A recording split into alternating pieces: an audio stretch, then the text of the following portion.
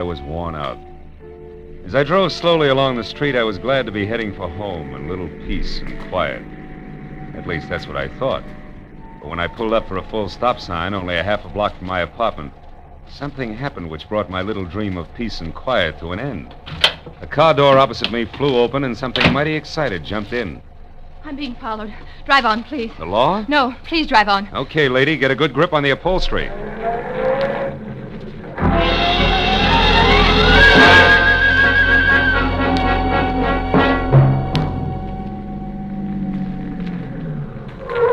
There, that ought to do it. Now, what's the... Say, you look a little pale and beautiful. I'm always pale when my heart's in my mouth. Well, then why don't you swallow once, take a deep breath, and tell me who was after you? There isn't much to tell. He was a nasty little man, that's all I know. So thanks for making like Barney Oldfield, and good night. Hey, not so fast. It's impolite to hitch and run. Look, mister, right now I'm up to my earrings in trouble, and that leaves very little time for small talk with strangers. Even nice ones. Well, in that case, the name is Philip Marlowe, which takes care of the stranger part, and I'm a private detective, which makes trouble my business. Where do we go from there? No place. $300,000 worth of hidden bonds, a screwy old lady, and a sculptor with a red beard are too much for any one-man police force, Mr. Marlowe. So again, good night. Before I could say anything, she was out and gone.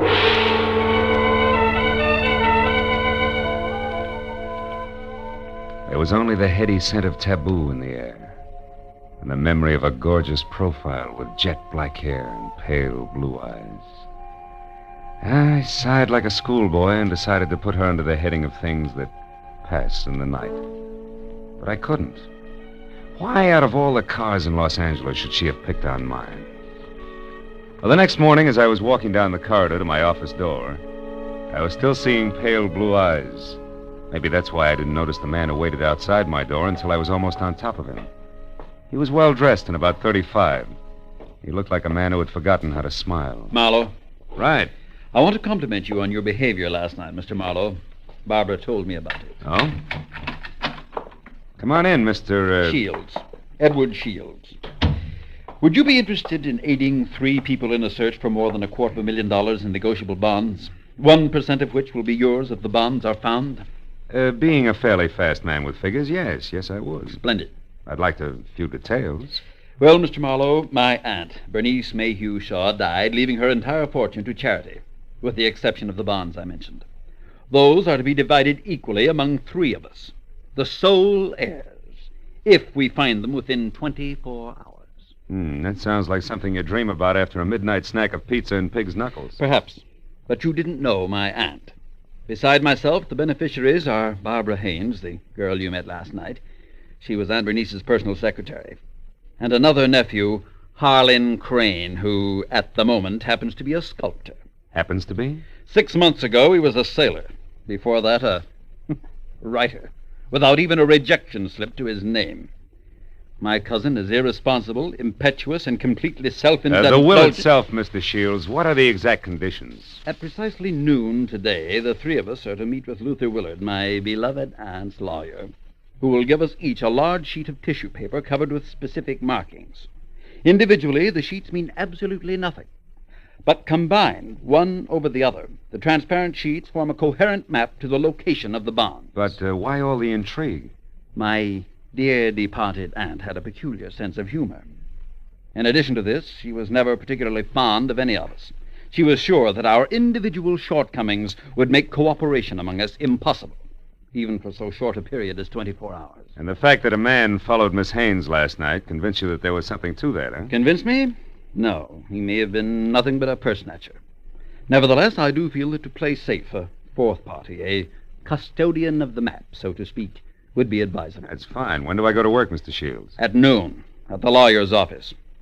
However, I regret that first you must be approved by the 3rd heir. I don't like to ask this, Mr. Marlowe, but would you mind very much calling on my cousin Harlan personally? Not at all. As a matter of fact, I think he might prove very interesting. Yes, I'm sure he will. As interesting as an ape in the zoo.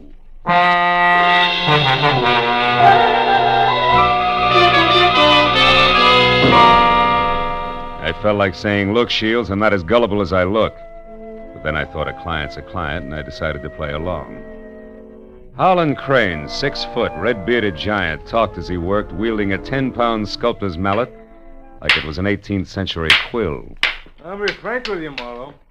Money isn't everything to me and never has been. However, $100,000 will buy a lot of marble. Half the state of Vermont, I'd say. But coming to the point, Mr. Crane, do I get your seal of approval? Oh, I imagine you'll be all right. Anyone who can get by Shields, the all-American Scrooge, ought to do. Thanks, a million. I'm not being personal where you're concerned. It's just a matter of facing a fact bluntly. Edward Shields is conniving, avaricious, and dull. I heartily recommend him to nobody. And the girl, Barbara, you feel the same way about her? No, I don't. And the truth of the matter, Marlowe, is that I know very little about Barbara Haynes. What I do know, I like very much. Yeah, that I can understand. Marlowe, do you realize that once you have the whole map in your possession, you're worth an awful lot of money? Of course I do. The whole map, I have a market value of exactly $300,000. That's right, fellow. $300,000, dead or alive.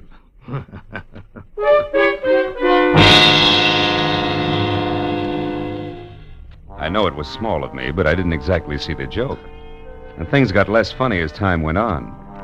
Later, as me and my trio got off the elevator at the lawyer's office, old Luther Willard, Aunt Bernice's attorney, was waiting for us, so excited he could hardly talk. I've been held up. What? Yes, a little man. He wanted the map. Little man, dark complexion? Yes. Had a scar on the side of his neck. Are the maps all right? The maps? Oh, yes, they're all right. Now, wait a minute, everybody. Give him a chance. Mr. Willard, tell us exactly what happened. This is Mr. Marlowe. We told you about him, Mr. Willard. Of course, yes. Come into my office. You see, I was putting some papers into my safe when this little man stepped up behind me and demanded the maps. Were they in the safe? No, thank heavens. Make yourselves comfortable. The please. maps, Mr. Willard. Where are they now? Well, right here, where they were all the time. Here under the blotter on my desk. Clever of me, wasn't it?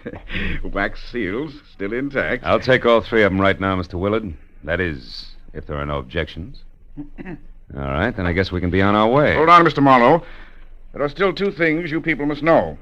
First, in the event the bonds are not recovered within the 24 hours, I am instructed to open another sealed envelope, which I am happy to report is kept in my bank vault.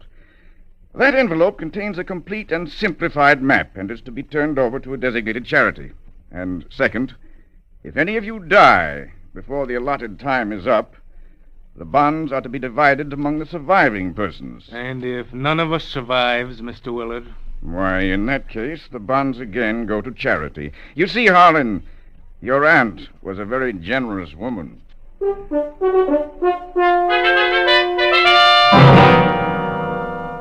After arranging to meet with the 3 heirs at Shields' place later that afternoon, I headed for the nice and public library, where I figured I'd be able to examine the maps in safety.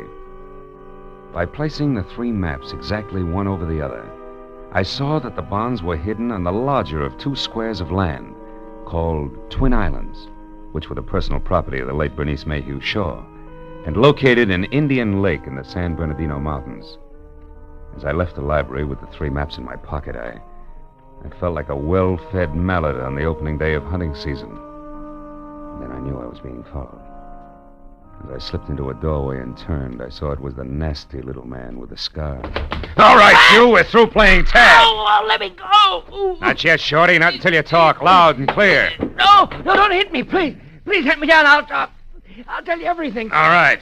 If you're sure you can get it all straight the first time, there. Now the whole story, beginning, middle, and end. Yeah, like you say, whole story. Okay. Starts like this. Oh!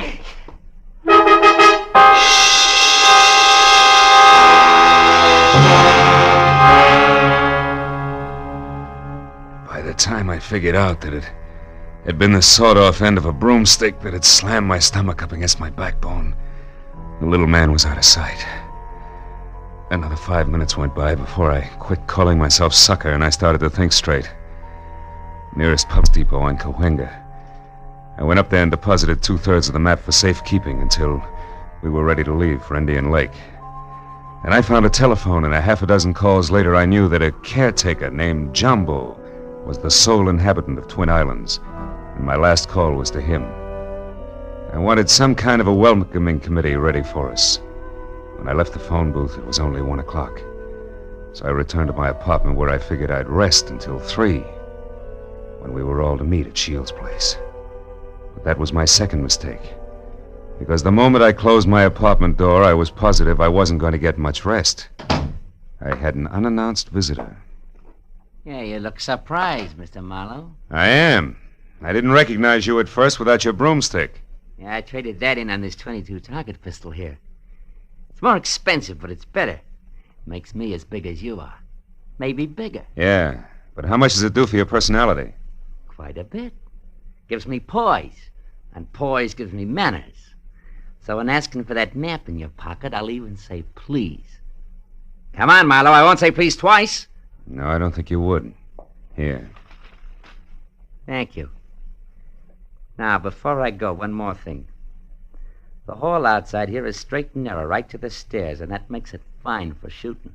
So after I step out, don't do anything rash. For a while.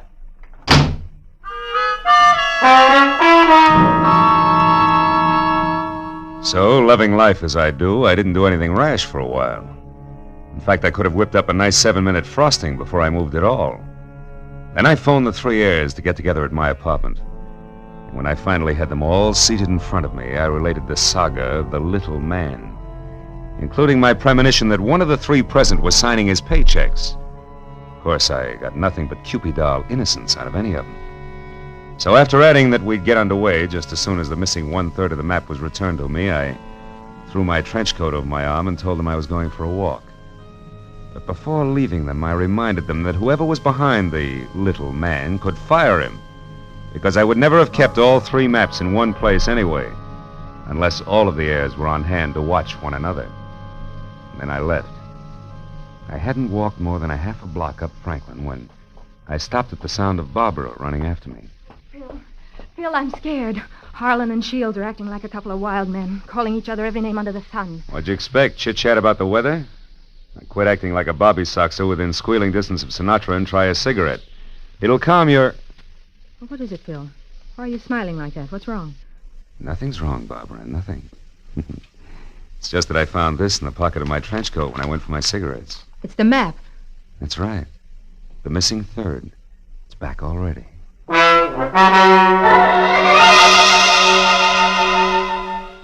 When that missing 3rd part of the map turned up so fast, I figured the heirs had decided to play ball. But I made a mental note to keep my eyes on them anyway.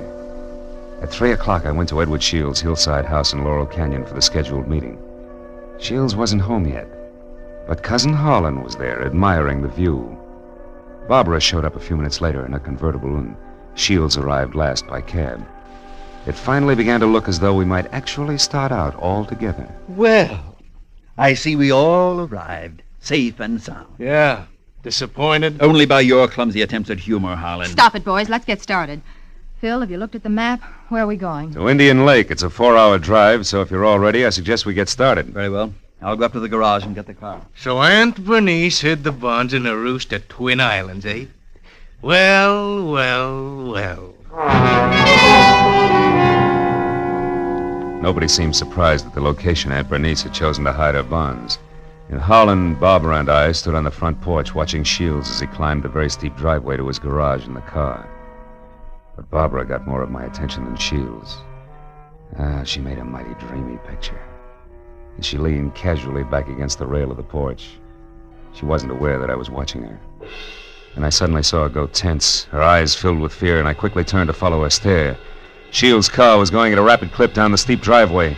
I still couldn't figure out Barbara's concern, and then she started screaming. The car's out of control. The car was headed for the edge of a cliff. His brakes are out. He'll go over.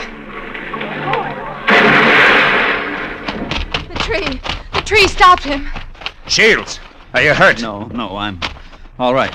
The brakes, I tried to stop You them. hadn't hit that tree. You'd have gone over the edge. Let's have a look at those brakes, Shields. Well, no wonder. What is it? Brake line's broken. Every drop of fluid drained out. I might have been killed. No might about it, Shields. We stood there for a while, all looking at one another, but nothing was said. Brake lines rarely snap accidentally.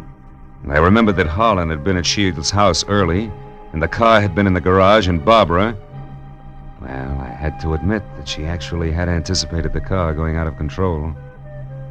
Well, the 24 hours for finding the bonds were slipping by, and I knew we had to get to Indian Lake. We held a short powwow without passing the peace pipe. We decided to take Barbara's car. We picked up the rest of the map, which I'd checked at the bus station, and we shoved off. After a 4-hour drive that was about as relaxing as the thought of an overdue time bomb in a day nursery, we finally pulled up to the shores of Indian Lake. Jumbo, the caretaker, was waiting at the dock. He knew how to handle a boat, and a few minutes later we could see Twin Islands. We headed for the smaller of the two, where I could make out a rambling lodge. The other island, a quarter of a mile away, seemed deserted. Shields was the first one ashore. Here, Barbara, let me help you. Run along, boy. I'll help Barbara. Thanks, Harlan. Well, Marlowe, what now? Well, first we go up to the house. Oh, Jumbo, you got everything ready for us? Hey, Jumbo. Huh? Oh, sure, everything's ready, Mr. Marlowe. It's like you said, I opened 4 of the upstairs rooms. Open the rooms? We're not going to sleep out here, are we? We're going to try. But this isn't a vacation. We're here to find the bonds and get out. You realize it's almost 9 already? That leaves us just 15 hours, Marlowe. Yeah, I know. I got a good watch, and I count to 24, and I'm also giving orders to you Don't three. get high-handed, Marlowe. You're an employee of ours, and that's all. Let's get the map together and start looking for those bonds right now. Take it easy, big man. The bonds are hidden on the other island. The map is as tangled as a second-hand spider web. We wouldn't get anything at all done in the dark. That's your opinion. Look, you people hired me to help you find those bonds. If I have to get nasty to make you take orders, I can do that, too. Now, let's play like we're smart and go up to the lodge and relax. All right, Marlowe. But remember, we'd better have those bonds by tomorrow, or someone else will be nasty. Very nasty. And I mean me. What? You too?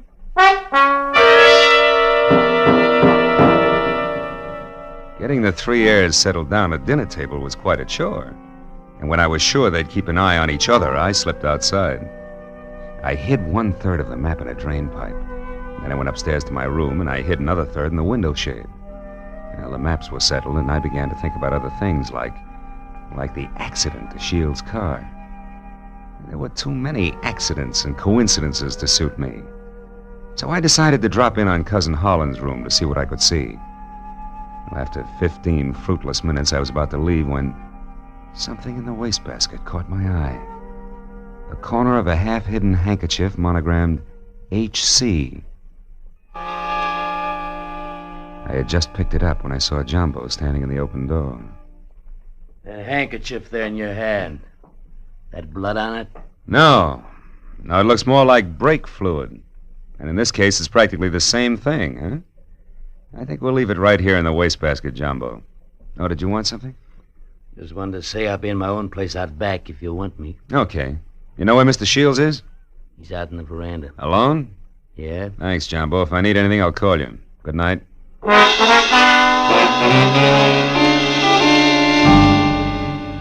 Shields. Oh, it's you, Marlowe. What's wrong? You sound like a man expecting trouble. I was nearly killed in my car this afternoon, and I don't think that was the end of it. Yeah, and don't stand too close to high windows. Thank you. It's comforting to know that I am not alone in my suspicions. Maybe, how are you betting? On the beauty or the beast? Don't be absurd. I hope someday to marry Barbara. Yeah? Well, a guy might be beating your time right now with a sculptor's mallet. You may be naive, Mr. Marlowe, but Barbara isn't. I saw them just a moment ago walking down to the boathouse. Harlan's galloping after her like a half-baked idiot, as usual. But if Miss Haynes prefers me, what can he do about it? There was an answer for that, but it seemed a little obvious under the circumstances. Well, a few minutes later, Shields went inside, and I made a beeline for the boathouse to water down a certain hot-headed sculptor named Harlan. When I got within earshot, I knew I'd be as welcome as whooping cough at a glassblower's convention. So I stopped and listened. Barbara, darling, I'm falling in love with you. You know that, don't you? Let me hold you close. Harlan, Oh, Harlan. This is real, Barbara. For the first time in my life, I'm truly in love. I want to do things for you, make you happy. Please wait. I'm not completely free. There are still ties with Edward, you know. Shields. That fat, stingy Babbitt. He's no man for you. Why, if he so much as touches you from now on... Wait a minute, Barbara. Marlowe, you cheap snooping eavesdropper. Eavesdropping's a minor vice compared to some of the shenanigans going on around here. Just what do you mean by that? A word to the wise is sufficient. You, I'll give a few more. Now, somebody's trying to cut our little triangle down to 2 sides before noon tomorrow. What I've seen so far I don't like, so I'm warning everybody. Just what are you accusing me of? Why, Harlan, stop it. Don't be a fool. Will you cavemen control yourselves until those bonds are found? Come on, Harlan, let's go in. Good night, Marlowe. Don't get your head caught in any transoms.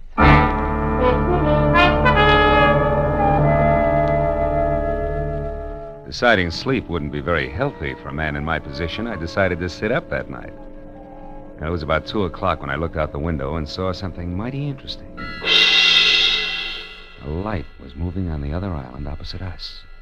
I got hold of Jumbo and we went over there as fast as we could.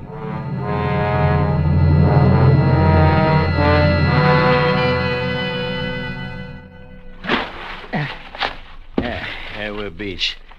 That light's dead ahead, Mr. Marlowe. Looks to me like it's up in the picnic shelter. Yeah, I'll see you later, Jumbo.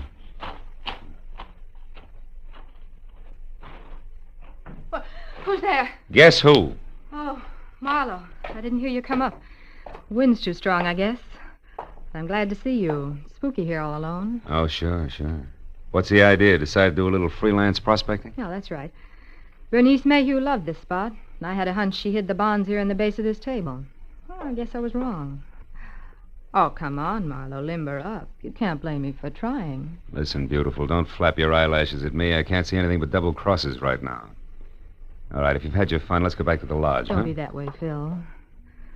Phil, the sun will be coming up in 2 or 3 hours. Why not wait for it here with me? Barbara, baby, don't burn up too many calories with that routine. Because I only keep 1/3 of the map on me. You think you're so smart. Bright ideas hatch in that cute little brain of yours, too. Now let's... Oh, comes the gun with a pearl handle, no less. Stay away from me, Marlowe. Over there. Hey, what's going on here, anyway? Jumbo! Look out, Jumbo! Jumbo stepped into the light and Barbara turned. I made a swipe at her gun hand that knocked pistol, purse, and lamp all over the picnic shelter. I found the gun and gave it to Jumbo. Then I started to pick up an assortment of knickknacks that had spilled out of her purse. But I never finished, because one of the items made my eyes pop.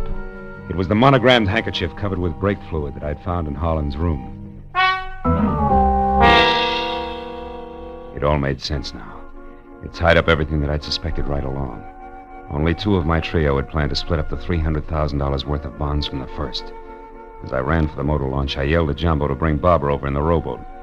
All the way back, I had the panicky feeling that I was probably too late. But when I sneaked in the front door of the lodge, there were still 2 voices, and they came from the open kitchen door. With my hand on my gun, I edged along the wall and peeked in. Shields, you're a fool. Perhaps. But I'm going to kill you and have a perfect case of self-defense. What are you talking about? Your hopelessly framed cousin, Harlan. I ruined the brakes on my own car. I planted your handkerchief, stained with brake fluid, in your room. Marlowe found it. He's convinced that you tried to kill me. He's also convinced that he was brought into this whole thing by coincidence. He doesn't know that he was deliberately involved in our search for the bonds, just so he'd make a reputable witness. You're out of your mind. Not at all. I'm going to kill you and say it was self-defense. Marlowe will testify that you tried to kill me before. What Marlowe's going to do is blow your head off if you don't drop that gun, Shields. Marlowe? Yeah, Marlowe.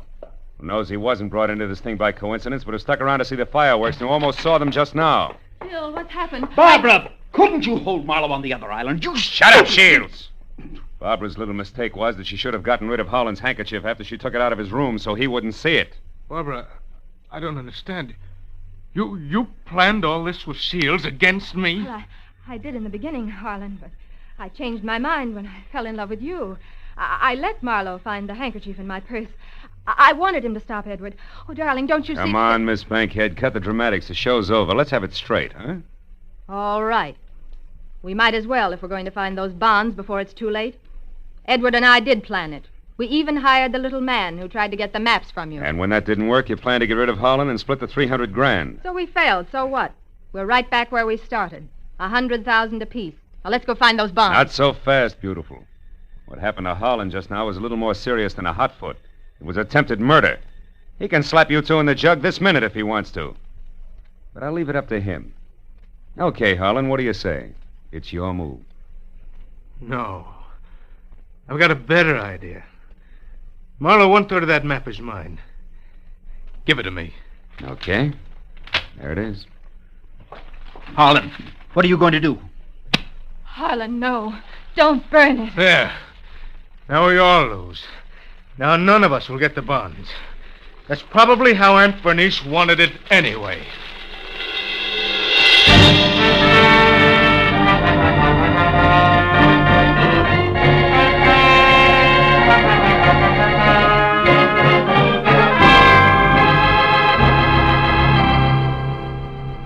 It was almost noon.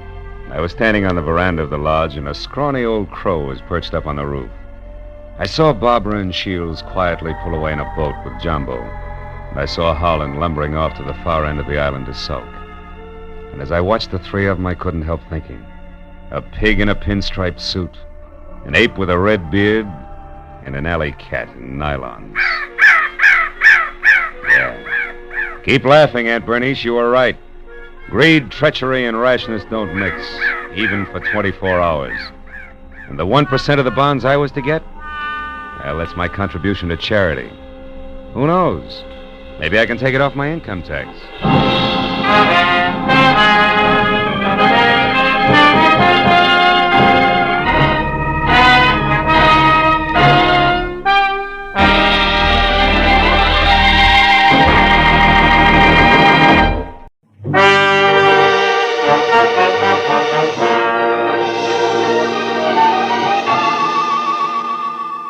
I had spent the day trying to decide how to spend the day, and finally convinced myself Sunday afternoon was a good time to catch up with neglected bookkeeping. But I only got as far as the office door because a special delivery letter was stuck in the mail slot. I ripped it open and watched a crisp $50 bill flutter to the floor. Pinning it down with my toe, I turned to the letter, which was dated Saturday. Dear Mr. Marlowe, kindly investigate the party who lives at 1903 North Ogden Street to find out if his name is really Elliot Perdue and what his occupation is. Then please come to my residence at 5 tomorrow, Sunday. I live at the home of a friend, Arthur Stewart, 33 Lemonwood Drive in Bel Air. I sincerely hope that $50 will be a sufficient retainer. Truly yours, Helen Asher. Judging from the tone of her letter, it was obvious that Helen Asher didn't hire private detectives very often. Nevertheless, I glanced at my watch, which said I had to work very fast, and I headed for 1903 North Ogden. It turned out to be a small house near Selma Street. I got out of my car and walked up to the door.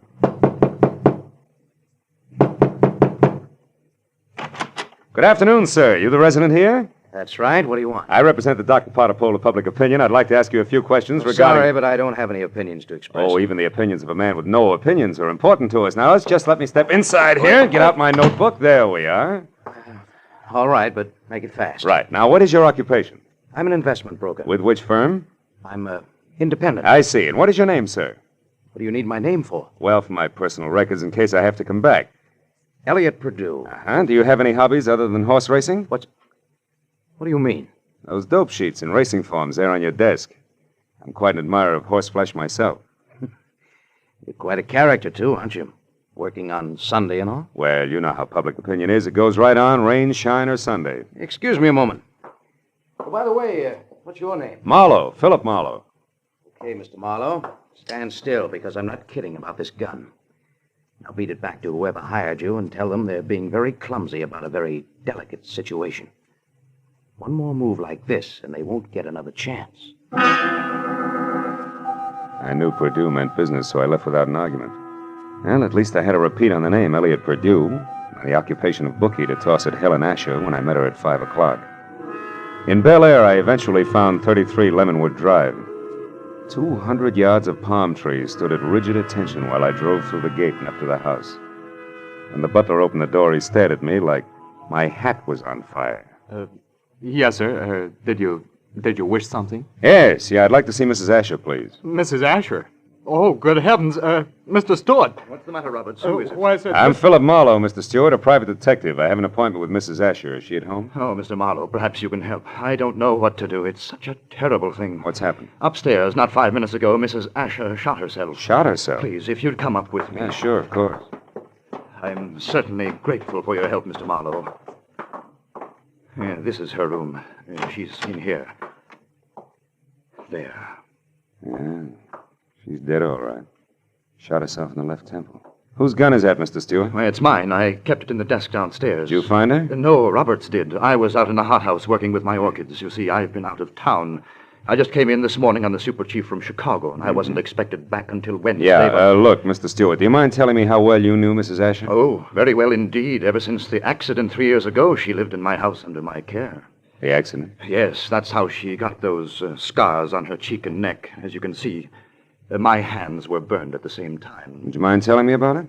Well, I was living in Canada at the time. One day, my wife Florence and I went to a camp near Quebec, and we met Helen Asher our first day there. She was a pathetic, lonely woman, a widow. Oh? That very night, while she was visiting us, the oil stove in our cabin exploded. Oh. Florence, my wife, was killed.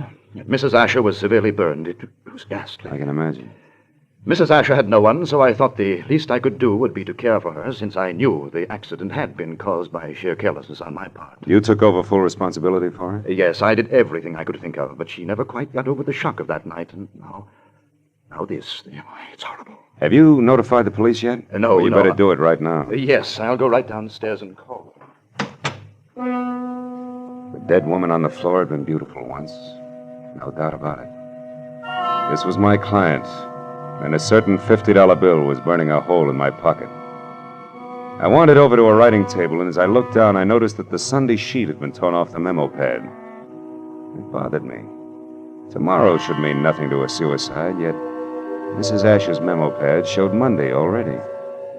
The sheet was blank, but on a hunch I tore it off and stuck it in my pocket. I was about to turn away when I saw a book of matches from the Conga Club. So I picked that up, too, and then I left. I drove around for some time trying to figure things out. And I went down to police headquarters to see one Lieutenant Ibarra. It's suicide as far as we're concerned, Marlowe. Everything checks. Mrs. Asher was despondent and she killed herself. She didn't leave a suicide letter, but they don't always. How'd you get in on this? Well, she paid me $50 in advance to air out a small-time bookie or worse named Elliot Purdue. Incidentally, what's the background on Arthur Stewart? Oh, he's a big-money fashion designer. Started his business on his wife's insurance. She died in an accident in Canada. He did a lot for Mrs. Asher because he felt responsible. Yeah, I know all that. But was she left-handed? Did Stewart come in on the super chief this morning, and was it the butler that found the body? That's right. We checked it all. Hey, look, Phil, do you have any good reason to think this isn't suicide? No, not really. It's just that $50 in advance that bothers me, I guess. Oh, by the way, I've got a piece of paper I'd like the boys in the lab to run a test on, okay? Sure, Casey will fix you up. Marlowe, I figure suicide now, but I can always change my mind.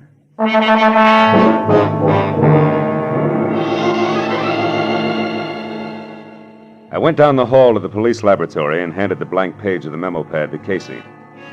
10 minutes later, he explained that the impression showed a left-handed person had written the number Bradshaw 711 with a wide-point fountain pen, probably on the page just above the one I'd given him. Well, I thanked him, dropped 4 bits in the Christmas fund bottle, and found a phone. I dialed Bradshaw 711 and waited.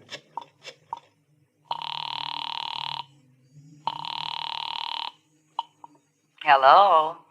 Hello? Who's this? The man in the moon. Come up and see me some other time. Hey, wait a minute. I like your voice. And besides, 711 is a very lucky number. Uh-huh. 3 passes in a row. But don't let it fool you, Jack. The answer is no dice. Goodbye. Yes, well. I gathered she was in no mood for playing, so I decided to be strictly business and dialed again. There was no answer. I let it ring for some time, but Miss Golden Voice obviously wasn't taking any more anonymous calls. Had left only the long shot, the book of matches I'd found on Mrs. Asher's desk. The Conga Club was on the Sunset Strip, so I drove out there, found a parking space on a side street nearby, and went in. I didn't know exactly what I was looking for, so I paid $1.10 for a scotch and soda worth 40 cents, just to help pass the time. An amber spotlight was glistening down on a set of sequined contours that would have melted the Ice Age down to a fortnight. And she was singing. For wherever my man is, I am his forever more.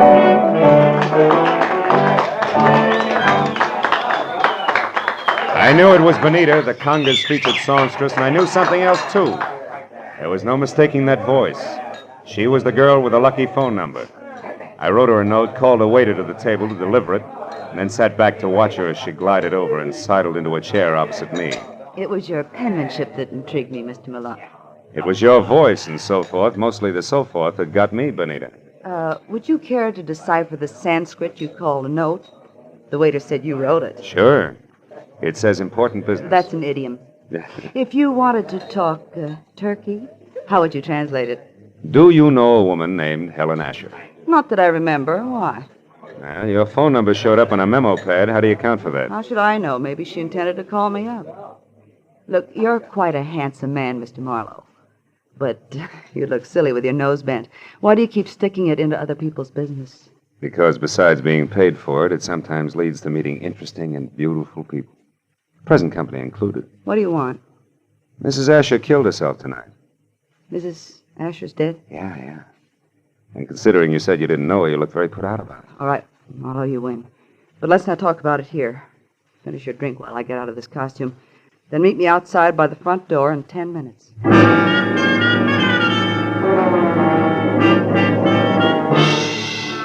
When she headed for the back of the club, I headed for the front. I got out the door and down to my car just in time to see her leave by the stage entrance. She jumped into a yellow convertible, ripped down Sunset Boulevard, turned onto Doheny, and scraped to a halt in front of the Regent Apartments. At the door, a tall, sunburned man popped up from somewhere and intercepted her. It was Elliot Perdue. A short but hot argument took place, and apparently Perdue won, because they went in together. I found the name Bonita Malone over the mailbox in number 5, and got to her apartment door just as the second round started. No, I haven't changed my mind, Elliot. I've been doing a little research since you threw me over, Bonita. I've got you and your precious plans right here in the palm of my hand. What are you talking about? This little heart-shaped locket on this little golden chain. Let me see that. No. I'm not showing this trinket until just the right moment. Listen, Elliot, I don't know what's brewing in that slimy brain of yours, but get this, if you try to monkey with my life again, so help me, I'll kill you. Now, get out. Bonita, would you be interested if I told you that I know Mrs. Asher's secret? And would you be interested if I told you that Mrs. Asher killed herself tonight? That slows you down, doesn't it, bright boy? Yes, but it doesn't stop me, beautiful. I'll be seeing you before you know it. I ducked into an alcove and heard Bonita slam the door on Perdue's coattails as he left.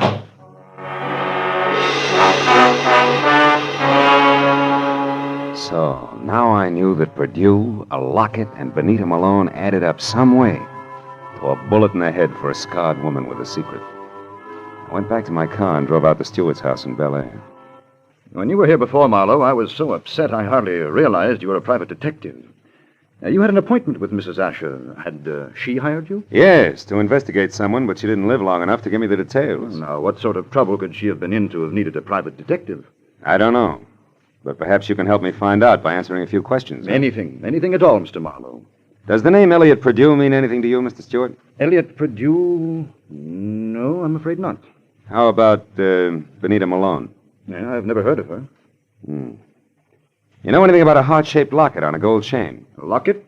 A gold locket? Yeah. And Mrs. Asher had a heart-shaped gold locket. Where'd she keep it? Well, upstairs in her jewelry box, I should imagine. Come on, let's have a look, huh? Yes.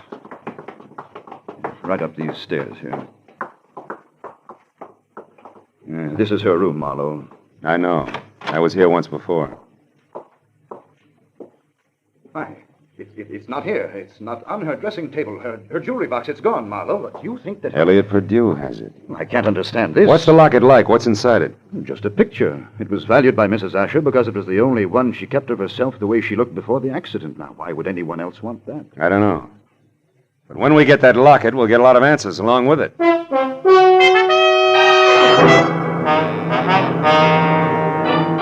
Now I was more convinced than ever that Elliot Purdue, Benita, and the late Mrs. Asher's secret were all dangling from the same chain that supported the gold locket. I said goodnight to Arthur Stewart and started back for Hollywood. A moment later, I changed my mind and abruptly swung onto a shadowed side road and parked, lights out. It had suddenly occurred to me that the gallivanting Mr. Purdue might call on Stewart. If so, I wanted to be on hand. Well, 40 minutes later, I was about to call off the cloak and dagger routine when I heard the sound of a powerful motor roaring out of Stewart's driveway. I looked up just in time to see a long black Nash whip by with Stewart at the wheel.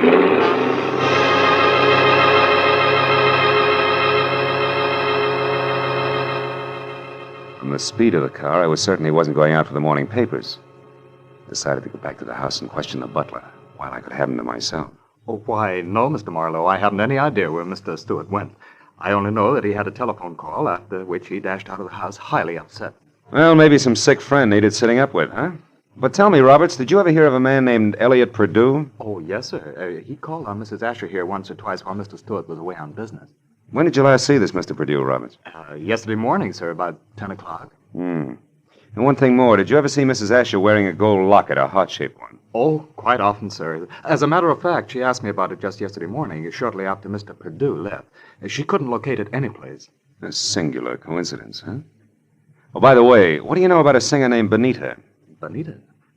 I've never heard of her, sir. Are you sure she's never been out here as Mr. Stewart's guest? Why, I'm positive, sir. Mr. Stewart never has any ladies out here, of any kind. No? Doesn't that strike you as being strange, Roberts? After all, Mr. Stewart's a very eligible widower. Widower, yes, Mr. Marlowe, but philanderer, no. Good night, sir.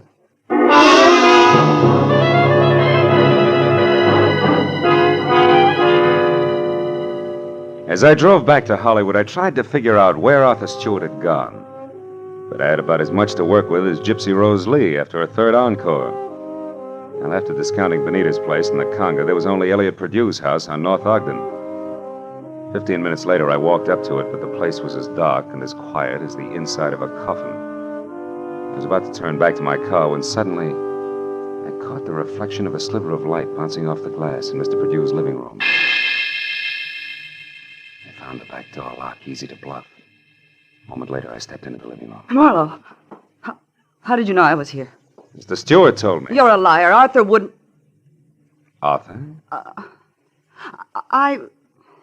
Well, you see, Mr. Stewart and I... Oh, now it's Mr. Stewart, huh? Wait a minute, there's someone outside. Purdue. Put out your light. Now, when he finds you, keep talking, say anything. I'll be behind the door. Here he is.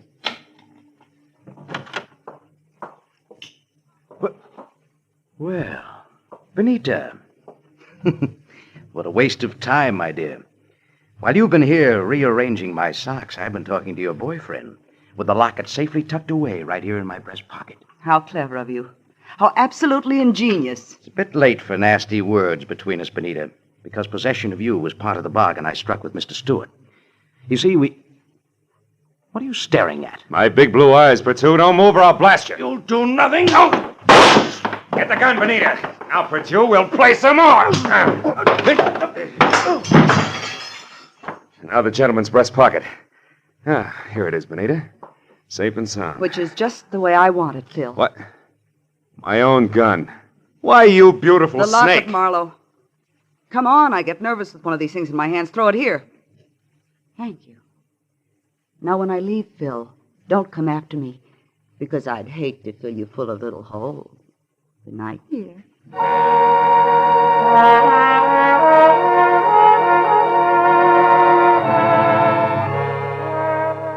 When Benita stepped out of that house, I solemnly swore I wouldn't trust another woman for the next 100 years. But a groan from the body on the floor brought me back to 1948 and Elliot Purdue.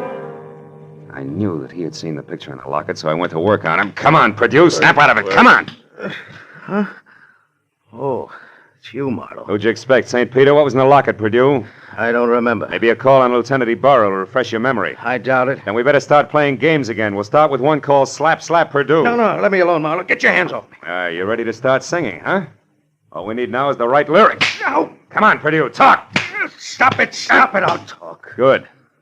Now, why did Mrs. Asher kill herself? Because she had a good reason. Like what? It's a long story. Make it short. Okay, Marlowe. here goes.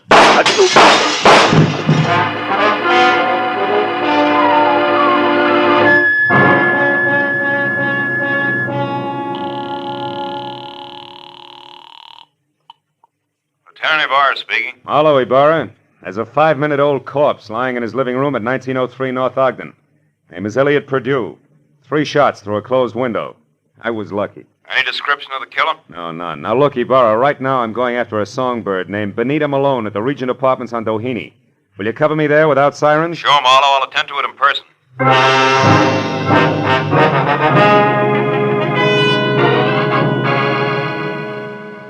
It was only a healthy centerfielder's peg from Perdue's house to Benita's. When I got there, the place was dark and a car wasn't in sight. I decided to try the Conga Club. But as soon as I walked in, I began to worry because if Benita had wanted to get rid of that locket, she'd have had enough time to bury it at Forest Lawn. But I didn't know Benita, because Miss Oomph herself was singing in the amber spotlight, and dangling from her soft white neck was the heart-shaped gold locket. I love him because he's wonderful, because he's just my Bill.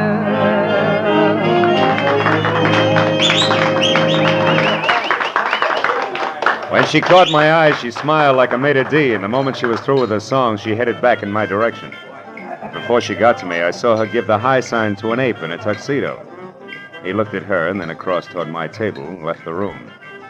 I watched Benita glide across the floor in my direction. She was distinctly a thing of beauty. Thanks. Well, Phil, what do you think of my singing? Oh, I'm just crazy about it. That and your jewelry. Especially that locket, family heirloom. It was more or less handed down to me, generation to generation. That's an old Spanish custom. Yeah, so I've been told. And I imagine tradition prohibits your parting with it, huh? That's right. Unless, of course, someone with oodles of money offers me lots of it in exchange. Then naturally I'd be obliged to part with it. I don't think you'd feel obliged to your mother on the second Sunday in May. Besides, I don't have oodles of money. Oh, you should have told me that earlier. Goodbye, good looking. Hey, wait a minute. We couldn't do any business in a minute. And don't follow me if you want to stay pretty.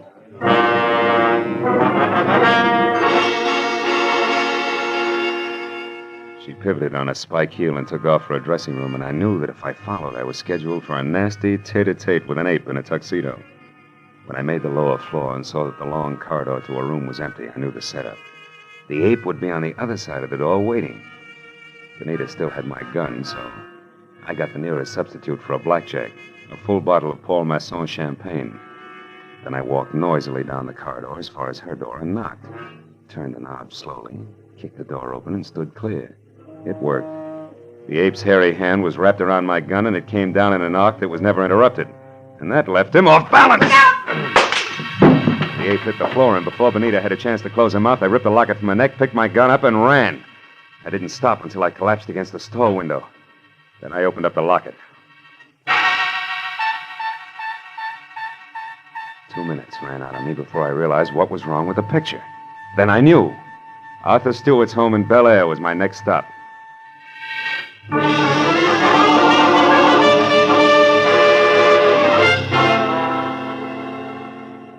30 minutes later, I pulled up away from the place and parked. And keeping in the shadows, I approached the house where only the library and an upstairs bedroom showed any light. The library had French windows. When I moved up close, I was startled by the sight of a figure going through Stewart's desk. I stepped into the room and found it was my little friend, Benita. I've got my own gun again, Benita. Phil. Oh, doing a little dusting, honey? Oh, don't be funny. I'm not trying to. How is it you're not upstairs helping Stewart pack? Because I've already finished packing, Mr. Marlowe, and don't turn around.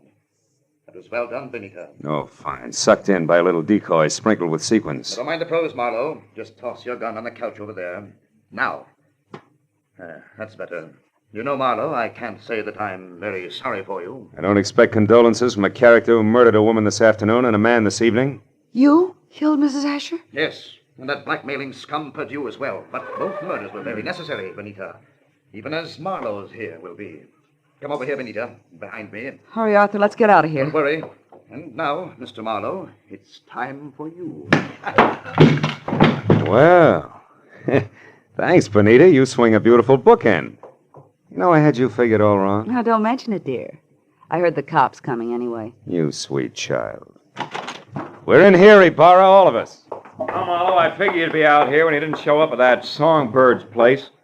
Well, what's this? A little man on the floor with a large bump on his head is Arthur Stewart, the man who killed Elliot Perdue to keep him from telling me the truth about Mrs. Asher, and the man who killed her this afternoon. So Mrs. Asher didn't commit suicide after all. No, but she wasn't murdered either. She died in that accident in Canada 3 years ago. What are you talking about? Well, the woman that Stewart killed here this afternoon wasn't Mrs. Asher. It was his wife, Mrs. Florence Stewart. You see, there must have been a mix-up in identifying the bodies of the two women at the time of the accident. Mm-hmm. Stewart and his wife had Mrs. Asher buried as Mrs. Stewart. Then they collected the insurance neat, huh? Yeah. But what happened? Yeah, it's simple. Stewart got bored with his scarred and unattractive wife, and he started running around with choice little numbers. Like Bonita here. Phil, honest, I didn't know a thing about this. Stewart told me that Mrs. Asher depended on him so heavily that she'd be crushed at his seeing another woman. But I didn't know she was his wife. Marlowe, how do you figure this all out? From a locket that belonged to the woman we knew as Mrs. Asher. It had a picture of Stewart and Mrs. Asher taken in dress clothes before she was scarred. Yet Stewart claimed that he and his wife had only met Mrs. Asher the day of the accident, and on a camping trip at that. But, Phil, I saw the picture, too, and I didn't figure that out. That's because you were too busy trying to figure just how much the locket was worth to Arthur Stewart, or to anybody, in cold cash.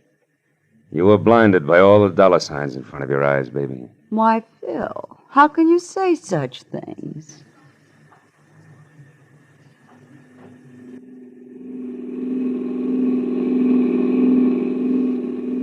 Now, Marlowe, just so I don't toss and turn all night, tell me just why you were hired in the first place. Well, Ibarra, it goes something like this. When Perdue knew that he was losing Bonita to Stewart, he decided to check up on the opposition. And he not only found out what he wanted to know, but he found out a lot of things, too, that he didn't want to know. Mrs. Stewart, the late Mrs. Asher, became suspicious of his questioning, and incidentally of her husband. So she sent for me. Well, Marlowe, Stewart certainly had me fooled. I doped him out to be a very generous guy, a great benefactor who was doing the right thing for a lonely, unfortunate woman. Yeah, looked like he had a heart of gold, all right. But a funny thing, Ibarra, in the end, it was this heart of gold, this locket here, that got him. Mind if I keep it? Not at all. You had a tough enough time getting hold of it. Good night, Phil.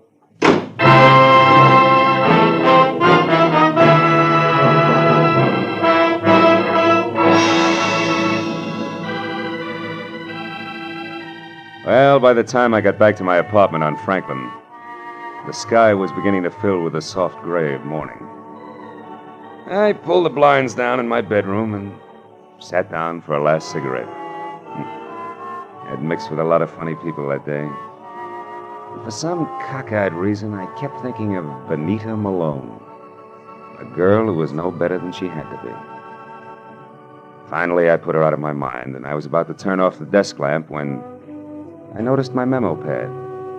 It still read Sunday, which was understandable. But scrawled across the top sheet was a telephone number. And I couldn't figure how it got there. It was written in crimson lipstick. Bradshaw 7. 7-Eleven.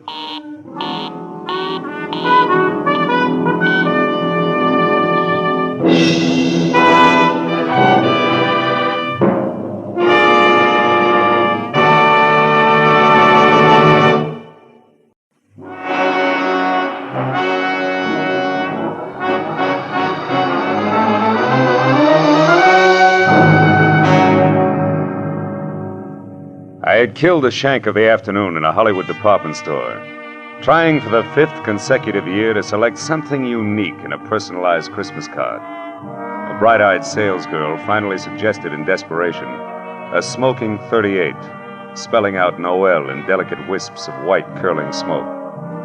Well, I gave up, settled for a reissue of last year's unoriginal message. An hour later, I was driving out toward Sepulveda and my new client, August Quigg. And I was glad to be away from the pre-holiday crowds and back to work.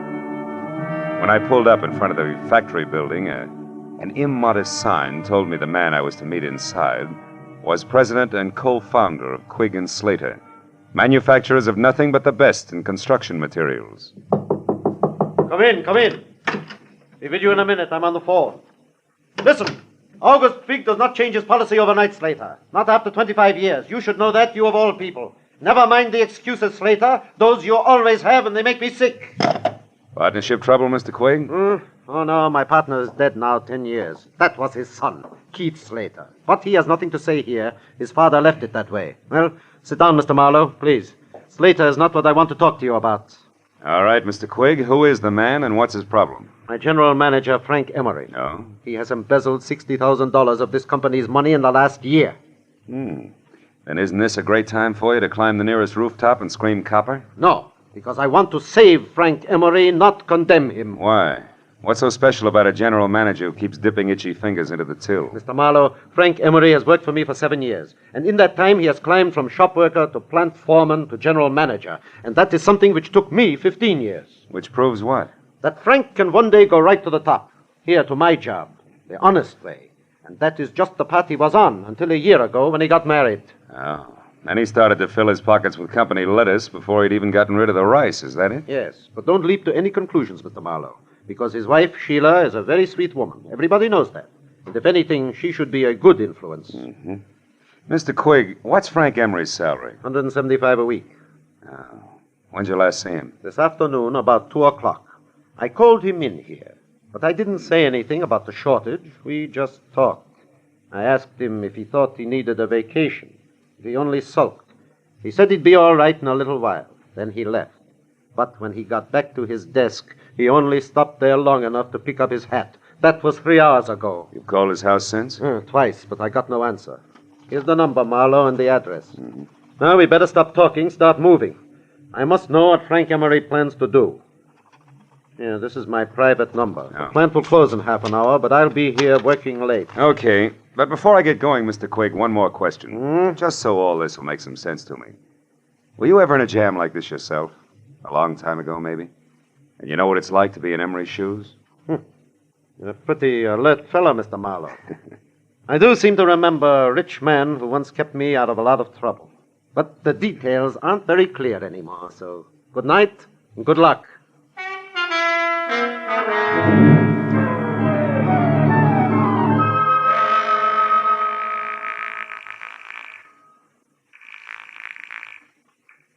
Hello? Mr. Frank Emery, please. I'm sorry, he's not in. Is this Philip Marlowe? Yeah, that's right.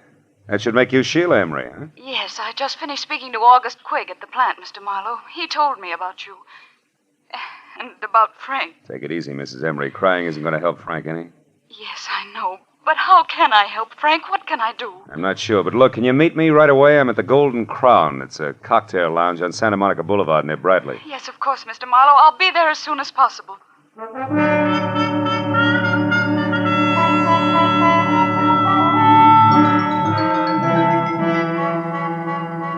Exactly 34 minutes later, a two-tone, sleek convertible about the size of a Pullman car glided to a stop in front of the Golden Crown. The loveliness behind the wheel was wearing a $100 hand-knit dress that just wouldn't let go. I knew it couldn't be Sheila Emery, but it was.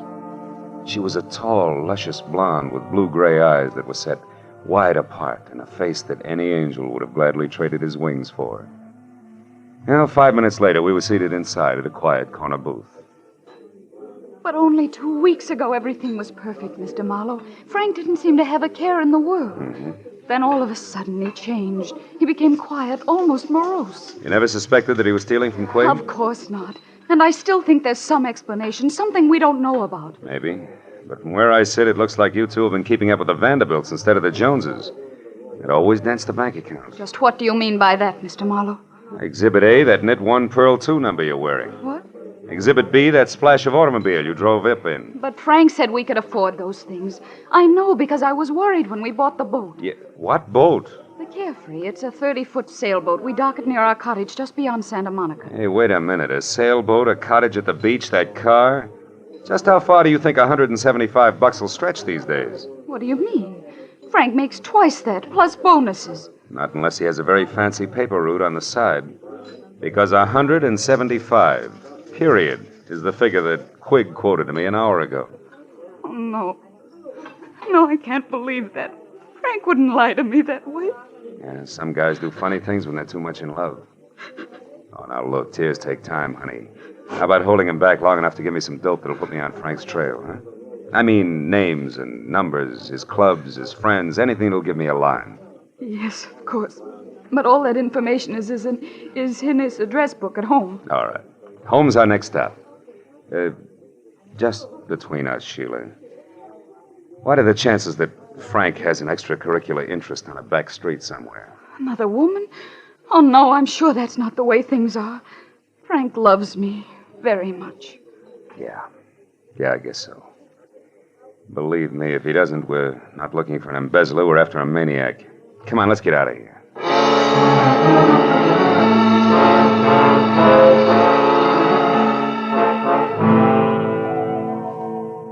When we left the Golden Crown, Sheila was still crying and in no shape to drive. So after parking my coupe in a nearby lot, we floated out to the Emery place in Brentwood in a two-tone Nash, which did everything at the push of a button except dry a girl's tears. At her house, Sheila pulled herself together long enough to give me a handful of addresses that might possibly lead to Frank Emery. But just as I was about to leave, I noticed a single phone number scribbled in pencil on the edge of a desk blotter. It was Crenshaw 2, 2131. And since Sheila couldn't explain it, I wrote it down on a slip of paper and filed it in my pocket and left. But once outside, I remembered that my car was still on Santa Monica Boulevard at the Golden Crown. So I started back to the house to call a cab. I stopped suddenly at the sound of somebody in the shadows alongside the house. When I moved toward the noise, a man darted out between two trees, and I went after him. Get your hands off. Why? So we can play another round of hide and seek?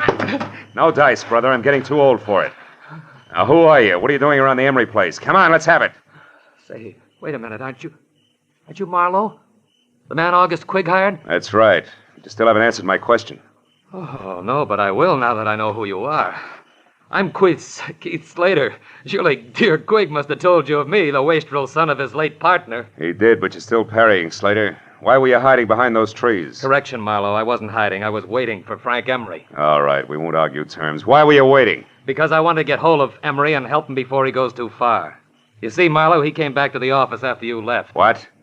Did he talk to Quigg? No, the place had just closed and the old man was out for dinner. Did you talk to Emery? Yes, and it wasn't much fun. That poor fella's just about out of his mind, Marlowe. He raved on for an hour and a half about how unfair Quigg was. Said he knew that I was the one who'd get to run Quigg and Slater after the old man died. I don't follow that. When did you become the fair-haired boy around there? Oh, I'm hardly that. But I do own a quarter of the plant, unless, of course, Quigg fires me one day. Those are the terms of my father's will. But Quigg won't fire you, is that it? He wouldn't think of it. After all, that would keep my dear father from resting easy in his grave. Okay, let's skip it. Exactly what did Frank Emery tell you, Slater? He said that August Quigg was a two-faced liar and that he'd settle with him in his own way. I told Quigg that when he got back from dinner.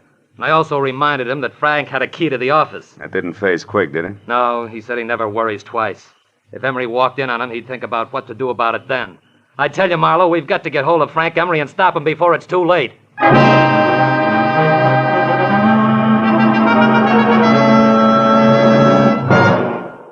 In just a moment, back to the Adventures of Philip Marlowe. But first, just 1 hour from now, over most of these same CBS network stations, Eve Arden will be midway through her regular Sunday night role of Our Miss Brooks, America's most charming and most highly unusual school teacher. You've seen Eve Arden make her hilarious way through many a Hollywood movie. Now you can hear her every Sunday night as Our Miss Brooks, just a little later over most of these same CBS network stations. And now, with our star, Gerald Moore, we return to the second act of The Adventures of Philip Marlowe and tonight's story, The Hard Way Out.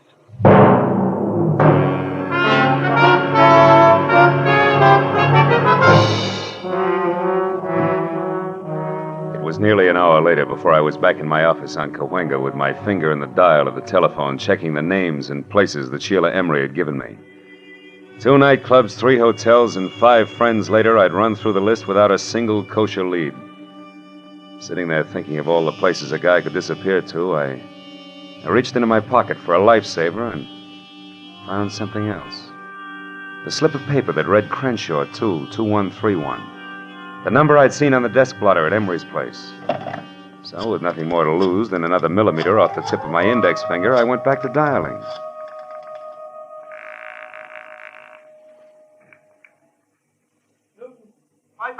shop, Sam Newton talking. Newton's what? Pipe and tobacco shop, what can I do for you? Not a thing, old-timer. My mistake. Pipe and tobacco shop.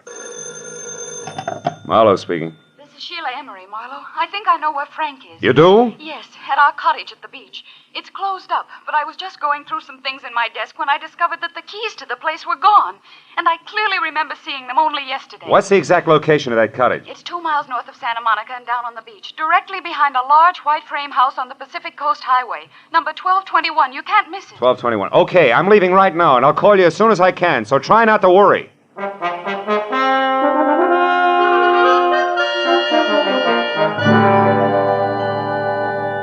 Somehow or other, I made it straight out along Sunset to the beach and then north as far as the large white frame house without being tagged for low flying by any of the boys in blue. But when I got down to the cottage on the beach, I found it deserted and boarded up like opening night at an unlicensed peep show in Boston. Except for a couple of stray gulls who probably had insomnia, I was all alone. But the gregarious streak in me didn't suffer very long, because a minute later I had an unannounced visitor. It was a nasty caliber .45 automatic, and the man on the other end who gripped the handle like he knew what he was doing was none other than the general manager of Quigg & Slater, Mr. Frank Emery. Mind telling me who you are and what you want here? Well, the name, which probably doesn't matter, Mr. Emery, is Philip Marlowe. But my business with you is something else. I'm working for your boss, August Quigg, and believe it or not, he wants to help you. That's a lie, Marlowe. Nobody wants to help me, and you know that. This is a smart trick, but it won't work. It can't work. And I'll tell you why. When the police do get to me, Marlowe, they won't find anything but a corpse. Is that clear? Suicide. Don't be a fool. What about your wife? Marlowe, that's why I took the $60,000. So save your breath. And unless you're interested in joining me, do exactly as I say. Now here, pick up these keys and open that door. Go on. Now, throw the keys back gently. Please. Emery, listen to me. No, I've listened to too many people already. Now it's my turn to talk. But all I'm going to say is goodbye in my own way. You don't know what you're doing, Emery. Stop a minute. Think. This isn't the time to think, Marlowe. This is the time to act. Now, get in. Emery backed me into the cottage, stepped outside, and pulled the door shut. I waited a moment until I heard his car start. Then I tried the door and knew I was wasting my time. Emery had run a piece of pipe through the handle, and Gargantua himself couldn't have opened it from the inside. It took me 10 minutes to kick enough boards off one of the windows to wiggle out, and another 5 to get to a phone. When I told Sheila that her husband was on her way home in a very desperate frame of mind, she promised to hold him at all costs until I could get there. 20 minutes later, I was in Sheila's house on Bundy Drive. Marlowe, what happened? Where's your husband? I don't know. He hasn't been here. Oh, fine. After you called me, I waited, but he didn't come back. Marlowe, what did you mean when you said Frank was desperate? I'm afraid Frank intends to kill himself. Kill himself? Oh, no, he can't. Now, we still may be able to stop him. When he left the beach house, he was heading someplace to say goodbye. I figured for sure that meant you, but wherever he was going, he didn't want to be followed. He locked me in and... The gun. Holy smoke, where's your phone? Right over there. Oh. Well, what about a gun? Does Frank have one? Yeah, 45. Didn't come here to make his last goodbyes. That only leaves August Quigg. You know what you're saying. Come on, answer that phone. No answer on Quigg's private wire. You're accusing Frank of murder. He hates Mr. Quigg, yes, but I know he couldn't kill him. He couldn't. Now, you listen to me. Your husband's cornered, and he's decided to blast his way out of a hopeless situation. I'm going to Quigg's office. If Frank comes back, try to keep him here. But don't try too hard, because it might be dangerous now, even for you.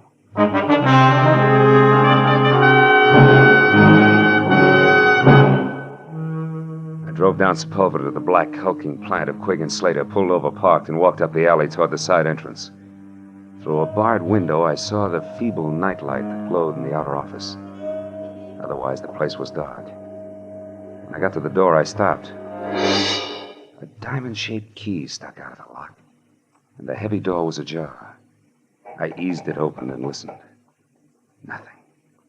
I pulled the key out of the lock and dropped it in my pocket. Then I went inside and switched on the lights. Oh, I found him on the floor next to the desk in his private office. He'd been shot in the chest, point blank, with a .45, which meant that even before he fell, August Quigg was dead. The room was untouched.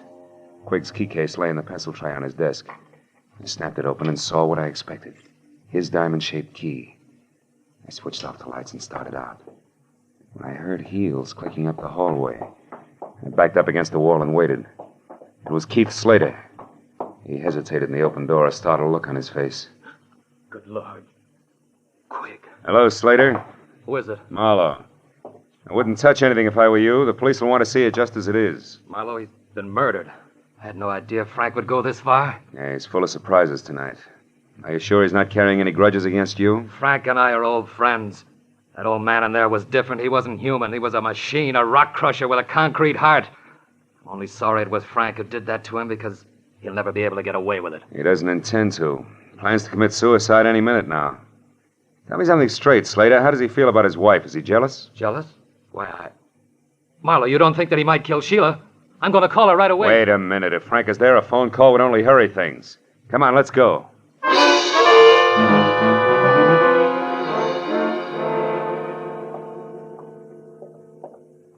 don't like the looks of this, Marlowe. Neither do I. Sheila? Frank? Anybody home? They're not here, neither one of them.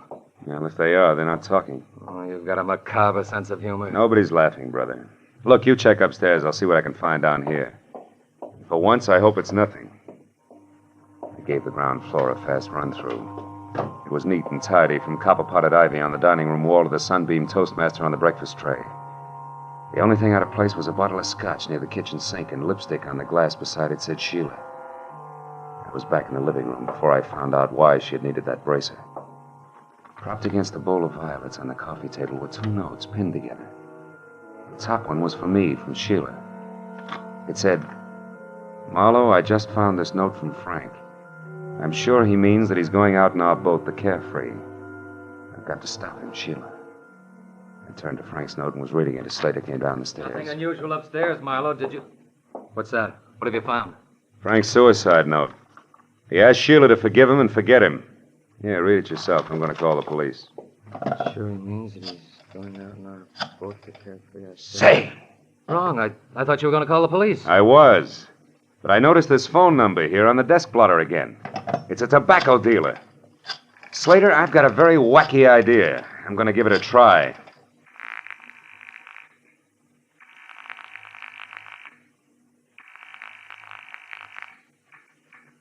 Hello? Newton Tobacco Shop? Yes, but we're closed.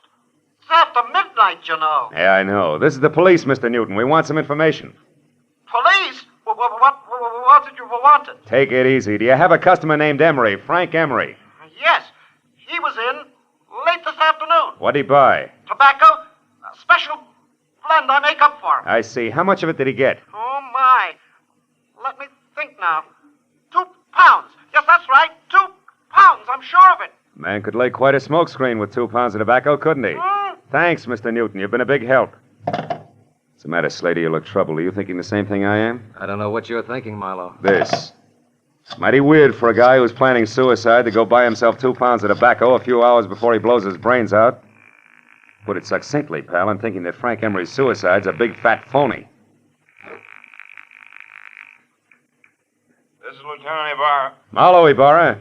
Catching you at this hour is the best break I've had all night. How so? What's up, Marlowe? Guy's been murdered, and his killer, one Frank Emery, is getting away by boat. Can you sell the harbor patrol on running him down for me? It's his own, a sailboat called the Carefree. A 30-footer with an auxiliary motor. He'll be out a ways, off Topanga Canyon. Well, that can be arranged, but where'll I find you? I'll need some particulars. I'm going to his beach place. It's in a little cove 2 miles above Santa Monica. There's a pier and a boathouse a couple of 100 yards beyond. Okay, Marlowe, we'll find it. And listen, don't get your feet wet. Wait till we get there.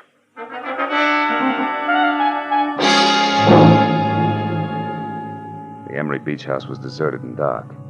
So Slater and I went on to the boathouse, which was dark, too. But that's where we found Sheila lying on the planks, sobbing out the end of a long, hard cry. Slater ran to her and lifted her to her feet. Oh, Sheila. Sheila, what happened? Where's Frank? Oh, Keith. I was too late. I saw him leave. He waved to me and called goodbye. I begged him to come back, but no, he never will. Don't be too sure of that, honey. Oh, what do you mean, Marlowe? Oh, wait a minute. That boat coming in is probably Ibarra. Marlowe! Yeah, here, Ibarra. I got another boat out looking for the Carefree, Marlowe, so I came directly here. Who's this? Mrs. Emery, Mr. Slater, Lieutenant Ibarra. How do you do? Lieutenant. Well, Marlowe, what's it all about? Well, an embezzler killed his boss, set up a strong case of suicide, and at the moment is pulling a very fast switch. You mean he's not really checking out? How'd you figure? He bought 2 pounds of his favorite pipe tobacco today. What's that? Wait, Sheila. Well, that's interesting, Phil, but suicide's a peculiar people. Okay, but I'll bet you my Sea Scout insignia against a dead jellyfish that he's got a small boat aboard, and that he's going to get off the Carefree and row to shore. How about it, Mrs. Emery? Is there a small boat? There's a rubber life raft in one of the lockers. That'll do it. It's all he needs. Lieutenant Ibarra. Yes, Mooney, what is it? We just got a call on the radio from the other boat. They've spotted the Carefree running without lights southwest about 2.5 miles offshore. She's holding a steady course, but there's nobody at the wheel. In fact, she seems to be abandoned. Well, tell him to stand by, but leave her alone. We'll be right out. Well, Marlowe, we'll know in a minute. Let's go, folks. Get aboard.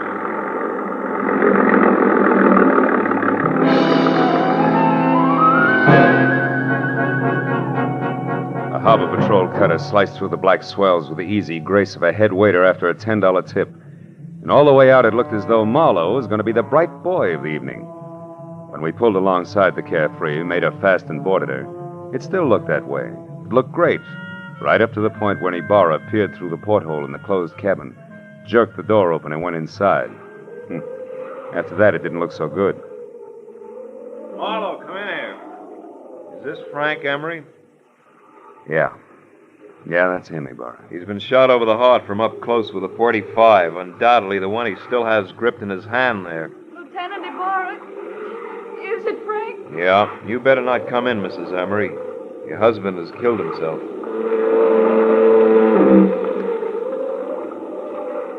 I walked back to the stern and sat down. Ibarra was going through his grim routine inside, and I felt lousy. I stared down vacantly at my feet and only gradually became aware of the little brass cylinder that danced across the deck with every roll of the boat. I picked it up. It was an ejected cartridge from a .45. I'd found an empty .45 cartridge. All at once, things began to take shape for me. Ibarra! Ibarra, hold everything!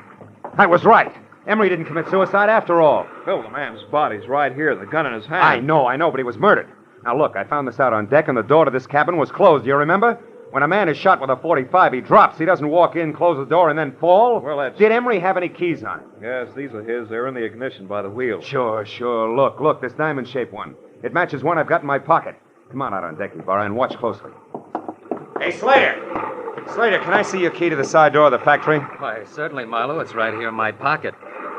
It's not in your pocket because it's here in my hand, Slater. You were so excited when you shot Quigg, you ran off and left it sticking in the lock. No. And here's one for you, Mrs. Emery. While the Carefree was still tied up at the dock, you stood right here, surprised your husband in the cabin door, and shot him. This little cartridge was ejected back to the stern. But you forgot about that, because after you shoved him inside and put the gun in his hand, you closed the door. Then you started the motor, locked the wheel, and cut the boat loose. I don't know what you're talking Look out, Ibarra! Ibarra's after your gun! That was nice, Ibarra. Marlowe, I wouldn't have believed this. Don't lose your place, because you'll have to go over it all again. Don't worry, I won't. You see, it's sort of like an equation. 2 pounds of tobacco and 2 pieces of brass added up to 2 bodies and 2 murderers.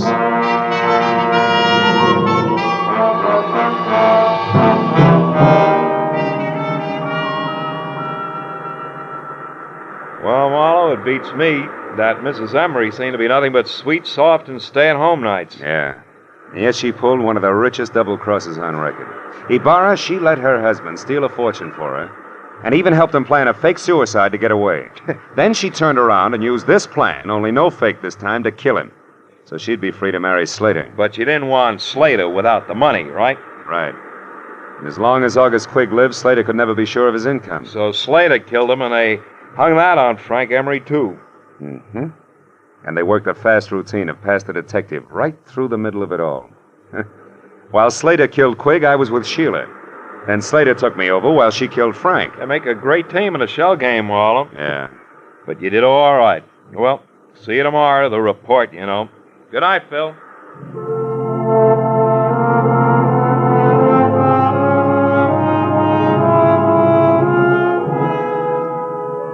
I sat alone on the pier for a long time. I watched the waves come in, and gradually my mind got untangled from the treachery and violence it had been wrapped up in all night. And the lady turned out to be the tiger.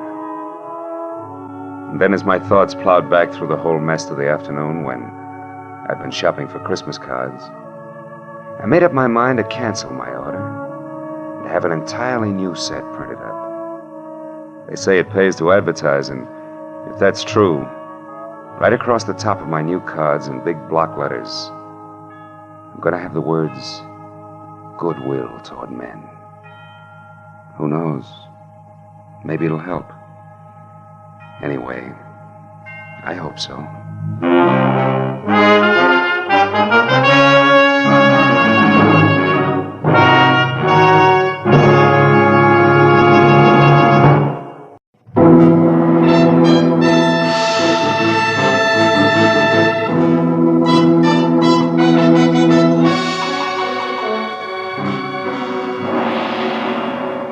By 6 in the evening of a very slow day, I'd resigned myself to the business of no business. So I took my feet down from my desk, switched off the lights, and started out the door for home with the prospect of a nice, quiet evening ahead of me. But I didn't make it, even as far as the door. Oh. Hello, Philip Marlowe. Marlowe, my name is Shelley Martin. I'm at 8412 Los Feliz, a private residence. I want you to come out here right away. My sister is in a jam, a nasty one. Well, Miss Martin, as a matter of fact, I was just closing up for the night, and I was... Look, I need the services of a private detective right now this minute, and I'm prepared to pay for them. There are plenty of others in town. Are you coming or not? Yeah, okay, and thanks for the reminder. That's me you hear sprinting up your front walk. That's much better. And Marlowe, bring your brains along. You're going to need them.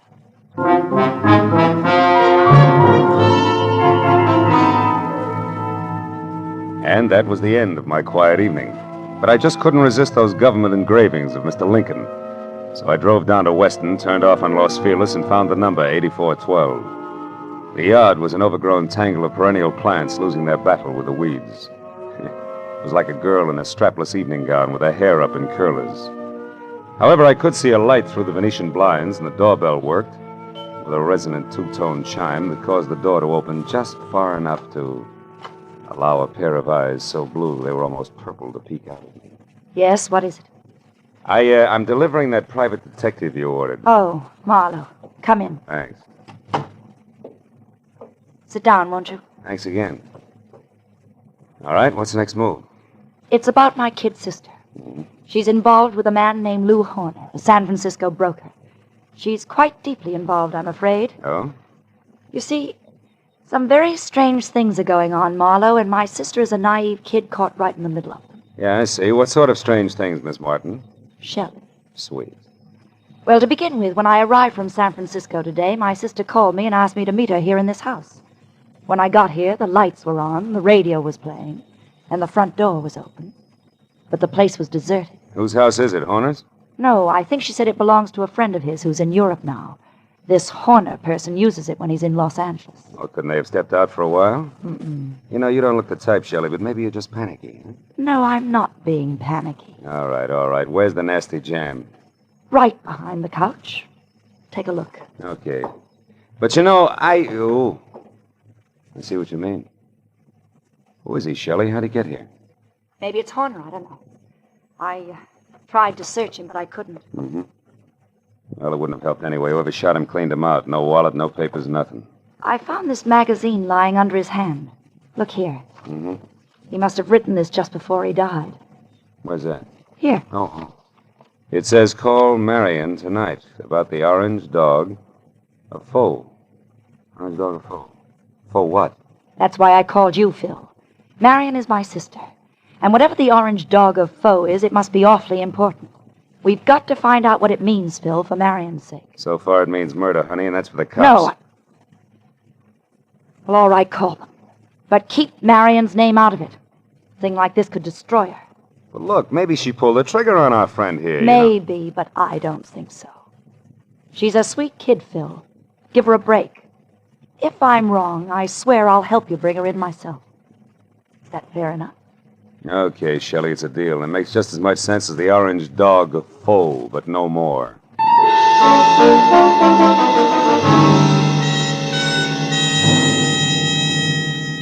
After I checked as far as I could on my client and sent her home, which was to the Villa 12 at the Wilshire Gardens Hotel, I ripped the General Squeegee tire ad with a message scribbled across it out of the magazine, folded it up and stuck it in my pocket. Next, I called Lieutenant Ibarra at Homicide and told him where I'd found a body, probably named Lou Horner, leaving out all the details about Shelley, Marion, and the orange dog. And then I started out the door, but ducked back as a shadow slid across the walk. I caught a glimpse of a large, ugly head of long, dirty hair set on a small, ugly body that was moving fast. By the time I got out on the walk, Longhair was already putting mileage on a green coupe with a broken tail light. It winked mockingly as it went out of sight. So I got in my car and headed for New Chinatown. It was the logical place to get some information regarding a Chinese dog. I saw a light filtering through a dingy window, illuminating the words James Tang, dealer in Oriental curios. Inside the musty shop, a little man, dressed in a black kimono, drifted forward, softly. Yes? I think perhaps you can help me, huh? I am honored. To be able to help will bring fragrance of plum blossoms to my nostrils, carpet of rose petals to my humble floor, and 1,000 blessings upon my head. Oh, that's very pretty. Tell me, what is the dog of Foe? The dog of Foe? Why, this? This fantastic creature here is called the dog of Foe. His fierce eyes and snarling mouth are to frighten away evil spirits from temples of Buddha. Why do you say called the dog of Foe? Amateur collectors and auctioneers have named him that. It sounds exotic to cash customers. Actually, he is a lion. The Lion of Korea. I see. Tang, would you happen to have an orange dog of Foe? Very strange that you should ask that, my friend. Strange? Why? Reason number one. There is no authentic orange dog of Foe. That's a good reason. Why not? Because to Buddhists, orange is color of sorrow. The piece you speak of could not possibly be authentic. What's reason number two? You are second person to inquire after this non-existent orange dog of Foe within the last few minutes. Was it an ugly little man with long hair? Quite contrary. It was a very pretty girl with short hair. Was her name Marion? She made point of not leaving her name. Now that proves something. However, my friend, old Chinese proverb, loosely translated, says a little knowledge is the instrument of a fool.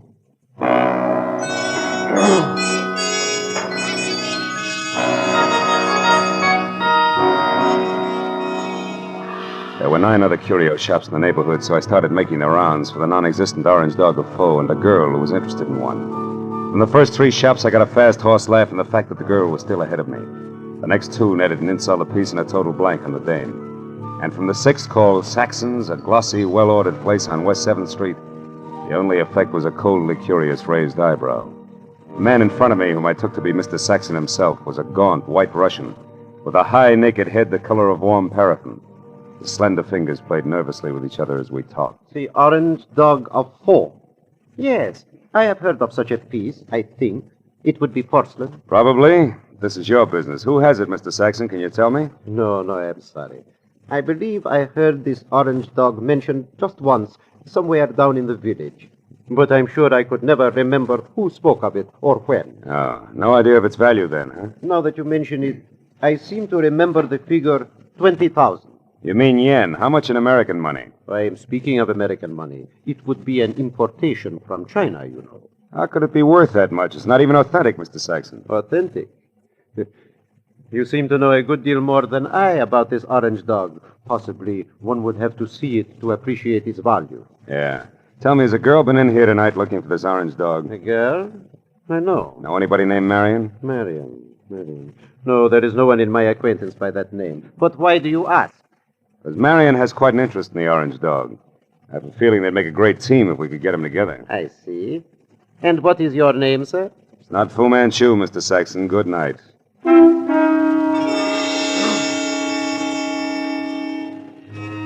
Saxon's expression didn't change. I turned and walked out of the place, and then because, with both of us using double talk, the conversation was bound to deteriorate. At least I had found out that the orange dog of Foe existed. It was going for a very high figure, especially for a phony. And it didn't take an abacus to figure out that Saxon knew more than he told me.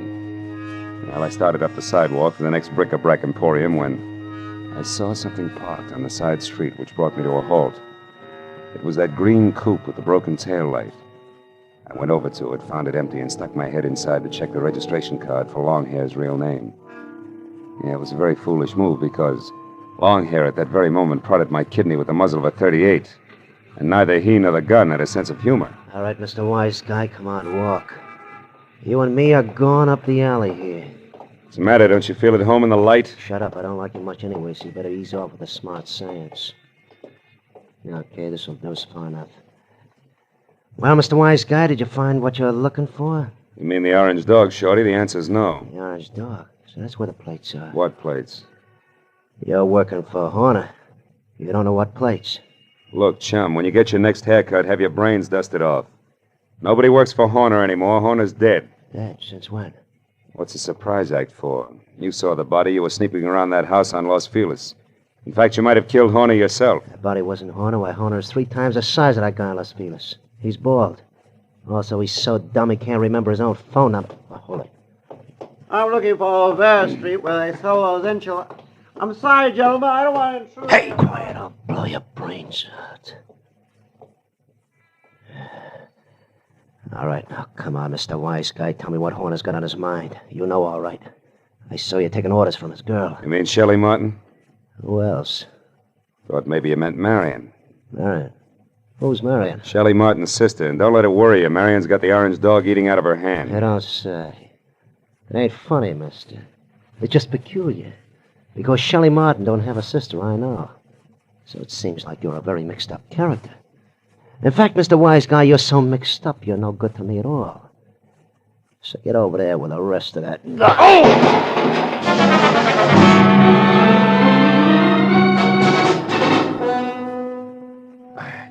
I took my time getting up. The dirty, long-haired little man was gone, and my head ached from the rap he'd given me with a pistol barrel. And I was disgusted with myself. Dry, dirty, disgusted like a drunk at sunrise because a nasty little jerk with an oversized head and a blue-eyed dynamo with auburn hair had me jumping through hoops like a trained ape. I stood in the alley and swore at myself until the futility of that routine dawned on me. Then I decided to go hunting. But I made one stop first at a telephone to at least get Ibarra off my conscience.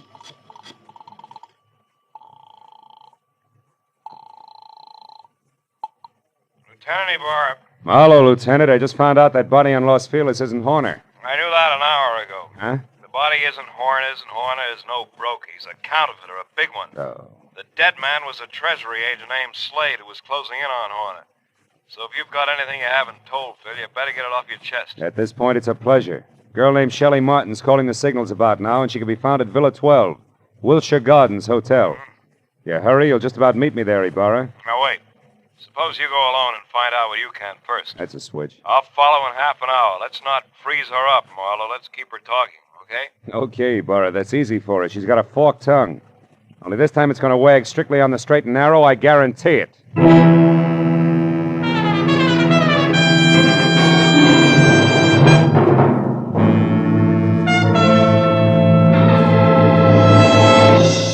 In just a moment, we will return to the second act of the Adventures of Philip Marlowe. But first, it's no mystery that hunger and cold confront many families abroad this winter. CARE will help feed and clothe these needy people. CARE, the safe, sure, non-profit way to send supplies to Europe and Asia. A check to CARE for $10 will send a 21.5-pound, 41,000-calorie food package, or a baby food package, or a layette, or a baby blanket package, or material for clothing. CARE guarantees delivery. You get a signed receipt that your package has reached its destination. Write your check tonight. Mail it first thing in the morning to CARE, C-A-R-E, 50 Broad Street, New York City. And now, with our star, Gerald Moore, we return to the second act of Philip Marlowe and tonight's story, The Orange Dog.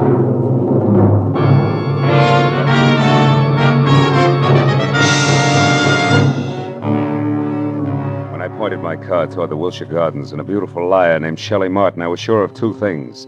The plates that Longhair had wisecracked about just before he piled me into a row of garbage cans were the engraved kind that counterfeiters use to make money the easy way. And second, both Longhair and Lou Horner were racing for the plates as well as the Orange Dog, which could be one and the same thing. But 20 minutes later, as I pulled up near Villa 12, which was strips of yellow light and raised voices drifting out of half-open Venetian blinds, I forgot about the gentleman involved and concentrated on a lady who didn't have a sister called Marion. I went around to the back of the villa where I found the service door unlocked and the kitchen beyond dark. And when I entered and quietly moved to a spot near the living room where I could see Shelley snapping at a pompous, excitable man with a red face, I figured that a little eavesdropping might pay off. I'm here in Los Angeles. Is there anything wrong with that, Mr. Horner? Yes, everything. Why, I wouldn't even have known you were in town if I hadn't gone back to the place in Los Feliz where I saw you and some man having a delightful little chit-chat over the body of that T-man. Treasury man? Yes. Is that who he was? A meddlesome fool I caught snooping through my papers. Then you killed him, Lou. Of course I killed him. I had to. Now stop asking questions and get out of here. Because this is business, not pleasure, Shelley. And that leaves no room for you. Or Marion? What do you know about Marion? Not enough. But what I do know, I don't like. Look, Lou, who is Marion and what does she mean to you? Marion means money to me, Shelley. Nothing more. So just leave me alone here so that I can make a call according to schedule. A call about... Lou. What's the matter, Shelley? Behind you, Lou. They're in the garden. Lou! The bullet that crashed through a closed window didn't stop until it got to Horner, who grabbed at his chest and dropped to the floor even before the glass quit flying.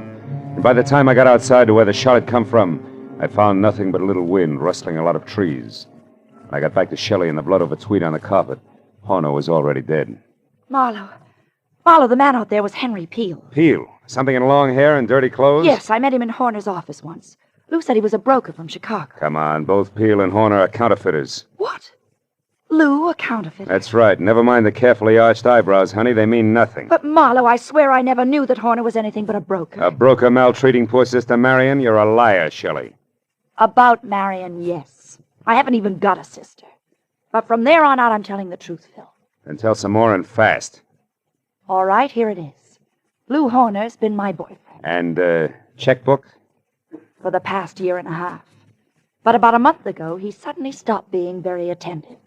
And I couldn't figure out why. So you decided to keep your big blue eyes wide open, huh? Exactly. And it paid off. Because I found out that, 1, he had taken better than $20,000 out of his bank account. 2, that he was coming down here to Los Angeles. And 3, that an item named Marion might be beating your time. Yes. And that part of it upset me plenty. Until 10 minutes ago. But then I found out that Horner here was a murderer, and that, Marlowe, I don't buy. 3 cheers for the all-American girl. Oh, skip it, Marlowe. I'll live my way, you live yours. Don't worry, honey. Nobody wants to change places with you. Hey, look. Why does Horner wear a little rubber band on his little finger, do you know? Oh, he had a bad memory. He used every kind of gadget in the books to keep himself from forgetting things, especially numbers. Oh. Oh, for example, that rubber band might mean 10 o'clock. How do you figure? Like 5 and 5. The fingers on each hand, reading from left to right. He used things like that. Oh. Wait a minute. Horner was going to make a call to Marion just now, and the message the T-Man left was... Call Marion tonight about the Orange Dog of Foe. Shelley, baby, where's your phone? Fast, come on, it's 10:15 already. Oh, it's out there in the hall, Marlowe. Oh. What are you talking about? A line, honey, a line on your ex-sister, Marion.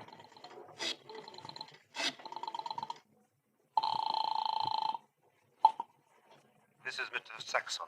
Ah. Lou Horner, Mr. Saxon. I know I'm some 15 minutes late with this call, but I'd still like to see you about the Orange Dog of Foe. Certainly, Mr. Horner. The Orange Dog is here, waiting for you. Good. I'll be right over. Marlowe, who is Mr. Saxon? A man very close to a lot of trouble, Shelley.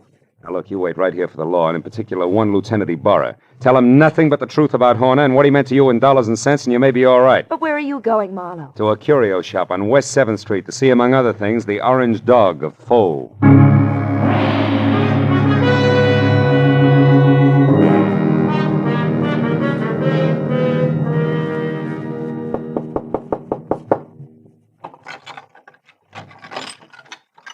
You are the Mr. Horner who called? Yeah. Also the one who was here this afternoon, you remember? Oh, yeah. Well, I'm sorry I didn't call you at 10, Mr. Saxon, according to schedule. I Hope it hasn't inconvenienced you. No, that's quite all right, Mr. Horner. One moment, sir. What's the matter? Is anything wrong tonight? Seem on edge, Mr. Saxon. I am. So please, Mr. Horner, don't make a single stupid move. What? Wait a minute. Why the gun, Mr. Saxon? I promised not to bite the orange dog. You won't even touch the orange dog. Now, who are you? Oh, we've been all through that. I'm Horner, Saxon. Lou Horner of San Francisco. No, you're not. Horner would have had no reason to wander around curio shops as you did this afternoon, asking any and everybody about the orange dog. Now, once more, who are you, and where is the real Lou Horner? All right, we'll take them in that order. I'm a private detective named Philip Marlowe, and Lou Horner's a corpse. But also, I'm a good friend of yours, Saxon, because I'm going to give you a little bit of advice for free. Call it quits, Buster. You're licked. What are you talking about, Marlowe? A T for Treasury man named Slade. Before he died, Saxon, he talked. I see. Yeah, and believe me, he said enough to put you away till orange dogs are as popular as lifesavers. What do you say, Saxon? Do we play it smart? Very well, Marlowe. We will play it smart. My kind of smart. Now, turn around and walk through that curtain there. I want to show you something. Orange dog, maybe? Yes. The orange dog of Foe. I want you to see it for yourself before you die. Saxon said die like it already happened. And after he relieved me of the comforting bulge of the gun in my pocket and marched me to a large, windowless room that was a little darker than the lining of an 8-ball, he told me to stand very still. Then he turned on a single lamp that rested on a large, scarred table, and next to it an ordinary shipping crate and cushioned on all sides by white wrapping paper. I finally saw the orange dog of Foe. It was a porcelain lion, pop-eyed and majestic in a crazy way. And also it was colored orange, bright and clear. But now that I'd seen it, I knew that the next move was Saxon's, and I turned to face him. It was then that I noticed the black curtain behind him moved slightly, and Longhair quietly stepped into the room. This Mr. Saxon did not know about. Well, Marlowe, now that you have seen the orange dog for your first and last time, what do you think of it? He thinks it's just Jim Dandy, mister. Now drop your gun before I blow the top of your head off. Go on, drop it. Yeah, it's better. Now sit down there and stay put. You, Marlowe, get across the room. Okay. Thanks for showing up, Peel, before Saxon here ran out of small jokes. Don't kid yourself, Marlowe. I didn't just show up. I've been right behind you all the way. That's how I work. So what do you want, Peel? A couple of very fine engraved plates that I've been after for 6 months now. Plates which could be in the orange dog of Foe? No place sells bud. Or do you think that maybe the late Mr. Horner wanted as an ornament? But that's all it is. There are no plates in the orange dog. It is only a collector's item. And you're a liar, Saxon. And I know the best way to prove that. Marlowe, pick that thing up and toss it against the wall. No, don't. I tell you, there's nothing in it. Toss it, Marlowe. Go on. Okay, Peel. Now we'll see who's right about the plates being here. Nothing, huh, Peel? No. Nothing. All right, Saxon, get up. I want to know what the plates are, so I'm going to count to 3. That's how long you have to live if you don't tell me. No. Peel, believe me, there are no plates. 1, 2. Hold it, Peel. Wait. Here are the plates. Here. In this jeweled box. Look, right here, under your nose. Is he out, Marlowe? Yeah, he's out, all right. He took the light with him, too. Is there another lamp in here? No, there isn't. Nor is there another gun. Why, you stinking little... Wait a minute, those sirens, Saxon, they're heading this way. Police? Yeah, the police. Looks like sooner or later everybody gets together in the back room at Saxon's, But not everybody stays here, so I'll take this wrapping paper and leave now. Wrapping paper? The stuff that was around the orange dog? Yes, a sample of the best grade of counterfeiting paper made, Marlowe. And that's what Horner was supposed to buy, not plates. Those he got a month ago. Still makes you a crook, Saxon, and one who'll never get past the front door. Oh, no, we'll see about that. Marlowe! Keep shooting, Saxon, in the dark. You got 4 shots left. You filthy maggot! Only 1 now, Saxon. That's number 6. You're through, Saxon.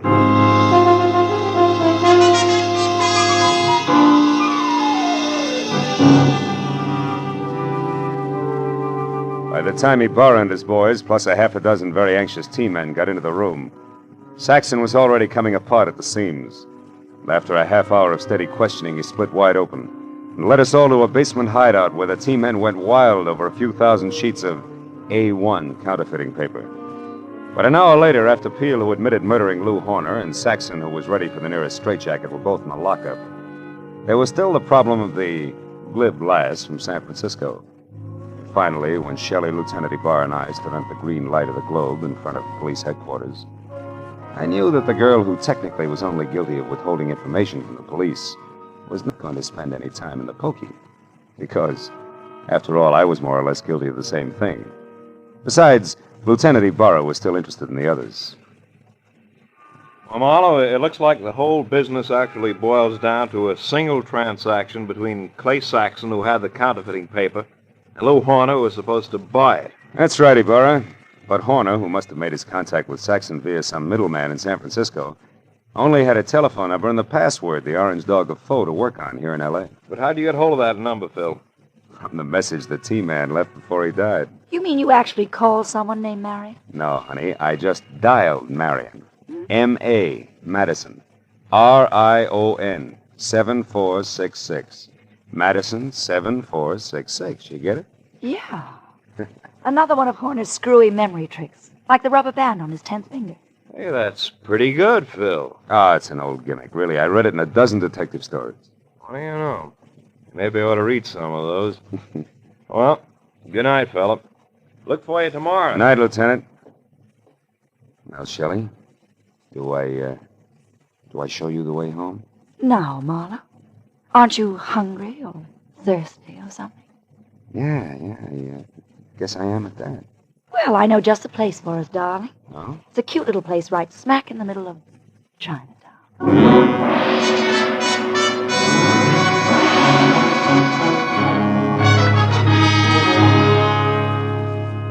Well, we got through a small Chinese dinner without seeing or hearing from a single orange dog. And when it came time to leave, I was thinking that Shelley wasn't really too bad a kid at that. So when she left the table to powder her nose, I started to make plans. But when she got back, I forgot about them because in the meantime, she'd run into an old friend. Yeah, a rich old friend who was all alone in the big city. I said I didn't mind taking a rain check when she explained that he was from Kansas City and a broker at that. He certainly was overweight. Too much steak and potatoes. Steak and potatoes. Wonder if Lindy's is still open.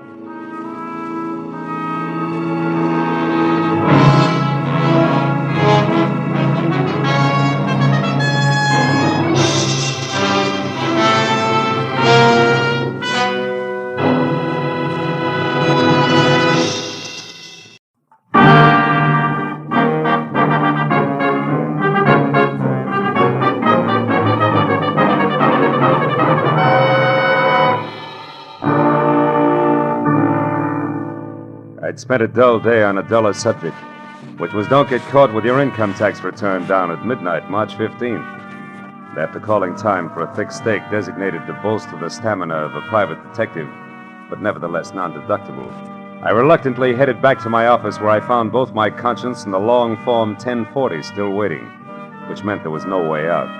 The dull day was going to stretch on into the night, but then I got a break, because my telephone rang and the call was from one Mrs. Corey Gilbert, a prospective client who wanted action in a hurry. Marlowe, you've got to move fast. I just found out that my husband, Ross, will be at 3806 Melrose Avenue in 20 minutes, and I know that means trouble. Well, just for size, Mrs. Gilbert, how do you spell trouble? With a capital B, as in blackmail. There's no time for details now. Just get to that address and find out who Ross is meeting with. Only hurry, Marlowe, please. Well, hurry after what, Mrs. Gilbert? I've never met your husband, remember? Oh, yes. Well, he's tall, dark eyes, dark hair, very handsome. And the blackmailer, short, stocky, and repulsive, I suppose. I've never seen the blackmailer. All right, Mrs. Gilbert, where can I reach you? Well, I live at 439.5 Ogden Drive. The phone number is Gladstone 8195. 8195. All right, Mrs. Gilbert, I'll call you. Thanks. Oh, and Marlowe. Yeah? Hurry, will you? You see, I love my husband.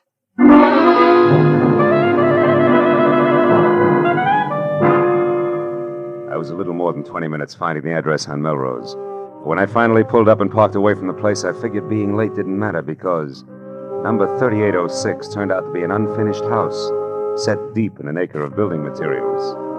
I was about to head for a telephone and get an explanation from a confused lady named Corey Gilbert when a lot of noise from what would someday be a living room changed my mind. Then I knew that my client had the right address after all, because there in the pale light of a slice of moon, taking the last of an awful beating from a thin man with a thick beard and a lot of muscle, was Ross Gilbert. Dark eyes and dark hair, like she said, but no longer very handsome. Don't hit me again. Stop worrying, Gilbert. I'm almost through with you except for this. A present from Nanette.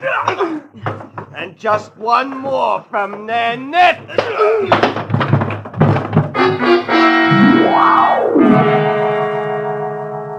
That last punch stacked Ross Gilbert onto a pile of rough lumber like he was another 1x12. And as he slowly scraped to the floor unconscious, thick beard dusted himself off lightly, jerked at his tie, and stepped out of the opening reserved for a future front door. I started over to help Ross Gilbert, but then I remembered that my client wanted to know who her husband was meeting and why, not how hard or fast he could swing. So I decided for the time being to play it quiet. When Thickbeard got into his car, I got into mine.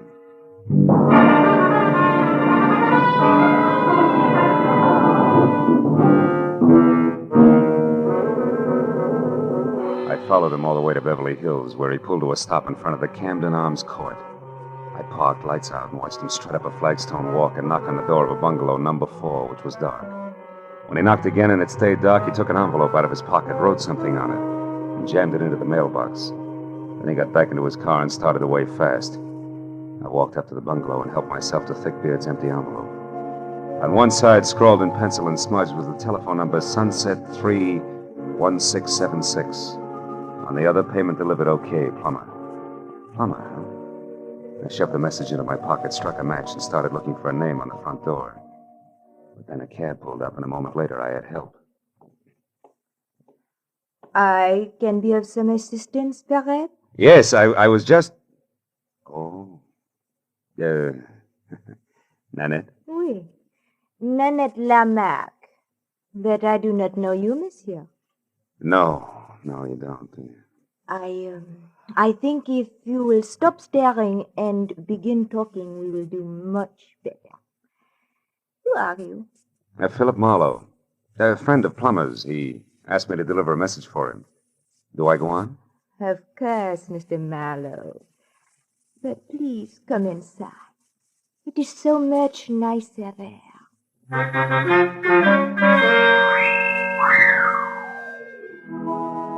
Nanette was so right about it being nicer inside. There were lights.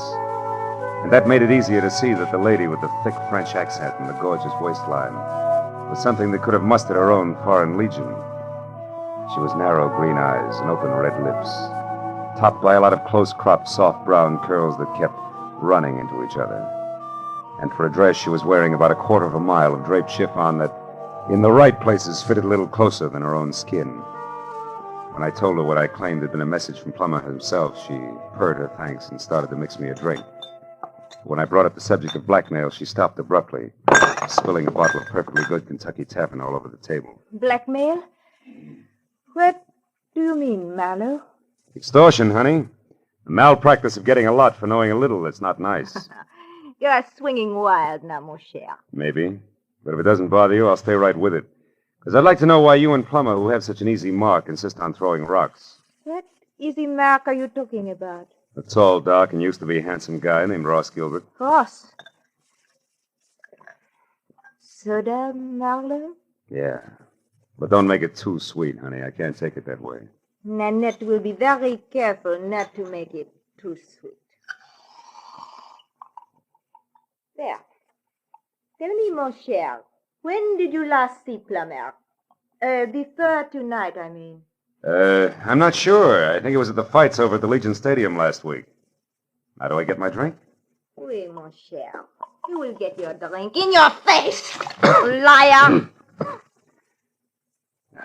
Tell me, Frenchie.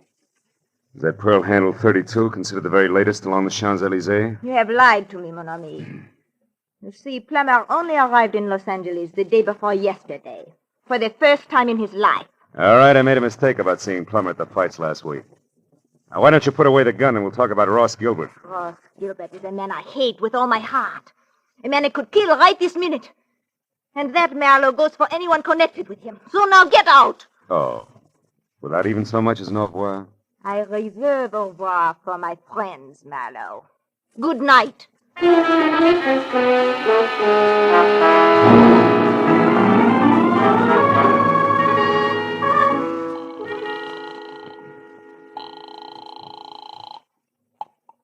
Hello? Marlowe, Mrs. Gilbert, is Ross all right? Ross isn't here, Marlowe. What happened to him? He ran into an ugly beating at that address on Melrose. Something nasty from out of town named Plummer is responsible. Ever hear of him and/or an imported Jezebel called Nanette Lamarck? No, I haven't. But what about Ross? What's wrong with him? Nothing that a pound of beefsteak and enough liniment can't cure. But before we worry about Ross, Mrs. Gilbert, one more thing. It's a phone number I found on the back of an envelope that belonged to Plummer. Number is Sunset 31676. What? Somebody you know? Yes, someone I know very well. It's the telephone number of my ex-husband, Emery Marsh. Emery Marsh, huh? Fancy dress designer on Wilshire? That's right. But what's he got to do with all this? Emery only met Ross once in Mexico, a party at Ensenada. Yeah, well, look, Mrs. Gilbert, why don't we postpone collecting Ross until I find out a little more? Where does your ex-husband Marsh live? In Santa Monica. But there's a good chance that he's still at his place on Wilshire. He does most of his work at night. Well, then Wilshire Boulevard's my next stop. I'll try to make it a quick one. Goodbye.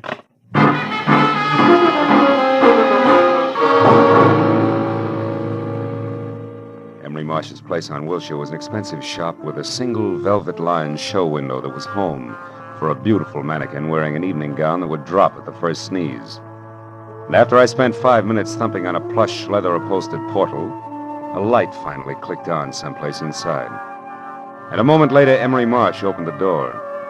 He was tall, 45, sandy-haired, and looked less like a dress designer than I did.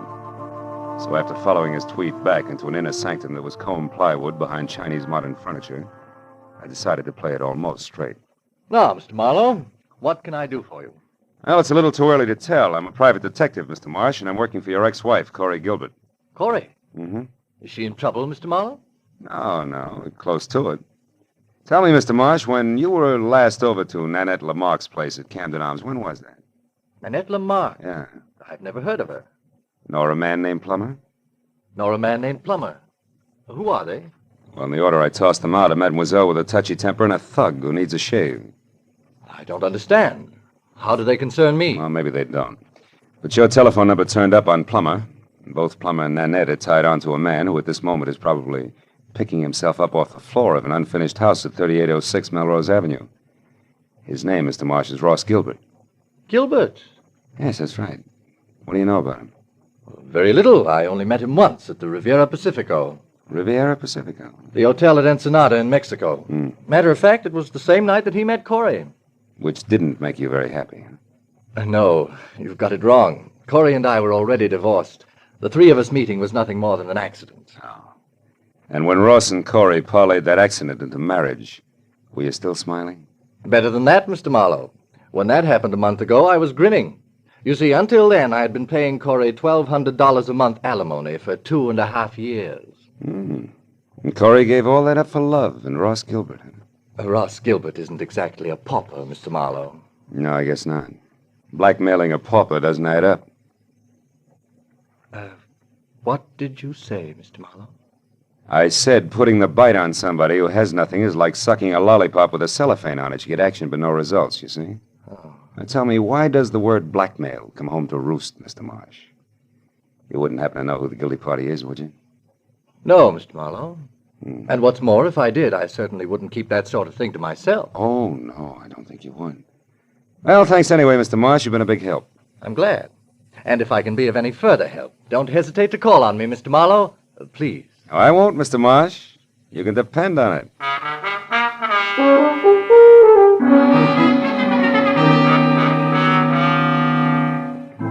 All the way from Wilshire Boulevard to Mrs. Gilbert's place on Ogden Drive, I kept wondering who wanted how much out of Ross Gilbert and why. About 20 minutes later, when I pulled up in front of the house, I started concentrating on my client, who had to be the woman standing next to a green coupe in the driveway and waiting in double time.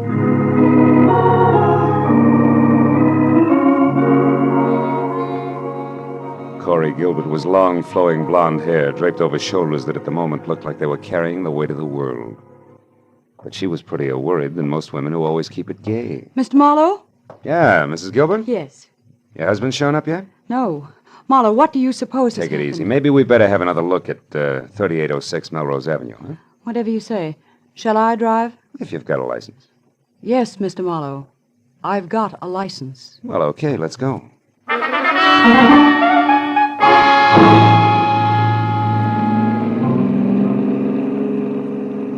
The way we took off in Corey's Nash, I wasn't sure whether her license was for driving a car or an airplane. And while she kept its 83.5 AAA on the accelerator, she talked about her husband and why she was worried.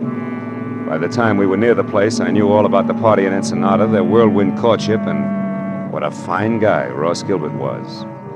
When we got out of the car and started over the last 100 yards toward the unfinished house, I'd learned everything Corey knew about the blackmail angle, which wasn't very much. It started last week, Marlowe, when we got back from our honeymoon.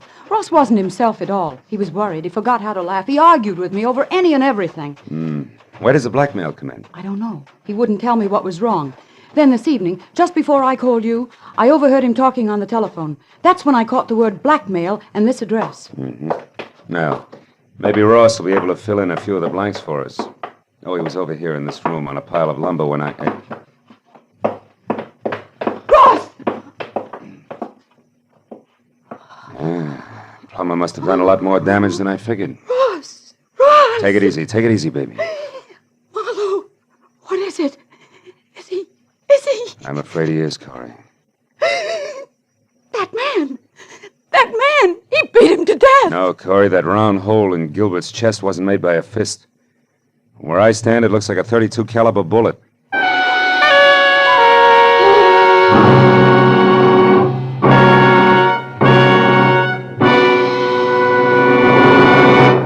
In just a moment, we will return to the second act of The Adventures of Philip Marlowe. But first, for some new wrinkles in the mystery field, look on the face of Mr. Jack Benny, eminent producer of the mystery comedy The Lucky Stiff, which opened in New York today. Although Mr. Benny's stars are Dorothy Lamour, Claire Trevor, and Brian Donlevy, Jack's face is covered with new wrinkles because he couldn't be in New York to sell the tickets himself. He's remaining in Hollywood to appear tomorrow night on CBS on The Jack Benny Show with Mary Livingston, Don Wilson, Dennis Day, Phil Harris, and Rochester. So be sure to listen. And now, with our star, Gerald Moore, we return to the second act of Philip Marlowe and tonight's story, The Easy Mark.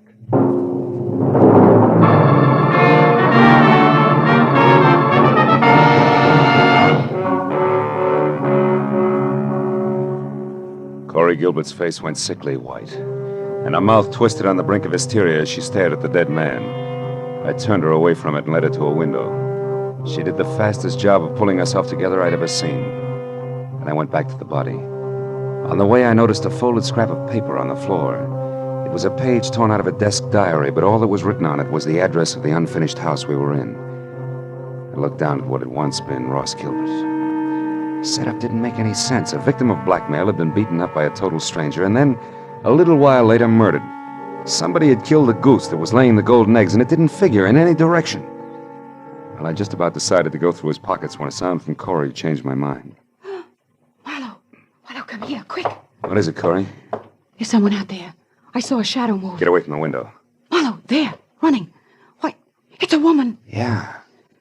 And quite a woman. What do you know? She's crossing the street now.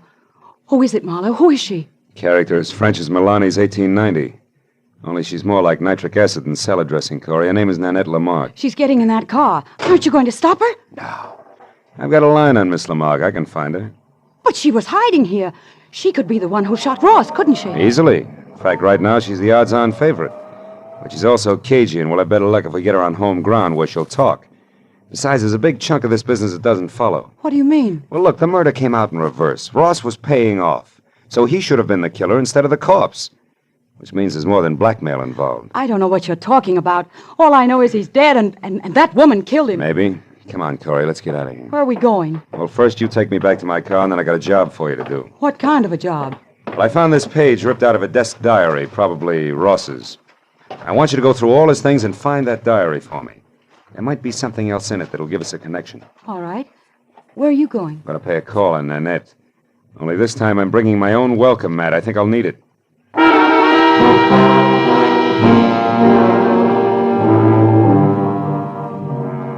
After Corey dropped me off, I called Lieutenant Ibarra at Homicide, reported the body, and then I got into my own car and drove out to Beverly Hills again, to the Camden Arms Court. Annette's bungalow had lights on. I parked down the street and made tracks back through the landscaping to a side window. Annette was playing pin-up girl on the arm of a divan. She watched someone pace back and forth across the room. When I got close enough to hear what was being said, that someone turned out to be Corey Gilbert's first husband, Emery Marsh. Like chickens with their heads off. So Ross Gilbert was shot to death. But I've got to know the truth about one thing, Miss Lamarck. My entire life's work is at stake. Can't you understand? All right, Monsieur Marsh. Do not break out into tears, I will tell you. Plummer is merely a private investigator I hired to locate Ross Gilbert for me. Now, are you happy? No. Why did such a person have my telephone number? That's what I want to know. I'll be ruined if I'm involved in this mess. My reputation means everything to my business, and, well, things aren't going too well just now.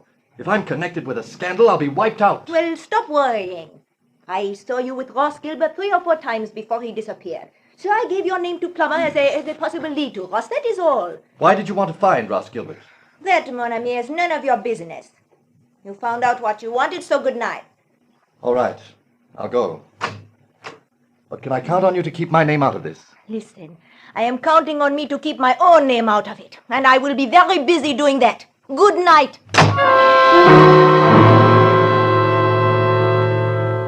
I plastered myself up against the side of the house and watched Emery Marsh leave. He looked anything but happy over the result of his interview with Nanette, but I figured I had the benefit of experience to work with and less to lose than he had. So I waited until he was out of sight, and then I stepped up to the door, braced myself, and tried my luck. You again. Yeah, and I want to talk to you. Get your foot out of my door. Oh, get out of here. Get out. Not until we've had a nice, quiet chat, Nanette, and I think we'll take up where Emery Marsh left off. What? Look, just who exactly are you, Marlowe? Your boy Plummer and I are distant fraternity brothers, but there the similarity ends. Just another chief private detective. Ooh! Okay, baby, if that tough stuff's the only language you understand, we'll talk that. Don't stop it. Leave me alone. Now get over there. Sit down. Oh, you ape. I'd be nice to me if I were you, Nanette. Because I just love to see a rope around that lovely neck of yours. And what's more, I can almost put one there. You're in a mess right up to your accent. So start making answers beautiful and keep them straight. First, why did you put Plummer on Ross Gilbert's trail? Because he double-crossed me, that is why. Double-crossed you? How? He ran away from me. He was mine, all bought and paid for, you understand? Not exactly. When I met him, he was flat broke. I bought him every decent stitch of clothes that he had.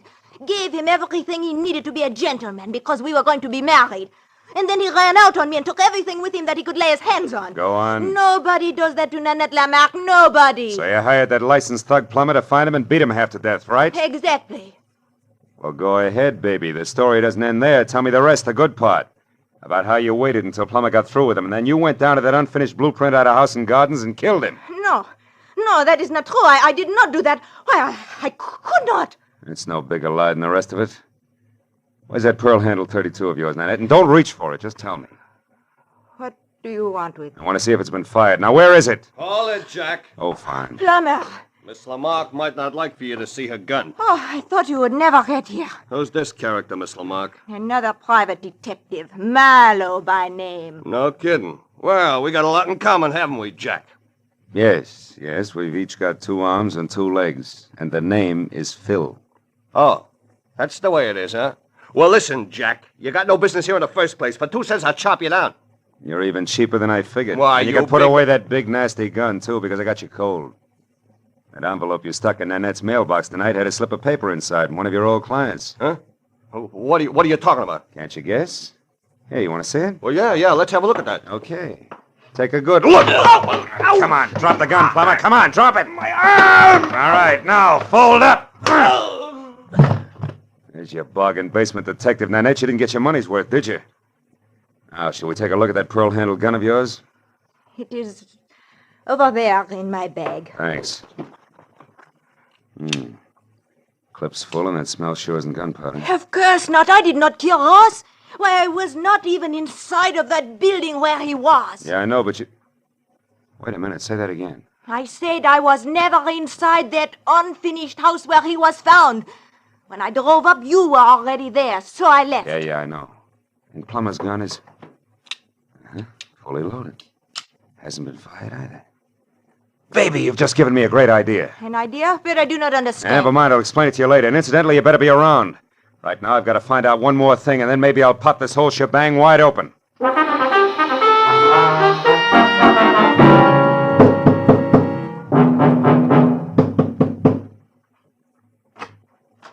Mr. Marlowe. Good evening, Mr. Marsh. Lucky to find you still working, huh? Late hours are a habit with me these days. Come in. Thanks. Mr. Marsh, I've come back for that help you offered me earlier this evening. I see. Well, the offer's still good. Fine. I think your ex-wife, Corey, is lying to me. She claims you didn't know Ross Gilbert, that you only met him once at that party in Ensenada, but you did know him, didn't you? Why, yes. As a matter of fact, I did get acquainted with Ross slightly. We had dinner together a few times. Uh-huh. You really did favor his marriage to Corey because it freed you automatically from that alimony load you were carrying. That's correct, Marlowe, but I don't And it's also correct, isn't it, that you couldn't afford to go to court to have your alimony reduced because that would let your snobbish clientele know you were going on the rocks. Yes, that's also true. And maybe it's true that you actually engineered the marriage and it backfired on you. Very smart, Mr. Marlowe. Just keep your hands at your side.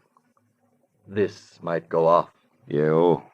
Yes. Well, I expected a reaction, but not quite so soon. Too bad. I'll trouble you for your gun, now that you've got it all figured out.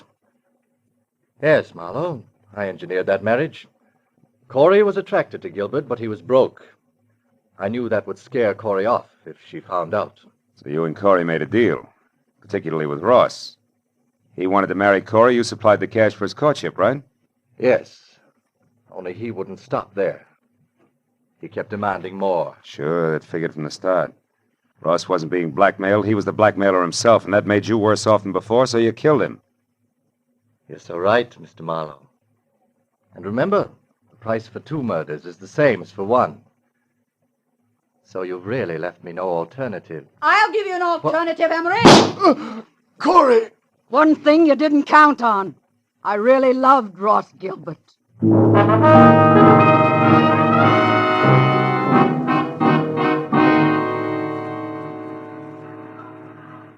Well, I guess that winds it up, Corey. Emery's in the hospital, and Nanette and Plummer are both in the clink. Too bad I only hit Emery in the hand. I never could trust my aim. It's always been bad, in a lot of ways. It was good enough tonight, baby. Lucky for me you showed up when you did. Say, what made you come to Marsh's place, anyway? Well, that page from the desk diary paid off, Marlowe. Only we made a mistake. No? It didn't come from Ross's diary. It came from Emery's. I finally remembered his handwriting. Mm-hmm. Now, you tell me something, Marlowe. Yeah? How did you know Emery was guilty? Oh. Well, he made the oldest slip in the book. When he was talking to Nanette, I overheard him say that Ross had been shot. Emery had no way of knowing that Gilbert was dead or how he'd been killed unless Nanette told him. And for a while, I thought she had, but then I found out that she couldn't have because she'd never been inside the house where we found Ross. So it had to be Emery. Sure. I see. Well, Marlowe, what does a gal say at the end of a night like this? Thanks or something? Just thanks will be enough. I gotta do my income tax. Can I give you a lift? No, I'll walk a while. I've got some thinking to do about marksmanship. But call me sometime later on, will you? Just to see if I'm shooting in the right direction. You can count on it, Corey. Thanks. Good night, Phil.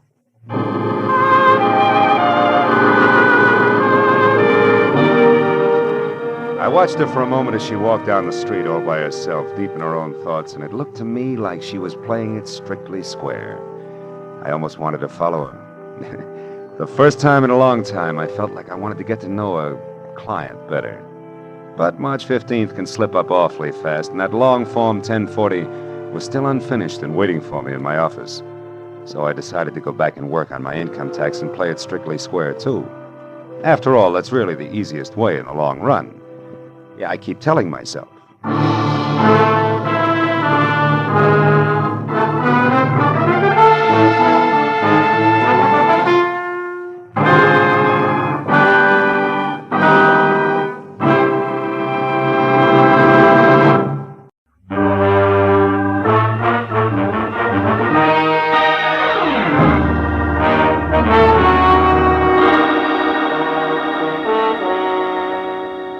finally wound up a sour case in which I'd been kicked around, disillusioned, and shortchanged. And in my book, a routine like that calls for relaxation. So I'd spent the morning sleeping and the afternoon in a Turkish bath, being worked over on the table by Nick Takalakis, a non-talking masseur who untied knots in more muscles than I thought I had. He was trying to tear loose my Achilles tendon when the phone rang. It was for me. Nick wouldn't let me up, so I took it lying down. Yeah? Marlowe speaking? My name is Sidney Vanetta, Mr. Marlowe. I've tried all afternoon to reach you. Oh? Nick. What can I do for you, Mr. Vanetta? I've already made your reservation with American Airlines. You're leaving on the 10 o'clock plane tonight, and you're taking with you a set of pearls for a certain buyer in Chicago. Now, wait a minute, Mr. Vanetta. Maybe I can... No, maybe, Marlowe. I've checked thoroughly on you and find you entirely qualified, which is important because the pearls are a perfectly matched set in a rope valued at about $30,000. The buyer wants them, and I made up my mind just this morning to sell. The proceeds will go to my niece. Lucky girl. Indeed she is, particularly since I have no respect for her as a woman. She presumes to be a sculptress of all things, but she's my only heir. I'm selling the pearls simply because I know she would, and I can get more for them. Yeah, Hey, Nick, wait a minute, will you? Why all the hurry, Mr. Vanetta? First, the buyer is leaving Chicago tomorrow. Second, my heart may fail me at any moment. That's the hurry, Mr. Marlowe. I see. Well, I'll take the job, conditionally. But suppose I come out and talk with you. Telephones are deceptive. Very well. Come to 7241 Adams, just below Western. I'll expect you in an hour, at 6, sharp. Side door will be open, so let yourself in. Sounds like you're alone out there. I am. I just fired my nurse, a Miss Drew, and as stupid a woman as the earth was ever cursed. But I shouldn't get excited about it. I've engaged a new one, due here at 5:30, but who will no doubt be late. So as I say, Marlowe, when you get here, just let yourself in. Goodbye. Bye. Well, Nick, you better hurry it up. I gotta see a man about a rope worth $30,000. Yeah, that's right. A rope worth $30,000.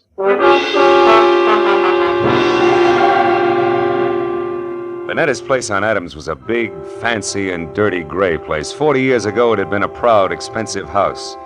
But now it squatted at the back end of a rundown yard like a bitter old man too tired to move.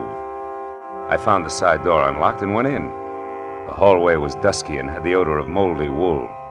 I called Vanetta's name but got no answer. So I poked on in until I heard the snapping of an open fire. It came from the library. A big chair was drawn up in front of the fireplace, and there Vanetta sat, his chin sunk deep in his chest and his eyes closed. I coughed, but he didn't hear me, so I stepped close and shook him gently by the shoulder. All it took was a gentle shake. He sagged forward and poured out of the chair like stiff syrup. Mr. Vanetta was dead. I started for the phone to report the body, but then I heard grapple crunch in the driveway. Someone else was coming in that side door, so I stepped out into the hall and waited. Mr. Vanetta, it's... Oh. Who are you? Philip Marlowe. Who are you? Steve Temple. I'm Mr. Vanetta's business agent. Here on business now? Yes, I am. It's all the same to you. I came to see Mr. Vanetta regarding some pearls. So if you'll excuse... Oh. Yeah, the pearls can wait. Their owner's dead. So it finally happened, huh? You're taking the news very well, Temple. I've been expecting it every day for 5 years. You found him, I suppose? We had an appointment at 6. He wanted me to fly his pearls to Chicago. What are you staring at, Temple? Why, this bottle of medicine here. What about it? Well, for years, he's kept this stuff beside him in case of an attack. Yet, when he actually needed it, it was over here on the sideboard out of his reach. Ironic, isn't it? Very. He fired Miss Drew, his old nurse, today, and didn't expect a new one until 5:30. Say, do you happen to know her name? No one. You mean he's engaged a new nurse? That's right. She's an hour late already. Yeah. Well, for once, that doesn't matter to Mr. Vanetta. Say, Temple, are you acquainted with his niece? Vivian Russell? Of course. She's a sculptress. There's a studio out on Fountain, near Bronson, I believe. She was to get the proceeds from the pearls. Well, I assumed that, although nothing was ever said. She's his only heir. Where would those pearls be now? I kept them in a wall safe behind that picture there, consistently against my advice. Yeah, sure. Opens with a key. Where would that be? He carried it with him on his watch chain. Why? Hey, what are you going to do? Take a look at the pearls and then have them impounded. Yeah, this must be the key. Let's open it up. It's there, that velvet case. As big as an overnight bag. Must be some string of beads. It is, Marlowe. Here, let me open it. There. Right.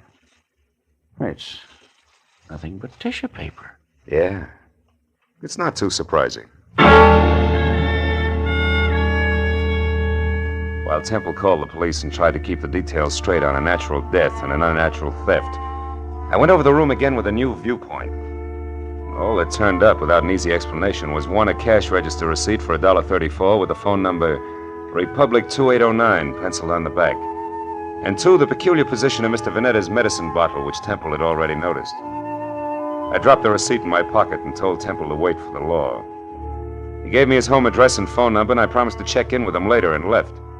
The first stop was a phone booth where I dug into the nurses' registries and hit pay dirt on the fourth call. Miss Drew?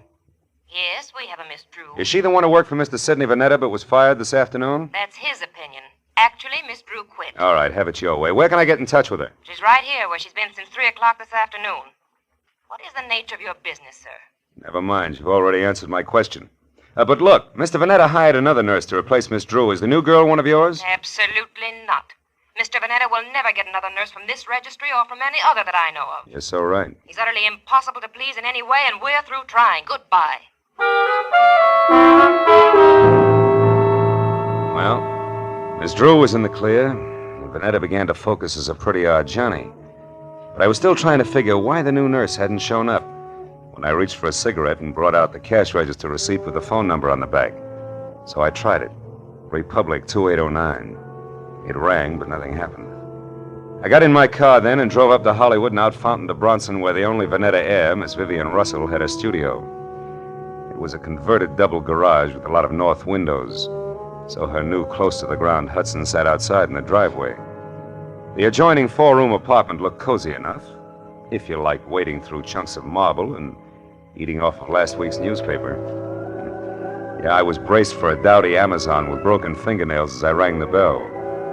That's why the dainty 118 pounds of taboo-scented blonde, who was clad in tan chartreuse yards of whispering silk cut like lounging pajamas, caught me as flat-footed as a duck when she opened the door. Hi. Did you want something? Yes, yeah. My name is Marlowe. I'd like to speak to Miss Vivian Russell. You are. So go ahead and enjoy yourself, Marlowe. May I come inside? I have some bad news, Miss Russell. Oh, sure. Come on in. Now, shall I sit down or just hang on to something? Suit yourself. Your uncle, Mr. Vanetta, died this afternoon. Oh, his heart finally gave up, did it, huh? Yeah, but you shouldn't go all to pieces like that, Vivian. Now, wait. He meant nothing to me, but I'm glad his suffering is over. The pearls are missing, too. Well, really? What happened to them? They were stolen, and don't tell me that means nothing to you, because you're getting the money, $30,000 worth. What?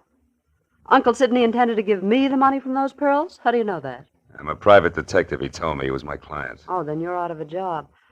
Say, how would you like to work for me, Marlowe? I'm serious. Now I want those pearls back, you know. Well, for $25 a day in expenses, it's a deal. Now, you tell me something. Who did your uncle hire today to replace Miss Drew? The nurse? Why, I didn't even know Miss Drew had been fired. How did you know she didn't quit? With Uncle Sidney? Try me again. Republic 2809. That doesn't mean a thing. You know, Marlowe, you've got an awfully good head. Are you speaking as a sculptress or just an ordinary chiseler? And what is that crack supposed to mean? You didn't know you were getting the money legally. You might have taken the pearls yourself. Oh, stop it, Marlowe. Okay, client. Well, I'll run along. I've got work to do. All right, but don't forget that all work and no play makes for a dull companion. Yes, and it also makes $25 a day. I'll be seeing you. All the way down Sunset Divine Street, I kept telling myself a buck's a buck regardless. But the idea that I'd been grabbed at stayed with me. Vivian Russell had plenty of motive as a dry land pearl diver, and if that's true, she'd need a patsy just to keep her abreast of the situation. I turned north on Vine and twisted up Beechwood Drive to 2000, the number Steve Temple had given me. He had had 2 hours of playing 20 questions policeman style, and I figured it was time to check his score. Also, Temple was the man to fill in a few blanks on my new client for me. His place was dark, but I got out anyway and started up the walk to his door. I'd gone about a dozen steps into a tunnel of overhanging shrubs when I heard it. Psst. Hey, you. I turned as a man stepped out onto the walk and came toward me slowly. He was tall, wiry, with a thin, arrogant face that sneered out from under an expansive forehead big enough for 3 sets of eyebrows. All shaggy. We're gonna have a talk, Mr. Hey, you're not Temple. Now we both know that. I'm a friend of his. What do you want with Temple? I've got a message for him, but it's personal. Who from? Like I say, it's personal, mister. I'll be back later. Come here. I said I'm a friend of Temple's. If you got a message for him, I'll see that he gets it. Well, okay, then. Tell him that some of his friends are too blasted nosy. No! The guy with the forehead had a great left jab and a pair of hurdler's legs, and by the time I untangled myself from the brush and got out on the walk again, he was gone. Well, I knew it was a waste of time, but I tried Temple's doorbell twice before I went back to my car. Nothing made sense, except that somebody who knew his way around had stolen a long rope of pearls, and somewhere in the city was a nurse who hadn't shown up on a new job. Beyond that, it was all question marks. I drove down to the filling station on the corner and went inside to the phone. I started to call police headquarters, but instead dropped the nickel in and dialed Republic 2809 again, just on a hunch.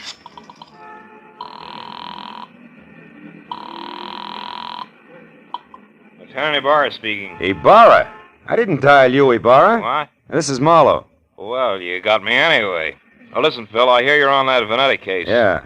If it'll help you any, the coroner says definitely he died of a heart attack. No homicide involved.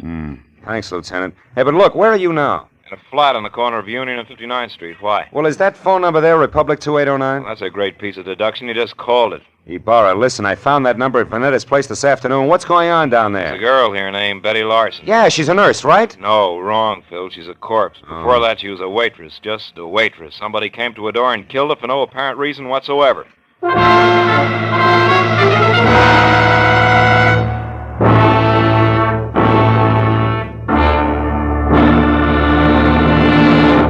In just a moment, we will return to the second act of The Adventures of Philip Marlowe. But first, Jack Benny will be along on CBS tomorrow night with one of his funniest shows ever. In addition to his regular hecklers, Dennis, Don, Phil, Mary, and Rochester, Claudette Colbert and Vincent Price will pay a call on Jack. And with Don Wilson still wanting a raise in pay, and with Jack still trying to starve him into talking terms, you're sure to find the situations full of the hilarity and fast-moving fun that have made CBS's Jack Benny Show the top-rating comedy of all. Yes, remember, CBS also means Catch Benny Sundays. Now, with our star, Gerald Moore, we return to the second act of Philip Marlowe and tonight's story, The Long Rope.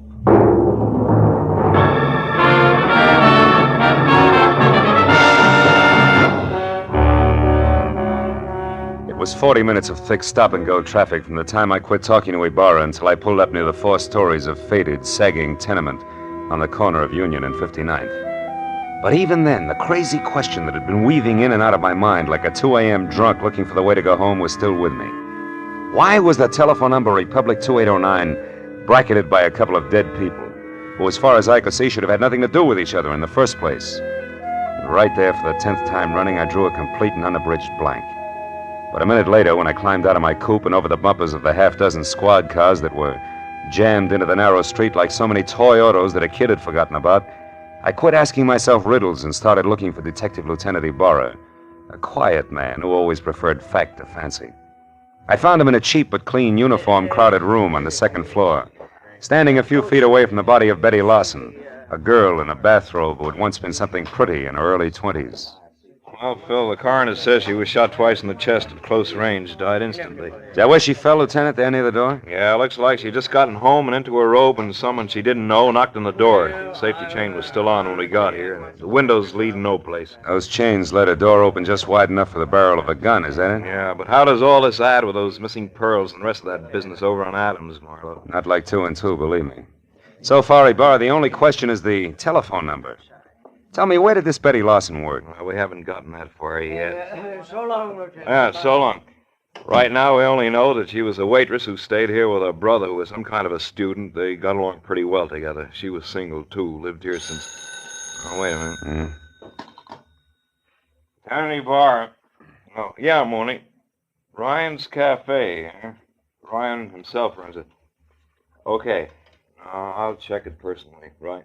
Hey, is that where she worked? You borrow Ryan's Cafe? Yeah, but it's funny, Phil. She lived here since early 1947, and Mooney tells me she worked that 24-hour hash house just as long, yet it's way over on the other side of town, on Western. Western and where, Ibarra? The 2300 block. Should be near Washington. Washington, which is only 1 block from Adams, and that starts to close the big circle. What do you mean, Marlowe? Well, that the Vanetta place is on Adams, near Western. Look, Ibarra, how about letting me huddle over a cup of Ryan's coffee before the law steps in, huh? Oh, you got a hunch you want to check, Phil? Yeah, that and a cash register receipt. What do you say? All right, but play it close, fellow. Ryan probably doesn't know about this yet. No? Unless, of course, he squeezed the trigger. Goodbye, Ibarra.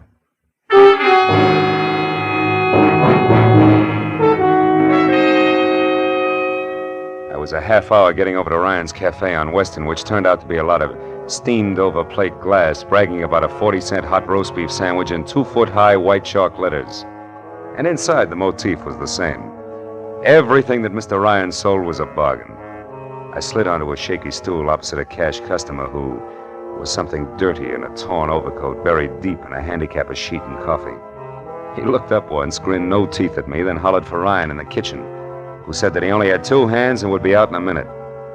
But before those 60 seconds ran out, I looked around, and over in a corner, in a collection of trash piled next to a broom, I saw a very welcome piece of paper. It was a brother of the cash register receipt that I'd found on Sidney Vanetta's desk, the one that had tied Betty Lawson's murder onto the rope of pearls. I turned back to the counter just as Ryan started toward me. He was a little bigger and a little better looking than the average ape, and on his right arm, under thick, coarse black hair that was long enough to braid, there was a tattoo of a dancing girl who, if Ryan ever shaved about his wrist, would freeze to death. What'll it be, mister? Coffee? Yeah, and a little information. You know Sidney Vanetta, Ryan? That screwball with a bum ticker over on Adams? Yeah, I know him. Why? What's up? His time on Earth, for one thing, he's dead. Too bad. Should have taken it easier. Cream? No. Pearls. What'd you say? Nothing. Ryan, who brought that tray up to the Vanetta place this afternoon? I did. Sure it wasn't Betty Lawson? I'm positive. None of the girls would go near that place. Vanetta was hard to get along with. Now you tell me something. What are you, mister? Newshound, collection man, or cop? Getting warm, Ryan. I'm a private detective named Marlowe. I'm thrilled. Good night. Before I finish my coffee? Before I throw you out. I don't like too many questions. Not even easy ones, huh? Like who murdered Betty Lawson? Betty's dead? Yeah. Over in a flat on 59th Street, shot twice with a .32. When'd you last see her, Ryan? Why, a couple of hours ago when she quit for the night. Marlowe, the cops got any idea who did it? I don't know. Right now they're looking for a boyfriend. You're crazy. Betty didn't have a boyfriend. Outside of you? Outside of me. So I'm going over to straighten them out now. Mitzi! Mitzi! Yeah? Get out here and take over. Okay. I gotta move fast. No, you don't, Ryan. Betty's dead, remember? Yeah, but whoever did it ain't. Now, don't try to stop me, Marlowe. You'll get hurt. Look, Ryan, why don't you play smart and... what's the use? Go on, start running. You won't get very far.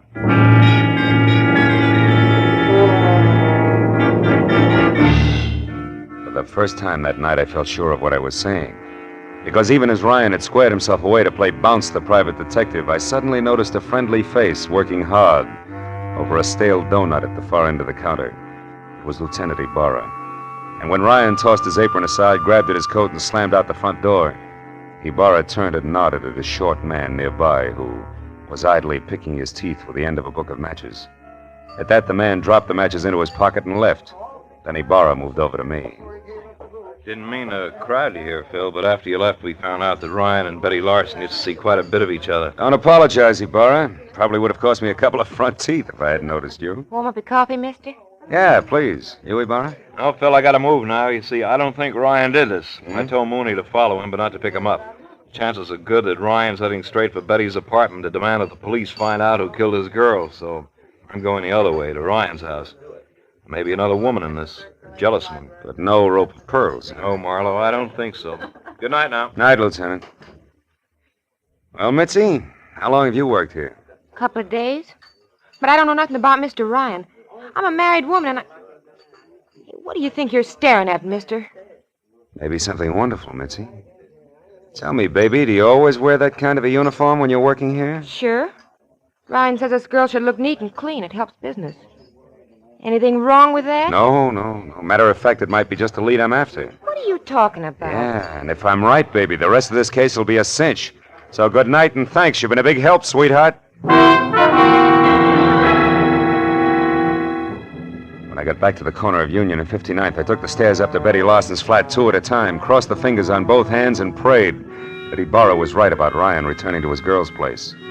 When I stepped into the room a second later, I knew that I'd never doubt the good lieutenant again because standing next to an open window and staring out at nothing was Ryan himself, numbed and red-eyed. I asked him one question. Although his answer was only a couple of words mumbled between trembling lips, it was all I had to know. Now everything. Betty Lawson's murder, the death of Vanetta, the guy with the forehead and the missing pearls, the whole shebang was starting to fall together. Oh, come on, baby, be home, please. Hello? Marlowe, Vivian. Look, honey, I want you to do me a favor. Get hold of Steve Temple and meet me over at your uncle's place on Adams as soon as possible. I need your help. Goodbye.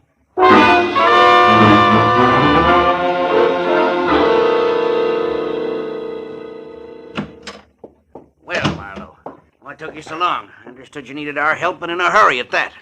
I had quite a way to come, Temple. Is Vivian here? Yes, Marlowe, Vivian's here, and that means that we can stop counting noses. Now, why do you need our help? Catch someone who stole once and murdered twice? Murdered twice? That's right. You know, it's my guess that whoever stole that rope of pearls also moved Vanetta's medicine out of reach when his heart started skipping beats. Can you prove that? No, I can't, but it doesn't matter, really, because the guilty one also killed a party named Lawson. When you pay for one, Vivian, you paid for them all. I don't follow you, Marlowe. Who are you talking about? I'm not sure, but this much is certain. Vanetta called me at 5. When I got here at 6, he was already dead and the pearls were gone. Now, I figure that whoever took them argued with him first, which makes that person, 1, somebody who knew Vanetta, and 2, responsible for the old man's death. Then the new nurse couldn't possibly have been the one who stole the pearls. No, but the new nurse could have been the one who overheard everything while standing right here. Haven't you been able to find this nurse? No, not yet. But sooner or later, honey, I'm sure we'll catch up to him. Him? Yes, Temple, I said him. Nurse Lawson is a male with a lot of forehead and few ethics.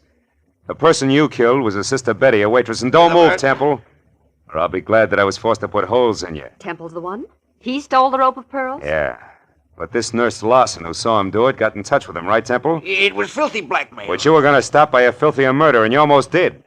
Because somehow or other you got the right room in the right house on Union and 59th, but the wrong party. Isn't that about it, Temple? Yes, Marlowe. That's about it. Oh, leave me alone, Temple. Now, Marlowe, you don't shoot me without going through Vivian first. Dear Vivian, Sidney's precious niece was going to have the pearls all to herself. Don't move, Marlowe. It'll cost Vivian her life if you do. I doubt that very much, Temple. Larson. That's right. Joe Larson, forehead and all. Now, you, Temple, step away from that girl or I'll tear you to pieces. No, Larson, no. Now, we can still do business like you said in that note you sent me. I'll split with Shut up. You forget 2 things, Temple. First, you tried to kill me. And second, you did kill my sister. Now, why don't you run for it? Or are you afraid? Which is it? Come on, Temple, talk. I am afraid. Well,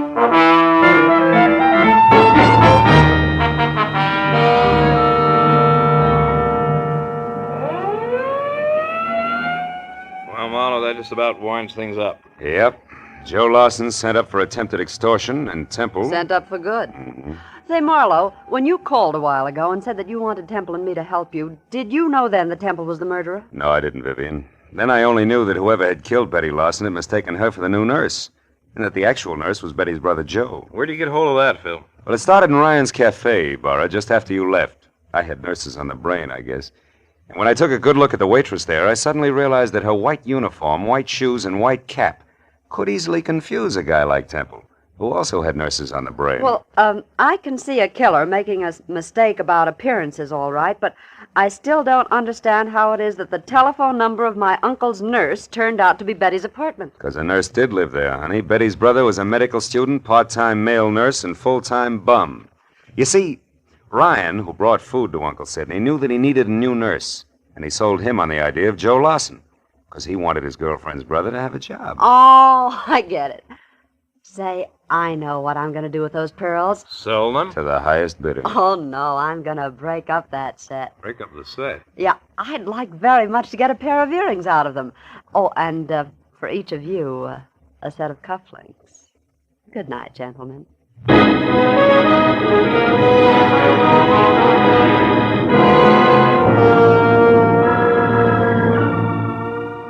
When Vivian got into her car, aimed it toward a collection of chipped rocks on Fountain near Bronson, and waved goodbye, it was nearly 3 o'clock in the morning. No. After I said so long to Ibarra and started back to my apartment on Franklin, an idea hit me for the first time. A pearl is the result of the irritation of an oyster, a disease. And when you string a lot of diseases together, the result is frequently a plague. But it's from plagues like that I make a living. That's what I get for reading books. I wonder if I'll ever go any place where I can wear pearl cufflinks.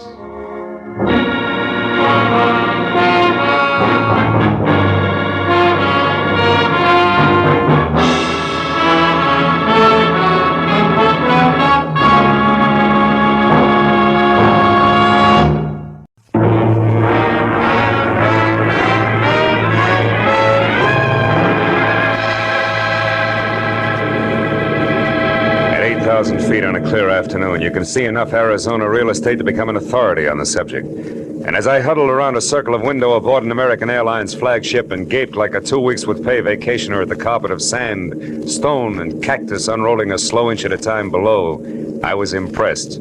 Also, I was thinking about a job which was providing both the switch in scenery and 2 crisp $100 bills, less the cost of a round-trip ticket from L.A. to the capital city of Phoenix. But then, at the thought of money, I stopped sightseeing and started to think about the work ahead and how easy it had sounded that morning in my office when Kay Gordon, who was something pretty and blonde but slightly tarnished for 28, had hired me, all in one breath. Marlowe, my brother Joe Gordon is in a room at the Granada Court Hotel in Phoenix, Arizona. In one hand, he no doubt has his usual smelly cigar. In the other, a small suitcase filled with a mess of papers, all legal, all proper. You fly there, pick up the suitcase, fly back. For that, $200 cash. Yes or no? Yes, on one condition. The papers, do I get to see them? If I look, I go. All right, you look. Good, I go. Goodbye.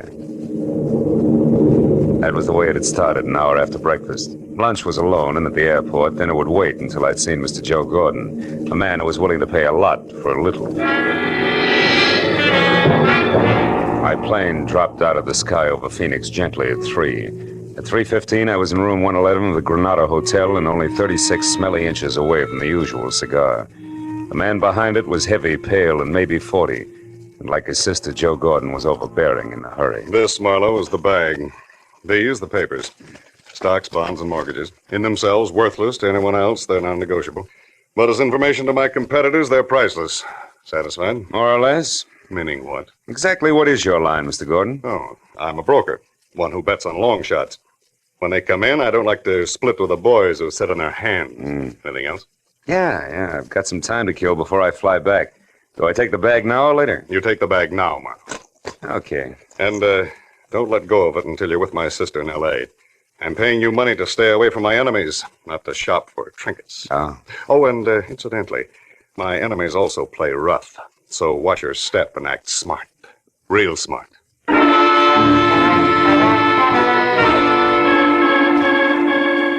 I still had 2 hours to kill when Gordon locked the bag and handed it to me after dropping the key in his pocket. So I decided to take a room there at the Granada Hotel, shave, shower, and stretch. The sleepy clerk in the lobby was not in a hurry, nor did he hear anything I said the first time. So when I finally got to my suite on the second floor, which had as much elbow room as the inside of a lifesaver, 30 of the idle minutes were already gone. I locked and bolted the door, checked all the windows carefully, and then peeled off my shirt, broke out my shave master, and reached for the knob on the bathroom door. But I never made it. Because as the door swung open, I caught a glimpse of a fist the size of a cantaloupe starting from my jaw. Oh! Now stay right there, Buster. The first time I swing, the second time I shoot, and I do both good. Equal nice, huh? Everything all figured out ahead of time.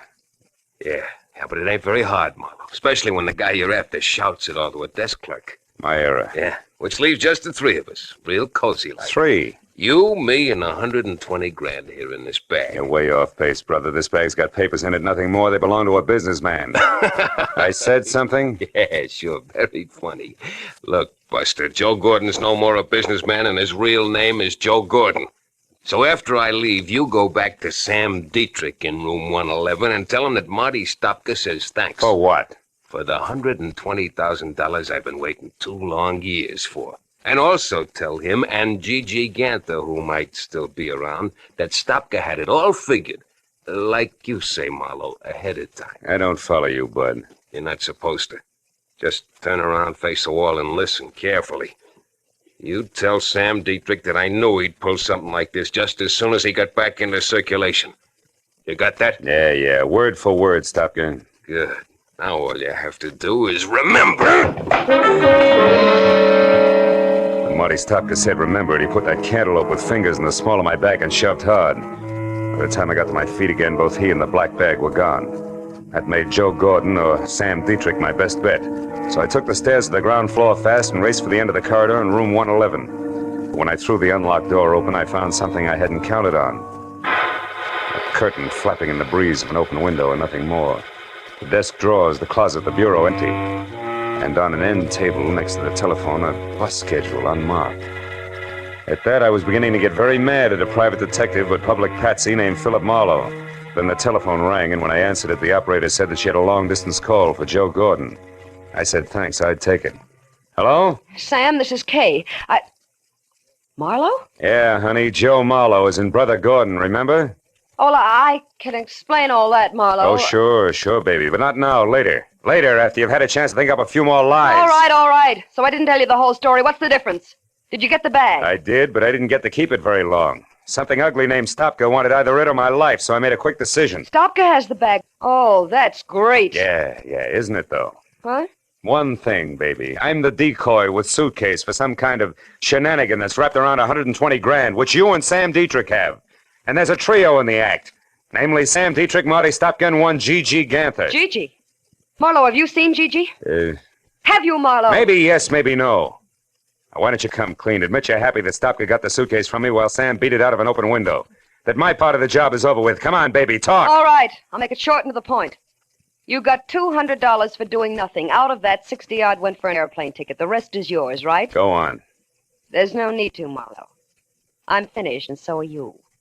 So why don't you just be a good fella and keep the change? So long, sucker. When Kay Gordon hung up, I slammed the phone down, counted 10 twice, and went back to the unhappy business of getting mad at Marlowe. But again, I was interrupted. This time, it was a newspaper, the Phoenix Herald, sticking far enough out of the wastebasket under the telephone to expose the dateline, which made it exactly a week old. I picked it up and saw the 2 inches of story circled in pencil and slugged. 5 released from state penitentiary.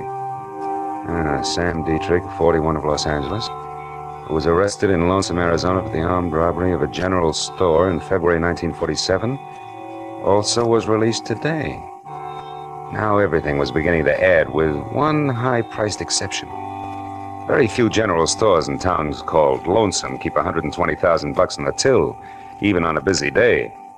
So I headed for the office of the Phoenix Herald and the chance that I could learn something about the cash involved from newspapers that were 2 years better than 1 week old.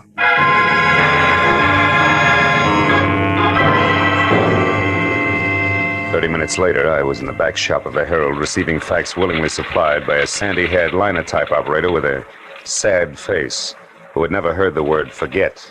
That's right, mister. It was the Second National Bank and Land Company here in town. Held up at 1:10 p.m., February 7, 1947, by 3 men who took $120,000 in unmarked 10s, 20s, and 50s. One was badly wounded in running gunfight, but they all got away clean. No arrests, no suspects? Other than the usual rigmarole of trying to pin the job on every 2-bit stick-up man hauled in the next 6 months, no. Anything else? No, thanks. I don't think... Say, wait a minute. Lonesome, Arizona, that unmarked bus schedule. Tell me, do you happen to know where something called Lonesome is, and if so, how a guy could get there if he doesn't have a car? Sure. It's 87 miles west of here, and the bus will do the trick.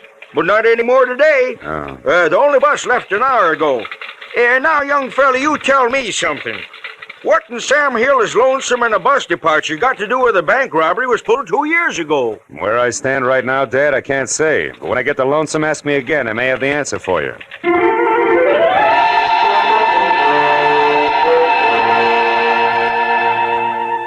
I was 30 minutes renting a car and an hour and 30 minutes getting to Lonesome. Population 802. I drove without seeing anything that could possibly be mistaken for Sam Dietrich. And I was about to turn back when I saw something that brought my right foot down hard on the brake. It was a brand new green Nash standing outside a motel. California license plate. I got out of my car and got a look at the registration card wrapped around the steering wheel. It said Catherine E. Gordon. The motel only had 3 cabins that showed any light. The first belonged to the manager and the second to Kay. Close to an open window, I saw the man Kay was talking to. He was an ex-convict and part-time broker named Sam Dietrich. All right. So Marlowe knows he was set up for Marty Stopka. Who cares? We're here, and so far Stopka isn't. And if and when he does show, we'll be gone, with the real black bag safe in our hands. Yes, but what about Gigi, Sam? I told you Marlowe mentioned his name. And I told you to forget it. Marlowe must have been swinging in the dark. Gigi can't be alive, Kay. He was badly hurt when Stopka and I got clear of the bank. But why wasn't his body found? I don't know, Kay. I've told you that 1,000 times. Now, look, honey, why don't you just relax and think of us a little, huh? Gigi's dead, baby.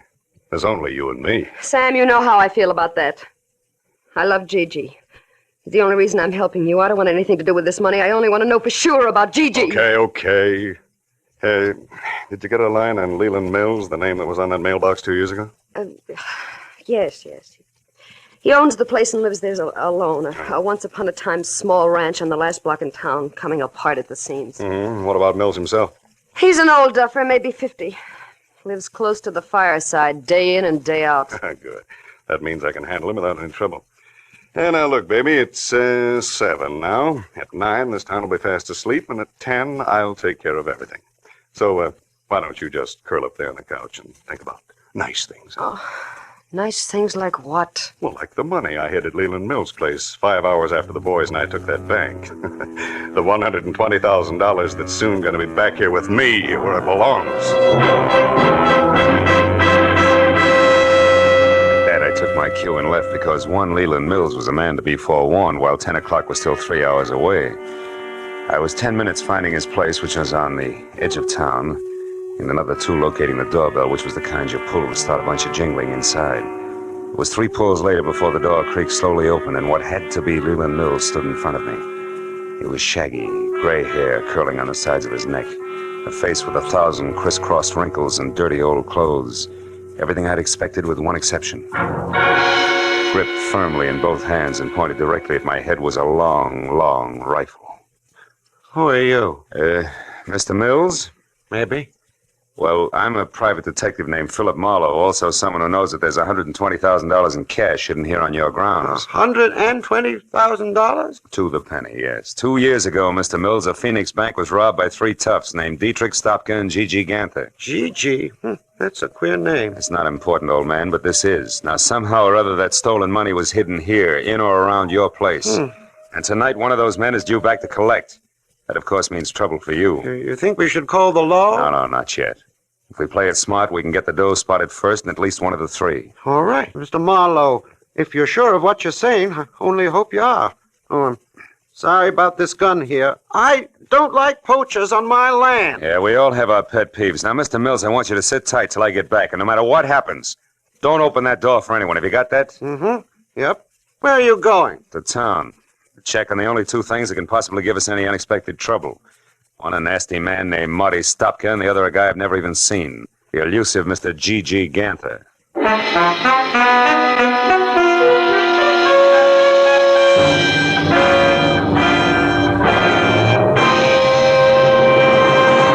In just a moment, we will return to the second act of the Adventures of Philip Marlowe. But first, that elusive phantom voice will be back on CBS's great show, Sing It Again, tonight. And the prize for identifying him has now climbed to a value of $24,500. Yes, for music, suspense, and sensational prizes. Don't miss the Sing It Again show tonight over most of these same CBS stations. And now, with Gerald Moore starred, we return to the second act of Philip Marlowe and tonight's story, The Lonesome Reunion.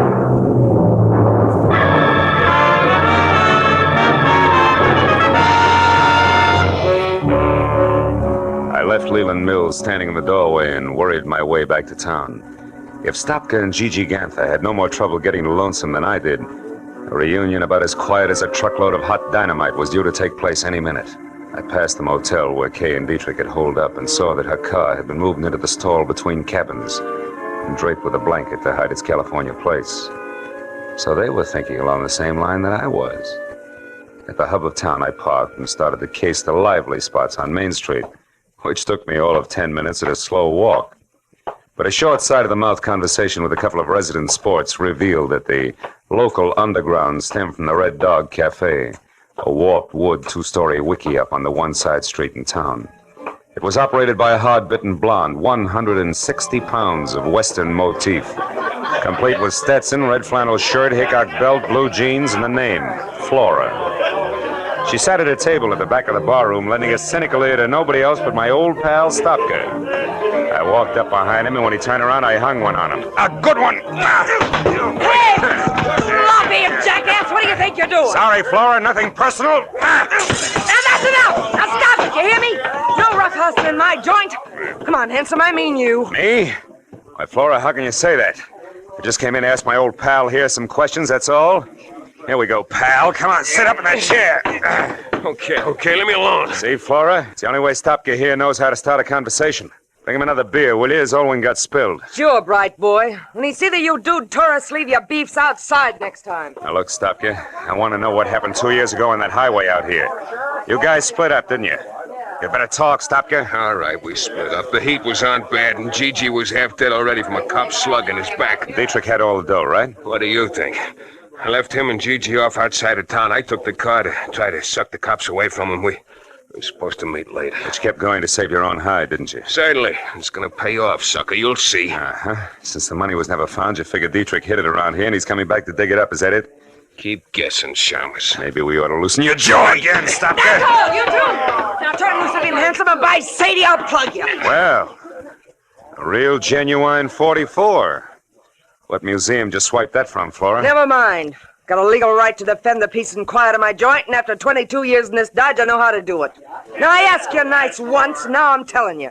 You, get out. That back door there. Yeah, sure, I'll go, sister, and thanks for nothing. Hey, wait a minute, Flora. Don't let that lug get away. Shut up! Now, you sit down right there and count up to 50. Then you leave by the front, quietly. Okay, you win. 1, 2, 3... Flora, look out, he's back. What? Sorry, Eddie. You buzzard bait! I'll leave this cannon on the back steps. So long, Flora.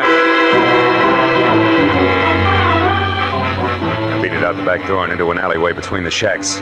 Stopka was still in sight, but walking fast, and when I took after him, he saw me and started to run. There was a hard, flat sound, like someone striking wet sand with a hammer. Stopka faltered and lurched up on his toes as if he'd suddenly changed his mind about running.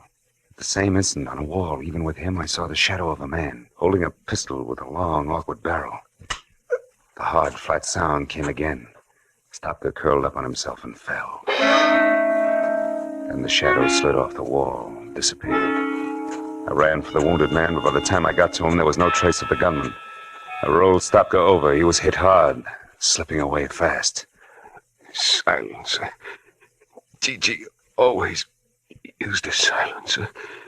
That punk Gigi. You're dead, huh? You wise guys never know when to quit, do you? You're in real trouble now, handsome. Hey, wait a minute. I didn't do this. How come I couldn't hear the shots, a silencer? Yeah, that's right. Trademark of a guy named Gigi Ganther. All I saw of him was his shadow on that wall there. Say, what kind of law have you got in this town, Flora? None. Except the highway patrol, they stop in every night. Okay, call him. Get him over here. This guy's Marty Stopka, wanted for a bank job, nearly 2 years old. No kidding. Who are you, his trainer? I'm a private detective who's got no business here, except I don't like to be pushed around. Now listen, do you know Leland Mills' place at the edge of town? Sure. Well, you get the cops out to Mills' place by 10:30, do you understand? That's where the big attraction's going to be, if I can keep Gigi and his silencer from interfering again. Now let me down, beautiful. I won't let you down, handsome. For a city boy, you're all right.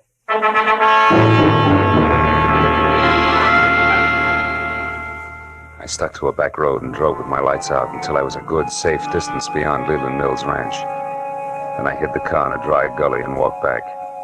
The house was dark and still. I thought once of what might have happened to Mills if Gigi had gotten there ahead of me. I kept in the shadows and worked my way across the yard to the back door.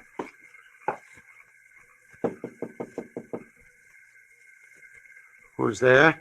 Marlowe, open up. I was beginning to worry. It's pretty near 10 o'clock. Yeah, I know. Seen anybody so far? No. Nope, not a soul. Been watching close, too. Did you find them men, that G, that Stopka? Yeah. Stopka's dead and his killer's due to show up here any time now. Oh. We're going to have our hands full. Wait a minute, is that a car? Sure sounds like one. Yep. There, you can just make it out.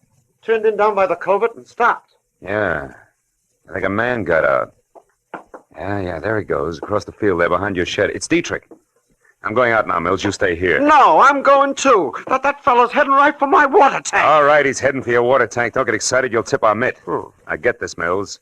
You've got to stay here and watch for Gigi. He's bound to show up, and when he does, you better have that rifle of yours handy because he's a killer. Do you understand? Yep. Sure, I understand. Don't worry, Marlowe. I'll keep my eyes open. Don't you worry about a thing.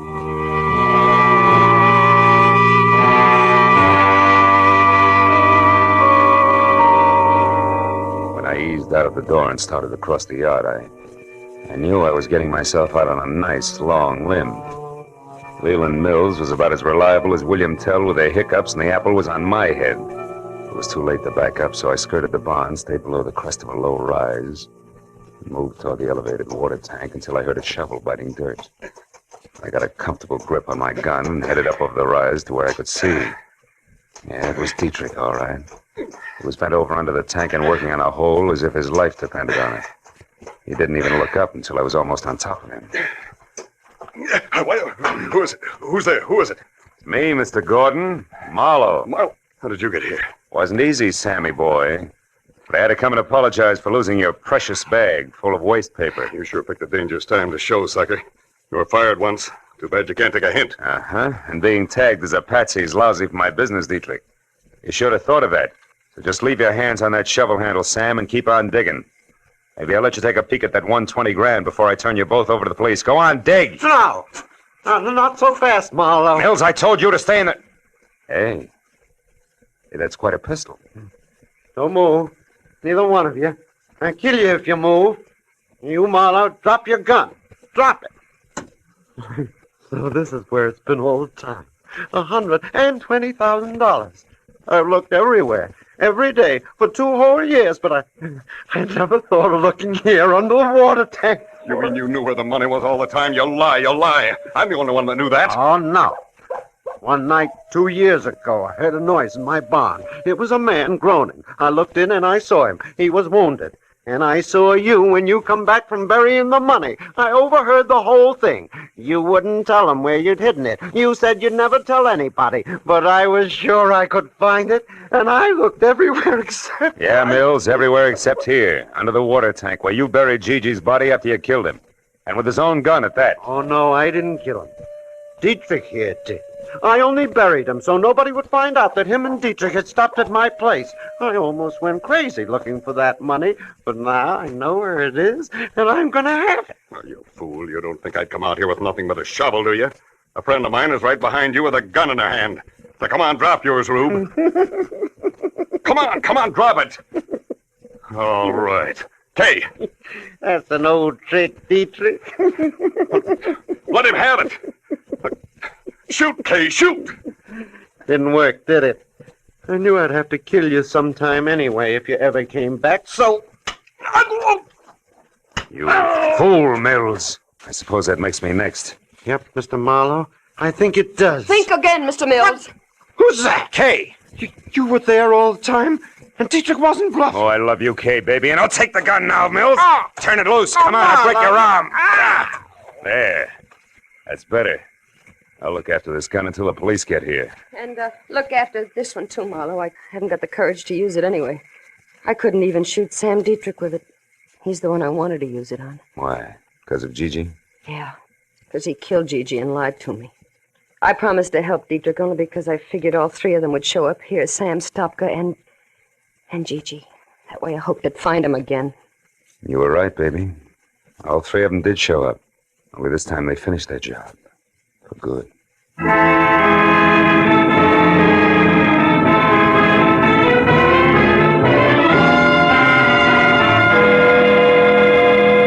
It was 10:30 on the nose when we got back to the house. And the highway patrol had just pulled up. So the question and answer period started, and by the time it was over, all the field work finished up. 4 hours plus had gone by. It took some fast conversation, a lot of promises to stay handy, but finally, Kay was left with me. After all, her only real mistake had been falling in love with the wrong kind of a guy. When the last patrol car drove away, the desert was suddenly very still.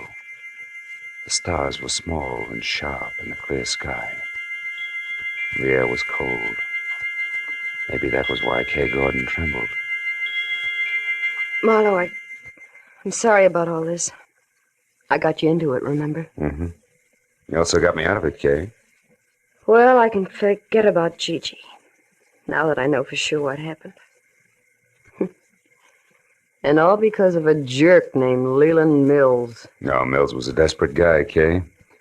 After he buried Gigi, he just about went nuts trying to find the money. When he finally realized Dietrich was the only one who could lead him to it, he shot Stopka and would have killed anybody else. Keep him from interfering with Dietrich until he uncovered the hiding place. You know, in a way, Marlowe, it was a horrible trick of fate. They both picked the same place to bury things. Not really. Mills and Dietrich had the same jobs to do, under the same conditions.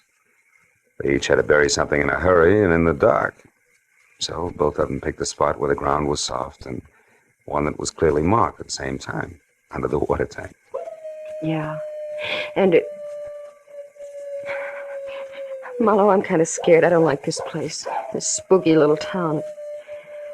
It's the end of nowhere. Yeah. I wouldn't be caught dead here myself. Let's go, baby. I walked Kay to her car, started her safely on her way. So long, sucker. She waved once, then drove down the road and out of sight without looking back. Soon even the sound of the motor was gone. A long night, and a strange reunion. And now 2 lonely lights were the only sign of life in Lonesome, Arizona.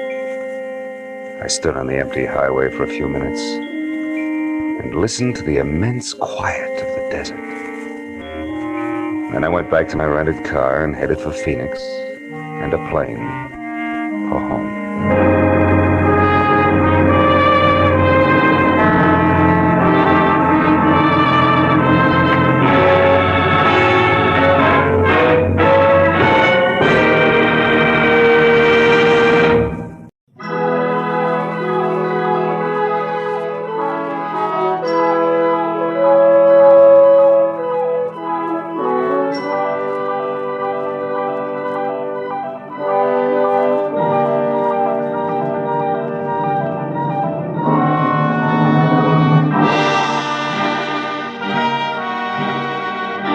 It was a rare morning, clear and clean. You know, the kind that knocks 10 years off your age and makes you taste the sunshine in your orange juice? It was a day to be spent on an open road to someplace new and exciting. But a phone call I'd received had reduced my open road to Carmelita Avenue, and nothing more exciting than Beverly Hills. The house I stopped at was one of those you entered through a tunnel of dank, overhanging foliage on a flagstone path grown green with damp moss. A low, thick-walled affair with tiny barred windows hidden from the sidewalk. I pressed the bell, and a moment later a sallow housekeeper opened the door with what seemed to be a last ounce of strength. She squinted at my card and beckoned me inside. I followed her down a dusky corridor to a heavy closed door, where she signaled me to wait. The air in the house smelled thick and stale. When she came out again, she held the door open for me and motioned me into a room full of darkness. It became nearly complete when the door clicked shut behind me. All I could see was the vague form of a man in smoked glasses propped up on a bed across the room. There's a chair beside you, Marlowe, if you care to sit. Oh, thanks. I'm Carl Estabrook, importer. You may have heard of me. No, I don't think so. Well, no matter. Marlowe, I have a peculiar problem. I want to know why my wife, Ona, was on a boat day before yesterday off the coast of Mexico. Think you could find out? Well, if that's all you got to go on, I doubt it. No, there's a little more. Yeah? Ona and I planned to take vacation together. But when I was confined with this illness, we decided she should go on alone. Oh, then your illness is the reason for the midsummer blackout, huh? Yes. If I expose my eyes to light at any time in the next few weeks, the doctors promised me plenty of pain and virtual blindness. Oh. It's temporary, but tedious to mend. That's why I need a capable man with sharp eyes. To look into what, specifically? The paradox of my wife aboard a boat. Mm-hmm. She has a phobia about them. The mere thought of being on a boat makes her panicky. She drove to Ensenada, Mexico earlier this week, but believe me, her plans did not include boat rides. Well, tell me, how'd you find out she was on one? She right? No, she hasn't written me at all, but that's not unusual for her. A friend of mine got back yesterday from a fishing trip down there. The day before, his boat passed another with a girl aboard. He got a good look at her. He was so sure that it was Ona that he hailed her. The girl turned and ran inside. It bothered him to the extent that when he got home here, he called me to find out if Ona was in Ensenada. Is that all? That's all. He didn't get the name of the boat. Look, you want me to go all the way down there just to find out if the girl he saw was Mrs. Estabrook? Right. What is your fee, Marlowe? $50 a day plus expenses. That's the minimum if I take the job. I don't think I will. When business gets so bad I have to do divorce work, I'll quit and write my memoirs.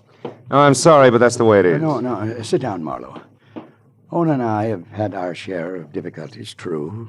She's quite a few years younger than I and used to be a dancer. But generally speaking, we're happy. Specifically what? I'm worried about her. Here.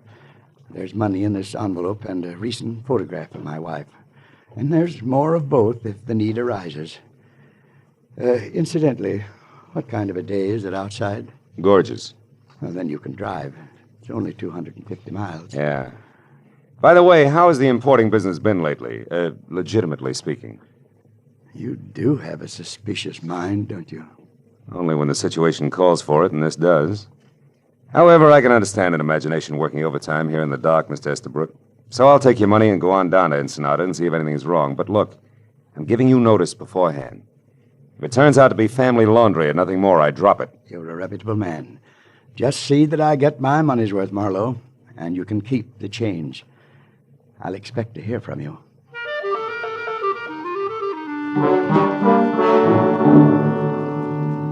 When my eyes adjusted to the dazzling glare outside, I looked in the envelope and picture of an impish, dark-haired woman and 5 $100 bills. For the first time, I realized what Estabrook had meant by keep the change. But it didn't help my attitude even a little. By 2 o'clock, I was on the road south. A late lunch in La Jolla with an old friend, a routine baggage inspection at the border, and then 70 twisting miles of lonely road brought me to Ensenada, just as the Mexican sun dropped into the sea. I drove past the piers and canneries at the edge of town, and then along the curving shore to the only hotel elegant enough to meet the demands of the woman I figured Ona Estabrook to be. After I'd gotten a room and cleaned up, I went to the desk and asked for her. She was registered, had number 74, and at the moment was out on the patio, all of which sounded ridiculously normal. And I thought again of an imagination at work in a dark room back in L.A. I thanked the clerk in crippled Spanish and turned in time to catch the end of a long, cold stare from a pair of frog-like eyes that bulged out of an otherwise handsome head on a man in a gray gabardine suit. I didn't think my language had been that bad. But when Popeye followed me out onto the patio, I wasn't too sure. There was no mistaking Ona Estabrook. She sat alone at a table in the far corner, a tall, minted gin drink in front of her. So I put on my best tourist-type smile and walked over. Well, Ona Estabrook, is this a pleasure? Enjoying your visit? Why, yes, very much, but I don't think I... Know me? Oh, of course, you wouldn't remember. My name's Marlowe, Philip Marlowe. No, I'm sorry, Mr. Marlowe, but You were a dancer, weren't you? Before your marriage, I mean? Well, yes, I was a dancer, but you'll have to excuse me now. I'm expecting a friend. I hope you don't mind. Oh, well, just one thing then, Mrs. Estabrook. Would you mind telling me why you were out on a boat day before yesterday? A boat? Mm-hmm. Why do you ask that? Because you hate boats. You have a phobia about them. And yet you were seen aboard one just 2 days ago. How come? Well, awful clumsy of me. I've spilled the drink all over my skirt. Excuse me. I'll have to change. That maneuver was as subtle as a bulldozer at work. When she spilled her drink, it was done desperately, and fear sent her running for the exit. I turned to follow her as she left the lighted patio and headed down a dark arcade. But a gray gabardine suit and a pair of pop eyes slid out of a chair and beat me to it. I waited until their footsteps faded, which said they turned a corner. Then I started after them. It was strictly follow the leader, but I didn't realize how many were playing the game until a knife point stung at the skin at the soft part of the back, about kidney high. Stop, senor, and don't cry out. Don't even say ouch. I turned and saw a mottled red face, ugly on a squat, long-arm body. The ivory-handled knife in his hand could have clipped my spine in one easy thrust. You got a car here, senor? Come on, I speak English good. You got a car? Yeah, I got a car. What's it to you? I am Haiba, the crab. It's lots to me. What's Let's your pitch, Buster? Come on, tell me. Martinez says for me to keep a sharp eye on things, to be sure something is not wrong. It looks to me like something is wrong with you, senor. Who's Martinez? You going to play possum, senor? This one is your car, huh? All right. Yeah. Okay. I take first your one. Now, please to get in. You gonna drive? Believe it or not, you're making a big mistake, Krabby. Besides, what if I don't want to drive? Oh, you better want to drive, gringo. Or I kill you right here. Go on, drive. Ándale!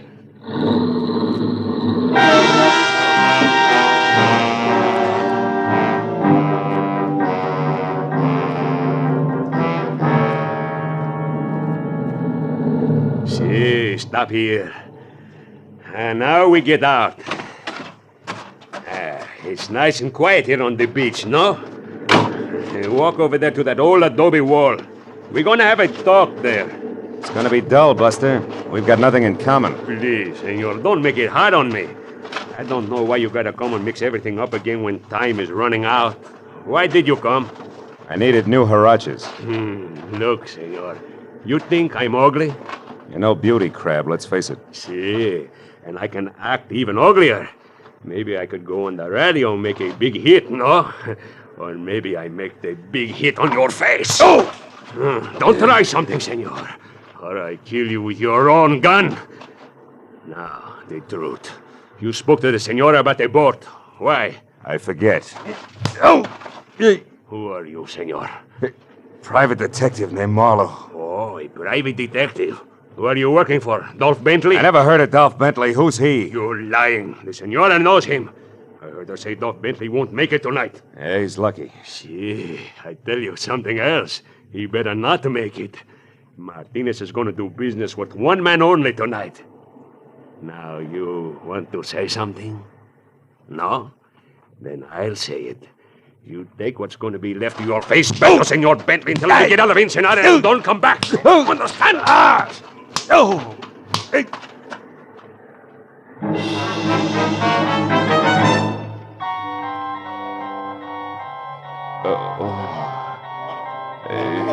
Wait a minute. Come on, wake up. Stop, Craig. Come on. Who are you? It's you. I'll kill you. Wait. Hey, take it easy, will you? You're in good hands now, Marlowe. I'm a fellow American. Oh. You know, you're pretty lucky, you know that? I am? Oh, sure, yeah. Where'd my pal go? Oh, him? Oh, I chased him off. You know, it's a wonder he didn't put a knife in you. These fellas are mean with knives. This guy was no slouch with a gun butt, either. Hey, where'd you come from, anyway? Oh, down the beach a ways. I just finished working on my boat, and I was taking a walk, and I heard the commotion, came over to see about it. This guy was beating you up, so I yelled and started for him, but he ran. Oh, is that right? I'm glad somebody stopped him. Thanks very much, Mr. Roman. Oh. Lou Roman's my name. Yeah, I'm pleased to meet you, Marlowe. Thanks. You know me? Well, yes, I took the liberty of looking in your wallet to see that devil had robbed you. Oh. It doesn't seem so, though. Yeah, I guess I got here just in time. You're a private investigator, I see. Hey, you working on a case now? It's debatable. So far, the case is working on me. I'd like to find a guy named Dolph Bentley, though. Dolph Bentley? Yeah. Guy who beat me up had the idea that I was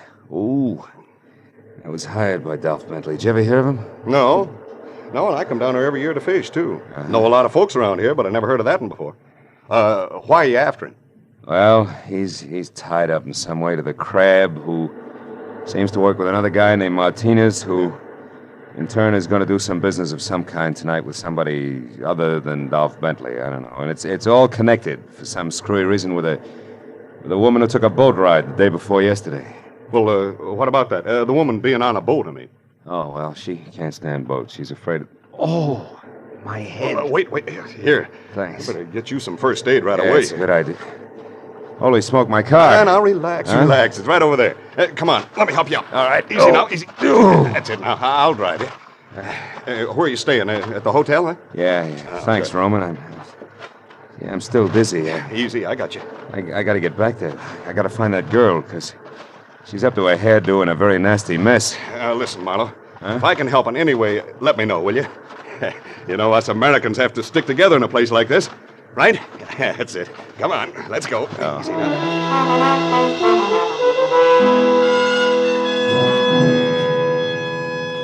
Lou Roman, the hail fellow, was indeed well met. He found my gun and drove me back to the hotel. A long hour had gone by since Ona Estabrook had run from the patio, followed by the pop-eyed character in the gabardine suit. I tried her room, checked with the desk again, and from there spent 30 minutes peering into corners and balconies and getting nothing but indignant glares from Mexican lovers. So I left the building and started through the grounds. I worked my way from the stables up into a secluded garden deserted by all but a marble statue of Montezuma, who, when I passed him, groaned. In the dark at my feet lay Haiba, the crab, his mottled face twisted into a tortured grin of agony. And sticking straight up just above his belt buckle was the white ivory handle of his own knife. Crab, who was it? Who got you? Oh, senor, I am sorry. What I did... Never mind that. Who did this? Do you know? Oh, sí. Dolph Bentley. I'll get a doctor. No, you, senor. I tell Martinez that Dolph Bentley is... Crab. Yeah.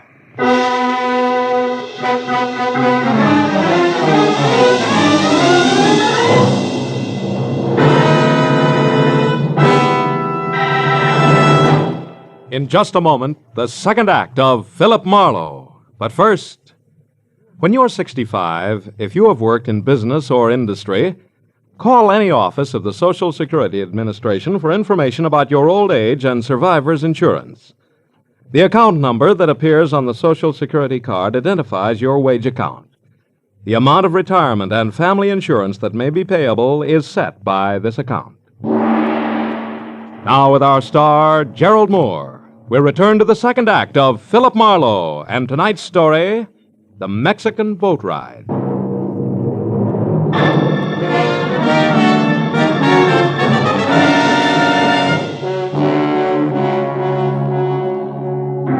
Even as the life trickled out of the ugly little man called Haiba, and his face, which had been knotted tight in pain, went slowly limp and he was still, I knew that I'd have to get next to Dolph Bentley before the importance of Ona Estabrook aboard a fishing boat off Ensenada would make any sense. Also, I knew that there was a good chance that said Mr. Bentley and the gentleman in gray gabardine, known to me as Popeyes, were one and the same. So I started back for the hotel. But halfway there, I stopped at the sight of a figure ahead scampering toward an all-alone taxi parked near the main entrance. It was Ona Estabrook. I took off after her. When she was in the cab and away before I could get close enough to do any good. I tried the next best thing, which was the sombrero doorman nearby, who I figured might have heard the address she'd given the driver. Yeah, but what I didn't figure was that the doorman might not habla much English. The Senora Estabrook. Si, senor. Her enters libre a minute ago. Yeah, that's right. I know that. Now look, where did her go? Which way in the libre? Libre. Oh, un momento, senor. Libre! Oh, no. Ya viene, senor. No, Coming look, pronto. Amigo, I don't want a taxi. No libre. No libre. None whatsoever. Chico no quiere. Now, please, come here. Let's back it up a little, huh? Senora Estabrook in libre, right? Si, senor. Okay. Now, where did she go? What direction? ¿Qué dirección? Oh, ahora comprendo. The senor. The senora. ¿Qué dirección? ¿Comprendo? Si, senor. Senora Estabrook go to the pier, the fishing pier. To get away with murder, literally. Murder? Hey, not that girl you mentioned, Marlowe. Ona Estabrook? Huh? No. The corpse is that item you sigged away from me over in those ruins. Somebody got to him with his own knife there near the statue. Then I was right. I did see someone move over near there. Well, yeah, a couple of minutes ago, Marlowe. I was on the balcony outside of my room. It faces the garden here, you see. And when I saw you run for the main entrance, I had a feeling that you might be in trouble again, so I came on down here. Well, then what happened? Well, I was about to call out to you when I heard some noise over there near the statue. It was a man. He was running away fast, heading toward those stables. A man wearing gabardine, maybe tan, maybe gray. Maybe Dolph Bentley. Thanks, Roman. You've been a big help. When you get back to the hotel, tell him about the dead man, will you? I gotta run. Stable was a robust left field as pegged to home plate from where we'd been standing. So by the time I got there, I was out of breath and facing nothing more important than thick darkness, a lot of hay, and a couple of horses who couldn't sleep nights talking things over.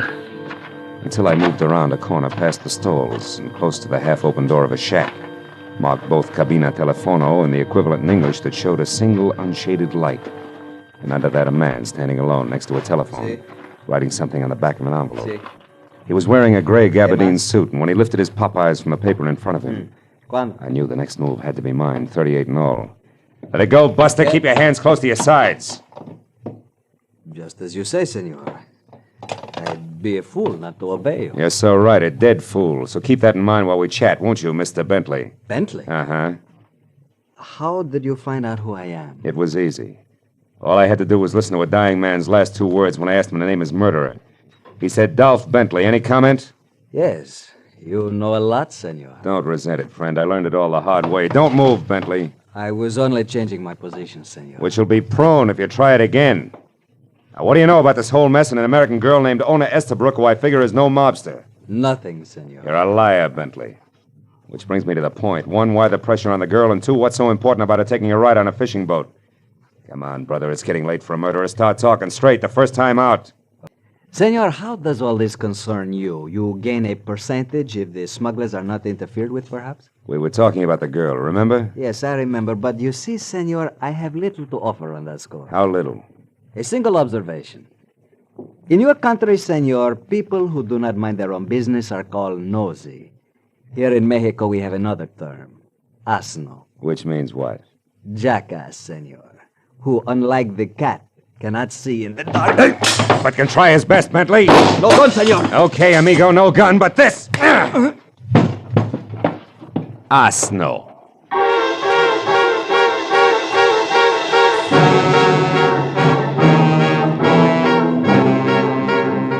When Bentley met the floor and went out cold, I sagged to one knee. Stayed that way until the air rushing into my lungs quit sounding like sandpaper over a drumhead. And I got back to my feet and turned on a bracket lamp on the other side of the room. I opened Bentley's jacket, slipped his .32 automatic out of its shoulder holster, emptied the clip, and stopped dead at the shimmer of light dancing on polished silver that I hadn't expected. It was a badge. Below his shoulder holster and pinned to his vest. Republic of Mexico, Department of Customs, Captain. I made a dive for the envelope near the telephone. On the back there was writing in thick pencil, which I finally figured to mean fishing pier near Cannery, 2 a.m. Inside, nothing. On the front, further proof that I'd never met Mr. Dolph Bentley at all, but instead it tangled hard-like with one Captain Juan Descartos, Intelligence Section, Custom Building, Mexico City, Mexico. While trying to revive Captain Descartos, the truth rammed into my mind. Ona Estabrook had rushed off for the pier near the Cannery. Captain Descartos had noted as a good place to be at 2 o'clock in the morning, which was less than 20 minutes away, and a great time for me to get to my car and the pier.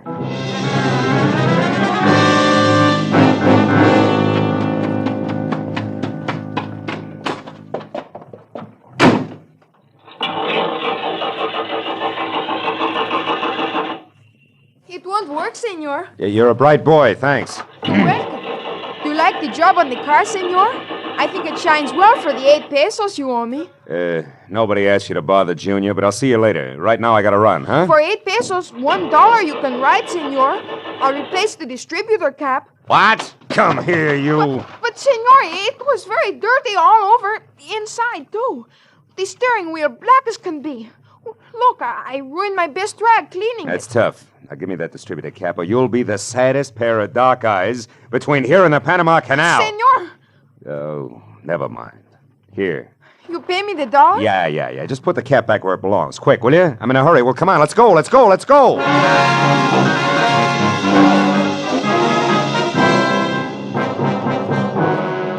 precious 60 seconds ticked off before I was out of the parking lot and driving fast toward the fishing pier near the Cannery, where I knew I was finally going to get next to Dolph Bentley, and if I made it in time, prevent another murder.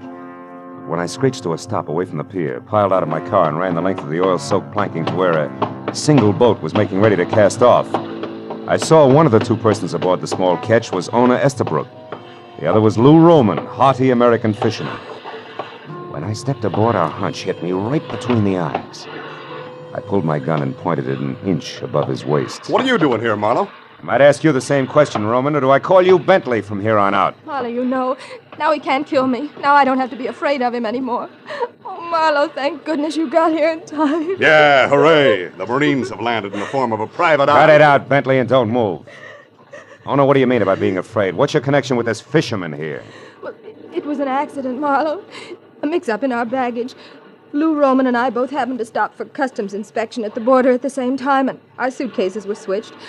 I didn't notice it at the time, but when I got to the hotel, I discovered the mistake and went to Roman's room to correct it. But instead, you found Bentley here posing as Roman, right? Yes. He killed him, Marlowe. He told me he did. That's a dirty lie. Roman's all right. He's in Chicago. No, he's not. He's dead. You killed him. Someplace between here and Tijuana, Marlowe. He said I'd get the same treatment if I opened my mouth. Then he's the one who forced you to go out on that boat yesterday. Go on, Stay back, listen, Bentley. Yes. So that people wouldn't be suspicious, he made me appear at the hotel, in the patio there, and at the restaurant. Well, why didn't you run? Well, I couldn't. He wasn't around. Another man was. A horrible man with large eyes that never left me. Yeah. So why don't you drop it, Marlowe? No sale, Bentley. You see, I know that the horrible man with the large eyes can't be one of your henchmen. His badge says so. What? Badge? He's an officer, Marlowe? Yeah, Captain Ona. Give up, Bentley? You had better. There are too many men ready to take you. Descados. Where'd you come from? Oh, I have been here quite a while. But your story was so interesting, I just couldn't interrupt.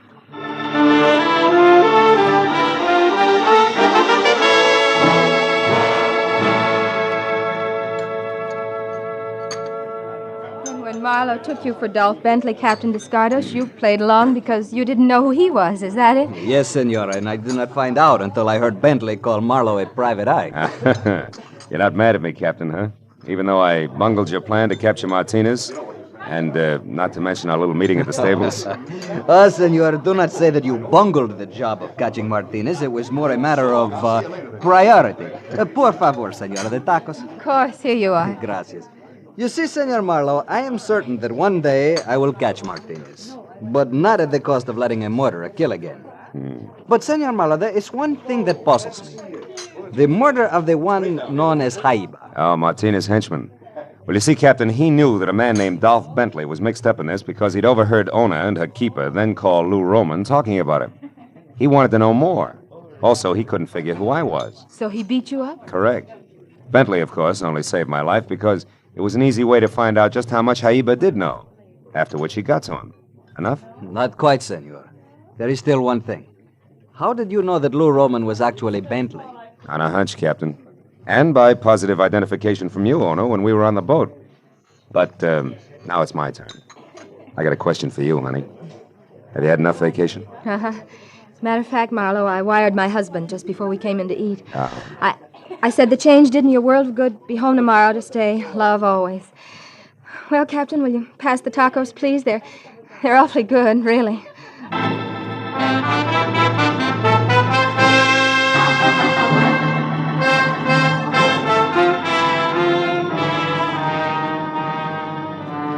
It was late the next afternoon, and Ona Estabrook was already gone when I checked out of the hotel. Said goodbye to Captain Dos Gatos. Adios, amigo. And headed north for the border, where 2 hours later I stopped for customs inspection of my baggage. It was dark, and I was only 50 miles from Los Angeles before I realized exactly what that inspection had meant. Because it was then, for the first time, that I noticed that the little cowhide suitcase on the seat next to me, which should have been mine, was tagged differently. The name and address of a man who lived in Long Beach, California. When I got there, I kept driving. I knew I could ship it to him and ask for mine in exchange when I got home. Oh, yes. I'd had just about enough for a while.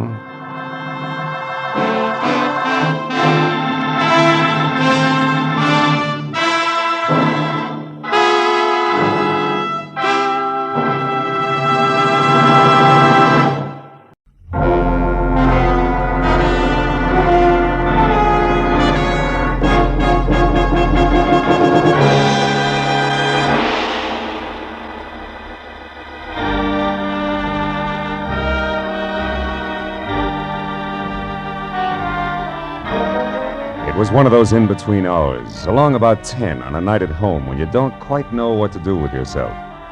Then all of a sudden it's 11, and then 11:30, and you're in slippers and a robe and have done nothing, which is exactly where I was, except that I'd already decided on one, and only one, very dry martini, a quiet cigarette, and bed, when it came loud, insistent, and unwelcome. No improvement when I opened up. and saw less than 5 feet of excited cab driver jumping up and down. Mister, you Doc Marlowe? Yeah, I'm Doc Marlowe. That's right. Here he comes with it, Doc. You better make room. Is the sofa there okay? I'll clear it off. Oh, wait a minute, Jack. Who comes? Who? Okay, mister. Bring her on in. The Doc's here, all right. Hey, Doc, is she stiff? She's out like a light. Who? The babe. Who do you think? Sure too bad some people can't drink, huh, Doc? Yeah, it's real tough. Now tell me, do you... Hello, Phil. Judson Angel. I'm sorry to bust in on you this way. Is the sofa all right? No, it's stuffed with granite. Put her in the bedroom. Okay, will you take care of the driver, please? Yeah. How much, friend? Well, only 80 cents on the meter, Doc. A couple of bucks ought to cover it. Here. Good night. Good night, Diamond Jim. Well, Phil, I guess I'd better explain all this. Uh-huh. Here, I haven't seen you in 6 months, and when I do Never come mind around... the details, Judd boy. Let's talk about the problem. Who's the girl? Her name's Voss. Eileen Voss. She's kind of a stockbroker. Maybe speculator's a better term. You know, takes big chances with other people's money. I was in love with her, Phil, until tonight. When what happened? When I found out I was just one of many, it threw me, Phil. I really lost my temper. I swore I'd kill her on sight. Yeah, most guys do at a time like that, Judd. And by the way, while we're talking, I'll put on some coffee, No. huh? No, don't, Phil. Why not? Because it can't help. She had a shot too many, all right, only this one's a bullet in her head. She's dead. Oh, fine. Now, Phil, listen, please. You've got to help me. I've got to find out who did it. Phil, it started a couple of hours ago when I found out she'd been playing me for a sucker. I went to her place the first time in a week, boiling mad. The door was open. Judson's angel's eyes never left my face as he told the story from the beginning. A girl's body on the couch when he walked in, a neat hole in the back of her head. The gun he knew she owned shoved under a pillow. Then in the next second, before he could even look in the other rooms, the arrival of the cabbie somebody'd called who thought Eileen was just another drunk who had to be shown the way to go home. How he seized on that as an opportunity to keep from being placed at the scene of the murder he had every reason to commit. How minutes after he was in the cab he realized he was near my place. How to avoid suspicion he said I was a doctor. Everything except why, specifically, he was so afraid of the police. I knew that was going to be next. Now, Phil, I suppose you want to know why I couldn't possibly call the police. Yeah, that's right. Why? Because I'd surely be booked and fingerprinted. And that'd ruin me. You see, a long time ago, I served time in the state penitentiary in Illinois. What? Yes, so I've kept it quiet. Only Phoebe Hammond in my office knows. It was before forgery, Phil. It was under another name and way back when I didn't know the difference between clever business and crooked business. It's taken 10 years to work up my reputation as an accountant. So you see, if I get mixed up in this, it'll all come out and... Well, smash, lots of pieces, no more. Oh, you've got to help me, Phil. You've got to find the real killer before the police get to me. Please, Phil. I can't, Judd. It'd be smashing just as many little pieces for me, too, if I tried to pull anything like this on homicide. No, I'm sorry, Judd. I've got to report this body. But, Phil, look, what if you do report the body, but you say that you don't know anything about it, that you're going out to find what you can? What about that, Phil? Oh, please. Please, Phil. Okay. What's the girl's address? 91 Hollycrest Drive. 91 Hollycrest. Yeah, the door wasn't locked, Phil. Mm-hmm. Your phone number, Judd? Gladstone 3926. I won't move out of my place until I hear from you. Now, make sure you don't, Judd. Because if I can't find the real killer, I've got to tell what I know about you. You understand that, don't you?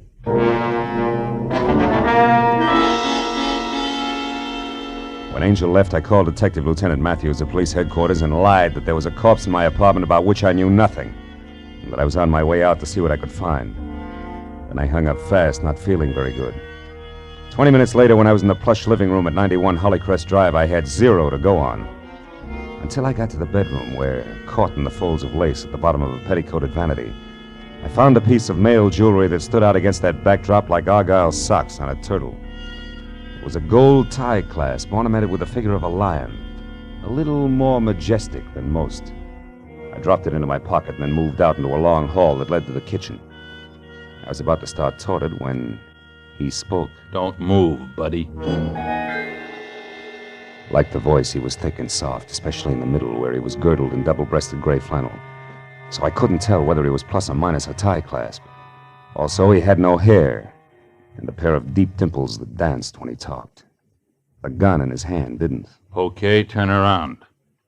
Let's go back to the living room, buddy. I want to ask you a few questions.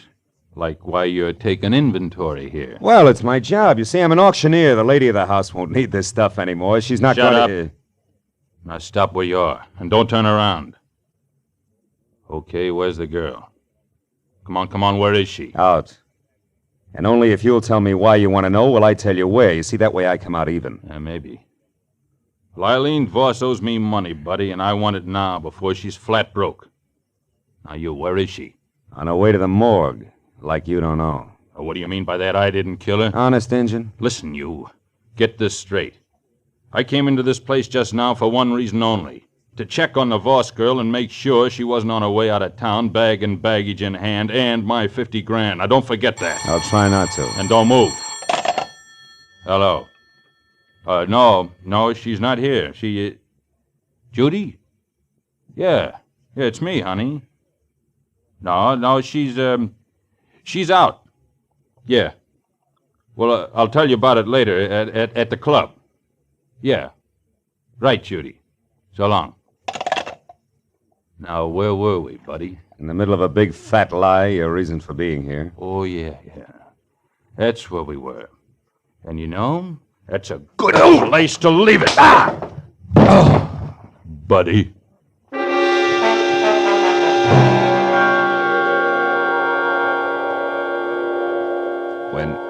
When the twin telephones, lamps, and end tables next to me got back to being one of each again, I saw the note next to the phone that said, "Call Monday at the garden room," which didn't add to much until I realized that Monday was spelled not as the day in the week, but M-U-N-D-Y. And recall that the garden room was a cozy collection of crepe paper flowers where some people did their serious drinking.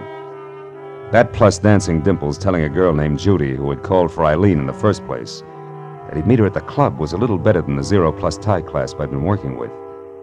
And a half hour later, that little became a lot, and things started to dovetail because a placard under glass in front of the garden room bragged about the glamour-puss pianist featured inside, whose name was first Judy, second Monday, not his day in the week. I blessed my good luck, exchanged smiles only with a head-check girl in the lobby, and found a table for one inside, not more than a half a dozen octaves away from Miss Monday's left hand. I'd ordered a drink and had a cigarette going before she paid any attention to me. I'll play anything you want. It's a rule of the house. Just name it, or hum it, or whistle. But don't croon. That's also a rule of the house. What'll it be? How about the number you always play for that fat friend of yours? You know, the one with the deep dimples? Burlesque? Sure. It's kind of corny. Remember it? Yeah. You a friend of his? Not exactly. I didn't think so. He'd crown you if he heard you say dimples. He's sensitive. You're new here, aren't you? I've been in once or twice. Mutual friend of ours used to speak well of you. Eileen Voss. What made her change her mind? She was murdered tonight. Any idea who did it? I said I heard you. No, mister, I haven't got the slightest idea. There, that's the end of your request. Sorry, but I'm only allowed one to a customer. It's a rule of the house, I know, yeah. I'll see you, Judy.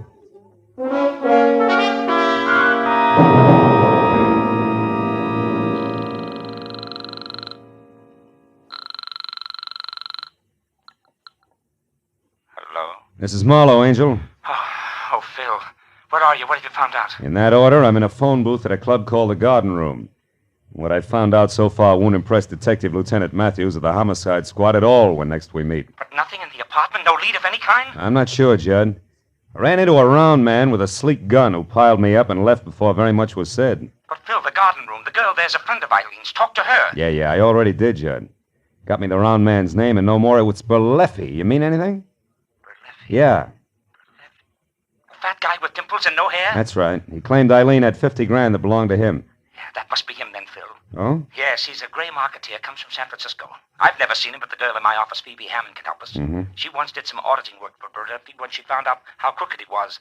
She told me about him. I'll call her and have her meet you there, Phil. All right, but look, I'll be at a corner table facing the door, and tell her to hurry, will you? I'll call you back later. Goodbye.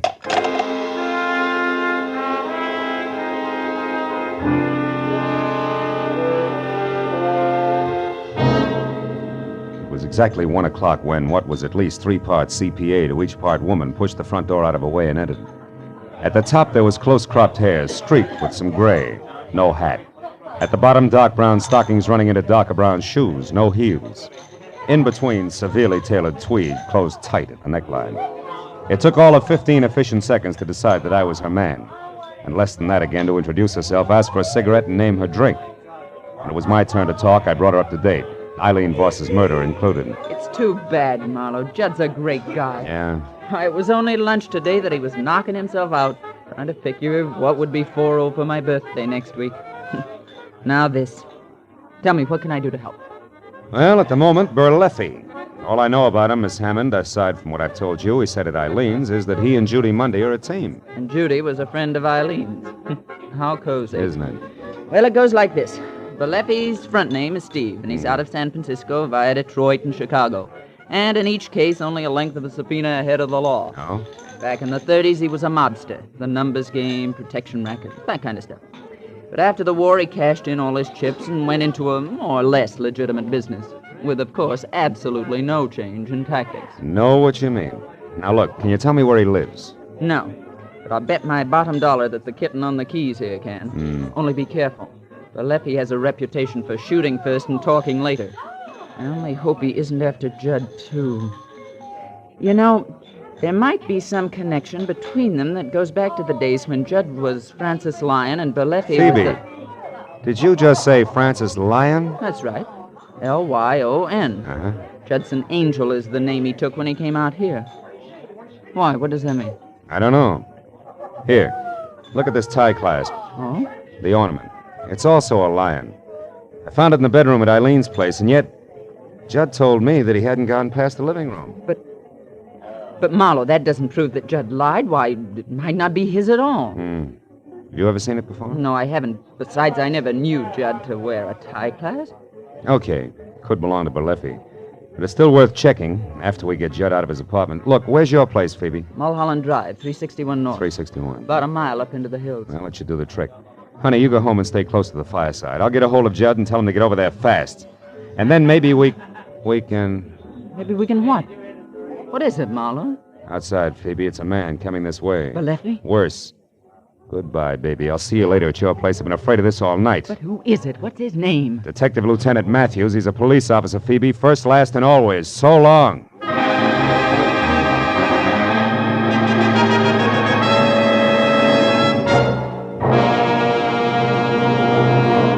In just a moment, the second act of Philip Marlowe. But first, music you like best of all, whether it's classical favorites or popular old ballads, is the music you hear when you tune in Sunday afternoon to the Symphonette and the Choral Ears.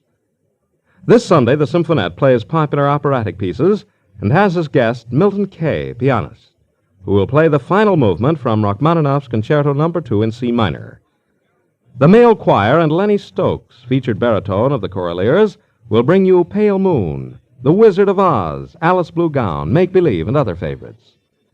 Yes, it's the music you like when you tune in the Symphonette and the Choral Ears every Sunday over most of these same CBS stations. Now with our star, Gerald Moore, we return to the second act of Philip Marlowe and tonight's story, The August Lion.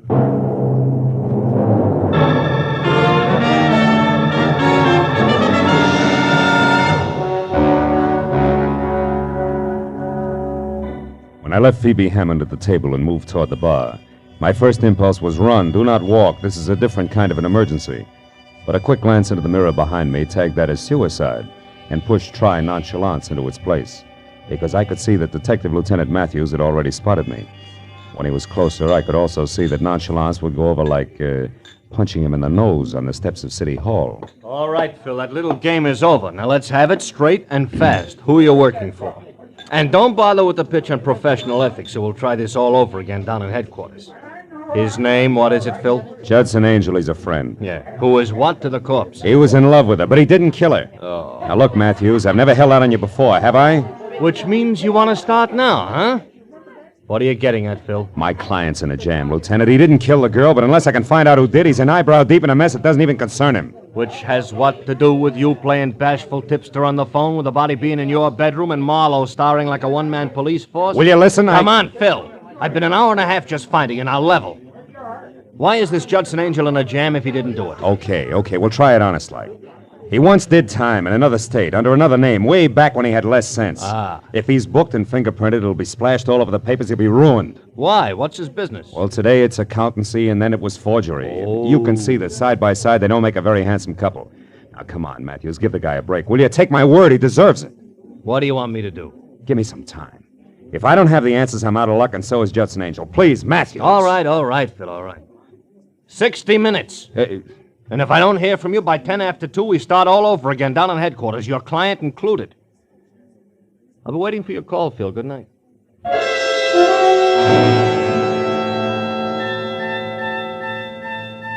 Detective Lieutenant Matthews was nobody's keystone cop, and I knew that when he said 60, count 'em, 60 minutes, he meant just that and no more. So I found a nice and public phone booth at a gas station across the street, and while I kept one eye out for Berleffi and Associates, I dialed Judson Angel's number. But in the next second, when I was through to him, I knew that I could forget about Berleffi on my end. Phil, I'm in trouble here. Outside a man and woman. They're coming up the walk now. He's fat and gray flannel? Yes. She just pulled up in a cab, but he's been out there 20 minutes watching the place. Berleffi, listen, Judd, get out the back way. Get over to Phoebe's place. He's out the door now, Phil. He's kicking it in. Phil, get up here. 21 South Orange Lane. Judd, do as I say, will you? Get out. Get to Phoebe's place on Mulholland Drive. I'll see you there. Hurry. All right, Marlowe. All right. Marlowe, he's in! Judd! Put that phone down, Angel, or I'll kill you. Now!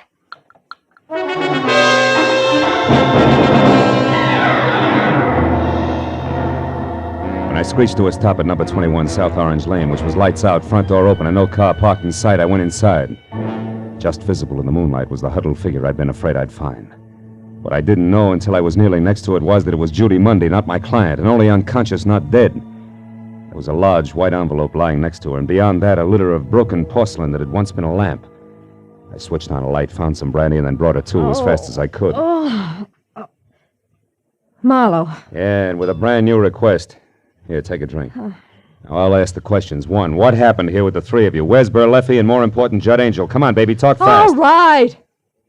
I think Angel got away. I don't know where he is. Berleffi? Dead, I hope. I got him to thank for that lamp getting together with my head. How come? Angel made a break for it, kicked out the lights, and tossed a lamp at the same time. Hero Berleffi used me for a shield, then took off after him. Your connection with both Berleffi and Eileen Voss, what was it? I forget. Come on, Judy, baby, talk. You're not going to get another chance this side of the witness box. Witness box? What for? Your girlfriend's murder, trial by jury, an old Yankee tradition, you Wait remember? a minute, Marlowe. I didn't have anything to do with Eileen getting killed. They can't tie that onto me. They can try. Now, what'll it be? It'll be what you want. That's better. I only got chummy with Eileen in the last month, Marlowe, because Berleffi told me to. He was my boyfriend. Hooray for love. Go on. What was in it for Berleffi? He wanted to know where Eileen got her tips on the market. That way he could skip paying her any commission. Figures. What went wrong? Nothing. Only instead of finding out how well she knew who, I discovered she was going broke, period. The rest of it, you, Eileen being dead, that muscle woman you talked to in the bar, all Wait a the minute, music... wait a minute. What about that girl in the bar? You two get together? Not for very long. After you left the table, she went outside, so I followed. Why? Because the cow jumped over the moon. Why do you think? I was still working for Berleffi, remember? I thought it would help if he knew where she fit in. What'd it get you? A slap in the face. It said she was raised on barbells. And this envelope here that fell out of her pocket. Oh? Don't get excited about it. It's only one of those horoscope charts. What do? Collect them as a hobby? When there are notes on the back, yeah. However, for friend Berleffi was unimpressed. Yeah, look yourself. It's double talk.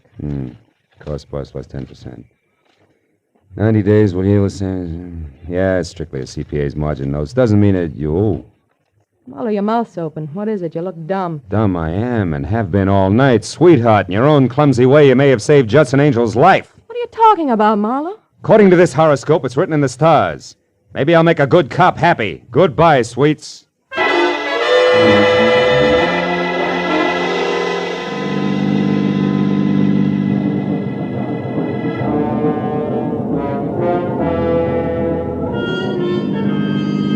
Mulholland Drive is a fancy collection of hairpin turns and deceptive curves along the top of a mountain that separates Hollywood and Beverly Hills from the San Fernando Valley. But when I was on it and burning up good rubber at each bend as I headed for number 361 North, gas pedal on the floor, the driving conditions were the least of my worries. And it wasn't until I had parked away from the bungalow that perched on the edge of a cliff and was out of my car, 38 in hand and close to a half-open French window, that I breathed a long, long sigh of relief. Because then I could clearly see that Judson Angel was still alive. I swallowed the sigh fast when I could also see Angel's face. It said there was nothing permanent about his good health, because on the other side of the room, and only visible to me via a corner mirror, was the reason why. Holding on tight to a short, ugly revolver was the one the horoscope had said could be Eileen Voss's killer, the CPA known as Phoebe Hammond. While she talked, I moved around to where I'd be able to take aim in one straight line. About everything. I didn't want to kill Eileen in the first place. It was an accident. I don't believe you. Doesn't matter now. You see, I'd invested some money with her, Judd. Money that wasn't mine. When I found out she was going broke, I went up to see her and demanded it back. She laughed at me. I got mad. I hit her. She took out a gun and said she'd call the police if I didn't leave. I grabbed it away from her. Then I shot her. Then you were there when I came in? Yes. And when I saw you and that cab driver she'd called earlier take the body, I didn't know what to do. Until later, when I met with Marlowe on your behalf and learned all about Berleffi and the tie clasp he'd found. The tie clasp with the lion on it that you'd recognize as mine if Marlowe ever got the chance to show it to you. But he won't, Judd. I can't let him. Phoebe, you're crazy. You're crazy. You'll never get away with this. Oh, yes, I will, Judd. It'll be Berleffi they'll blame. He entered your room with a gun in his hand. I know. I saw him and that girl. Also, Judd, I'm the reason you got away from him. I rammed into his car when he started after you. It's too bad, Judd. Worse than that, Phoebe, it's a crying shame. Marlowe!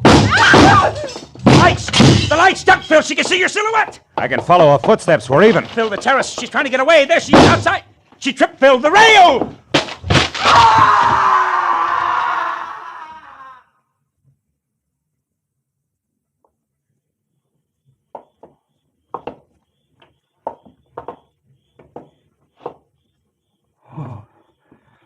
Oh, holy smoke. Phil, it's a good 200 feet down to solid rock. Yeah. Come on away from it, Judd. Time we made a phone call.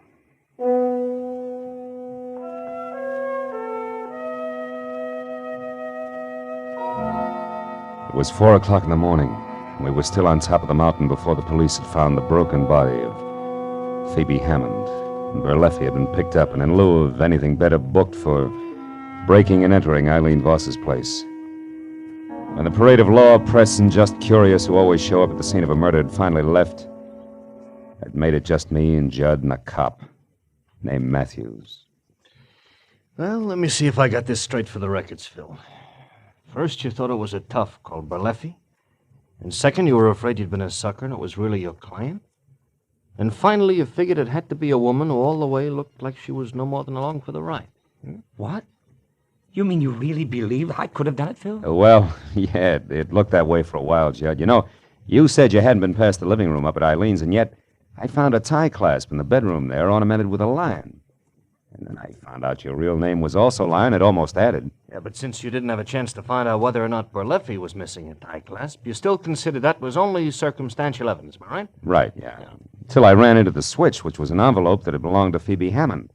There was a horoscope chart inside. Which meant what? Well, it only meant that she went in for that stuff no more, until I remembered her mentioning that her birthday was next week, which is early August. And that, no doubt, puts her under the sign of the zodiac run by one Leo the Lion. Yes. Yes, and the mannish, tight-necked suit she always wore could have meant a shirt and tie underneath, minus clasp. Exactly, gentlemen. That's it. Now, me, Lieutenant, What? Look, when you get back down to headquarters and, you start the paperwork. Yeah. Do you have to mention a guy named Judson Angel? A guy named what? Judson Angel. Nothing. I was just thinking out loud. Yeah, that's a bad practice, Phil, It's kind of like only telling a policeman half of what you know can get you in trouble. Unless you're lucky. Oh, give you a lift, Mr. Mister. You already have. Thanks, Lieutenant. And Phil, Good night, Judd.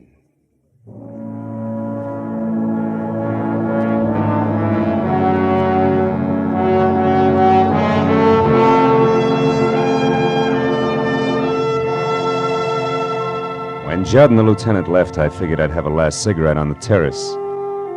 Think a little about the desperate people I'd met on a night that had started out to be quiet. I found myself not smoking, not watching the early sun brighten the valley below, and not thinking about much of anything except the overturned stone flower pot that was lying next to the splintered rail where Phoebe Hammond had tripped and taken her final plunge. It was an ordinary square flower pot with an ordinary flower in it. The figure in relief on the side was a lion resting on its haunches. And you know, as I looked at it, I thought it was a little more majestic than most.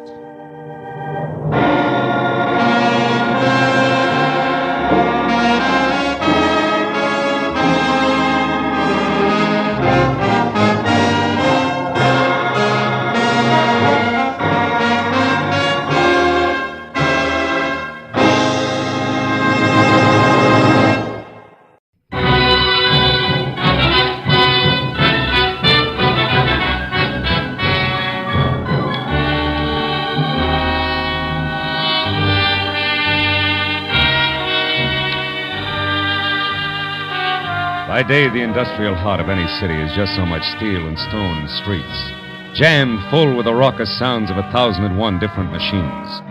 But by night, all of that is gone, and there are only endless, smooth-sided, lonely canyons that overflow with a steady humming silence that everywhere hangs like a distant echo of the day that's passed.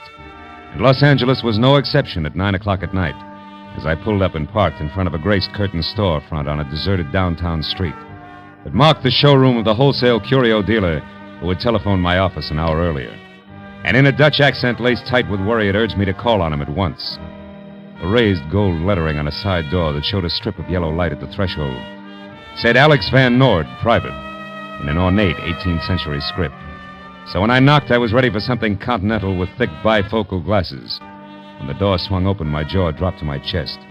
And I couldn't help gaping because the huge V of a man in front of me, in cheap, snug clothes who had dark hair, dark skin, and darker eyes, had to be no less than a full-blooded American Indian. Moccasins and all. What you want? Mr. Van Noord, is he in? Name your business. Well, it's personal. What's yours? Hate. For those who would destroy our culture. Oh!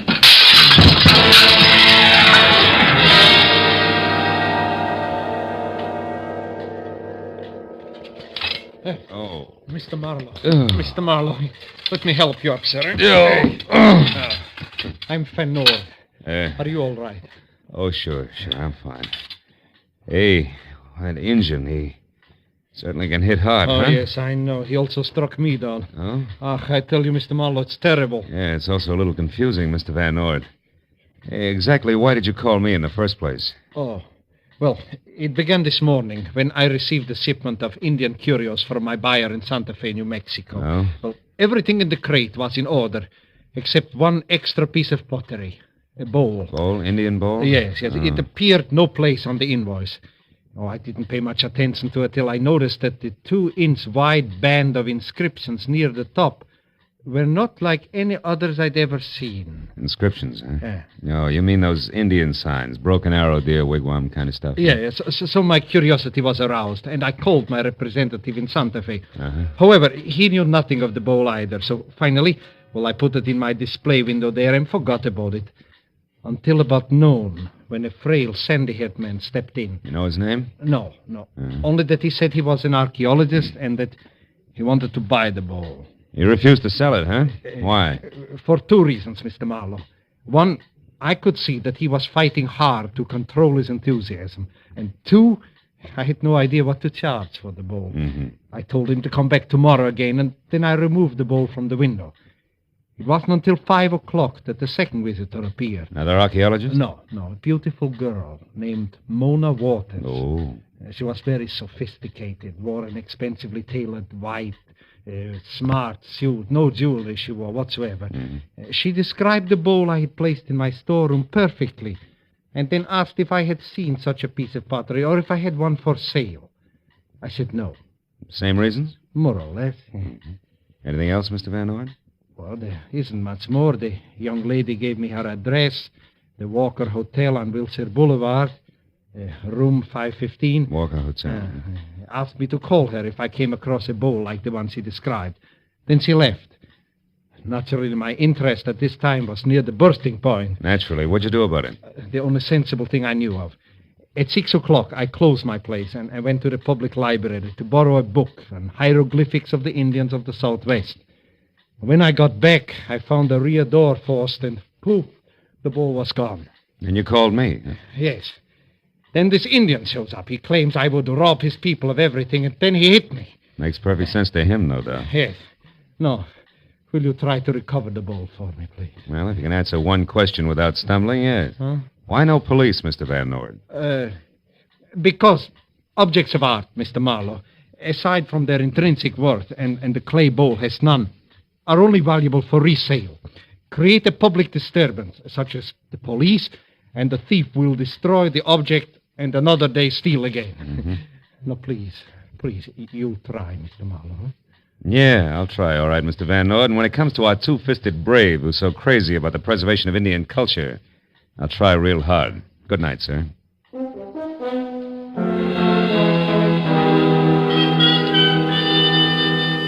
Van Orden's enthusiasm and the $100 he pressed into my hand before I left were encouraging, and I drove straight to the Walker Hotel on Wilshire Boulevard, where a moment after I entered the plush lobby, encouragement came once more.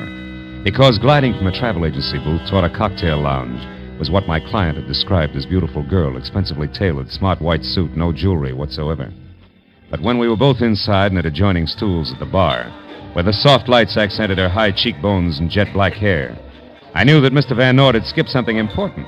Because in spite of a full mouth, neatly rouged, eyebrows penciled come hither, and a coiffure shingled vintage 1949, Mona Waters could also be full-blooded American Indian, which is what I was working on when she turned, blew a smoke signal in my face, and spoke with an accent that was about as Apache as Vassar. Don't let me make you lose your place, but do you mind telling me why you're staring? I collect the reasons for a hobby. You know, like some people save stamps. And others pottery. Who are you? A ceramics fiend named Smith. Now, Mona, let's talk about you, huh? Why? Because I've already been offered $10,000 for the bowl. What? Good enough? You have the bowl where? Well, not in my pocket, honey. It's too bulky. I've got it tucked safely away outside in my car. Oh? Yeah, you know, you didn't hide it very well after you stole it from Van Orden. You've been in my room. Could be. Now, do we talk business, yes or no? Yes. What do you want to know? Well, for one thing, what's the bowl to you? Everything. It's mine. All mine, via primogeniture. Which is Apache for what? Listen, Mr. Smith. I'm an Indian, all right, and an Apache at that. But I was born in a duplex, not a teepee. I drink martinis, not firewater, and I've got a Mills College diploma and an IQ that'll probably make yours look sick, so let's clear the air in a hurry. Yeah, well, that's clear enough. Yeah. Now, smart boy. My late Uncle George Waters, also known as Chief Laughing Waters, giggle if you want to, owned the bowl you want $10,000 for. So? So a long time ago, he willed it to my father. However, my father died a year ago, leaving only me as heir apparent. Hence, that bowl is mine. All mine, via primogeniture, which brings us right back to where we were. Except you haven't mentioned why the bowl means so much to you. And I won't. No, will you pay the $10,000, huh? I didn't say that. And I won't say anything more until I see that bowl. Now, I've got to make a couple of calls. Should take about 20 minutes. After that, I'll be in my room. Please call before you come up. And if you don't have the bowl, don't come up. Okay, baby, fair enough. So long.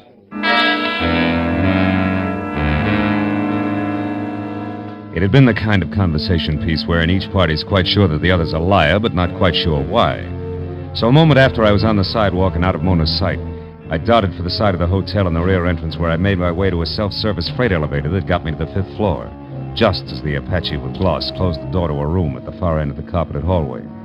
I was about halfway there when it came. The door to 515 wasn't locked, and when I threw it open, I found about what I'd expected. Mona slumped in a corner of the room, pride hurt only, and opposite her a wide-open window, which I figured led to a fire escape, until I was standing next to it and saw that there was nothing but sheer wall that plunged 5 stories to the sidewalk below. And on a line with the hotel's 4th floor, a rooftop, that at best was a good 15 feet away. When I closed the window and turned back to the room, Mona was already on her feet. That sly jerk. He waited till I had the door closed behind me, and then he swung. Oh, brother, when we meet again. Oh, Mona, who? Did he get the bowl? Get the bowl? I thought you had that, Smith. I was kidding, and you know it. Now, once more, who was it? His name, Mona. Jimmy Brown Bear. Jimmy which? Brown Bear. Smitty, a lot of Indians have Indian names. It's a custom. Try not to fall apart every time you hear one. I will if you'll stop being persecuted. I think Indians are all good Americans. Now tell me about the big brown bear. Okay. All right. He's absolutely stole the bowl's a priceless tribal heirloom the white man's trying to steal. He's plain nuts. Who else would try a jump like that from a 5th-story window? Yeah. Quite a hop. If he actually made it. What do you mean if? Nobody fell. No. Maybe nobody jumped either. Maybe you make up heap big story, baby. Hide bowl here in closet, then fall on floor. Tell Wild Tail or Screwball Apache. That'd be smart. Yeah, heap. But also smart if you take Long Nose out of Injun Girl's affairs before it gets blown off. Stand still, Buster. Oh. Tomahawk, caliber 38. How unfriendly. Rather effective. Now, Smith, what's your real name? Sammy Blue Ox. My father calls me... Junior, let me clear up a very important point. That Indian bowl, in some strange way, is the answer to the location of enough lost Spanish gold to keep you, me, and everyone we ever met off the bread line from here on out. Okay, I'm intrigued, but the point you were going to clear up. Just this. I've got a dandy idea where I can find both the bowl and Jimmy Brown Bear right now. That's something I want to do all by my lonesome. Now back into that closet and keep quiet. Well, you head where? On the warpath, via bus. I'm a hot-blooded Apache, remember? So long, baby.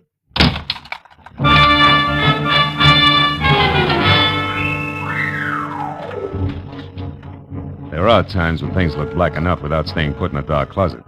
So I kicked up the lock, spun in the casing, and walked out in the room 5:15 just in time to hear a timid knock on a hall door. When it opened up, one frail, sandy-haired man wanted information. Oh, I beg your pardon, sir. Can you possibly tell me where I can find Miss Mona Waters? Who are you? My name is Clark Erskine. I'm an archaeologist. I'm sorry, friend. I can't say any more than Miss Waters is out after a wild-eyed Apache who's got a piece of pottery tucked underneath his arm. What? Oh, not the bowl. It's supposed to be in Van Nort's place. Not Jimmy Brown Bear. Yeah, right on both counts, Mr. Erskine, but what makes the name Brown Bear ring a bell? You two met before? Well, we certainly have.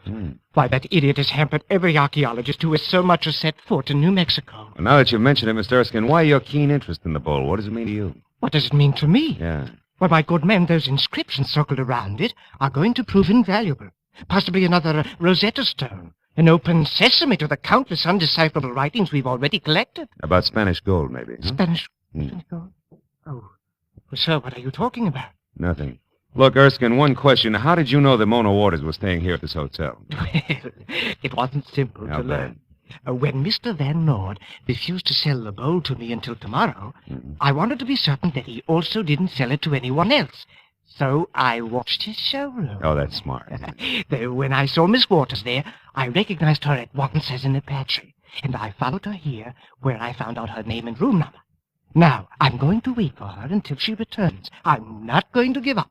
That bowl means too much. Wait a minute. Hold it, Erskine. You happen to know Jimmy Brown Bear's hometown? Come on, quick. Well, yes, I do. It's Sakona, New Mexico. Sakona, New Mexico? Yes. By bus. Thank you, friend. I'm sorry to have to leave you to do your waiting alone, but I gotta catch a bus. But where, Mr. Marlowe? At the downtown Central Bus Depot to put cart before horse, to turn tables, a switch. In short, Mr. Erskine to track an Indian. So long.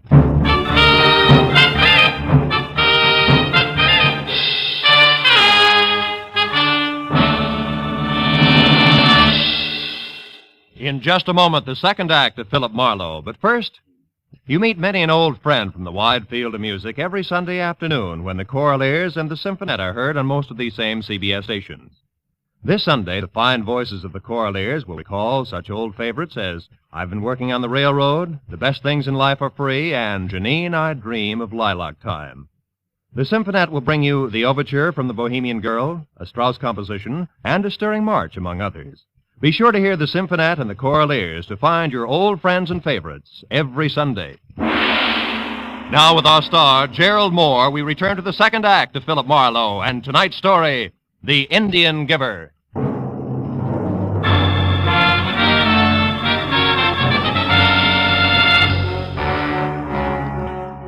Tracking an Indian over the busy concrete of downtown Los Angeles sounds a lot tougher than it turned out to be. Apparently, a 6'4" Apache in a full-crowned black hat and moccasins was an oddity even in a city of oddities. And everyone who'd seen him remembered him, from the guy behind the bus depot's ticket desk to the newsboy outside the flop house nearby, where Jimmy Brown Bear had made camp. The next bus was still 45 minutes away, so I decided to visit the flop house. But Jimmy Brown Bear must have seen me coming and was expecting trouble, because when I stepped into the hall, I saw him duck out the back door to the alley. I ran after him and watched him turn down what would have been a dead end to a normal man, but Jimmy made a jump at a 9-foot wall, caught the top, and was pulling himself up when it happened. Jimmy stiffened on the wall. When the second shot came, he dropped rigidly like a poison fly and lay very still. I started over to him, but stopped at the excited voice of a cabbie running toward me from the open end of the alley. Hey, mister. Hey, what happened? I heard a couple of shots, Jim, and I... Uh-oh. Yeah, that's what you heard. Holy mackerel. Hey, wait. That's the Indian. You mean you knew him, too? Yeah, I hauled him around in my cab tonight.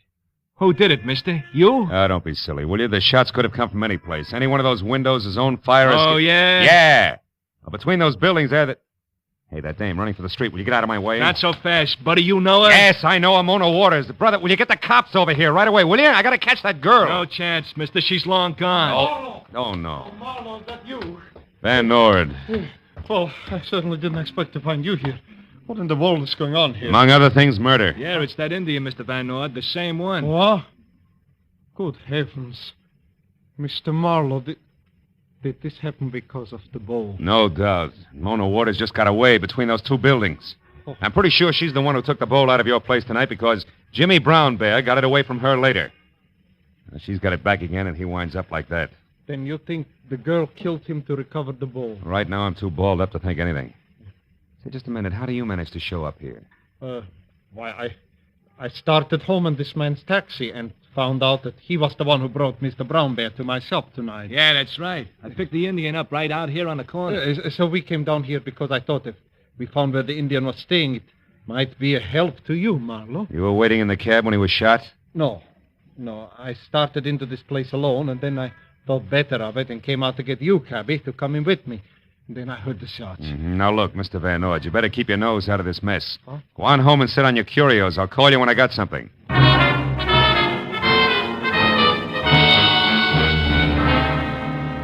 Assuming that my client's story was true and that he did have the cabbie to back him up, I got in my car and headed back to the Walker House. I parked at the side of the hotel and started for that convenient rear door again when I saw the commotion of half a dozen excited passers-by bending over a man stretched out on the sidewalk. Hey, how do you like that? It's enough to make a fatalist out of you, ain't it? Absolutely. What happened? Why, that poor guy there is walking along minding his own business and practically gets his back broke by a hunk of pottery some jerk must have heaved out of one of them windows up there. Pottery? You mean a bowl, maybe? A bowl? I don't know. It broke all the smithereens. It was plenty heavy, though. It was about... Hey, look. Here's a chunk of it. Let me see that. Oh, sure. Brown clay with symbols carved on it. Indian symbols.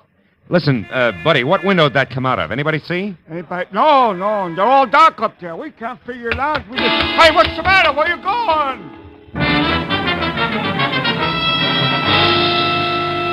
There was no doubt about it. The broken piece of pottery I'd clenched in my hand must have come from the Indian bowl. I ran inside, rode the elevator up to the 5th floor again, and beat it down the hall to 515. Sprawled out on the floor inside was Clark Erskine, the archaeologist, making a valiant but wobbly effort to get back on his feet. I dropped the chunk of bowl in my pocket and gave him a hand. Come on, fella. Up you go. Come on. What's it? All right, take it easy. Now sit over here and tell me what happened to you. Where am I? Who are you? Marlowe. Remember, you're in room 515 of the Walker House. When I left, you were waiting for Mona Waters, but I came back to find you spread out on the floor, as flat as that puddle of ink there on the desk blotter. Now, you take it. How come all this? Oh, yes, I remember now. I was struck. Yeah. But, Marlowe, the lights are out. And they're better left that way unless you want the room full of irate citizens. Who struck you? I have no idea. I was sitting at the desk there writing Miss Waters a note because I decided not to wait any longer when I was hit from behind. That explains the spilled ink. What about the open window? It was closed when I left. Open window? Where? Why, that's strange. Strange? It's screwy. Nuts. What do you mean? Mr. Marlowe, just what is your position in this business? I'm a private detective working for Mr. Van Norden. I'll tell you something else. Whoever slugged you opened that window and sailed the precious Indian bowl right out into thin air, 5 stories high. Oh. Smashed down there on the sidewalk. Oh, the bowl is gone? Destroyed? Mm-hmm. Oh, no. Oh, yes. Why, that's hideous. The markings on that bowl were priceless. Why, Marlowe, great Scott, why was it destroyed? That's what I mean. See, it's screwy. Oh, wait a minute, I'll get it. Hello? Miss Mona Waters, please. It's urgent. Interstate Airlines calling. She's out. I'll take the message. Oh, thank heavens. We want to rectify a perfectly ghastly mistake. We're afraid the relief operator may have given Miss Waters 2:12 a.m. instead of 1:12 a.m. as the departure time of her plane tonight. But, baby, it's 12:30 now. If she leaves at 1:12... I know. We're just sick about it. Can she make it? I hope not. But I'll do my best to deliver your message in person. You're a dear girl for calling. Goodbye. What was it, Marlowe? Something important? Not archaeologically. I'll see you later. Oh, wait. Isn't there anything we can do about the bowl? Oh, sure. Get a bottle of glue and a dustpan and hop to it. So long, Erskine. I'm off to the field of the Thunderbirds.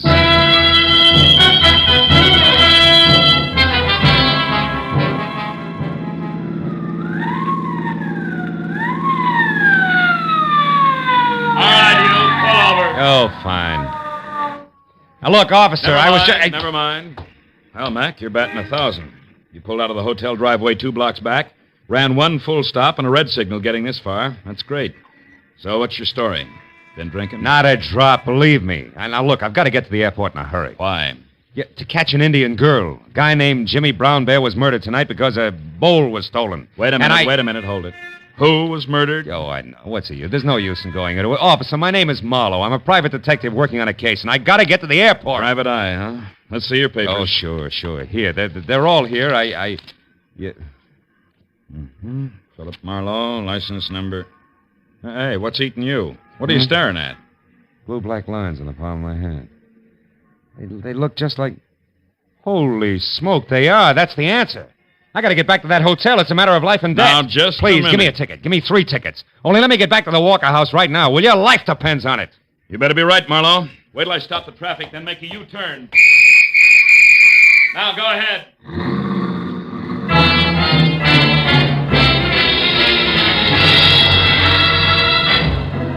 I made it back to the hotel in something under 7 minutes for the round trip. I ran for the elevator, waited for the car to come down, and when the gate opened, bumped head-on into Clark Erskine himself. I backed him into the elevator again at gunpoint and pushed the 5th floor button. I didn't say a word. By the time the elevator stopped and the gate slid open, he was beginning to sweat. Marlowe, I just don't understand this. Why the gun? Take a guess, Erskine. I want to know what happened to Mona Waters. Why, I don't know. She didn't come back. Here, this is 5:15. Remember, go on, open it up. And get inside! Now listen, you, I know who killed Jimmy Brown Bear, and I found out plenty about the bull, so talk. Where's Mona? Behind you with a gun in my hand, so don't move. Oh, great. Well, at least you're okay. Except for a headache, yes. I just woke up in the bedroom with a heap big lump on my scalp, and I know a pale face who's going to pay for that. Drop your gun, Marlowe. Drop it. Now, who's this character here, and where's the bowl? Marlowe hit it, Miss Waters. I saw him hit you and take it. I tried to stop him, but he hit me, too. My name is Erskine. I'm an archaeologist. I only wanted to make a scientific study of the bowl, but this vandal here has destroyed it. Destroyed it. Marlowe! Pipe down, Red Wing, and listen. Before you start shooting, there's a lot of wampum at stake, if nothing else. Now keep that in mind. Okay, Big Wind, start blowing. Speak your piece and keep it straight. He's a treacherous liar, Miss Waters. I know I'm braced for that. Oh, you sweetheart, you. All right. The inscriptions on that bowl were the key to the treasure, which is probably no news to you two. You didn't know how to work it, Mona. But Erskine here did. He found out that some of the lines were etched into the clay and others were raised, like the face of type in a printing press. Do I go on? Pray do, Professor. All right, now look. If you look closely, beautiful, you'll see ink on his fingers. Also, you'll notice that a bottle of ink poured out on your desk blotter there made the same kind of ink pad you use for a rubber stamp. That ink was spilled by accident. Now, don't listen to him because... Shut up. Go on, Marlowe. Well, after he knocked you out and left you in the bedroom, all he had to do was roll that wide, flat border of the bowl through the ink. Then roll it again over blank paper and it printed.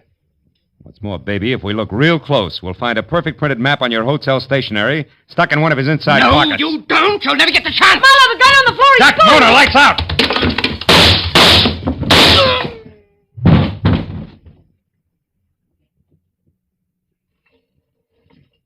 Marlowe?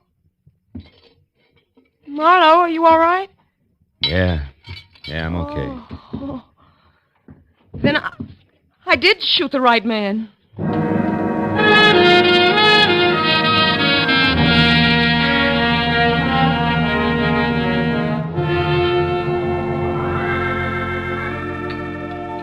Cream and sugar, Miss Waters?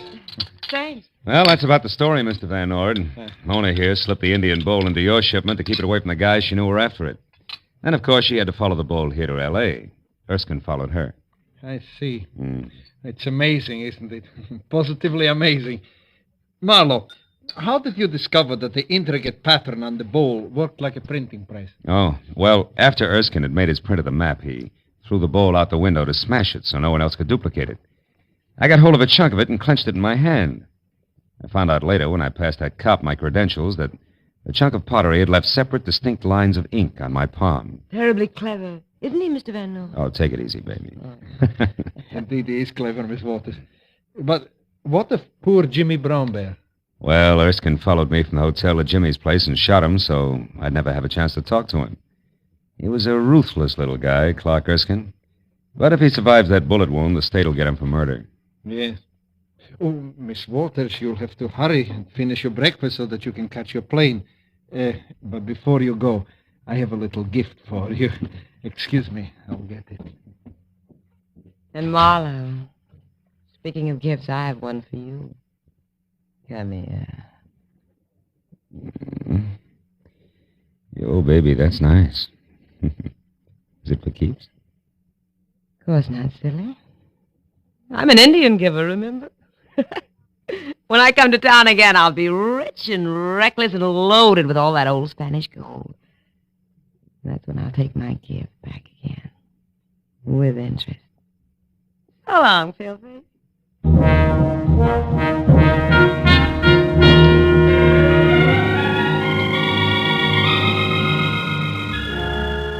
Well, when I finally got home, completely fagged out at 10 o'clock in the morning, I took one look at my favorite chair, the big, deep, soft one, and then sank down into it good and hard. Ow! Ooh, something that felt like a broken beer bottle stabbed me. I reached for it, and it turned out to be the jagged chunk of the Indian bowl I dropped in my pocket earlier. For the first time, I really looked at the hieroglyphics on it. There were 3 Indian figures. The first was breaking sticks into uneven lengths. The second was holding a small fish, and the third was running away with all the wampum. It took me a long time, but I finally got it, I think. The Indian picture message could only be translated one way. It had to mean, never give a sucker an even break. And right then and there, I thought about Mona and what she'd said. That's when I'll take my gift back again. With interest. So long, Philface. So long, baby.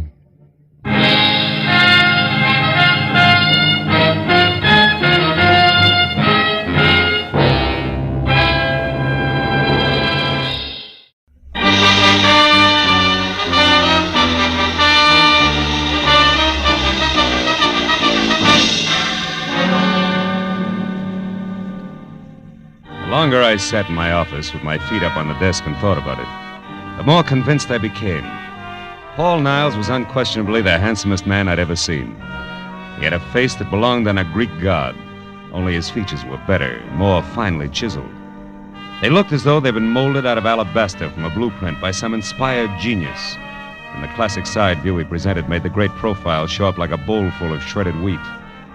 In fact, the guy was much too good to be true in more ways than one, which had been my original impression of Niles when I'd first met him, just 2 hours ago at the corner of Sunset and Cahuenga, and at his insistence had driven him around the quieter streets of Hollywood in my car while he tried to hire me. He was scared stiff, but that was all he would admit to, and as he talked, I wondered what it would be like to have a face like that. Must become quite a problem. Women cluttering up your life. Marlowe, you're not listening to me. Unless you help me, I'm going to be killed. Soon, tomorrow, tonight, maybe in the next 10 minutes. I must have protection. From what? Who's after you? A girl. Her name is Nora Kirby. She's threatened my life, and now she's here in town. She actually intends to go through with it. I found out where she's staying. I went there to talk to her, but she was out. Why is killing you so important to her? Well, I don't even know for sure. It's something ridiculous. Nora Kirby obviously doesn't think so. Let's have it, Niles. Why? I can't tell you that. I see. Also, I suppose you don't want to take this to the police where it belongs, and you can't give me the reason for that either. Yes. I came to you because I need private help, and I'm willing to pay well for it. Now, you don't have to concern yourself with the reasons. Simply see that Nora doesn't get to me. Now, here, as a starter, here's $200 for just that. Keep it. I only accept money from the people I work for. You mean you won't help me? I just want to know where I'm going before I start. Now, wait. You can get off here. Don't you understand? My life's in danger. I'm scared. Not enough to loosen your tongue, any. Here, this is as far as I go. But tell me one thing first, just for laughs. What business are you in? Why, I'm a composer. I write music. Mm-hmm. The way you said it, it's either a front or a hobby. How do you get your dough? I have friends, wealthy ones, who have faith in me. That's more than I can say for Marlowe. So long, Mr. Niles. Go on. Out. All right. But here, at least take my card, and please call if you change your mind. I'm desperate, Marlowe. I'll pay you even more if you'll only... Goodbye, Mr. Niles.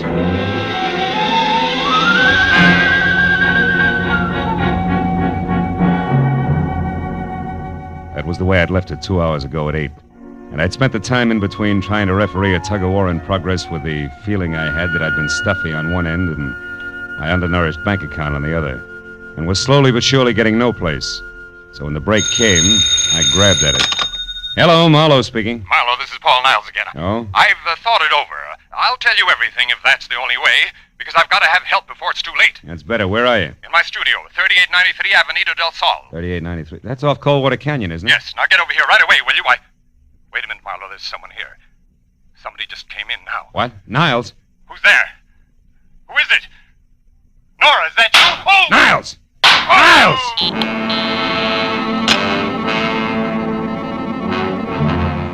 When Niles' phone went dead, I hung up, ran to my car, and was headed for Coldwater Canyon before I stopped to think of what I'd heard on the telephone could very easily have been bait for a patsy routine.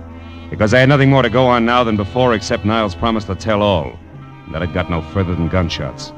But I was already well on one easy way to find out, so I corkscrewed my way over the mountains to Avenida del Sol and followed it to number 3893, which was a straight-up driveway edged narrowly into the hill face that ended on a gravel shelf just big enough for the redwood and glass studio, a generous helping of imported jungle for landscaping in a circular parking space. As my headlights slashed across the tangle of overhanging trees in the center, they trapped the figure of a woman running. She stopped, crouched, and looked back into the glare like a cat does, then darted for the darkness again.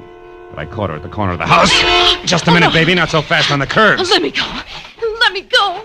Not until we've been properly introduced and had a chance to talk a lot of things over, Nora. Nora. Yeah, Nora Kirby, girl with murder on her mind. Oh, no, you got the wrong person. My name's not Nora, it's Lynn. I don't know anyone like that. Lynn what? Lynn Horton. Lynn Horton. Mm-hmm. Okay, Lynn Horton. What's inside that got you so panicky you can hardly stand up? Is it Paul Niles? Yes. I gotta get away from here. And it actually happened, huh? He was shot. Is he dead? I don't know. I think so. But how did you know about it? Who are you? Name's Marlowe. Come on, Lynn Horton. Let's take another look. No, I couldn't bear it. Can't see him through the window. Means you must have been inside. Inside? No, I wasn't. Now look, baby, you're too jittery to try to lie. Let's have the key. Come on, give. Oh. It's better. All right. After you. Go on, inside. Now, where is it? Yeah. Oh, Paul. Come on, Lynn. Come over here away from him. I can't believe it. I can't. What's your connection with him? I was just a friend. I tried to help him with his music. Mm-hmm. The price on the merchandise you're wearing, you must be one of those mentioned. What do you mean? But you got dough and it shows. We'll skip that. Assuming you didn't kill him, you must have had some reason for showing up here tonight. What was it? Well, I only wanted to... Did you hear that? Someone's outside. Yeah, get the light. Yeah. There. On the terrace. Something moved down there. I'm going out to see who it is. And listen, there's no such thing as welcome visitor just now, baby. So you stay here, understand? And don't budge. I felt my way out the door, down the stone steps toward where we'd seen the movement, and along the wall of the far end of the terrace. But there was no sound. Nothing moved. Whoever had made the noise had gotten away clean. So I headed back for the house, and that's when I heard it. I started after her with my shin against the first rock garden. Stop me cold! Ooh! Instead, I listened to her drive away. Called myself a few unpleasant names and concluded that Lynn Horton, or whatever her real name was, had been quite as scared as she acted. After I limped inside, turned on the light, and reached for the phone, I stopped at the word Nora above a pretty girl's picture on a newspaper clipping sticking out of Paul Niles' pocket. It carried a New York dateline and said that Nora Kirby, convicted of manslaughter in a traffic accident, had been released after serving 3 years. At the bottom of the story, scrawled in ink, was the message: 3 years for something I didn't do, to get something I couldn't have. It's not fair, Paul. I'll be seeing you. It was signed Nora. I picked up the phone again, and a few minutes later, Detective Lieutenant Matthews at Homicide was up to date. Okay, I'll be right out. Now, you say this girl Nora Kirby did it, Marlowe. I said Paul Niles was expecting her to, and it looks like she did. Say, look, there's another angle, though. The woman who just beat it away from here. The one who called herself Lynn Barton? Yeah. That's somebody else who was snooping around outside, too. Who also got away from you. You're doing real well, Marlowe. Oh, now, wait a minute. Wait till you see this joint, you'll understand. Besides, I'm in this for curiosity only now. My paycheck got murdered, remember? And furthermore, I never have matches when I want them. What'd you say? I said I'm looking for some matches. No. Here's some. These are the strangest matches I've ever seen. Well, what about them? They got a velvet cover on them. So what? A velvet book of matches. Hey, Matthews, did you ever hear the name Negrotto? Negrotto? Yeah. Sure. Abel Negrotto. Huh? He's a big name in the music publishing business. Made most of his fortune on records. Lives in Beverly Hills. You know, I got a dandy hunch. I'm going to go have a talk with Mr. Negrotto, Lieutenant, okay? On one condition. Be careful what you say, Marlowe. And keep in touch.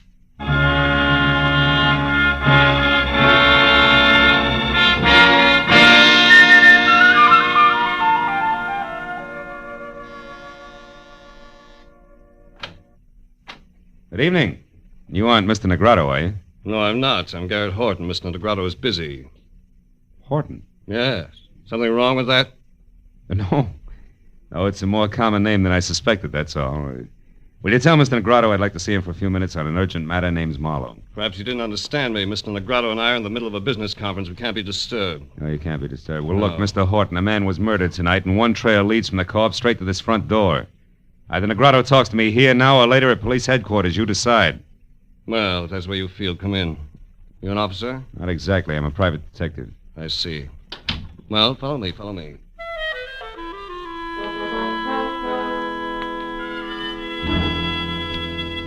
He led the way through what looked like the outer lobby of the Taj Mahal, and down a silk-padded corridor to a set of carved doors that would have fit any roundhouse in the country.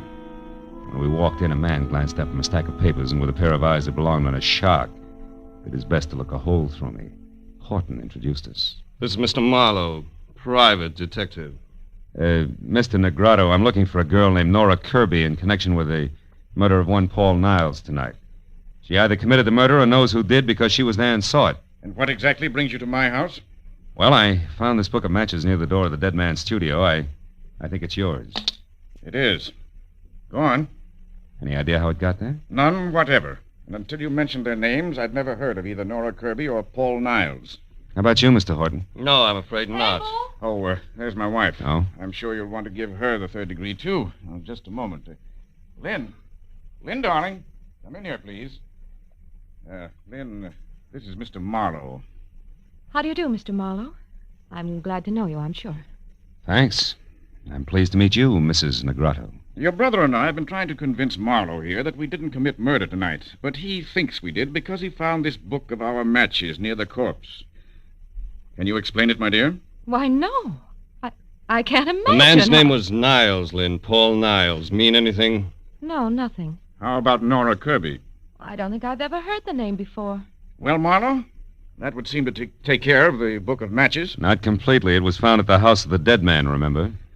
We've had hundreds of these made up. Passed them out freely. I think you've taken up quite enough of our time with this absurd business, Marlowe. So now I'll ask you to leave. I'll show you out. Don't Marlowe. bother. Now listen, Negrotto, and listen closely. I've been taking it easy so far, but somebody in this room is absolutely certain how those matches got out there.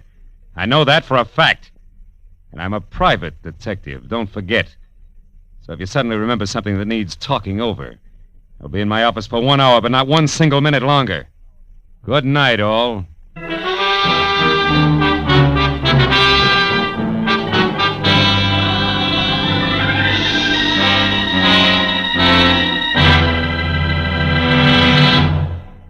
In just a moment, the second act of Philip Marlowe. But first, every Sunday afternoon, CBS brings you 2 outstanding programs of music. Gems from the great composers, played by the Symphonette, and the sweet, memorable songs of the outstanding modern composers and semi-classicists, sung by the Choraliers. Each program is designed especially for fine Sunday afternoon listening. Hear both the Symphonette and Choraliers this Sunday afternoon on most of these same CBS stations. Now, with our star, Gerald Moore, we return to the second act of Philip Marlowe and tonight's story, The Lady Killer.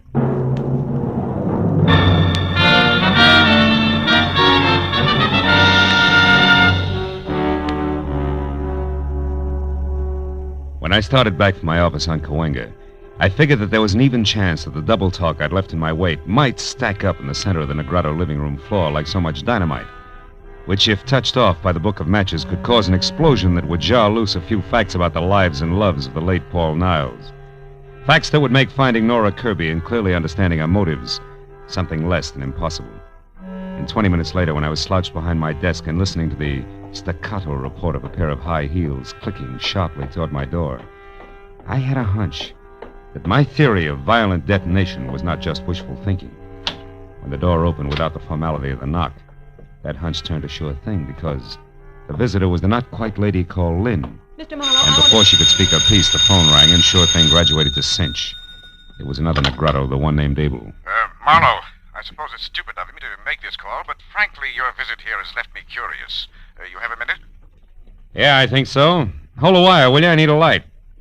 Be with you in a second, Mrs. Negrado. All right, but what I have to say is important, Marlowe, so make it fast, will you? Just as fast as I can.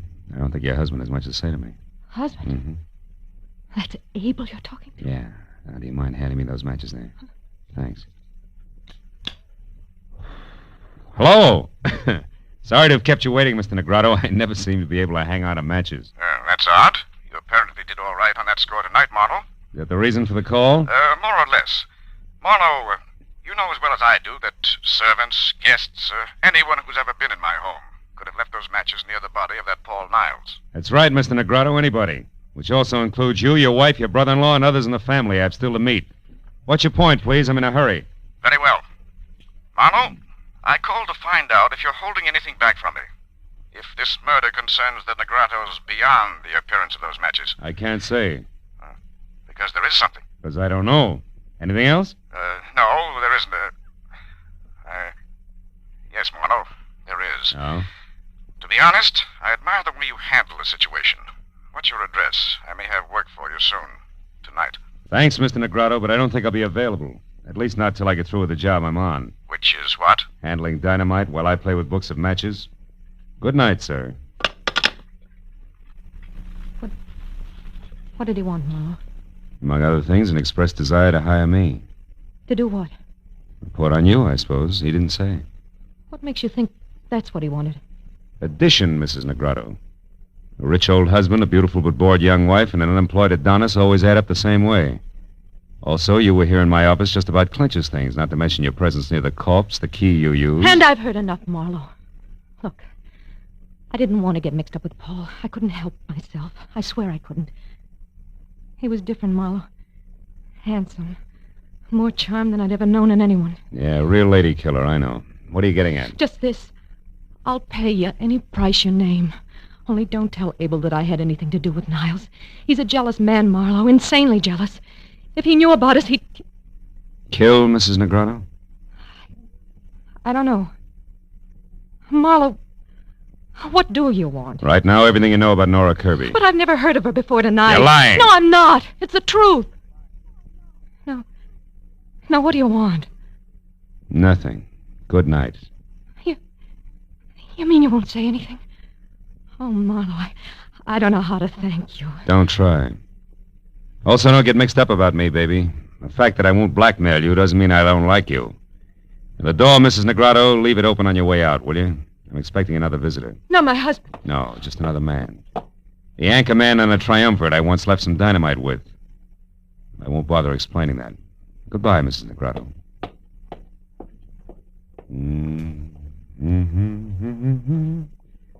You great, big, beautiful dog. Oh. Come on in, Mr. Horton. I've been waiting for you.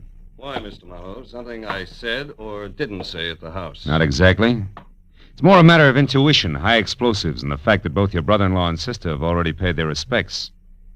Now, what can I do for you? I'm not at all sure. It's the first time.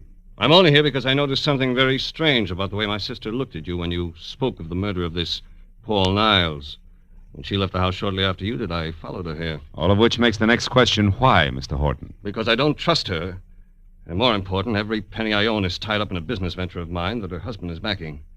She originally met Abel through me, and if she should in some way be in trouble, the kind of trouble that her husband wouldn't put up with, I might suffer for it in the long run right along with her. Uh-huh. And by the trouble, Mr. Horton, you're referring to something specific, I take it. I am. Lynn has had a very mixed-up background, Marlowe, so it's entirely feasible that in some way she's connected with this Nora you spoke of who killed Paul Niles. You mean as an accomplice or even as accessory before or after the fact? Pretty thoughts about your own sister. Which I can't help. I doubt that you have anything to worry about, Mr. Horton. However, I will say this, that if Nora Kirby hadn't gotten to Paul Niles, sooner or later you would have had plenty to worry about. You mean that... I mean that now's a great time for you to go home and sit on your investment. All is well, Mr. Horton, for the time being. A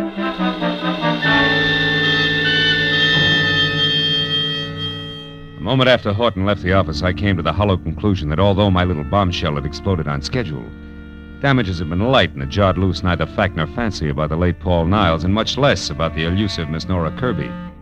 So my next move had to be a second trip to Avenida del Sol and a report to Detective Lieutenant Matthews, which is what I was about to do when it came from someplace outside, long and loud.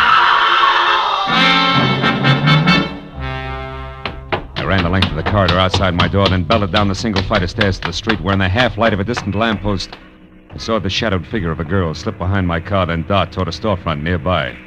I started after her and stopped at a noise behind me, which was a... Oh, mistake!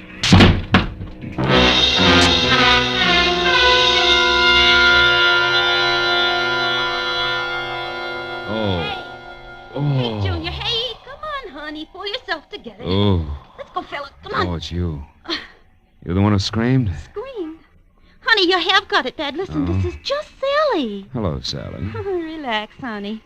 You're lucky a cop didn't come along first. Being drunk is one thing. The DTs is something else, I know. Last year I was in the same shape, and it took me 3 months Now, wait a minute. Hold it, will you? Look, I was slugged, not slipped a Mickey. Slugged? Honest? Slugged, honest. If you don't mind giving me a hand, I'll get up. Ooh! Easy, honey. Oh, here, let me help you. Oh, I'm sorry. Oh. I figured you all wrong. Never thought you was slugged. Any idea who done it? No. Look, tell me, didn't you see anything? Before you found me, I mean? Didn't hear a girl scream, see her run away? Nothing at all. Oh. Honey, you must have been out longer than you thought. Maybe... Hmm? Hey, look, this card here on the ground. Yeah? What's your name, honey? Philip Marlowe, why? Why, I'll tell you why. I'll tell you more than that. You know who slugged you, honey? A polite guy. A very polite guy who left his card, yeah, engraved and all. Paul Niles, know him? I used to. It won't work, Sweets. Niles gave me that card earlier tonight. Must have dropped it just now. Also, Niles is dead, and you. And what? Back of that card there in pencil. Give me that, will you? Gray's Motel, 1000 Santa Monica Boulevard, Bungalow 9. Sweetheart, I may have something good here. About who slugged you, you mean? Better than that, about who killed Niles and where she can be found. Goodbye, love. Here's 5 for your trouble, and bless you.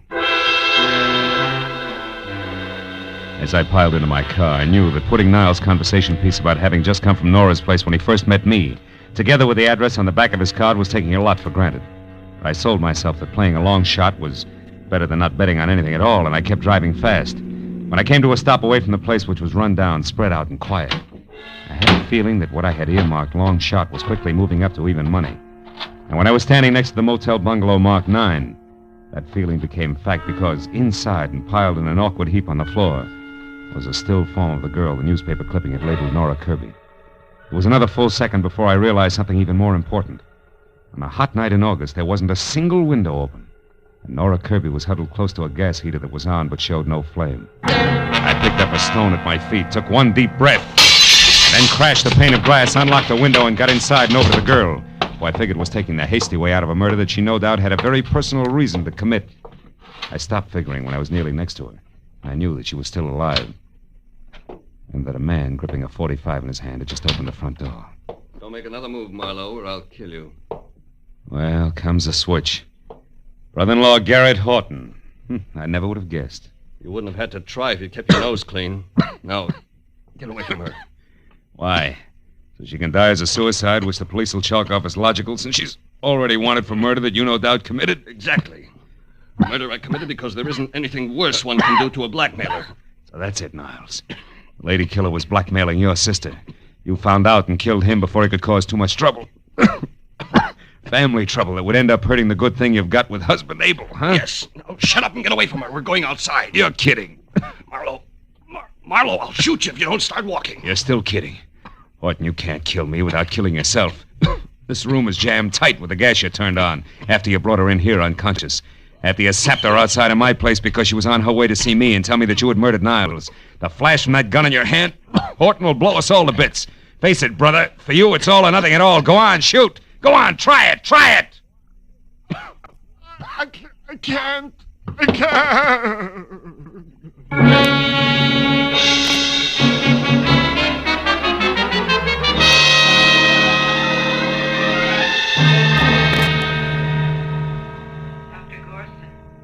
Dr. Gorson, please report to Ward You 21. can see Miss Kirby now, Mr. Marlowe.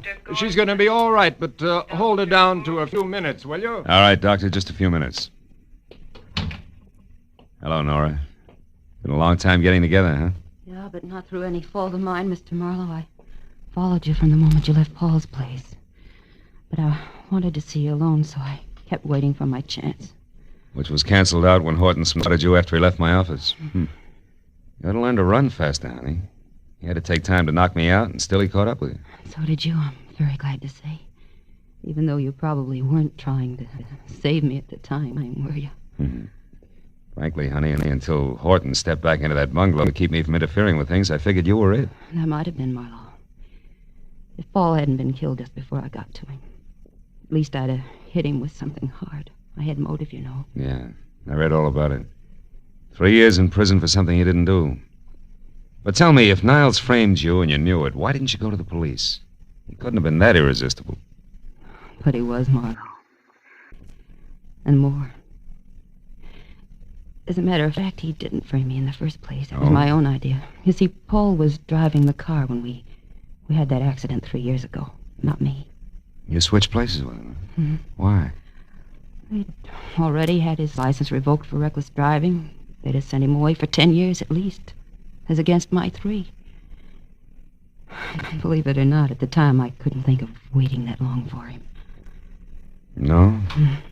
Hello, Marlowe. Hello, Matthews. We checked her story. It's true enough, even if it's the kind of thing we're not supposed to be able to understand. Of course. Paul was strictly a lady killer, remember? Yeah, so he was. Well, I guess that ties everything in, huh? Not quite, Phil. I've just finished taking a statement from Horton. There's one more question. Whatever made you so sure that in a room half filled with gas, a gun exploding would blow everything up? Oh, well, that's simple. You what? Well, I figured, you see. I thought that... Yes, well, good night, Miss Kirby. Good night, Mr. Marlowe. So long, Lieutenant. So long. Lucky.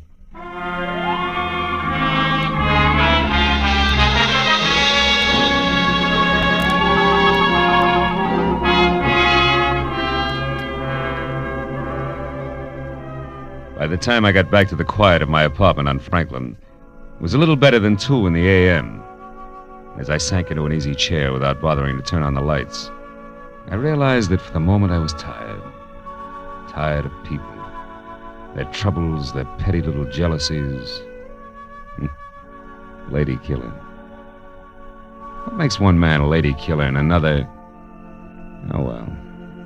I lit a last cigarette, and I thought about the mountain of trouble a classic Grecian profile had built for Paul Niles. I stopped thinking when the flare of the match in my hand showed in a mirror opposite me. The mirror that also reflected the face of the guy holding the match. He was a long way from being an Adonis. In fact...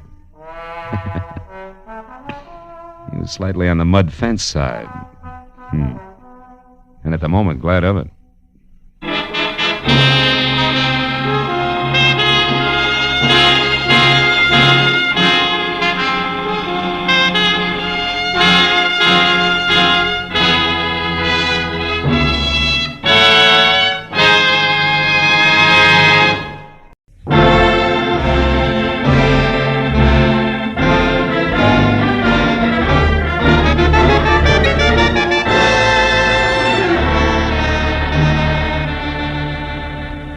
It was hot in my apartment, even at 10 o'clock at night. The sultry wind blowing through curtains at the far side of the room didn't help a bit. It was the kind of night that made me wish I was something else, a butcher, baker, candlestick maker, anything. After a long, hot day spent in the downtown courts of law, listening to the petty arguments of a petty larceny case, I was tired of petty people. The paper I had picked up on my way home wasn't helping any. 10 killed in an air crash. Mental cruelty, says local songbird. I made myself another highball, lots of ice, easy with water, and picked up the paper again. It was still more of the same. Sinister killed in office on Sunset Strip. Sinister. He'd hit the papers before. Bookie, B- picture producer, general racketeer. Somehow I wasn't too surprised he was on the receiving end for a change. My drink was good for 10 more pages of equally dull reading, and I was set for the next in line when the phone rang. Mr. Philip Marlowe? It was the first attractive voice I'd heard all day. Mr. Marlowe? And you know, I thought she might be fun. My name is Joan Rustin, and I'm only here in Hollywood from Ferndale, Nebraska on a vacation, and I wanted to have some fun. You know, see the nightclubs and the stars hey. and that sort of thing. Hey, wait a minute, I Joan. didn't want trouble, Mr. Marlowe, hold at it. least of all. Teacher. Hey. Yes? Let's back up a little, huh? Your name is Joan Rustin. You're from Ferndale, Nebraska, which you're right, I've never heard of. Also, you're a school teacher. That much I got. But the rest about the sights, the last part, the trouble Oh, with... but don't you see? They're the one and the same. Oh? I wanted to step out. Nightclubs, movie stars, glamour. But it didn't end up like that because he was shot, and then I didn't know what to do. And his name's Aubrey Nickel. He's the man who took me out to show me the clubs. Anyhow, after it happened, I ran. Why? Why? The publicity, of course. Mr. Marlowe, I'd lose my job. You see, I'm a school teacher. Yeah, you said that, honey. Now, look, where are you, Joan? The Tulip Room. It's a bar on Sunset and La Cienega Boulevard. You'll come right over, huh? Huh? Yeah, I'll come right over, huh? Goodbye, Joan.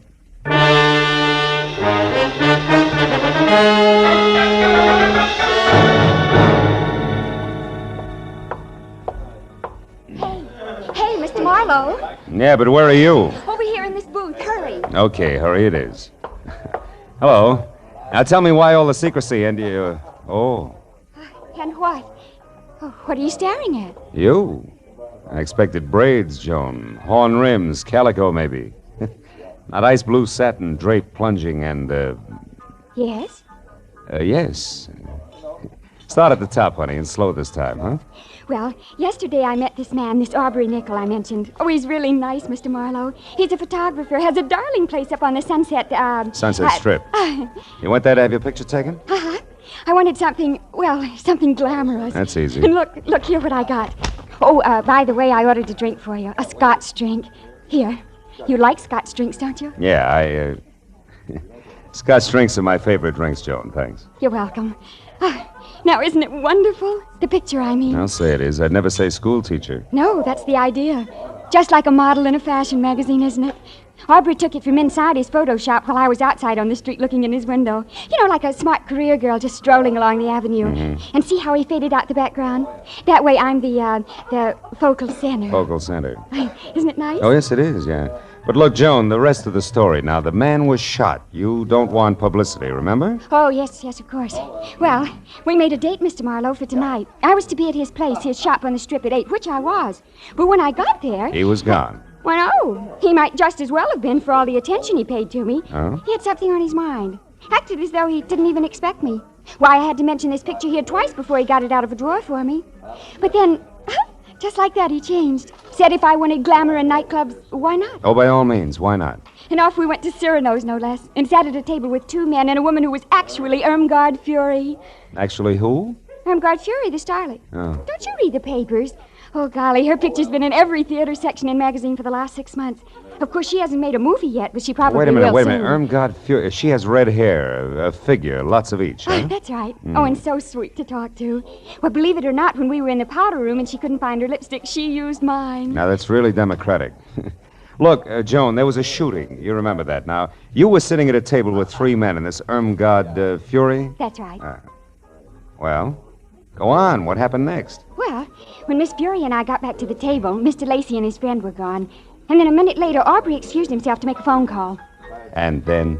And then a waiter brought me a note from Aubrey which said I should go back to my hotel and wait there till I heard from him. Then it happened. Look, Joan, if I'm going to help you on this, you got to tell the whole coherent story. Well, suddenly there were some shots, maybe from outside, and people were yelling. It was terrible. I was scared to death. And I ran outside. People were crowded around someone.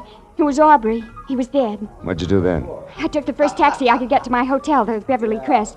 I started for my bungalow, but didn't go inside because there was a man hanging around. I'd seen him before someplace, and I didn't like his looks and turned away, and he called to me. Oh, he was awful, Mr. Marlowe. Awful looking like a frog, maybe? Sloping shoulders, bulging eyes? Yes, and when... Mr. Marlowe, how do you know what he looked like? Promise not to tell. Promise not to... Oh, Mr. Marlowe, he's here, isn't he? Mm-hmm. Been watching us for quite a while. Oh, holy smokes, then I didn't get away from him. Oh, Mr. Marlowe, I had nothing to do with this shooting. What can I do? I simply can't be mixed up in this terrible business. Oh, please, Mr. Marlowe, I'll pay you anything, only get me out of this, please. We'll talk about that later, Joni. Now, look, when we get up, keep talking and don't look away from me. Then when we're outside and around the taxi stand there, duck away from me fast and get in close to the building and stay there till the frogman is gone. Then head for your hotel bungalow and wait there till you hear from me. Now, you got that? Oh, yes, but I don't understand why he's going to leave us. You will, if our little coup works. Come on.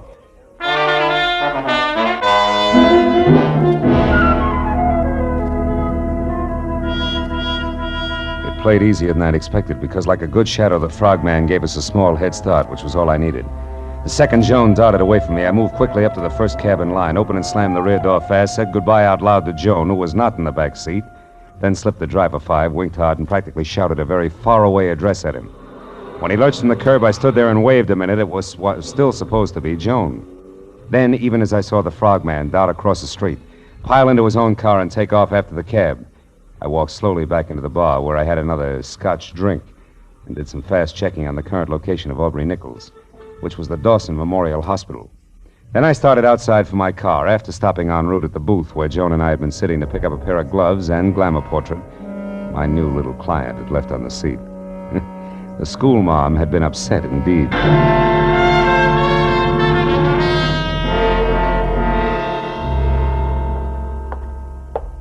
Dawson Memorial Hospital, Dr. Chambers? Yes, one moment, please. Go ahead.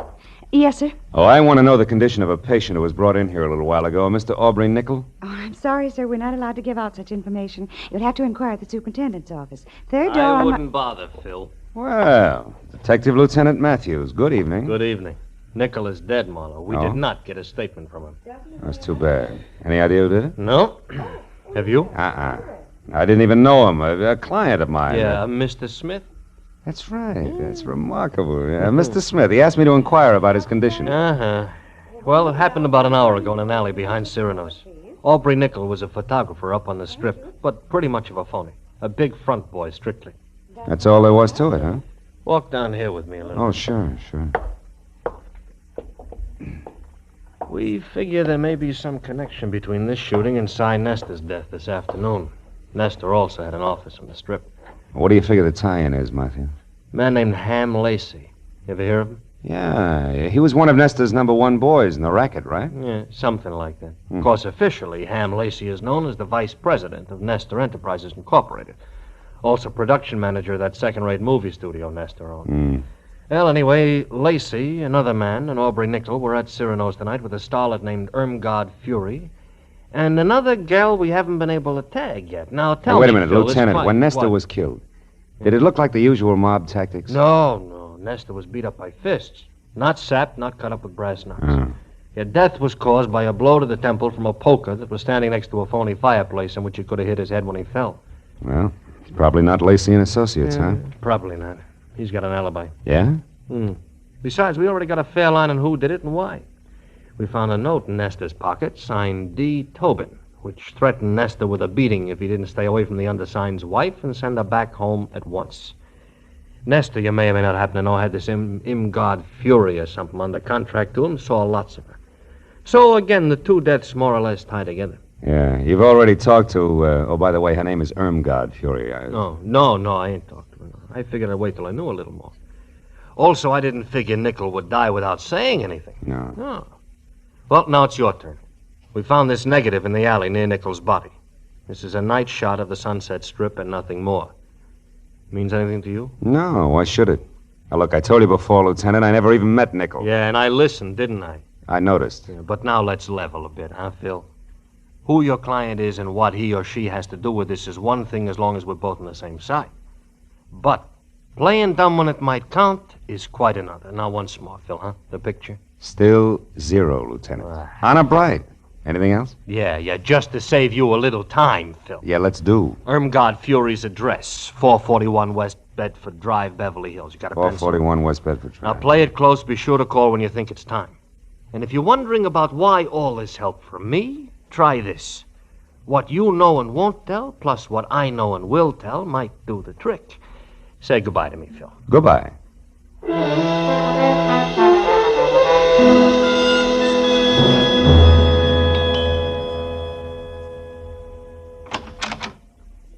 Yes? Miss Fury, my name's Philip Marlowe. I must talk to you at once. About what? Your husband. I'm a friend of his, and he asked me to get in touch with you. It's because of what happened this afternoon up on the Strip. Oh.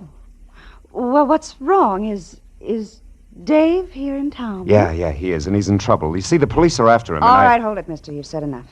Huh? What are you, cop or reporter? Oh, now, wait a minute, Miss Fury. I've already told you I'm a friend of Dave's. Whose name happens to be Douglas. Mr. Douglas Tobin. Keep that in mind when you try this next time. Good night. Not so fast, baby. The mistake was mine, but I still want to talk to you. So do a lot of men. I'll bet. Now beat it before... Irmgard? Before I forget myself. What's the trouble, Irmgard? Oh, no trouble, Hamilton, darling. This gentleman was just leaving. He had the wrong address. He made a mistake. Didn't you, Mr. Marlowe? Yes, a blunder. 1,000 apologies, and good night, Mrs. Tobin. For what it was worth, it worked. At the mention of the name Tobin, Ham Lacey spun around like he was built on a pivot, and his eyes that were narrow slits with all the come-hither look of a cobra's never left me, as I slowly walked away from him and past the yellow convertible he'd just driven up in. License number 6969X, California. And on out to the street. All of which only meant that Lieutenant Matthews was probably right about there being some connection between Cy Nestor's murder and the death of Aubrey Nickel. When I opened the door of my car and started to climb in under the wheel, the voice in the night helped not at all. If you don't do as I say, I'll kill you. Okay. Knock it out. Take it easy. All right. Now close the door and turn around. You're back to me. Now look, if this is a stick-up, Busty, it can save us both a lot of time. Shut up. I'm not a hold-up man. Now, move over there, close to those trees. Go on. I want to ask you a question. All right, that's far enough.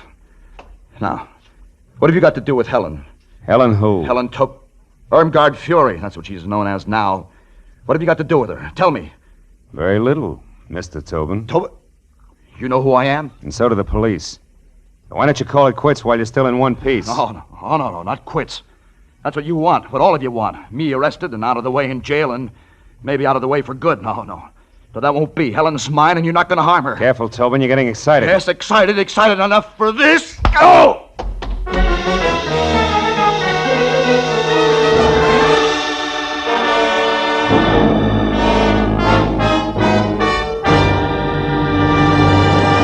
In just a moment, the second act of Philip Marlowe. But first, a thrill-a-minute, high-tension suspense from the word go. Dramatic excitement that builds and builds until it explodes in a smashing climax. That's Inner Sanctum, the great mystery show that's another of CBS's top-notch Monday night programs. You'll find Inner Sanctum one of the most entertaining spots in your Monday night listening schedule. And remember, Lux Radio Theater is back for its 15th year of great dramatic presentations. Inner Sanctum and Lux Radio Theater every Monday night over most of these same CBS stations. Now, with our star, Gerald Moore, we return to the second act of Philip Marlowe and tonight's story, The Rustin Hickory.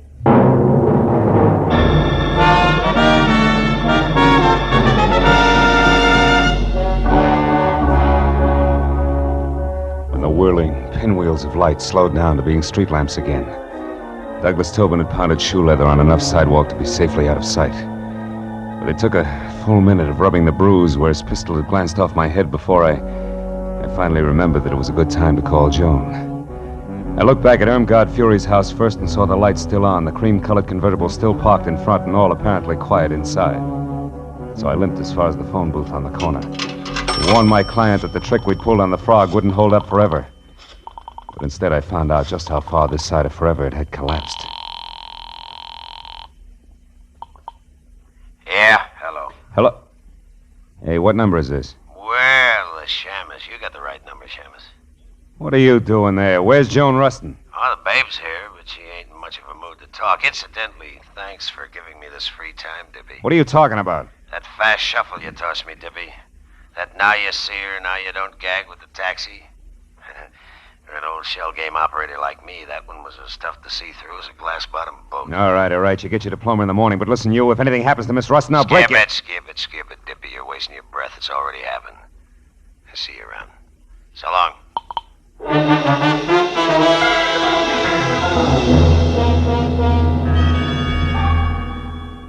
Oh. Joan, come on, baby. Come on, snap out of it. Oh, stay away from me. Hey. Get out of here, Hey, you hold ain't it. It's leave me, alone. Joni, Marlowe. Marlowe. Yeah. Oh, Marlowe. Come on, honey. What happened? Are you hurt, Joan? That man, the one with the gruff voice. Yeah? He forced his way in here, Marlowe. He was looking for something. I tried to stop him. I was going to scream, but I guess that's when he put the bite on me. That slug, baby. Well, anyway, he hit me hard. And I've never been treated that way before in my whole life. You've never been buddies with murder before, either. Come on, honey. Get up off the floor, huh? Easy now. There. Hey, he turned your place inside out, too, didn't he? What was he after, Joni? Oh, I don't know. He just told me to quit stalling and hand it over. I didn't know what he meant, so he shoved me. Then he pulled out all the books there, tore up the rugs. He was looking for something small and flat like a... Wait a minute. Sure. The cops found a negative near Aubrey Nickel tonight, but it was worthless. There must have been another one, an important one. And Lacey and Froggy, who no doubt's his helm babe, must think you've got it. Me? Well, that's impossible. All I had was my picture, and, well, I don't even have that now. No, but I do, out in my car, and it gives me a great idea. Come on. Well, where, Marlowe? I don't get it. What's my photograph got to do with this? Maybe plenty. You see, when Aubrey printed that picture of you, he faded out the background almost completely. You remember? Uh-huh. That's a stunt in fashion photography to make a subject stand out. But in this case, Joan, I figure it was played strictly in reverse. Well, how do you mean? That Aubrey took you to Cyrano's tonight on business, big business. And you were holding the merchandise for him all the way. Oh. Here, let's take a look. Oh, Marlowe, my pretty picture frame. Better this than your pretty head later, sweetheart, believe me. Yeah, here it is. Look, see? A negative the size of a postage stamp. But I'll bet old flashbulbs the $10 bills this baby's really loaded. Marlowe, I'll bet that baby's loaded, too. What are you talking about? The gun in that man's hand there behind you. Oh, fine. Wait. Easy, Marlowe. I'm not looking for any more trouble. I just want to be sure that you'll help me first. You're a private detective. I searched you before, so I know. I'm in a jam. It's worse than I figured. The cops are after me for murder. No kidding. I can't understand it, Tobin. All you got is a motive deep enough to swim in, and you've been dropping clues like Hansel and Gretel drop pebbles. All right, but I didn't do it. Well, I beat up Sinister, sure, but he was going with Helen, my Helen. I hated everything and everybody in this phony town because they took her away from me. Even changed her name for her, Irmgard Fury. But I didn't kill Nestor. I swear I didn't. You've got to help me, Marlowe. With that 38 in your fist, are you asking or telling? Oh, I'm asking, brother. Here, take it. Take the gun. I'm in a fix and I know it. Okay, hothead. I'm already in Dutch for hiding Matthew's key witness here. Think how I'll look keeping his chief suspect under wraps, too. Yeah. Oh, maybe I'm a sucker, but I believe you. All right, where do you hang your hat? The Country Cottages, number 7. It's a kind of a motel court down on Melrose Street. Number 7. Now go there and stay out of sight. And I mean stay out of sight. Yeah. Oh, okay. Thanks, Marlowe. Say, I'm sorry I batted you down tonight. That makes a lot of difference to the lump on my head. Go on, Tobin, beat it. Okay. I'll keep in touch with you. And where are we going, Marlowe? Call a friend of mine. We need a big enlargement of a small negative.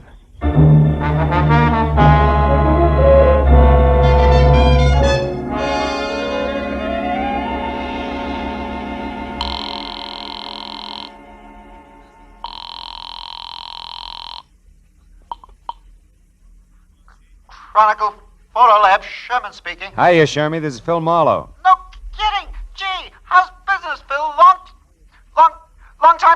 Yeah, I know. Now, look, are you busy? I got a job that's right down your alley, Sherman. It's important. What is it, Marlowe? Well, it's a 35-millimeter negative. I want it blown up to about half as big as a house. Okay, bring it in. I can't. I've got to check a couple of other things at the same time.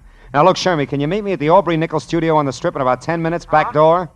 Wait a minute, back door? Yeah. How come the back door, Phil? So we can kick it in without attracting too much attention.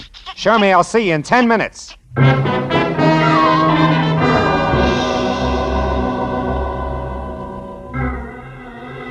piled Joan into the car, drove down the Strip, and once past Nickel studio, which was enough.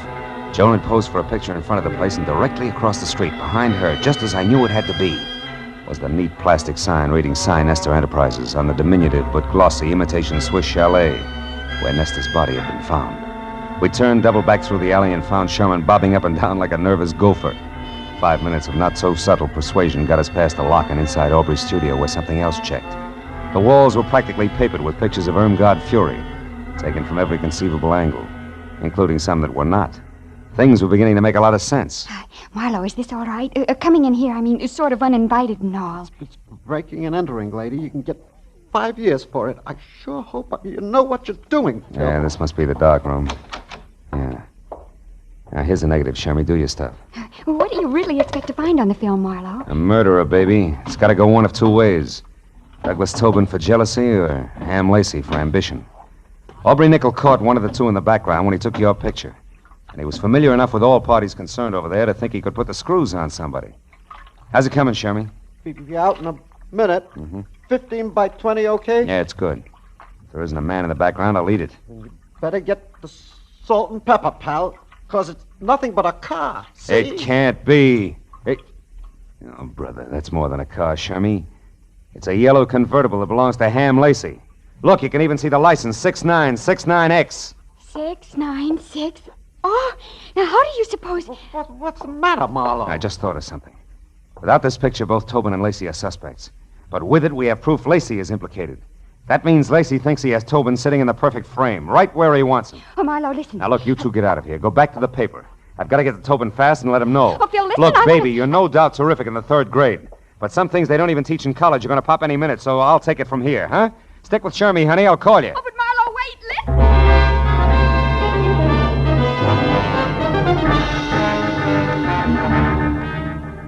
I made it from the Strip down to Melrose and then east to the cluster of dusty lean-tos with Bath known as country cottages in something under 10 minutes. Parked down the street and cut back through the alley on foot. I got to the door of cottage number 7 with about 30 seconds to spare. No. Wait a minute, mister. You got me wrong. Oh, no, I haven't, pal. You can tell me you didn't knock off Sinister, and I'll believe you. Nobody else will. I've got you right where I want you. Now, wait a minute. Because of your note found in Nestor's pocket. You're the jilted boyfriend, the hick from back home, who came to Hollywood with murder in your heart and knocked off the guy who stole your wife. Now, look, yeah, and then you went after the cheap photographer who gave her her star. Oh, yeah? And after that, you knew you couldn't escape, so you blew your brains out. fine. And by the time I leave here, that's the way it's going to look. Not tonight, Ham. Yeah, stand still, Lacey. Toss the gun over on the bed. Go on. That's better. So you figured Aubrey was lying about having a picture that pegged you as Sinister's killer, didn't you? You figured Aubrey saw something but had no proof, so you shot him. But you were wrong, Ham. He had all the proof we need. Oh, Marlowe, look out! What's that? Joan, who's out there? Oh, Phil! Joan! Phil, Joan, are it's you Miss all Fury. right? I hit her. She's the one who killed Sinister. I tried to tell you that. I followed you here to tell you, but instead I saw her with a gun pointed at you. I grabbed the first thing I saw, this broken rake handle, and I hit her with it. I hit her awfully hard, Phil. She isn't moving. You don't think she's... Dead? No. She's probably thinking over the big lesson you just taught her with that stick there. Well, what's the matter? 8 each. You know what that rake handle's made of? Why, it's hickory, isn't it? Yeah. What else could it possibly be but a hickory stick?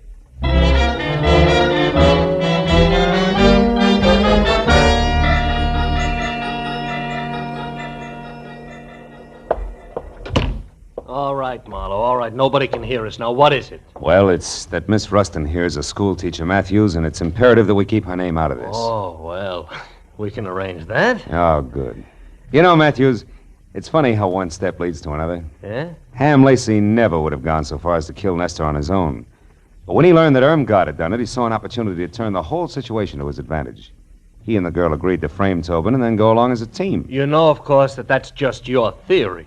Just a minute. Now What do sit you down mean? over there and be quiet for a change while Miss Rustin and I wind this up. Matthews, listen. Now, quiet, please. Pulling rank, huh? Phil. Now, Miss Rustin, in solving this case... Just a minute. She didn't solve the case. Miss Rustin, if you hadn't solved it, and right when you did, you'd be talking to this guy exclusively via Ouija board from now on, let's face it. Oh, what a corny pitch. Now, tell me, Miss Rustin, how did you peg Irmgard Fury? Well, when we got the picture of the yellow convertible, I remembered that I'd gone to the powder room at Cyrano's with Miss Fury to freshen our makeup. But she couldn't find her lipstick. She emptied her purse looking for it, and she finally had to borrow mine, you know. Oh, how democratic. I said that. So now you own it? Now tell me, Miss Rustin, how do you figure the lipstick figures? Oh, it wasn't the lipstick. I happened to notice among the things from her purse a keychain with car keys on it and an identification tag in the form of a little license plate. Oh, and the numbers were... 6969X. That's right. And since Ham Lacey had an alibi and those keys were in Miss Fury's bag, you figured it was her who'd been driving. It was she who'd been driving, yes. Isn't this revolting? Yeah. She wanted to kill Nestor because he wouldn't turn loose of her so she could claw her way on up to the bitter top. And when she found him unconscious, it was easy. How literary. Well, that's that, I guess. Thank you very much, Miss Rustin. I hope your stay in our town has been... Oh, what's the matter? Joni, baby, don't cry. I just thought of the most dreadful thing. I've had a wonderful time. I went to Cyrano's. I hit a movie star on the head, and I helped solve a murder. But I'll never, ever be able to say one single word about it to anybody in Ferndale, Nebraska. Darn it all.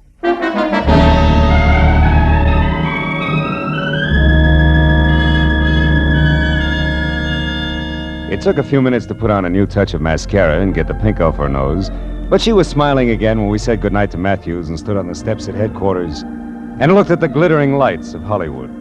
There was still plenty of time for supper and even a dance or two, and she wanted to go. But suddenly, from somewhere, there was a smell of autumn in the air, of dry leaves on the ground and ripe red apples for the teacher. She shook her head wistfully and spoke of an appointment she had bright and early next Monday morning. It's a very important appointment, Phil.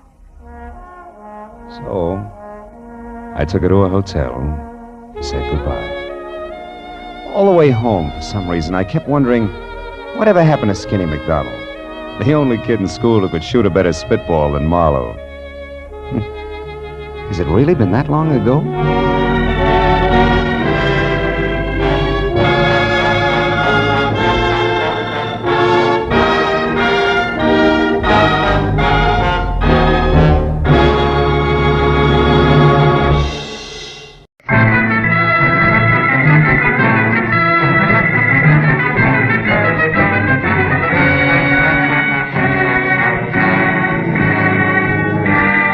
I'd watched the blood-red sun set behind an ugly purple storm out on the ocean, and the weird afterglow that crept into the canyons of the Hollywood Hills made me uneasy.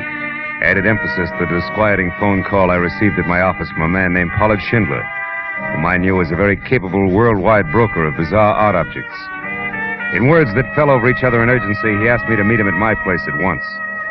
As I drove to my apartment, I figured the trouble lay ahead, but I didn't realize how close it was until I parked and started out of my car.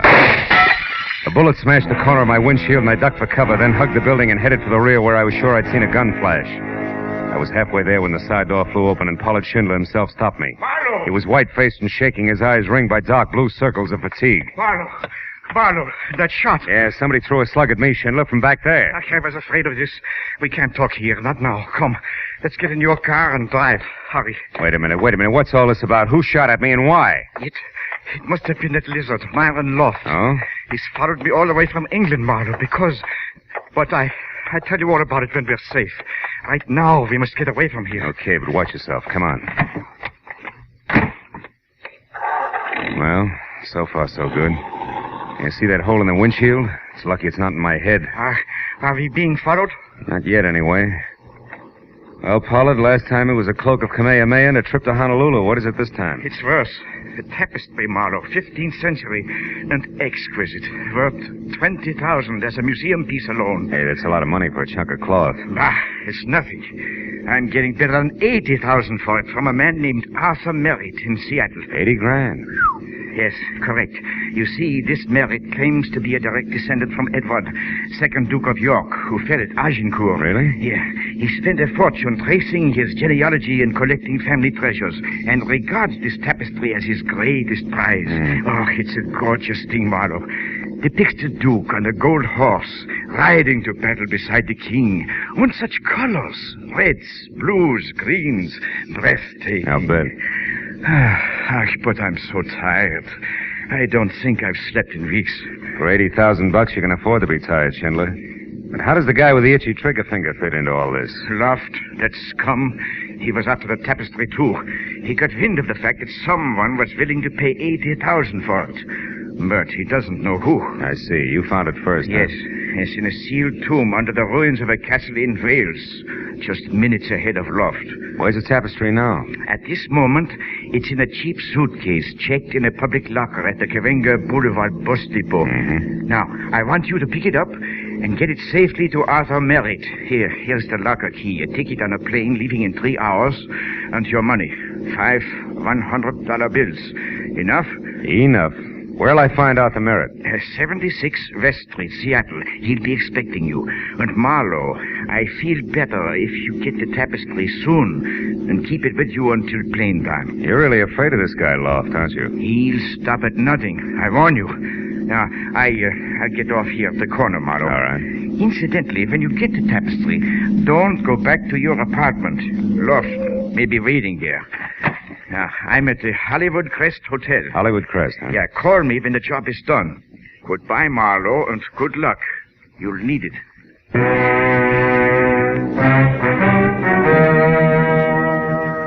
The key Schindler left was numbered 410, so I drove to the bus station and went in. A casual walkthrough showed me that locker number 410 was the last on the left. Then I ambled over to the lunch counter, ordered a sandwich and coffee, and sat down to case the rest of the customers. Finally, I spotted him. A dark man in ragged clothes with a profile out of Western Asia who was also watching number 410. The profile glanced around nervously and looked away fast when he caught me watching him. I eased the key to 410 out of my pocket and slipped it under my sandwich. Told the waitress I'd be right back and started toward him. He saw me coming and made for the back exit, broke into a run. When he got to the door, we played follow the leader down the tunnel to the alley behind the bus barn and around a corner. There the game stopped. Because a claw that belonged on a lobster reached out, grabbed me by the shirt front, and pulled me up against 18 inches of curved Damascus steel, sharp enough to shave with. I knew then why he'd shown me only his profile. Half his face was handsome, the other half. Well, when he spoke, he hissed through the flexible half of his mouth. Stand still, my friend, or I slit your gizzard for you. Where is Myron Loft? I don't know. I never met the man. Up close, that is. Liar, you are working for him. Keep using that knife of punctuation, pal, and I'll admit anything. I followed the fat German. I watched him put the tapestry in one of those lockers inside. Therefore, I knew that Loft or his hireling wouldn't be far behind. You mean me? You're off base. What's Myron Loft to you? What indeed? Only I know the true value of that tapestry, for it was I who paid for it, with half my face and half my mind. But before I'm through, Loft will know too. Where is he? I don't know, but I wish I were with him. Shall I chill you for being stupid? Go to Loft and tell him that Akkar is not dead, but has come back to teach him the price of treachery. This'll surprise him, no doubt, huh? He murdered me so I would not talk. He left me for dead. Sent me hurtling, unconscious off a bridge in a truck of blazing oil. It made me like this. Claw for a hand, a face to frighten demons. But it did not kill me. Nice guy, Loft. And the tapestry itself. Tell him it will bring him nothing but despair. For I have put a curse of worthlessness on it that... Akkar! There, from the alley. The shot. Did you see who it was, Akkar? No, but I didn't have to see it to know. He thinks he has finished it now. But he is wrong. Look for the Baton Sinister. What? Look for what, Akkar? In the Duke's shield, the Baton Sinister. Akkar.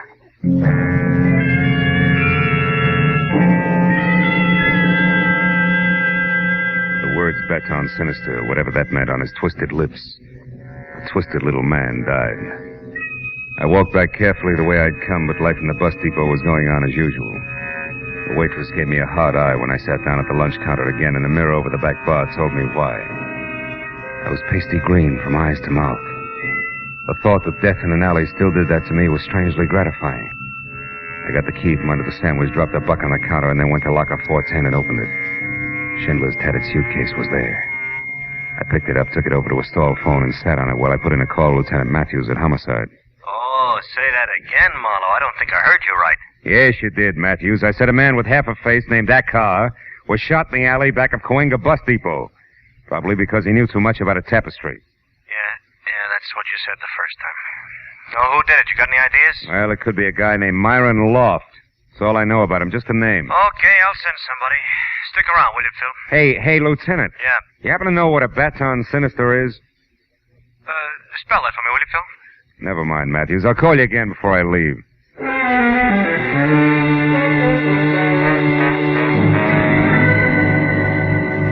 When I left the bus depot, I drove to my office, took the suitcase upstairs, and after I locked myself in, I opened it under the lamp on my desk. Folds of dazzling cloth spilled out. I remembered Schindler saying Duke was riding a gold horse, so I looked for that. Yeah, it was easy to spot. And from there I located his shield. It was deep blue with 3 white roses on one side and a red lion on the other, and in the center, pointing diagonally from upper right to lower left, was a thin line of still deeper blue. That was all I had a chance to see. Because a hand in a rubber glove clamped a wet cloth over my face, and the sickly, sweet odor went through me. Like warm oil through a paper bag.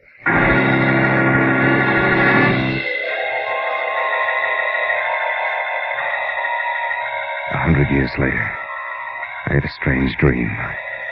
I saw a pair of high-heeled green suede shoes, and then a woman in a green veil looking at an empty suitcase. It must have been a dream.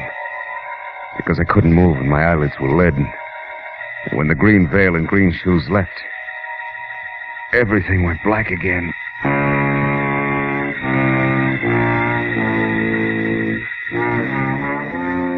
Next time it was no dream. I was face down on my office carpet alone and very sick to my stomach. I'd been chloroformed. I crawled over to the desk, pulled myself up. The suitcase was open and empty. Somehow I got the phone off the hook, dialed information, and a minute later I had my client on the wire. Marlowe, you sound sick. What is wrong? I am sick. You're going to be too, Schindler. Your tapestry's gone. It was stolen. Gone? Stolen? Yeah. Oh, no, it can't be. You blundering, stupid fool, Marlowe. Why did What did you say? I'm sorry, Phil. Screaming and hysteria won't get it back, will it? No. How did it happen? Well, I brought it up here to my office, but somebody was already in here laying for me. I was chloroformed and out for about half an hour. When I came to, it was gone. Now listen. You know a man named Akar, horribly scarred from burns? Akar? No. Why? Did he get it? Yeah, not the way you think. He was killed at the bus station. What? Killed? Good heavens. Did Loft do it? I don't know. Akar thought so, and I'm getting tired of hearing that name Loft. Hey, incidentally, what's a Baton Sinister? Baton Sinister? Yeah. A mark in heraldry, but why that mark? Well, it might be important. What is it actually, Well, Pollock? it's simply a short line on a shield or a scutcheon. It runs diagonally from Sinister Chief to Dexter Base. What does that mean? From upper right to lower left, maybe? If you're facing the shield, yes. It's the mark of fraudulence.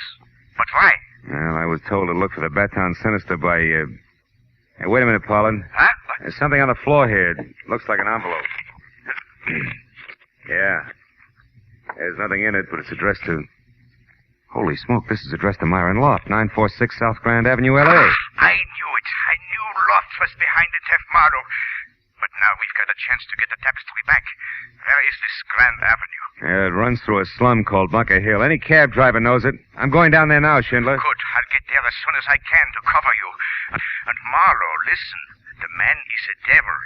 Be careful.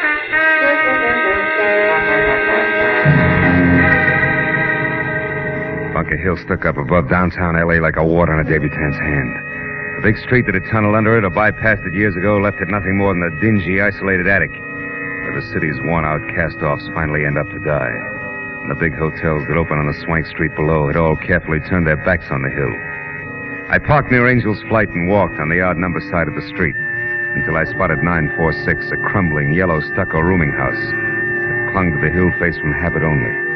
And I gave the windows a lot of attention to be sure no one was watching. And I went out to the corner, crossed, and came back. An anemic nightlight was on at the end of the hall. So I pushed my way through the smells toward a door with a grimy card that said office.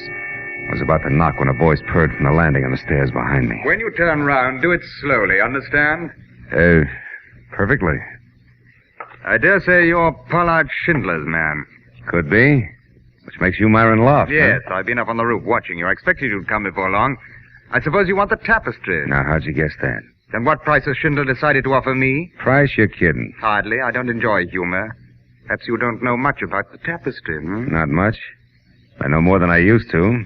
I had quite a chat with our car. A car? That's impossible. My ex-assistant is dead. I know. But he lived long enough to tell me about the Baton Sinister and the Duke's shield. That's a lie, my fine fellow. There's no Baton Sinister on that shield, and it's... Oh, of course. That sly idiot. Akar would try something like a Baton Sinister. But for what purpose, I can't imagine. Just to make sure that you'd pay for his murder. What's that? Must have been a shock to find out he'd survived that burning truck accident you tried. So you finished him tonight with a bullet. Oh, that's strange. How much more do you know along this line? Enough to make bargaining more than worth your while, and I haven't kept it all in my head. I see. Well, my door's a second on the left. Now move along now, quickly. I see no reason to hurry. I do. See what you mean. Although the accent was Oxford, the gestures were strictly Skid Row. So as I preceded Myron Loft and gun into my lord's sagging chamber, I watched carefully for the chance I knew I'd have to take before long. But a small step toward a dark corner... No, don't try that. ...told me it wasn't going to be easy. The gentleman with the flaccid voice was being very wary about me. Now turn about and face me, quickly. So wary about me, in fact, that the quiet footstep behind him went unnoticed. The footstep that had been made by a green suede pump that belonged to a lady with a veil, also green. I now knew I'd actually seen earlier in my office. When she took her next step, the gun she clenched in her expensively gloved hand was raised high. It came down hard. Girl of my dreams, I thank you. That was neat, and believe me, not a moment too soon. He's not dead, is he? No, he's just out cold as in deep freeze. But, aren't we being a little matter-of-fact about all this? We are. Did you expect tears? Well, from the veil, yes. That's where I'm probably being misled. I should concentrate on your green suede shoes. They seem to be more in character. And you seem to be quite ungrateful and gabby. So why don't we just move on some? Over there, that bundle. It could be the tapestry. The Hey, lady, you're not after it too, are you? No, I came here to save your life. Oh, I love you. that's charming. Come on, mister. Are we warm? Hot. Yeah, this is it, all right. Good. Now get back. Yeah. Away from it.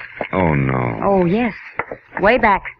And for safekeeping, into that snug little closet there. Without so much as a peek?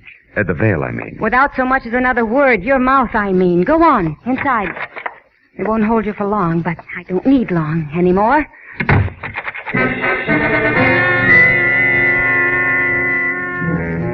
She was so right. Didn't hold me for long. Because even a misplaced hiccup could jar loose most any given segment of Bunker Hill construction. However, by the time I got to the street, it was lady with veil and bundle tucked underneath her arm climbing into a cab. And only her tail light skidding out of sight around a corner. So I played the only bet left. She departed in a cab. Maybe she'd arrived in one. And maybe that one was still in line at the hack stand across the street at the back of the hotel. At number 4, I connected. Yeah, sure. The doll with the veil. I brought her here. Why? What's it mean to you? Everything. She's my long-lost sister. Where'd you pick her up? I can't remember. Okay. Here's 5. Now try it. Sure. It was the Sunset Gardens Hotel, Villa 12. Witches around on the side. But you know what else? No, what else? I'll bet this 5 she ain't really your sister at all. I'll bet she's really your wife. Oh, you're so wrong. She's really Typhoid Mary, Jack. You better fumigate fast, both inside and out. Huh? Goodbye.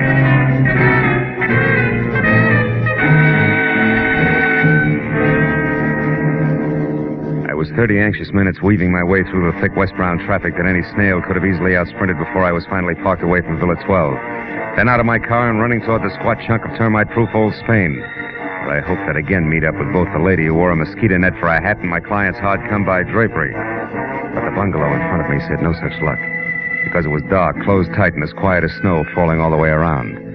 Until I was in the back, where each villa had its own junior picnic grounds complete with barbecue pit. Then from somewhere behind me, I heard it. First the rattle of paper. Then a few footsteps, high heels, that I knew could be the green suede ones on flagstone. After that, over near the pit, liquid poured on wood, and then sudden flame. It was the lady whose shoes I knew all right, but this time no veil. Only a face that might have been pretty if it weren't for the prancing shadows the flames threw over an expression that was a little more than determination, a little less than psycho. I moved close to her quietly. And when she had the tapestry unwrapped and was ready to make a little offering to the fire gods, I took my cue. Marshmallows will taste better, baby, honest. You? Yeah, little me and 38, not so little. So stand very still, honey. Priceless heirloom included. Oh, no, I won't. It's going to fire where it belongs. That's a matter of opinion. No, let go of my arm, you big hate. Drop it. Let it go, baby. Better we dirty it than singe it. Come on, let go. There, that's better. Now, come on, Firebug. Who are you? Who? Naomi Marchant. Cut it out. Okay. Now tell me where you fit in the tapestry, or do we shake some more? No, thanks. I'll tell you what you want to know. Who are you? Name's Philip Marlowe. Cop? No, a private detective hired to babysit with the tapestry. Let's not change the subject. Okay. Getting there. I'm Arthur Merritt's niece, Anne Solaire. The guy in Seattle who's waiting for me to deliver this item is your uncle? Uh-huh. My uncle's a jerk. Now, wait a minute. Let me get this straight. You steal the tapestry, risk your life, play with guns, and with people who only play for keeps. Also, you can get a chance to burn $80,000 worth of fancy needlework. Listen, my uncle has been throwing away his money on antiques, and all he's got left of $500,000 is $100,000. I don't want 4/5 of that used for this stinking substitute for wallpaper. Anything else? Yeah. How long you been working on this project, this Operation Arson? A week. Came down from Seattle when I learned that the man my uncle was dealing with was named Pollard Schindler. You can fill it in from there. Now, do you mind if I leave? I'm looking forward to bed and a good cry. $80,000 worth. Do I go? Yeah, on one condition. Your gun, baby. It stays.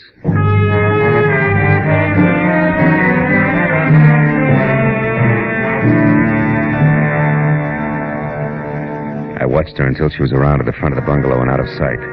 And I grabbed up the tapestry, started to fold it when a sudden flare from the fire threw a crazy spurt of light over the material on my arm. And I saw that on the shield that the Duke of Kent carried, there was no Baton Sinister. This was not the same tapestry I'd examined in my office. Right then, just to make things all the merrier, I once again heard from Naomi Marchant. On the even chance that this was a trap, Naomi playing possum with healthy lungs, I ditched the tapestry in a nearby clump of trees, then gun in hand ran for the front door of Villa 12. I got there just as a gray convertible lights out roared off and Naomi was climbing back onto her feet. What took you so long? Now listen, you, the real tapestry, where is it? Oh, no, you're kidding. Baby, that number you just tried to burn is not the one I started out with tonight. It's minus Baton Sinister. Minus who? What are you talking about? Just this.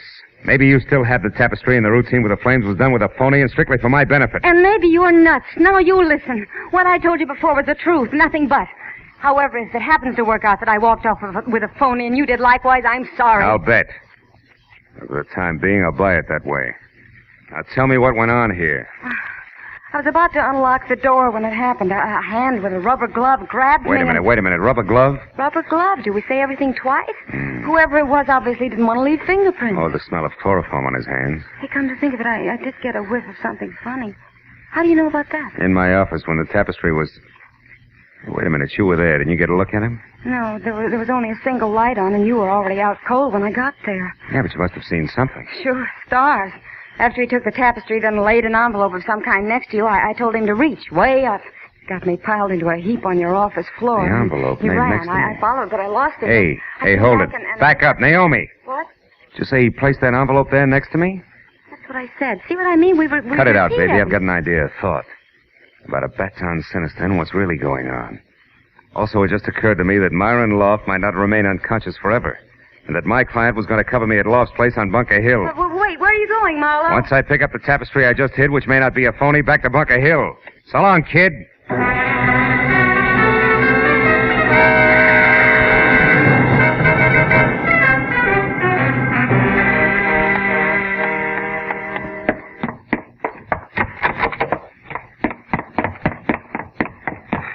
Oh, no.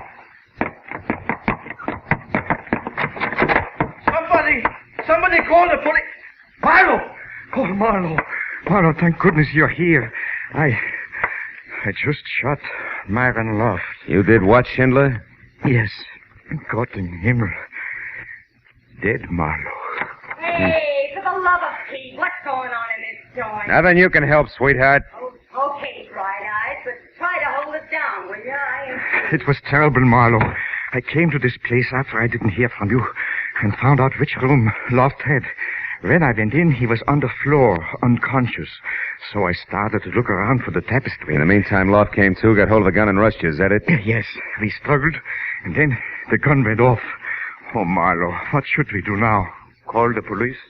Yeah, I'll take care of it. You go back into the room there and don't touch anything and see that nobody else does. All right, Marlowe. But you have the tapestry? Yeah, I got it, Schindler. Safe and sound. Your worries are over.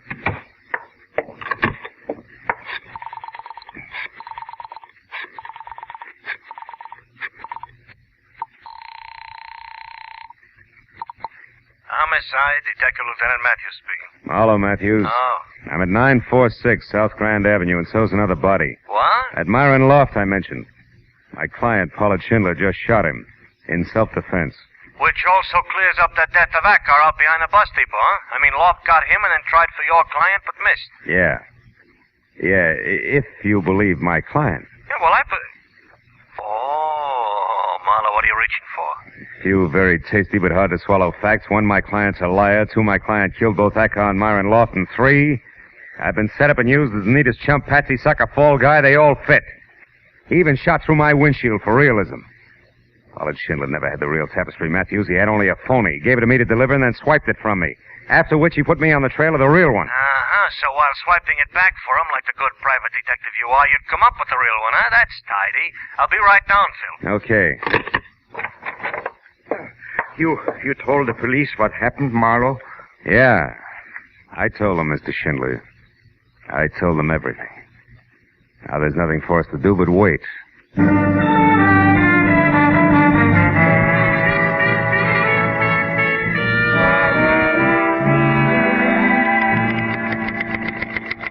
Well, that does it, Lieutenant. 7 full pages of confession from Mr. Pollard Schindler, a very crafty bird. Yeah, thanks, Mooney. Oh, bring that girl in a couple of minutes, will you? All right, Lieutenant. Well, Phil, here it is, the whole story. Yeah? Yeah, look, Pollard Schindler went after the tapestry in England, but Myron Loft got there first. However, Schindler was the one who knew where he could sell it way above museum price, so Loft had a duplicate made up and saw to it that Schindler stole it from him. And it was Acker who added the Baton Sinister, the mark of fraudulence in heraldry, to the fake tapestry. Yeah. But I still don't clearly follow the rest of it, Phil. I mean, here in L.A., you know? Oh, well, it wasn't much of a change. Another verse, same song. Loft stayed close to Schindler all the way back from England. Yeah. And he watched and he waited until he figured that Schindler was ready to close his deal, you see? Yeah. Then he stepped forward and announced that the tapestry Schindler had was a phony. Oh. And that he'd given the real one for a healthy cut of the sale price. Uh-huh. And Loft couldn't go to Merritt direct because he didn't know who Merritt was. Sure. Oh. And from there it was me, the patsy, with the best of references. Oh. That do it for you? Yeah, just about. Schindler killed Acker, and we didn't expect him to see, and Loft who he did, so neither one could spill to you. That's right. Now, yeah, come in. Now, when did you... Oh, just a minute, Miss Marchand, please. When did all this come across to you, Phil? When I got mixed up with the lovely lady here. She told me that the man who had chloroformed me in my office had carefully placed an envelope on the floor next to me. An envelope I later took as a clue. From that switch, I started to look around for others. Oh, great. Hooray for Campfire Girl me. What kind of a medal do I get? Yeah, you get a pretty nice one, Miss Marchand, thanks to Marlowe. You get freedom. You know, we could prefer charges against you. Like what? Like what? Like assault and battery for slugging Loft, grand larceny for the theft of the tapestry from Loft's place, attempted destruction of private property. Okay. I forgot about those things. Yeah. Thanks, Marlowe. Thanks, Marlowe. Is that your official statement? No more? Not even I'm sorry before you go? Well, yes. I'm sorry, all right. Real sorry that I missed. Goodbye.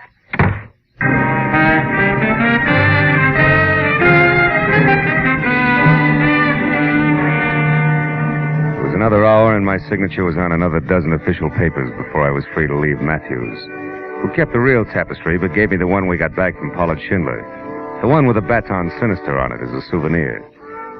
So by the time I got back to my apartment, it was pushing 4 o'clock in the morning, and I was tired.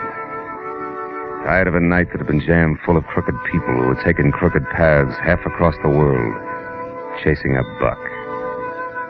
So tired, in fact, that I didn't notice Naomi Marchand leaning across the door opposite mine until she spoke. Marlowe, Marlowe, we could take that tapestry you have there, even if it's a phony one, and fly to Seattle and sell it to Uncle Arthur before he knows anything about what happened here. Marlowe, we could... Marlowe? No. Marlowe. Go away now. There was only one thing to do. Put both hands firm on her Marlowe? shoulders, spin the girl around and across my knees. Don't you thank me! Oh, well. I was too tired for even that.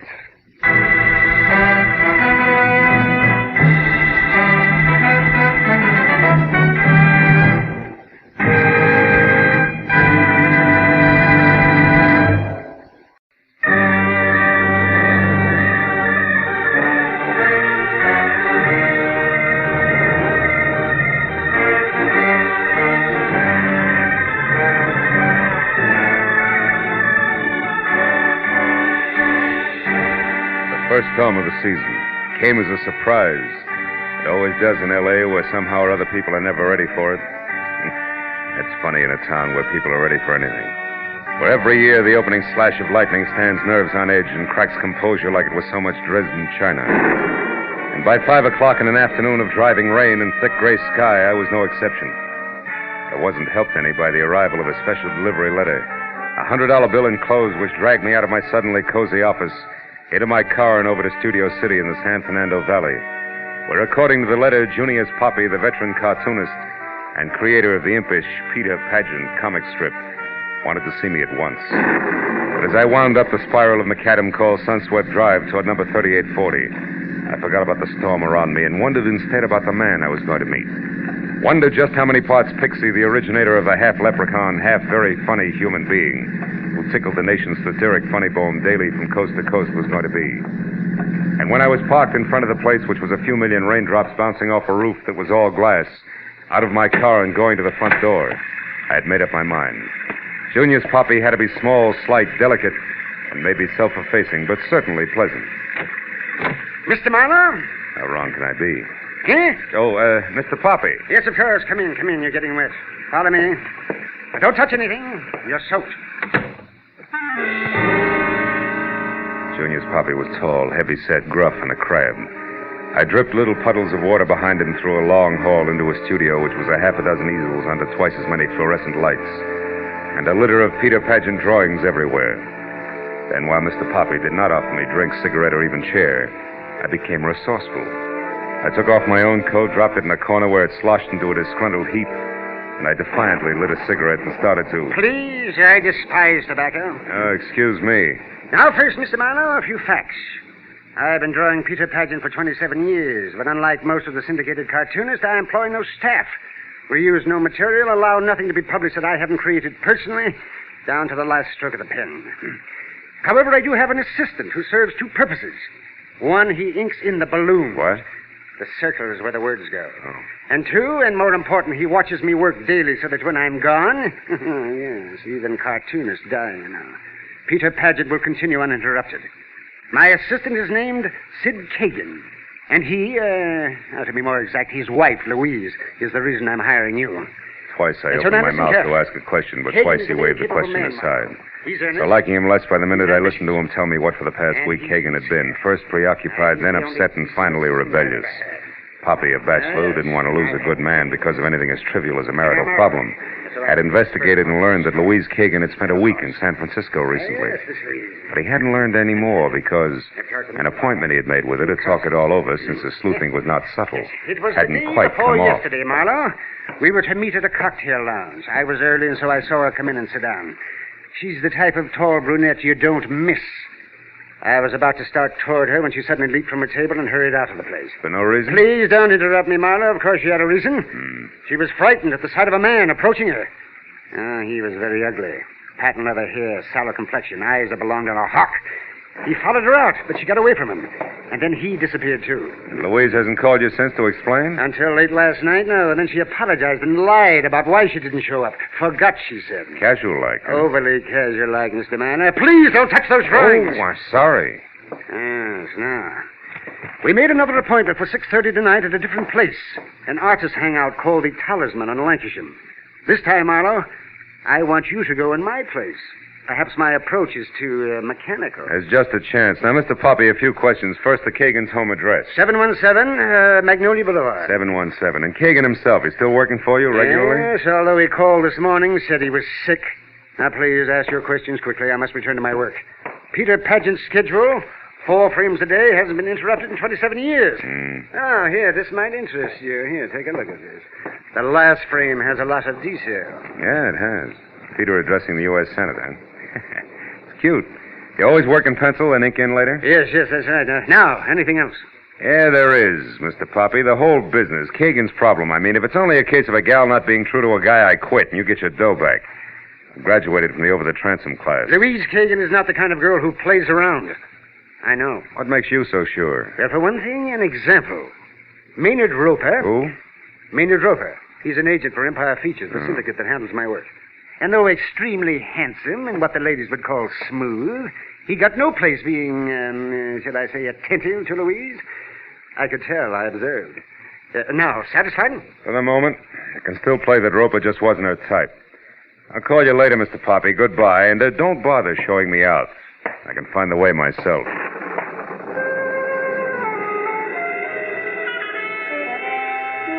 Impulse number 1 said nuts to the funny on paper only, Mr. Poppy. But impulse number 2 said, quiet, Marlowe. It's the storm that's making you jumpy, and there's a $100 bill in your pocket.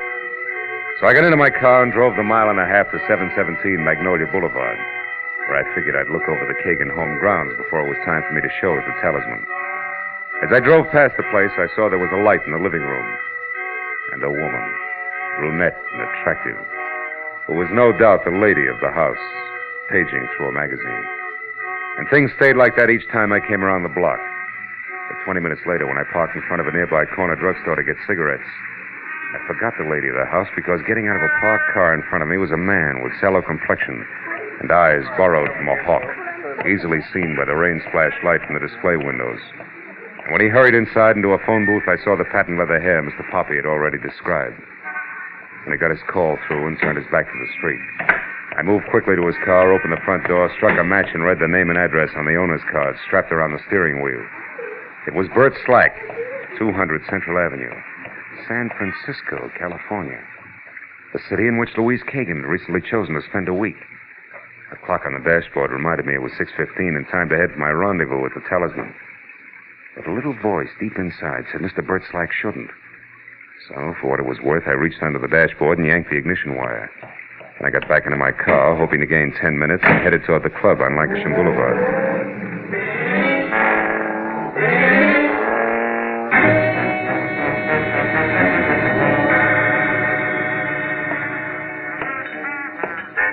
Scotch and soda, sir? Keep the rain from soaking all the way through, you know. Yeah, all right. Another scotch and soda. Hey, wait a minute. That lady there, the one in the blue cape just came in? Oh, yes. Ask her to come over to Mr. Poppy's table, will you? We'll order then. All right, sir, in a jiffy. Keep the rain from soaking all the way through. Isn't that awful? Sir, I'm awfully sorry I'm late, Junior's. Oh, excuse me. Waiter, you've made a mistake. No, Mrs. Kagan. The mistake was mine on purpose. You wouldn't have known me by name. Which is what? Philip Marlowe. I'm a friend of Junius's. He was tied up with his work tonight and asked me to keep this date for him. Like a drink? No, thanks. I haven't got the time. But why didn't Junius call me or leave a message here? I don't know. Perhaps he forgot or... Perhaps you're a liar. Perhaps he called my place after I left, then called here. Waiter. Yes, ma'am? Will you please check with the captain and see if anyone left a message for Mrs. Kagan, please? Yes, ma'am. And on your way back, 2 scotch and sodas, huh? Yes, Now, just a minute, Mr. Marlowe. I've already said no. As long as we're playing things back, you already said I was a liar. Why? Because Junius told me that my meeting with him would be personal. And since he's gone far enough out of his way to even call me on the telephone about it, it must also be important to him. It is. As important to him as, say, San Francisco is to you. San Francisco. So you're not really a friend of Junius Poppy? Not buddy-buddy, no. But I am a friend of Bert Slack's. You know Slack? Yeah. Now, why don't you sit down, Louise? Our drinks are coming. Well, here we are. 2 scotches and sodas. Just the thing to keep the rain... Oh. I already said that once, didn't I? Yes, you did. Yeah, well, 2 scotches and sodas, just like you ordered. Oh, and no message for you, Mrs. Kagan. Thank you. Mr. Marlowe, you know about San Francisco, you know about Bert Slack, and somehow or other you know I was supposed to meet Junius Poppy here, and he couldn't make it. So why don't you just sit here and think it out all by yourself, huh? I'm going. Come back here. Let go of my arm. When I'm ready, gentle lady. Which might be right now, don't you think? Oh, Maynard, thank heaven you're here. I usually am, Louise. Well, my good man, have you reached a decision? About the young lady's arm, I mean. Let go. Maynard, please see that he doesn't follow me. It'll be a pleasure, Louise. What are we drinking, Mr. Marlowe. Scotch and soda. Wonder what keeps that from soaking through. Maynard Roper, the handsome syndicate agent Junior's puppy had tagged very smooth, was also very snide. When he slid into the booth next to me and we each had a fresh drink while Louise Kagan put distance between us, I knew that the urge I had to punch him in his finely chiseled Grecian nose could not be blamed on the stormy weather. It would be just as much fun on a sunny day. And a couple of minutes later, when he got up, flashed, glistening uppers and lowers at me, and started to leave with a worse than snide, "Bye-bye, boy." I had to hold on tight. Somewhere along the line, I slipped. "Hey, Roper, you forgot something." Oh? Well, what is it? This. Lothario. Also, you didn't thank me for your drink. It was rude of you.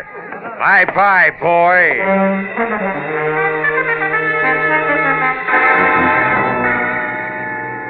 Outside, I felt better. As I walked around to the alley behind the club where I parked my car, I noticed that the rain had tightened up to a drizzle that was about ready to call it quits. That a corner of the sky already showed dark blue with a single star front and center.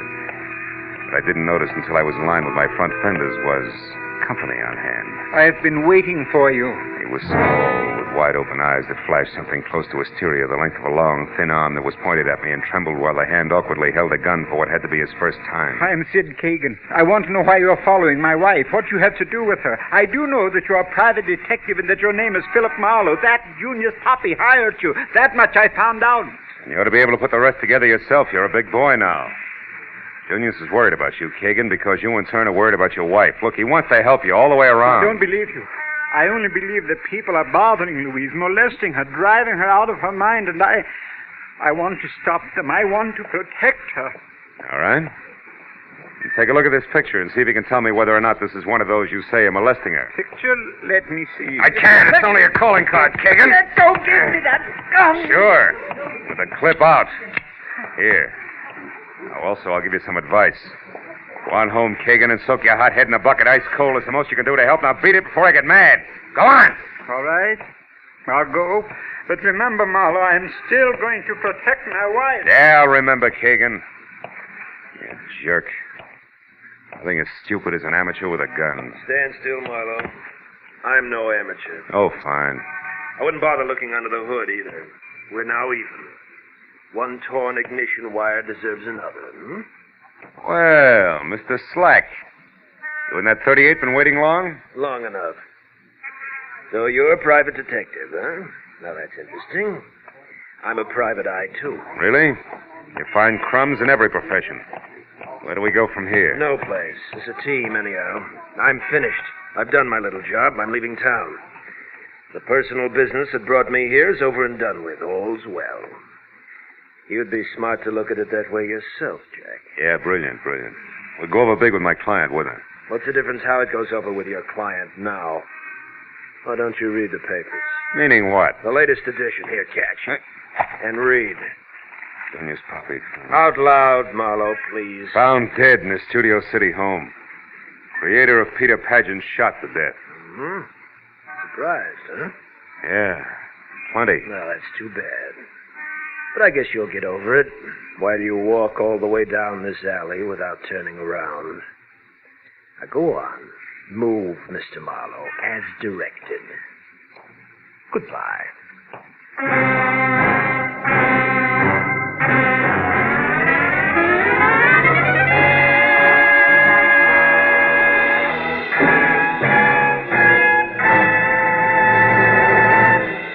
In a moment, the second act of Philip Marlowe.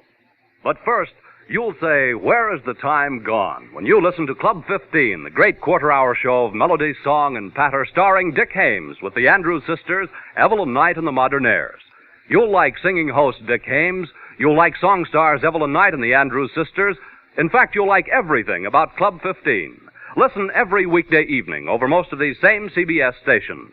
Tune in this fall for the show that's you love best of all. Listen carefully, here's the address. It's CBS. Now, with our star, Gerald Moore, we return to the second act of Philip Marlowe and tonight's story, The Fatted Calf.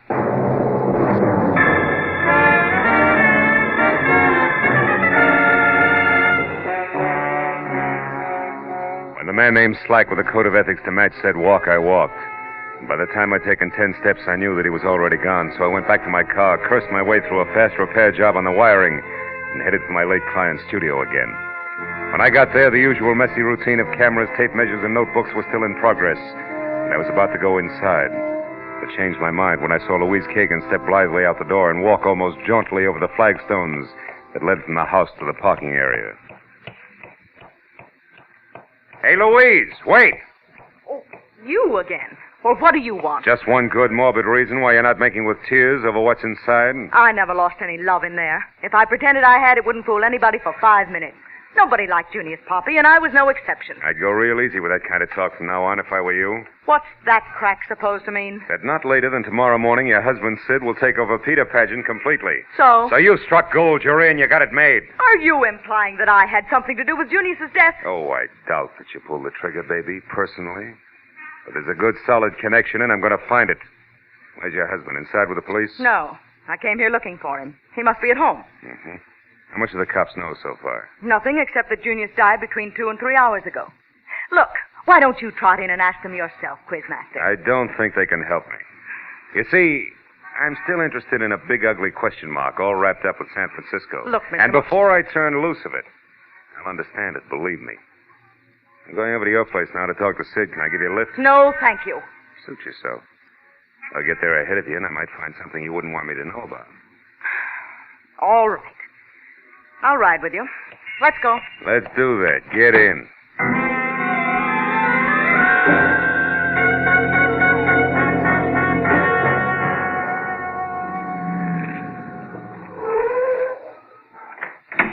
Thanks so much for the ride. You know, I wouldn't have enjoyed it a bit more in a hearse. You can drop the acid routine, Louise. I got a thick skin. Let's go inside. Now, look, Marlowe. Sid isn't home. I can see from here the lights are out. Only proves somebody turned a switch.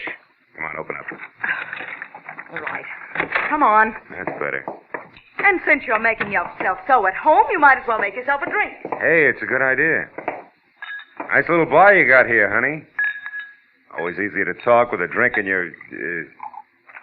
Hey, Louise, these papers on the table. Ever seen them before? What are they? Contracts, I'd say. Yeah, all filled out. Just waiting for Kagan's signature. So your husband is now a full-fledged, big-time cartoonist. What do you know?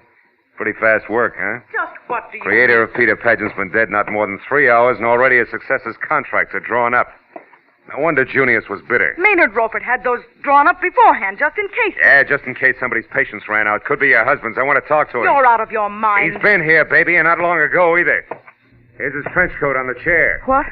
Maybe he left again and maybe he didn't. Now, you take a look through the rest of the house, and if you find him, tell him to come on out. There's still time to talk. Well, go on. She gave me a glare that said she'd like to run my head through a garbage disposal unit and walk past me into the hall. As I held the trench coat, I saw an interesting smudge on the elbow of the right sleeve. It was an imprint of the little cartoon character, Peter Pageant, in the exact pose I'd seen earlier. Peter Pageant addressing the United States Senate. It could only mean one thing. The right sleeve of the coat I was holding had been jammed down into wet ink on Junius Poppy's drawing board shortly after I'd left his studio at night. I was still looking at the coat when Louise came back. She started to say something, but the doorbell interrupted and kept on interrupting, and finally she walked over and answered it. It was Bert Slack, the man from San Francisco. His face, green and waxy, would have worn the same look if he'd been falling out of a 10-story window and knew he couldn't hold on. He gripped the door casing with both hands, like a slow-motion fireman sliding down a pole. Suddenly, he jerked up one hand and pointed at Louise. He turned his eyes at me and tried to speak. Then he took 5 sliding, stumbling steps into the room and pitched headlong to the floor. The handle of a knife, ringed by a patch of drying blood, stuck out of his back between his shoulder blades. Oh, Sid, you Sid? couldn't have... You think Sid did it? Why, Louise? What's the reason? No, I didn't mean that. Oh, Get away. Get out of here. Not yet. Slack was a cheap private eye from San Francisco, and you just got back from there. What happened up there, Louise? Why do you think your husband had to kill this guy? No, I won't tell you. I don't know anything. Oh, leave me alone. Get away from me. All right. Get hold of yourself. You're hysterical. Now listen to me. Where does Roper live? Come on. Maynard Roper, his address. 94 Addison Avenue. Why? Because your husband might be there, and I want to talk to him now more than ever. You're on your own, baby. Get good and hysterical if you want to. I'll see you.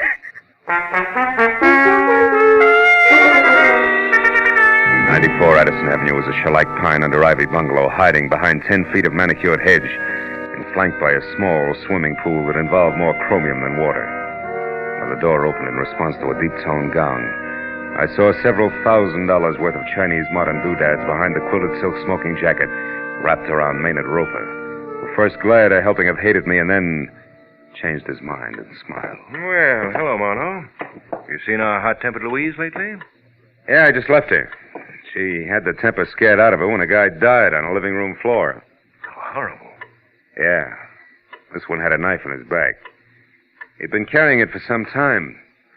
Made it as far as Kagan's because he had something important to say, but he couldn't get it out. His name was Slack from San Francisco. Ever hear of him? Slack? Why, no. Hey, tell me, have you seen Sid Kagan recently? I mean, within the last hour? Yes, twice. Once when I took his new contracts to his place, and again when he came here to talk them over. He left a few minutes ago. Say where he was going? No. Wait. He did say he intended to stop at a drugstore. He had a headache. Which drugstore? Well, the one down the street about a block. Mm-hmm. Oh, but look, Marlowe, surely you don't really believe that Sid killed this man? He had a motive. Do you realize what you're saying? What have you got to go on, actually? A slip his wife made, and a Peter Pageant that turned up out of place. Oh, Louise was no doubt hysterical. Under those circumstances, I'd be, too. And as for Peter Pageant, don't forget that Sid's been practicing him for 6 years.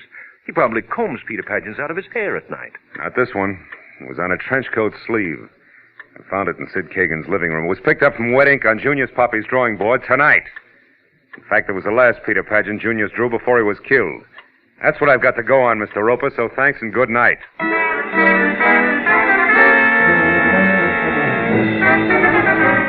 I got in my car and drove fast till I found the drugstore and then pulled up across the street from the place and watched. A cab was waiting out in front. When the door opened in the store, I started to get out, but stopped again as Sid Kagan, the collar of his trench coat turned up high, and both hands thrust deep in his pocket, shouldered his way out. Got in a cab and drove away. I sat there for a few minutes until the crazy logic of the crazy pattern finally sank in. And I turned and drove back toward 94 Addison.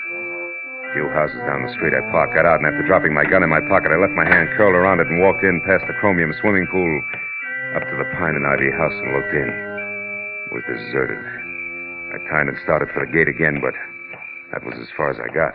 I'm not inside, Marlowe. I'm here behind you. Don't move. Automatic and all, huh? Didn't think you had nerve enough to stick here and wait for me, Roper. I had no choice. Raise them up slowly and don't turn around. I'll take your gun first. Okay, now get inside. So it was your trench coat I found at Kagan's, huh? You forgot and left it there when you took the contracts over. Yes, and when you told me about it, I followed you. I saw you spot Kagan still wearing his coat at the drugstore, and I knew then that you'd come back here after me. Why? Stand still. Sure.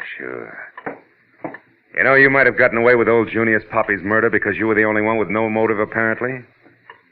But you cluttered it up by killing your partner, Slack, too. Slack was stupid and loud-mouthed. He'd have double-crossed me or let the cat out of the bag the first time he got drunk. Blackmailers have to keep their secrets or they go out of business fast. With you, it's obvious that I have no choice. It's you or me. Yeah. You're a smart boy, Roper. How'd you manage to cut in on what Slack knew? He tried to find out from me whether Sid loved his wife enough to pay to keep her out of jail and how much he could demand and expect to get. I told you he was stupid. Believe me, chum, the idea of getting rid of Junior so Sid could get enough money to make blackmailing him worthwhile was quite a switch. But one a good agent might think of. Stand still. Don't try for anything on that table. Why not? What are you saving me for? More conversation? No. I just wanted to get my breath. I've had quite a day, remember? All right. Let's go now. Where? Out back to the garage. Go on. Yes, Marlowe! Baby, Louise!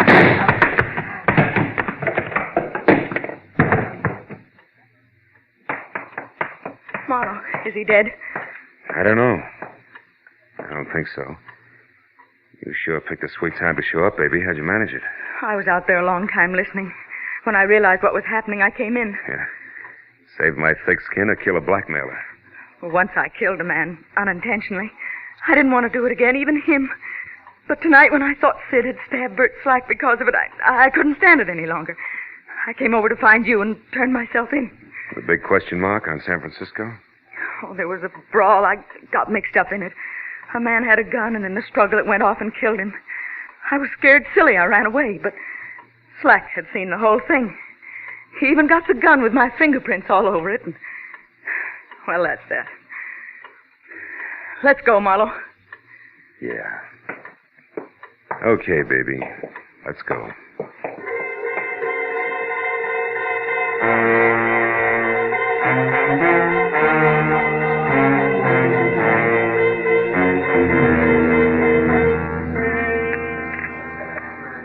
Two refills, please. Okay. Better have some more, Sid. It's going to be a long night. Yes.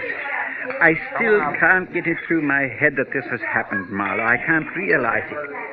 Slack saw that fight in San Francisco, got the gun with Louise's fingerprints on it, and came here to blackmail. That's right. He went to Roper for information on you, and Roper was smart enough to peg it and cut in. Killed Junior so you'd get more money by taking over the strip, and then... And then he and Slack began to fight between themselves, and Maynard killed him, too. Mm-hmm. How can there be people like that? Same way there can be rattlesnakes, black widow spiders, and cancer. Marlowe, what is going to happen to Louise? I don't know, Sid. Oh. But she's got something now she didn't have before. What is that? You. You loved her all the time. But she didn't know what that meant. She does now. Look, she might be finished with the police. Maybe you better go over, huh? Yes, I guess I'd better. Good night, Phil. And thank you. So long, Sid.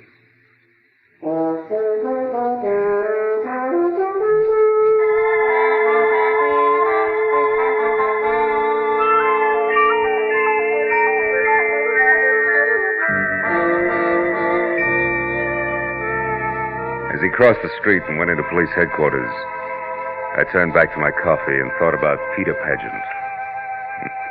The impish, whimsical little character with a sly, knowing smile, half sad, half amused at the foibles of the world. Yeah, the world seems more and more to be made of halves.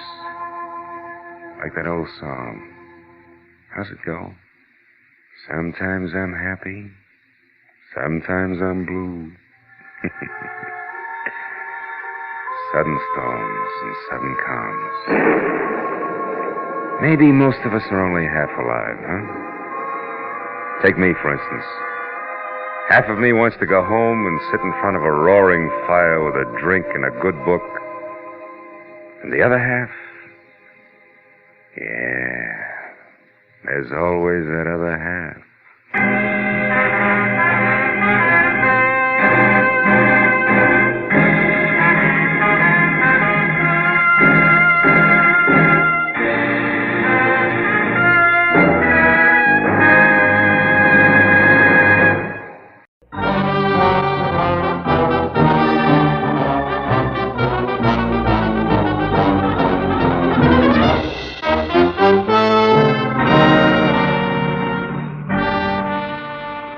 At 9:30, I was still in my office, tucking in the loose ends on a report, while I listened with half an ear to the fabric of city sounds rising from the street below. Fabric ripped suddenly by tires clawing concrete. The shattering crash that followed brought me to my feet. It was a traffic accident, and a bad one. I ran to the window, but it had happened around the corner out of sight from my office. So I watched others run for it and remembered grimly that every 30 seconds, somewhere in the country, a thing like that happened. And 1 out of every 16 minutes was fatal. I wondered who had been chewed up in a chromium meat grinder this time as I listened to first the police, then the emergency ambulance, and finally the scavenger truck cleaned the wreck off the street. After that, I went back to my report again and tried to forget about it. But an hour later, that same accident came back into my office. Mr. Marlowe, Yeah? this is Corey Riggs. Yes, Miss Riggs? I'm a nurse at the Warwick Emergency Hospital. Uh-huh. About an hour ago, a man named Stanley Ott was brought in, and he's been calling for you. For me? He was badly injured in an automobile accident on Cahuenga on his way to your office. Wait a minute, who did you say this was? I'm the nurse assigned to Mr. Ott at the hospital. I just got off duty, and I had to wait until I was relieved before I could call you. I see. Well, look, Miss Riggs, I'd like to help in any way I can, but it's 9:30... Mr. Marlowe, Mr. Ott gave me $250 and told me to call you. Yeah, I know, but And he said that I should give you $200 and keep the $50 for myself. Oh, fine. Now I get clients by proxy. I beg your pardon? Nothing. I'll be right over, Miss Riggs.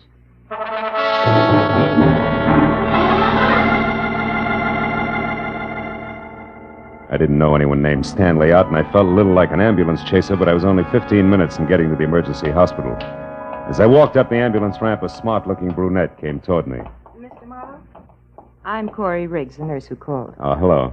Can I see him now? It wouldn't do any good. You see, he went into a coma a few minutes after I called you. Oh, it's too late, is that it? Let's move away from the door, shall we? Sure. You see, Mr. Marlowe, before he went into the coma, Ott wasn't rational. He was raving. About what sort of things?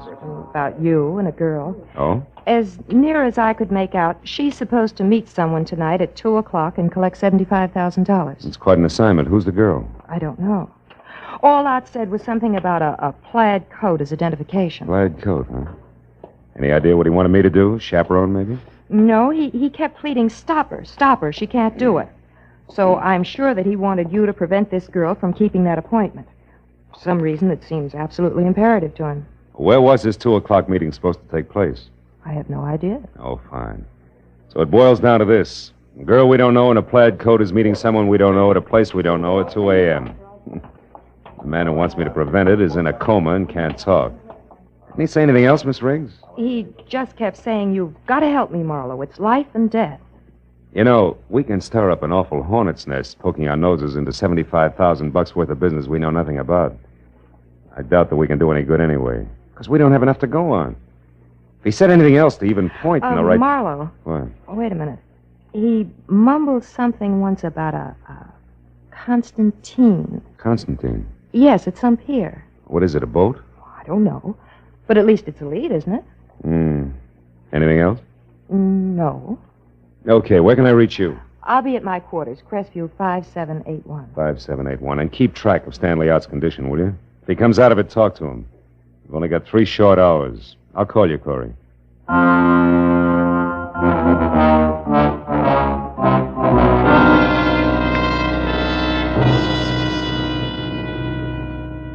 I felt a little weird as I left the hospital because I was traveling on strictly second-hand information as to what had gone on in a delirious mind. But in spite of that, there was still enough coherence in what Corey Riggs told me to make a case. My first stop was a phone booth and a call to the police, where I found out from the accident report that Stanley Ott was 30, unmarried, small-time lawyer, and an L.A. resident with a clean police record. My next call was the harbor master's office in San Pedro. Constantine? No, don't remember no vessel by that name, sonny. Just a minute, I'll look her up in the registry. Let's see, Constantine. Only one listed is a 4-masted schooner sunk off Pirates Point near Monterey in 1870. A little before my time. Not the one, eh? Not the one. So I tried the Coast Guard. No fishing boat called Constantine on this coast, mister. That was followed by a check of Yacht Harbor at Long Beach, negative. And a call to the pleasure boat anchorage at Santa Monica. No Constantine registered here, sir. After that, a long, futile reconnaissance of the waterfront from one end to the other. It left me 1 solid hour later out at the end of a tottering, almost abandoned concessions pier in Venice, swearing in blind frustration at the black, seething ocean below. I was licked. You ain't thinking of jumping in, are you, pal? Hey, you look like you lost your best friend. I did, Buster. Me. I was sunk with a Constantine in 1870. Constantine? You know him, too, huh? Him? Yeah. You mean Constantine's a guy? Sure, pal. There's a shack there. Wait till the beacon light comes around again. You see there? Well, I'll be. Prince Constantine Chevnov. Occultist, palmist, and medium. Personal consultant by appointment only. Yeah, but that's a fake. No fooling. All them guys. He owes everybody around, even to Ziggy, me. For $1, and that's something. But he's a genuine Russian prince. Hey, Hey, where you going? Have a look. Prince Konstantin Chevnov could be my boy. He wouldn't want you nosing around here, pal. That's too bad. Does he live here? Yeah, in the back. He runs his pitch in the front where all them green curtains are. Uh-huh. Yeah. I suppose he always leaves his door unlocked, huh? Why? Who? Hey, that's kind of funny. Yeah, I'll bet. There'll be a light switch here someplace. Oh, yeah. Now let's see what... Oh. Holy cats. Goodbye, mister. Goodbye.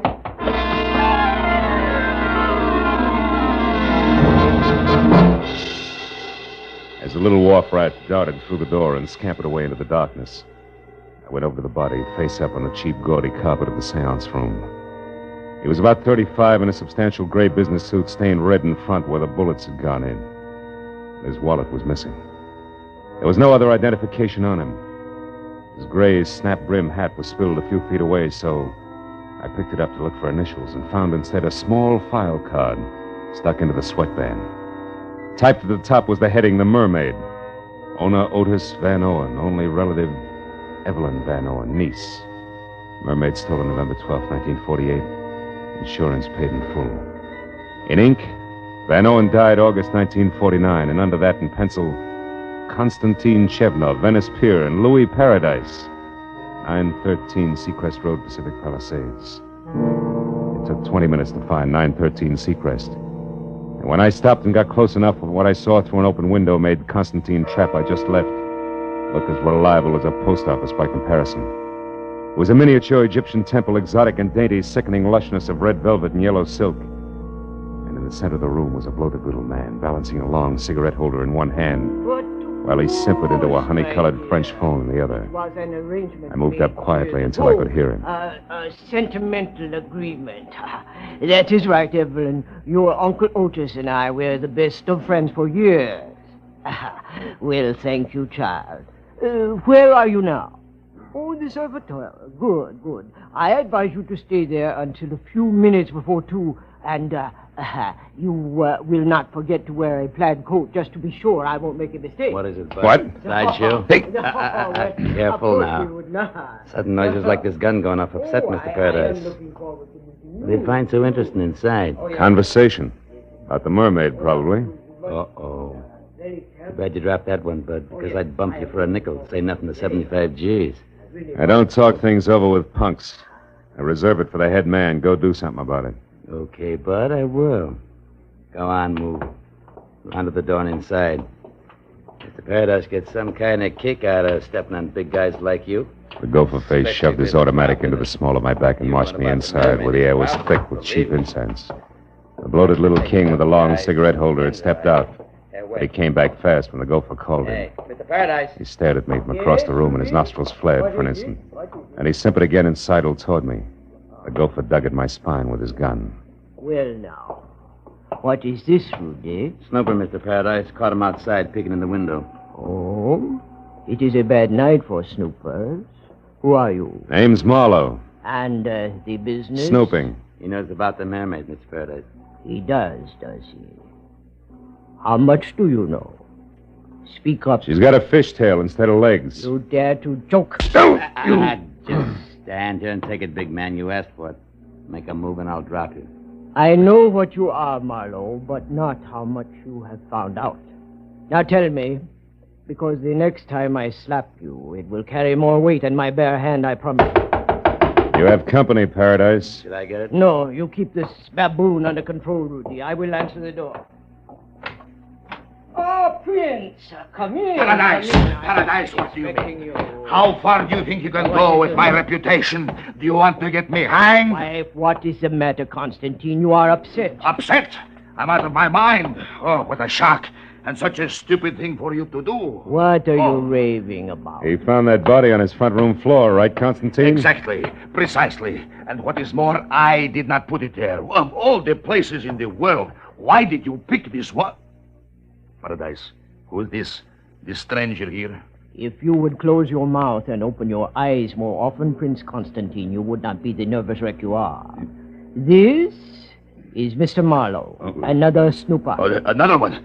Paradise, Paradise, listen to me. It's better if we quit. It's better if we don't try it tonight. It's out of hand. I don't like it now. We should get away and come back next year and do it. You jellyfish, there is nothing to worry about now. Insurance investigators often work in pairs. Is that not so, Marlowe? It's your pitch, round man. You don't need any help from me. You are so right. Rudy and I caught the first at your place, Constantine. Now we have the second one here. That is all there are. The danger is over. It's clear sailing from now on. But what about that cadaver you had the audacity to leave lying in my seance? Oh, What about that? forgive me, Constantine. That was a necessity. I am sorry. Now listen. Hey, Rudy. Does this go on all the time? Yeah. Ain't it awful? And think of all the champagne, caviar, and buffalo stroganoff you can buy with the Mermaid. I don't care. Just a bracelet, but at the same time it is $75,000 worth of diamonds and platinum. Okay, Paradise. I trust you. Now, we go, huh? My, Gnazdo. Yes, Prince. The Gnazdo it is. Hey, Mr. Paradise. What should I do with the big boy here? Yeah, you're kind of leaving a loose end around, aren't you, Fatty? If I had the time, Marlowe, I would beat the arrogance out of you a little chunk at a time. Rudy. Yeah?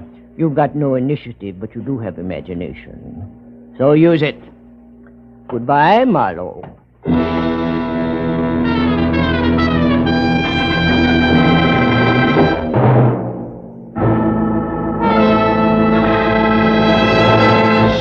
In just a moment, the second act of Philip Marlowe. But first, it's a big break in entertainment for you and a big break in a career for some talented youngsters when Horace Heights' original youth opportunity program opens the door to fame and fortune every Sunday evening on CBS. Popular Horace Height is host to young folks who want to break into show business. And every Sunday evening, one lucky winner does break in, to his delight and your listening pleasure. Yes, for music, comedy, thrills, and all-around fun, listen to Horace Height Sunday evenings, another great CBS show heard over most of these same stations.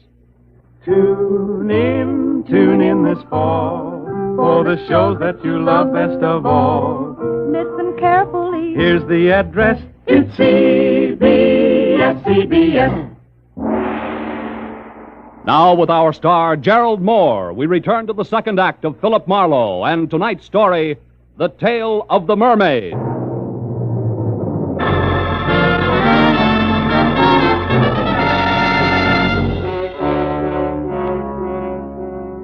When Louis Paradise hesitated at the door, snarled the suggestion that this henchman use his imagination in disposing of me, and left in lockstep with the white Russian screwball, I got the point. But even if I'd missed it entirely, one look into Brother Rudy's eyes would have done the trick.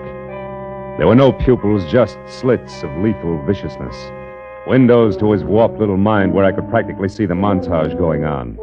That ran from ancient thumbscrews by candlelight up to a generous beating by street lamp with brass knucks. I felt a cold knot grow in the pit of my stomach as Rudy, with a cannon in his hand, pointed at my head, started toward me. And from someplace outside, I got a break. Two romantic cats. Rudy spun toward the sound. One chance to a customer, Rudy, and you missed. Kill you, Marlowe. I'll blow your head off. Not tonight, gentle soul. Give it to me. I don't want you to hurt yourself until we've had a chance to talk. That's it. Now, lie down. I knew there was some reason why I like cats, their voices. Okay, Rudy, you've had enough rest. Now let's get back to business. Now, wait a minute. Come on, get up. We're going to talk. Wait, hold it, please. No reason for any more rough stuff. I'll cooperate. That's better. Where did Paradise and His Highness head for? The Gnazdo, where is it? I don't know. Come on, you said there was no reason for rough stuff, remember? Ow! Yeah, I remember. That Gnazdo, that's something I never heard of. An unhappy coincidence, Rudy. It's one thing I'm interested in. Wait. Must be something else you want to know. Something else I could tell you that... Hey, what are you going to do? You mean you can't tell, Rudy? That's Keep funny. away. All it takes is a little imagination.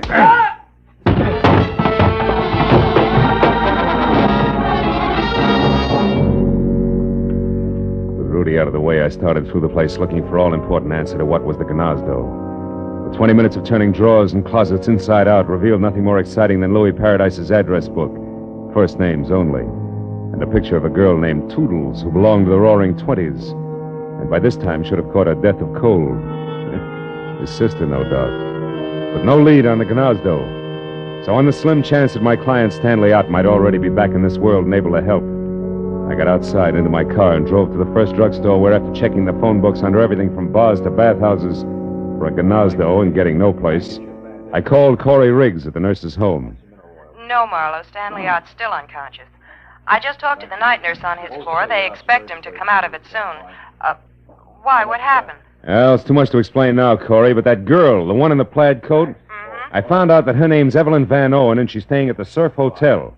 Now, see if that much checks with Ott when he comes to, will you? All right. Oh, also, there's a diamond-studded item called the Mermaid, which accounts for that $75,000 he mentioned.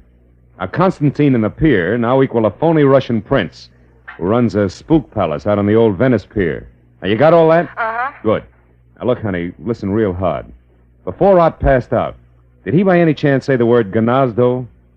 Gnazdo? Yeah. No. What does it mean? I don't know. I think it's the name of a place. Oh, have you checked the phone books? Yeah. It's no dice, Corey. Also, I checked one Mr. Louis Paradise, who you might mention. Marlowe, wait a minute. What's the Hold matter? the wire, will you? There's a girl here, one of the nurses, who's trying to tell me something. Oh. It's the Gnazdo, Marlowe. Shh, wait a minute. She knows something about it here. It's Rosemary. You talk to her. Hello. Hello. You want to know what Gnazdo means? Yeah. Well, it's Russian, like Pashlamaya Gnazdo. Oh, that's... well, what does it mean in English, Rosemary? Fast, please, is important. Well, that means let's go to my place.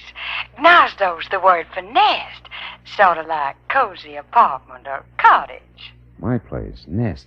You sure of that? Well, I'm positive. I was an army nurse in the war, and I spent 2 years in Germany after the shooting part was over. 2 years, a half a block away from the Russian zone. That's close enough. Thanks a million, Rosemary. Don't mention it. Here's Corey. Oh. That do it, Marlowe? Yeah, I think so. At any rate, unless I'm way off base, it's where both the Mermaid and all parties concerned are going to rendezvous at 2 a.m. That's less than a half hour from now. The Prince's place on the pier. I want to be early, so goodbye, Corey. I'll call again when I know more. Yeah, and give my everlasting love to girlfriend Rosemary. She all is show a peach.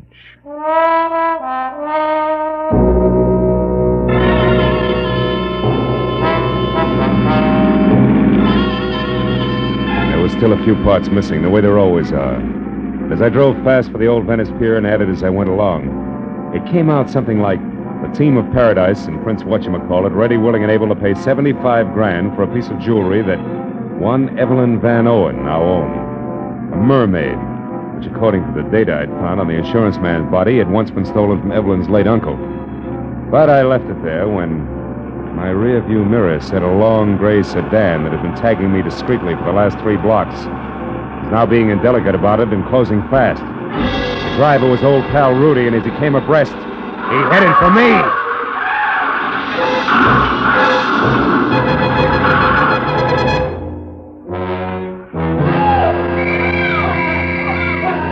All right. You're okay, Mac. Don't you worry about a thing. We'll have you out of there in a minute. Hey, can't you knock out that horn? Knock out the horn, he says. What do you think we're trying to do? It ain't so easy getting my hand past this printed hood. You know. Oh. Well, that's better. Hey, cabby, what'd I hit? Well, in order of their appearance, Ooh. Mac, your car into a telephone pole and then you into your dashboard. Oh, fine. Yeah, you're sure lucky you bounced off the curb first, mister. I'll say. Slowed you down plenty. Oh, hey, here comes the ambulance. Yeah. Look at the roll. Not for me. I'm all right. Hey, come on, cabby. Help me out of this, will you? Sure. That's what we're trying to do. But don't you worry. The ambulance ain't for you. It's for the guy that sideswiped you and then tried to get away. I seen what happened, and I went after him in me cab. He turned into a dead end, no less, trying to shake me. Ooh, is he a mess? But I guess he'll live all right. Hey, what's he got against you anyhow, Mac? Just my life. Listen, your cab's still all right? Sure, there's someplace you gotta go. There is. The old Venice Concessions Pier, my friend, and the sooner the better. Come on.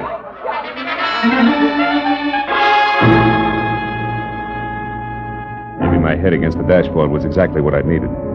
Because right then and there, the method of Rudy's handiwork made me think of an angle that I'd neglected almost completely. My unconscious client had not wanted me to get the mermaid or the $75,000, but to stop Evelyn from keeping her rendezvous, which at this point I figured could mean but one thing. It was exactly 2 o'clock when the cab slammed to a stop near the pier. And I piled out and ran onto the empty, fog-dampened planking that led to Prince Constantine's shack. Nothing but mist moved over the pier. No unusual sound broke the pattern of waterfront noises. But I thought momentarily that I was still in time to prevent what Stanley Ott somehow knew was going to happen. That Louis Paradise and his eccentric sidekick intended to get the mermaid from Evelyn, but pay off in only one way.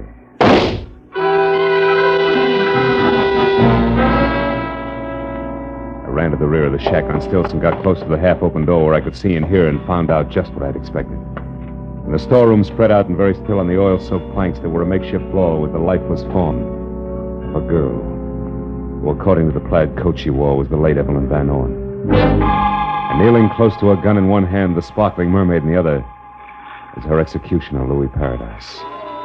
Next to him, his number one boy, Prince Constantine Chevnov, not very happy. A fool to shoot her was stupid. Yes.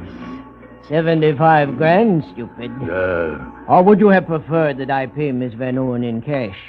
I had to kill her. Yes, Paradise, but the gun, so much noise. We can't afford to attract attention. With 2 corpses on hand, I should say not, Princey. Don't try it, Louis. Oh, the mermaid. The space between the boards. The mermaid. Oh. It's in the water, Chevnov. Shame. Yeah. Yes, it's a shame. We did so much. Worked so hard. Yeah. Killed so often. Gonna run for it, Your Highness? Run? No, Paradise is dead there. Without Paradise, I am not so brave. I will do as you say. Keep quiet. Don't make a sound, Chevnov. We got company. Rudy, Quiet! Pardon me. Can you please tell me where Louis Paradise can be... It's Louis Paradise there. Who are you? Evelyn Van Owen. What? Van Owen? The woman who was supposed to sell the mermaid to Paradise? That's right. But on my way over here, just after I left my hotel, somebody struck me, knocked me out. Took my coat there and my purse and ran. Your purse with the mermaid, no doubt. Yes. And that, Miss Van Owen, makes this angle shooter here. Yeah. The very dead nurse, Corey Riggs. Let's get out of here.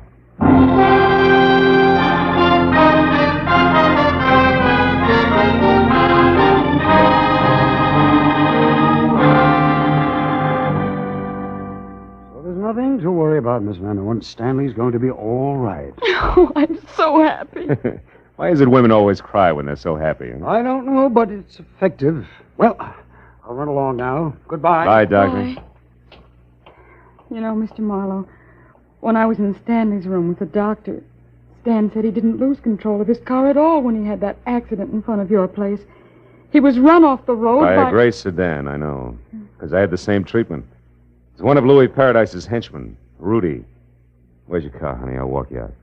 Just outside the front door. Mm-hmm. Tell me, did I tell you why Rudy roughed him up? Yes, in a way. You see, I told Stanley about the deal with the mermaid, and he thought it all sounded a little phony. Can't understand why. He's a lawyer, you know. Ah, legal type mind. Yeah. He said meeting anyone at 2 a.m. was ridiculous, so he investigated as much as he could because he was worried about me. We're engaged, you No, know. I never would have guessed. And he found out that Mr. Paradise was a fence. And Stan said that probably he never intended to give me the $75,000 for the mermaid at all. That they intended to kill me. Here we are. Tell me, why did you get in touch with Paradise in the first place? I was just following Uncle Otis's instructions. He gave me the mermaid when he was dying. And he told me if I wanted money to sell it only to a Mr. Paradise, but not to mention it to anyone. Your uncle faked the robbery, collected the insurance money, and then let you sell the mermaid to a fence, huh? Just lucky for you that Nurse Corey Riggs was clever.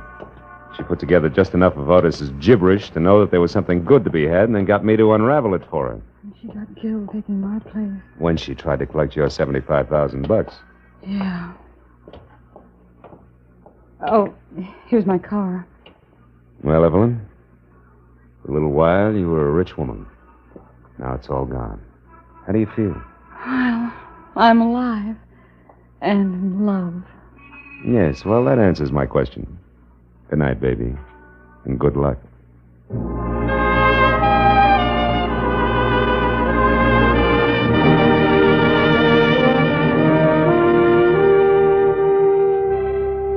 When When I left the hospital, I wandered back to the old Venice Pier in Prince Constantine's Gnazdo.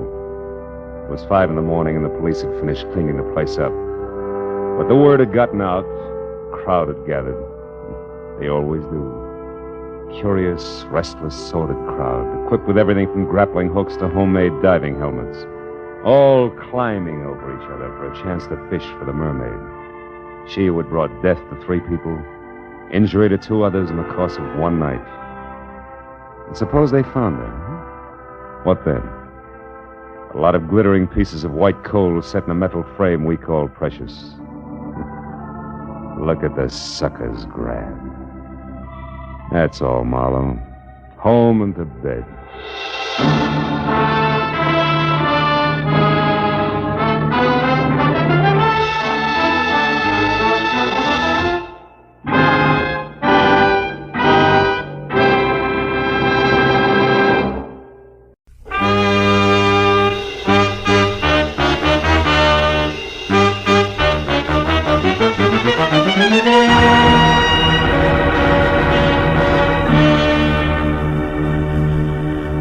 It had been the kind of quiet, workless week that speaks well for human beings and their relations with one another, but doesn't do much for a private detective's bank balance. So when at exactly noon, a telephone call had jerked me out of Chandler's new novel, The Little Sister, and a voice edged with anxiety had dangled $100 worth of negotiable bait my way, I had snapped at it. But then I wondered if I'd done the right thing. Because it had been Mus Hattie Pembroke, guardian of the millionaire thrill-seeking screwball Paige Pembroke. And now an hour later, I left the sunlight and felt my way into the gloom of the carefully tucked-away Hollywood bar, where she had suggested we meet. When I could see again, I spotted her at a corner table. That the old girl would be the other side of 50 and doing a little too much to disguise it, I had expected. But that she would be drinking her whiskey neat, I hadn't. When I approached her and introduced myself, Mr. Marlowe, she started to come right to the point, but didn't quite make it. Oh, how rude of me. I'm sorry. You're probably dying for a drink. Oh, waiter. Well, frankly, no, Miss Pembroke. I'm not exactly dying. Now, I know you men in your early afternoon appetite for a friendly drink. There's no harm in it. Matter of fact, I've already had... Well, I've had a small drink myself. No fooling. Oh, waiter, this gentleman's order, please. Yes, ma'am. What'll be, sir? Scotch and soda, if the lady will join me. Oh, no, I couldn't. Really? Well, all right. Scotch for me too, waiter. Johnny Walker. Yes. Now, Mr. Marlowe, let's get down to business. Have you ever been to Oxnard, California? Uh-huh. Good, because that's where my nephew is. Also, it's where the Calumet Valley County Fair is being held. Really? Whatever that may be. Most important, it's where you can probably find out what kind of trouble Paige is in. You see, the poor boy is down to his last $5 million. No, I'm sorry, Miss Pembroke. I don't think I want the job after all. Well, now, one moment. Why not? Well, frankly, I hope you'll excuse the reference to actual living persons, but your polo-playing, motorboat racing daredevil nephew is a jerk. I know. Paige Pembroke III is an unmitigated ass, a virile egomaniac, an idiot who's never done an honest day's work in his life. Wait, where is that drink? Right here, ma'am. Oh, thank you. Now, Mr. Marlowe, sit down and drink your drink. When I referred to my nephew as a poor boy in trouble, I was only trying to avoid saying all this. Oh. Your health, sir? Yes. Well, my health. Now, your next question. Since I obviously share your sentiments about my nephew, why all this concern over him, correct? Close. Right. I want to help Paige Pembroke, Mr. Marlowe, because it's my job. My, shall I say, bread and butter? All right, say it. You see, I'm executor of his estate, which my brother, Paige's father, left for him. Well, as such, I get $20,000 a year until Paige is 35, another 6 years. But if Paige should die, disappear, or be committed to any kind of a public institution... Institution. Oh. Before then, the entire estate goes to charity, and I go find another job. And specialized jobs like handling $5 million estates are hard to come by these days, huh? Now, Mr. Marlowe, this letter here's all you have to go on. It was postmarked last night from Oxnard. Read it, read it. Oh. If you want your precious nephew to keep on being healthy, you better come and get him at once. The 3 of us had a nice little act going here at the Calumet Valley County Fair before he joined us just for laughs. We intend to have a nice little act going after he's gone. And one way or another, he's going to go. A friend, huh? Yeah?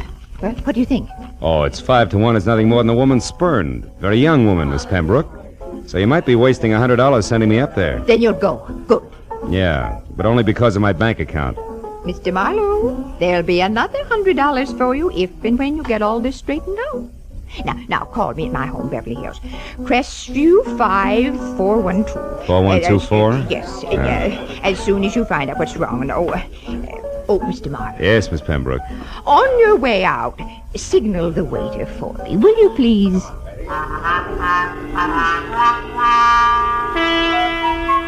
The ride to Oxnard was a pleasant but frustrating hour-and-a-half drive along the kind of beckoning, sun-scrubbed Pacific shoreline that always demands to know why you have to work for a living. The ride through Oxnard to the sprawling county fairgrounds located at a semi-retired airport was a fast 10 minutes. So all in all, it was a little better than 3 o'clock, and there was still a measure of boyish bounce in my stride when I started past the prize cows and plain and fancy leghorns and headed for the Midway, looking for the act Paige Pembroke had joined just for laughs.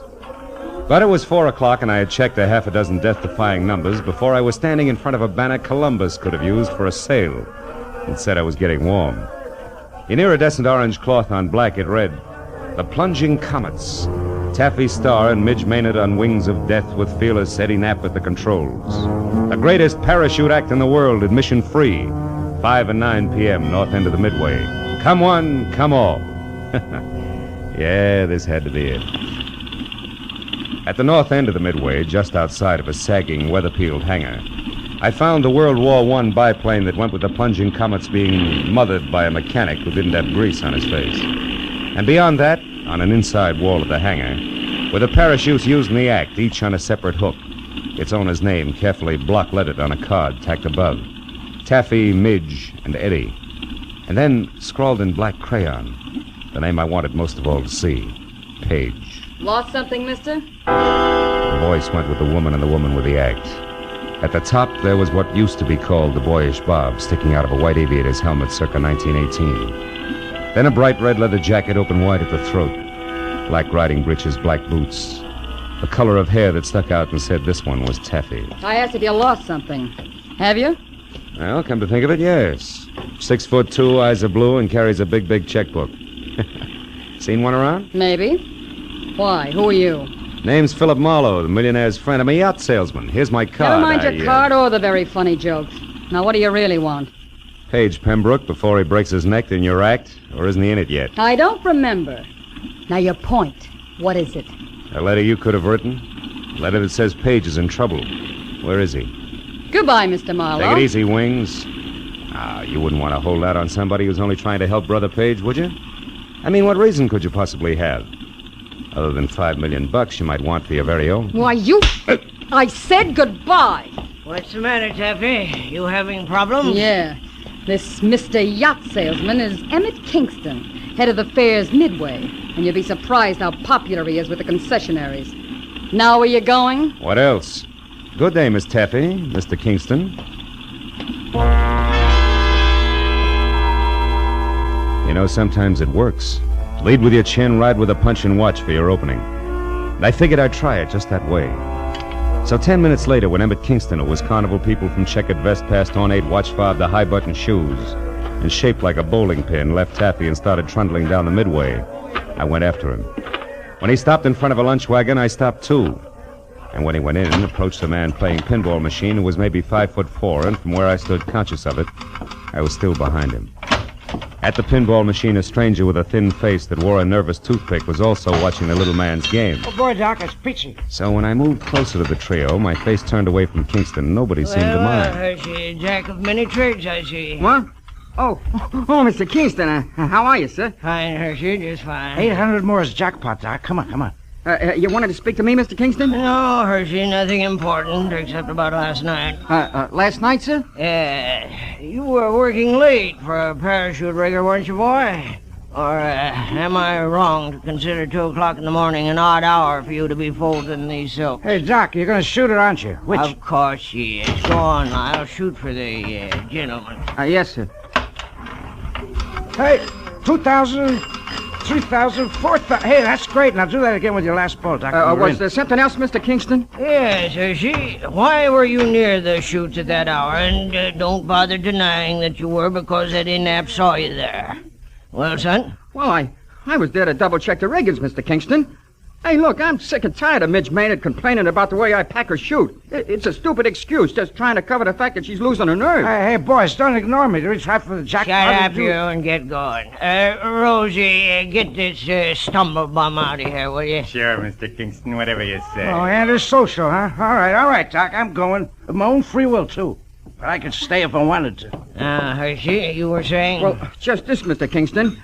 Midge Maynard and Taffy Starr fighting because of that Pembroke fellow, or because Eddie Knapp is crazy about Taffy is one thing. But bringing me and my work into it is different. Meaning? The parachutes Midge and Taffy use are identical. In the act, both girls jump from the plane wing at the same time. But Midge always gets scared and opens her chute sooner than Taffy. So Taffy is on the ground long before Midge. But this has nothing to do with the way I rigged the chutes, and I think that All right, Hershey. Nobody's blaming you. Say, you... Yeah? You wouldn't be trying to sell another yacht in here, would you? Just waiting for the finish of an exciting pinball game. Is that all right, or is it time to call Rosie again? No, it's quite all right. We're leaving. You try for the jackpot. Come on, Hershey. It's about time for the 5 o'clock show. Oh, yes, Mr. King. Only 40,000 to go.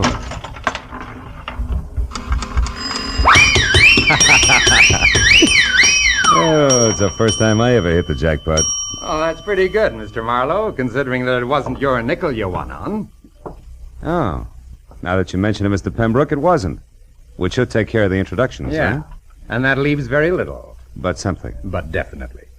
Marlowe, you can tell Aunt Hattie from me that at the moment I don't need a watchdog. And when and if I do, I'll go to the nearest city pound for one, not to a private detective agency. I told myself it was foolish to slam the door on my way out. So I slammed the door on my way out. I started north down the midway toward the open stands and the 5 o'clock sharp performance of the plunging comets. When I got there, the act was already underway with the silver biplane taking off. Eddie Knapp in white at the controls, Taffy in her red jacket and parachute crouched on one wing, Midge Maynard in blue jacket and chute on the other.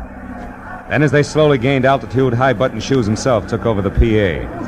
They did it up well, and by the time the plane was at about 3,000 feet, every pair of eyes was riveted skyward, and an expectant hush thicker than winter fog had settled everywhere. At 3,500 feet, the plunging comets, Taffy, Starr, and Midge Maynard with fearless Eddie Knapp at the controls. They will not open their parachutes until they are within 500 feet of the ground. Now watch. They should be ready. Yes, Sydney. Yes, there they go. Knees drawn up tight, arms close into their sides, they jumped. Specks in the sky growing bigger as they fell. 1,000, 2,000, 3,000 feet, and then, from Taffy's chute cloth, long and colored, a huge flag rippling in the wind from the end of a long rope. The flag seemed to rise above her as she fell, until the slack was gone, and then suddenly her chute opened, billowing. And then Midge, another flag rippling from the end of a long rope, and then the flag drifting free.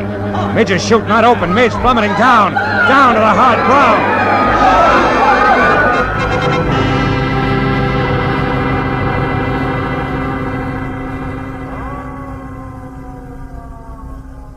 The thud slammed home all the way around, kicking hard at every stomach.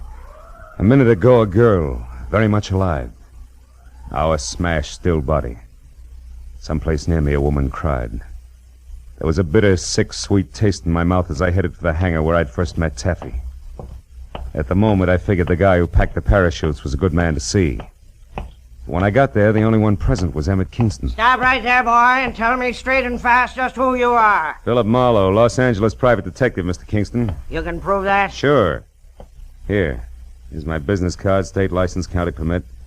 I'm working for Paige Pembroke's aunt. She wants his nibs kept out of trouble. Which has what to do with your being here now, Marlowe? Here at this hangar, I mean. Close to where the parachutes are kept.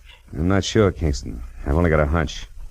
A hunch that Midge Maynard's death was no accident. Yeah, I got more than that already, Mr. Detective. I've got proof. Oh? You see this flag? It's the one that came off Midge's chute. There's a long rope attached to it. Yeah, I know. I saw the act. Pulls the chute open after the flag's flown a while, right? Sometimes, but not tonight, Mr. Marlowe. Tonight it couldn't. Why not?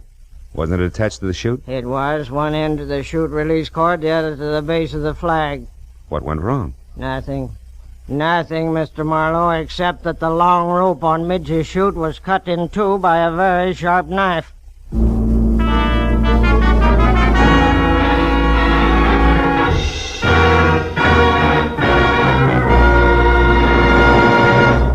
In just a moment, the second act of Philip Marlowe. But first, Sunday nights on CBS. The biggest bargain in show business today. Skelton, Bergen, and Benny without spending a penny. Amos and Andy, Eve Arden, Corliss Archer. 4 A's, 4-star entertainment. The Family Hour with its Hollywood stars and stirring dramas. The Contented Hour with its musical stars in brilliant form. Horace Heidt with his rising stars. 8 great shows heard on most of these same CBS stations every Sunday night, with the 9th, Jack Benny, being heard on them all. Hear them all this Sunday night. Now with our star, Gerald Moore, we return to the second act of Philip Marlowe and tonight's story, The Birds on the Wing.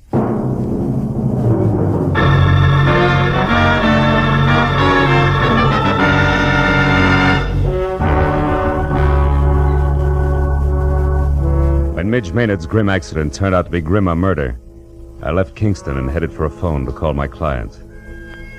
Everywhere the chill of the viciously spectacular death lay like a soggy blanket.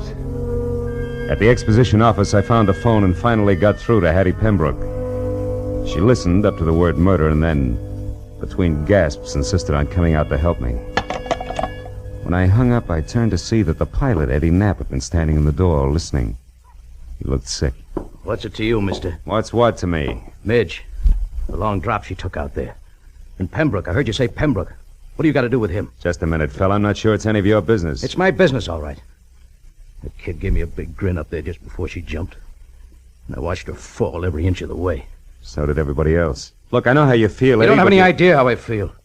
Don't try to kid me. That mob out there loved it. That's the only reason they come to watch, the hypocritical buzzards. You got a finger in this pie, an angle all your own. I'm going to find out what it is. Take it easy, Knapp. You're talking yourself into something real silly. Yeah? Listen, ever since that louse Pembroke showed up here, there's been trouble brewing. Now Midge is dead. She was a friend of mine.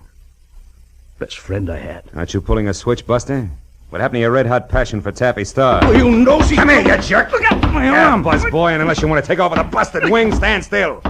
Now get this, Eddie. I've got no beef with you yet. In fact, we might even be on the same team because I want Pembroke out of here just as much as you do. So cool off! Who are you? Private detective named Marlowe. I got news for you. Midge fell because her chute was fixed. She was murdered. Murdered? You heard me. Where's Hershey? He packed the chutes. Have you talked to him? No, I can't find him. You mean he's run away? With that filthy half-pint Now psycho? listen, for your own sake, Eddie, leave Hershey to me and the police. You know where he's staying? No, I don't. In town someplace. But didn't he ever tell you where? Come on, think, Eddie. Well, yeah, he told me he had a buddy in town. Some guy who runs a pool hall. I didn't pay much attention. That's enough for a starter. I'll find him. And keep a lid on your temper, Eddie. I'll see you. As I crossed the grounds to my car, I looked back once at Eddie Knapp standing in the office door, rubbing the shoulder I twisted for him. I hoped he'd stay out of circulation until I got back because the barnstorming flyer was charged up like a high-tension wire.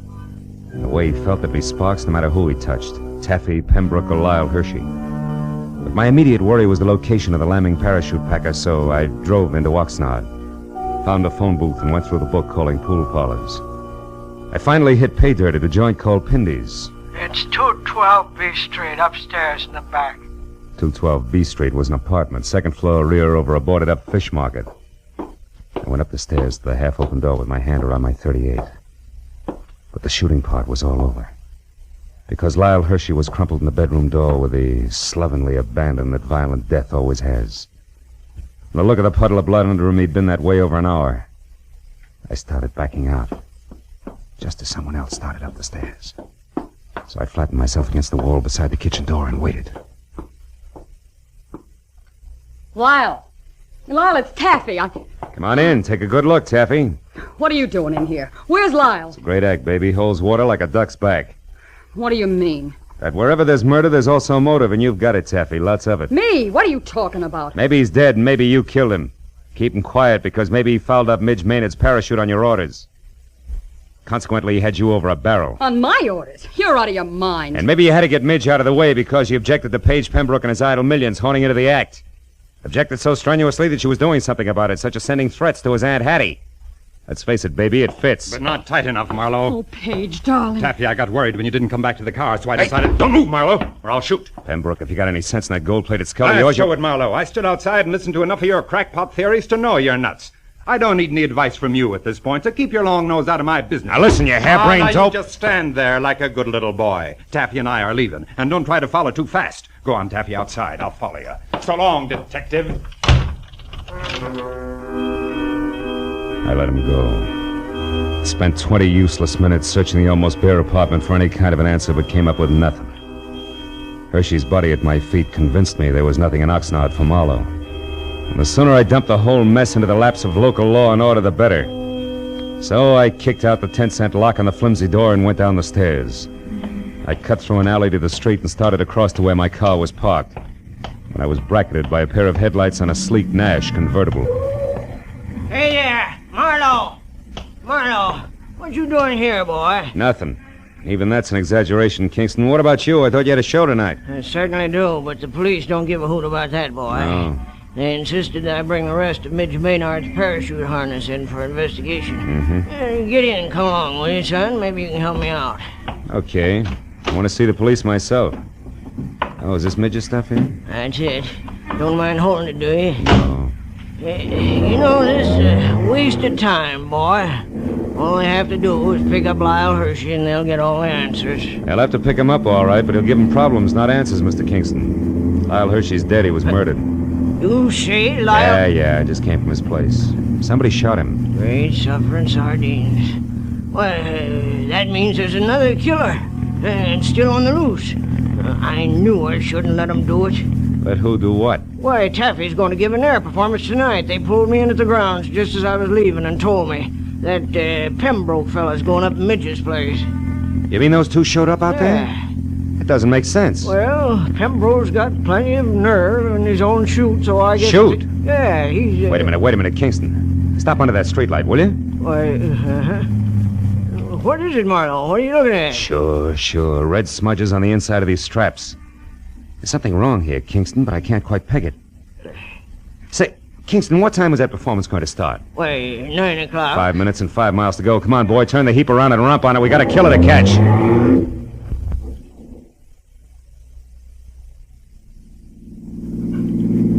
Swing out in front of the hangar, Kingston. Hurry.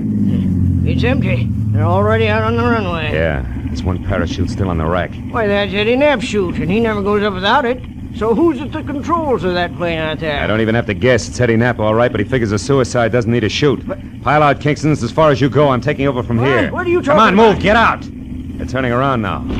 Okay, he's going to make us run back this way. So long, Kingston. Here he comes. What are you doing? Come back! I waited until there was no possible chance for a miss. And I headed the car straight into the path of the plane, pulled the hand throttle out as far as it would go, and jumped.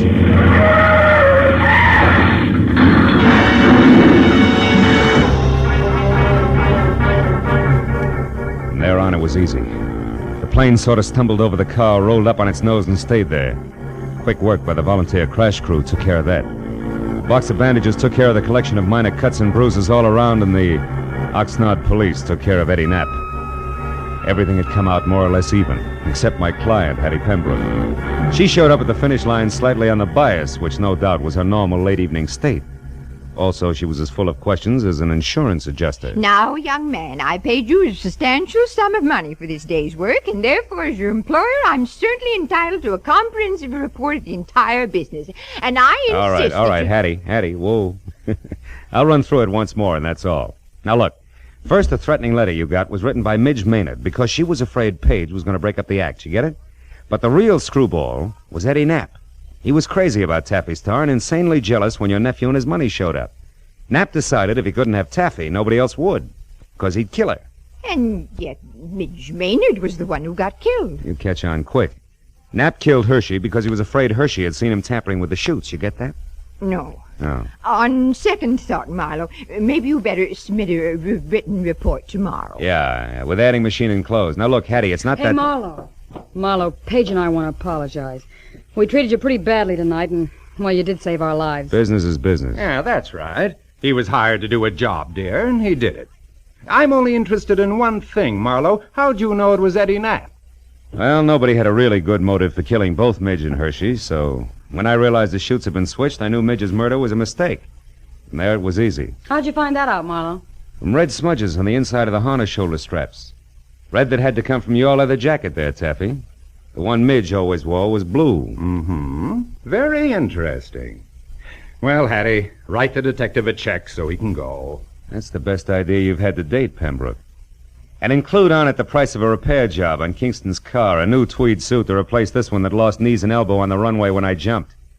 And also, don't forget the bonus you promised for keeping your job alive, Hattie. Oh, just a minute, Marlowe. As for you, Pembroke, the only reason I'm not filing an assault and battery charge against you is that you've got great grounds for a countersuit. What do you mean? This! Bless you, my boy. Mail me the check. Good night.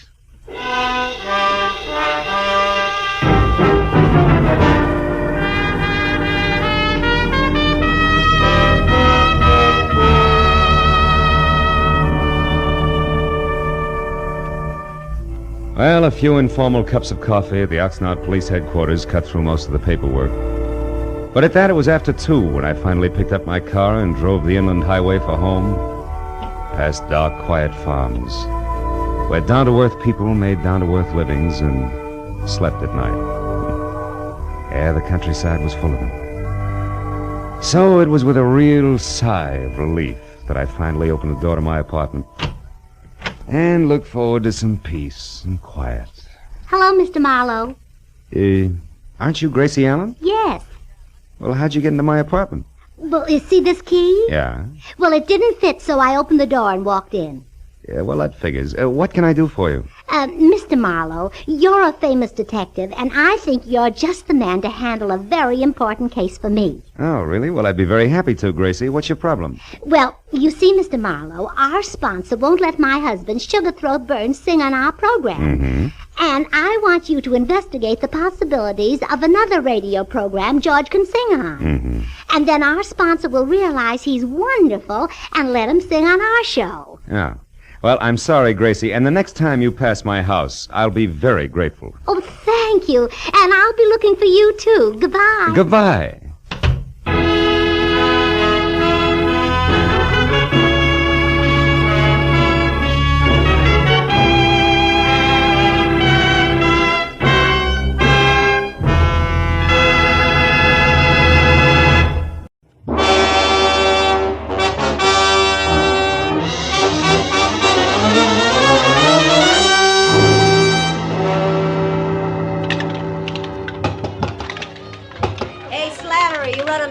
Don't be neglecting the regular clientele. Okay.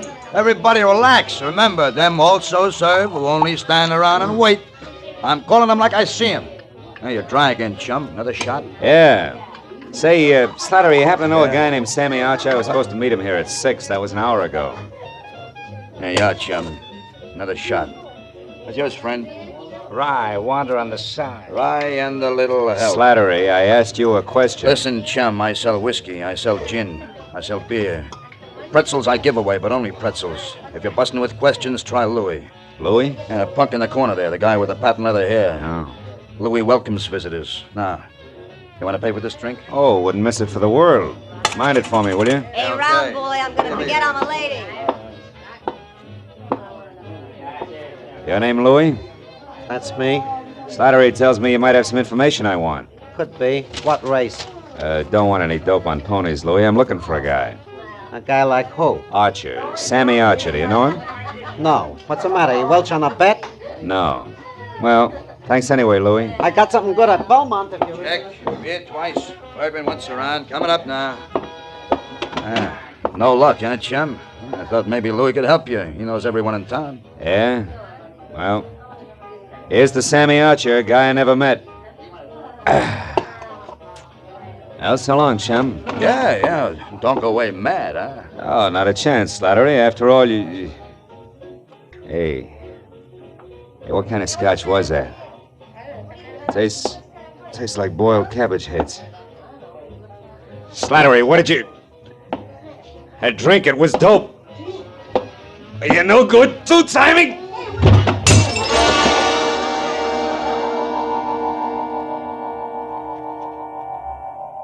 For a long time, 100 years maybe, I felt good. The temple was beautiful. Chinese beautiful. Everywhere lacquered woodwork that had the deep, bottomless luster of a pigeon blood ruby, and 1,000 shelves filled with 10,000 smiling ivory Buddhas, and a lovely, streamlined dancing girl, beaming in a white silk mandarin robe, waiting my pleasure. But then suddenly the 100 years ran out. The lacquered woodwork was a bar, the Buddha's lines of whiskey bottles, the white silk mandarin gown and apron, the lovely dancing girl, Slattery.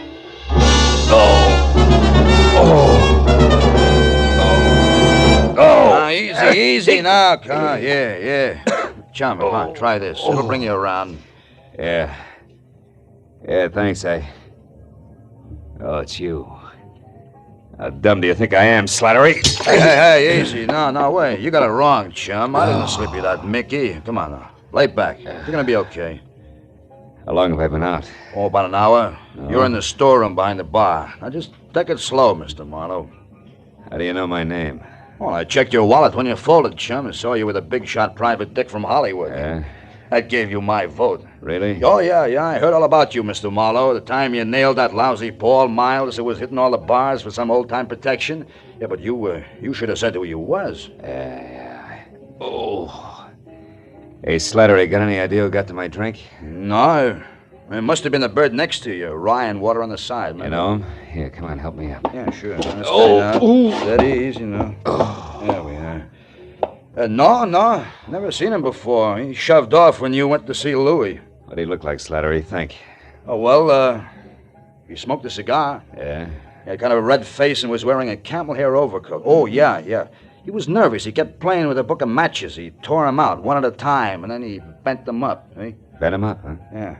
You don't know his name, where he hangs out? No, zero, chum, except that Louis heard him ask someone about how to get to Palm Springs, but, Mr. Marlowe, I do know about Sammy Archer. You do? Yeah, I didn't want to talk up before Mr. Marlowe because I didn't know you. Slattery, where can I find Archer? Well, you ain't putting him on the spot for someone, eh? No, nothing like that. He called my office today, said he had some kind of a business deal with a guy he didn't trust.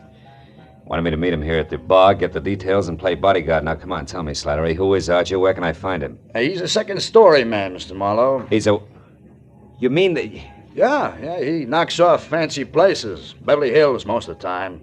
He's strictly a prowler. Oh, fine. Well, you could probably tag him over at 31 West Grand. He's got a basement apartment there. But, look, you ain't gonna be careless about the dope I gave out, are you? Don't worry. I'm not gonna work for him, Slattery. I still handpick my clients. Well, then, why are you going there? For a lead, Slattery.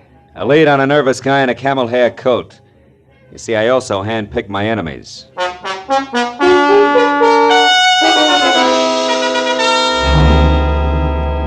31 West Grand Avenue was a dirty stone tenement propped up by a dirty stone stoop. A cracked pavement led to the basement apartment, which showed a fuzzy slice of yellow light, where the door was cracked open inches. So when I knocked, I was ready for almost anything, just as long as it was on the see me side. But I didn't expect it to come from overhead. You're wasting your time, big boy. When Sammy leaves his door open, you shouldn't bother knocking. You mean he's out? No, I mean he's in. And he's got the blind staggers. I know. I heard him falling over the furniture. But go ahead, see for yourself, if you'll pardon appearances. The big slob.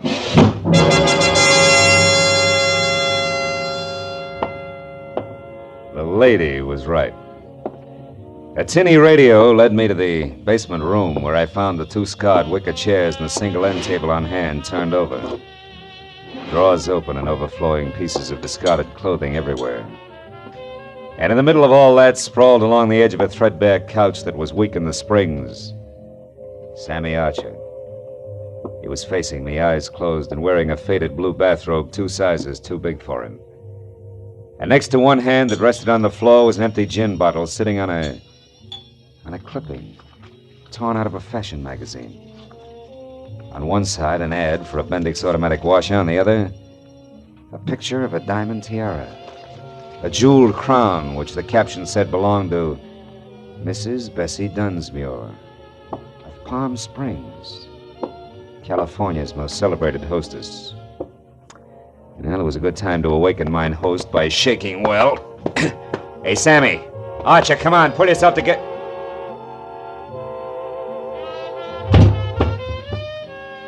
I should have known better. You can't wake a dead man by shaking him. Especially when he's got a knife buried in the middle of his back.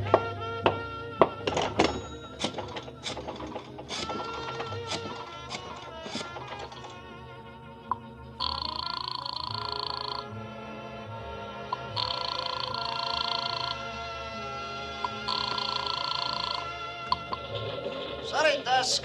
Remedy speaking. Phil Marlowe, Remini. Hiya, Phil. Tribune got time for a few questions? Oh, we're up to our ears with the Dunsmuir story.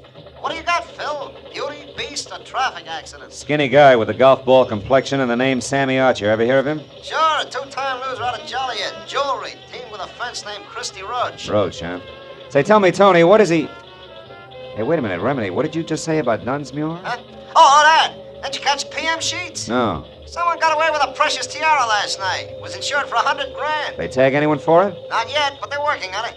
Seems that a gardener left her Palm Springs lash up the same time as a crown of diamonds. Gardner, huh? Yeah, was working under a phony name. Well, this Christy Roach, what's he look like? Oh, big red face, wears a cigar front and center. Thanks. Now I'm really getting someplace. That means what, Phil? 2 feet from the corpse, Remini, there's a textbook on gardening. Corpse? What corpse? Hey, where are you, Marlowe? 31 West Grand Avenue, where somebody stabbed Sammy Archer to death. Now listen, Remini. If you sit on this a while, I think I may be able to wrap it all up for you after a quick trip to Palm Springs. Why not use us or the law? What's your angle, Phil? A very personal one, kid. Like what? Like a Mickey that shredded the lining of my stomach. I don't like that kind of treatment. It's bad for the ego. I'll call you later. Goodbye.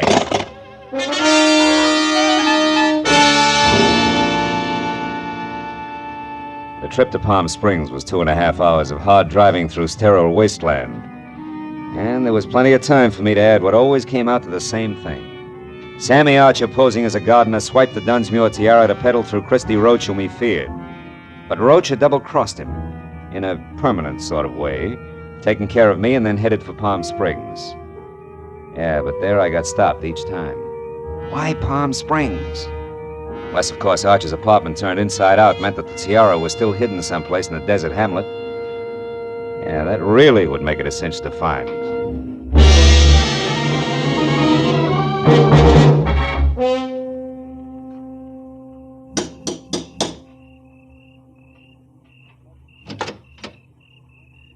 Yes, sir? I'd like to see Mrs. Bessie Dunsmuir, please. My name is Philip Marlowe. Police or gentlemen of the press are no longer welcome. Good evening, sir. Steady, Jeeves. I have information about the tiara. Now tell that to your mistress, or you'll only be able to look down that long nose through one eye. This way, sir, if you please.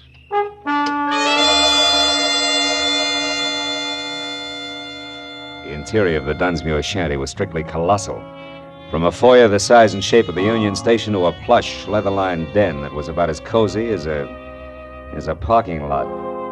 And Mrs. Bessie Dunsmuir herself fitted perfectly. Because as the renowned party giver glided into the room, I saw enough jewelry on her arms, ears, and neck to match Tiffany, carat for carat. She listened intently while I brought her up to date. After that, she ushered me into an uncomfortable chair, rang for Long Nose, and then asked a sensible question. Mr. Marlowe, this Sammy Archer, what did he look like? Well, he was thin, Mrs. Dunsmuir, and sandy haired. Does that fit your ex-gardener? Precisely. Now perhaps we're actually going to make some progress. The police here haven't, and... come in, Martin. Oh, a liqueur, Mr. Marlowe? Oh, no, thanks. Thank you, Martin. Mrs. Dunsmuir, Yes. Did you ever notice a red-faced man who smoked cigars hanging around, talking to Archer, perhaps? No, I never did. Did you, Martin? No, madam, I don't believe I did. Excuse me, madam. Sir. Good evening, Dunsmuir residence. Who's calling, please? One moment, sir. Mr. Endicott, madam. Endicott? I don't seem to know any Endicott. Hello? I'm sorry, Mr. Endicott, but I don't seem to recollect... what? You... Well, yes. Yes, of course. I'll see you tonight. Here. Goodbye. What's wrong, Mrs. Dunsmuir? Oh, just some more trouble over the estate. Ever since my husband passed on 3 years ago, we've had a mountain of trouble with his investments. I see. Well, about the tiara, Mr. Mrs. Marlowe, do what you can about locating it. You'll be rewarded handsomely by the insurance company if you're successful, I'm sure. They stand to lose $100,000. Yeah, but Now, can't you tell me anything about Archer? I'm afraid not. I don't believe I ever said more than 2 words to him. Now, excuse me, Mr. Marlowe, and thank you for your interest. Martin, Madam. please show the gentleman out.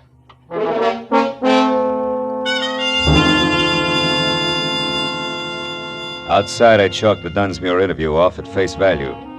Proof positive that Sammy Archer and the sticky-fingered ex-gardener were one and the same. Then I headed for town on the first public phone, which was at a mobile gas station. There I swapped a $10 bill for a pocket full of quarters and started calling people back in L.A. who might know more about Christy Roach and the kind of connections he could have in Palm Springs. But after 4 near misses, I quit and stepped aside to let a big man with a beefy face that belonged on an English bulldog take his turn.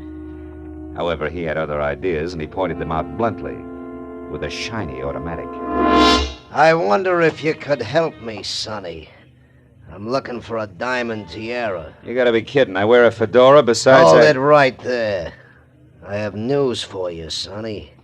While you were gabbing into the tube there, the station attendant left, closed shop, went into the bar next door. Out of earshot. So? So we're alone. And that means I'm going to do very little. Stay right there, Marlowe. Well. Christy Roach. Red face, cigar and all. Glad to see you. Shut up. Come on, we're getting out of here. Without our buddy then? Don't worry about him, Marlowe. He'll keep that way. Maybe a lot longer than you will.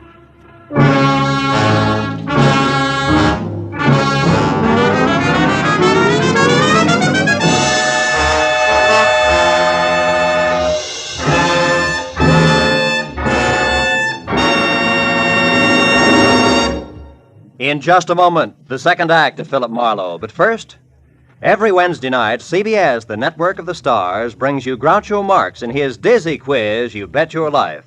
Be sure to hear You Bet Your Life starring Groucho Marx this Wednesday night on most of these same CBS stations, as well as Dr. Christian and that bright new musical show, The ABCs of Music. Now with our star, Gerald Moore, the second act of Philip Marlowe, and tonight's story, The Uneasy Head.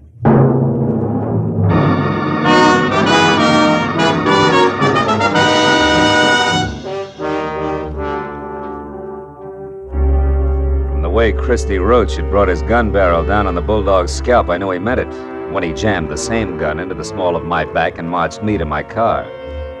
He didn't relax until we were driving down a dark side street toward the center of town. Well, kid, you jumped right out of the frying pan into the fire. You should have taken that first hint I tossed you. The Mickey? Yeah, that was real cute. But it was too subtle, Christy. I didn't really peg you till I found Sammy Archer. Oh? It's too bad about Sammy. That was more or less of a mistake. Oh, sure. You only intended to carve your initials. The knife slipped. No slips, kid. At the time, I thought Sammy had tried to pull a fast one on me, but I found out later he was just stupid. He had a great thing, and he was just too dumb to see it. As for you, turn east the first chance you get, and don't run any stop signs, you understand? Where are we going? Oh, no place in particular, just so it's nice and quiet.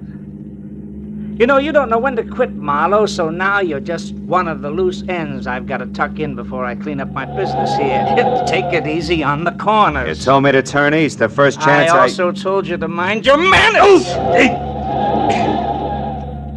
Busting my wrist isn't going to help my driving much. It'll be worse the next time. I've got a lot of ground to cover yet tonight, and I want it smooth. That's too bad.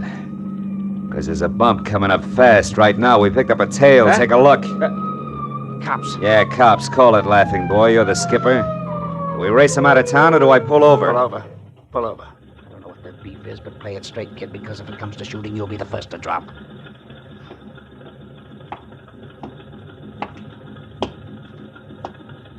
I got your read, buddy.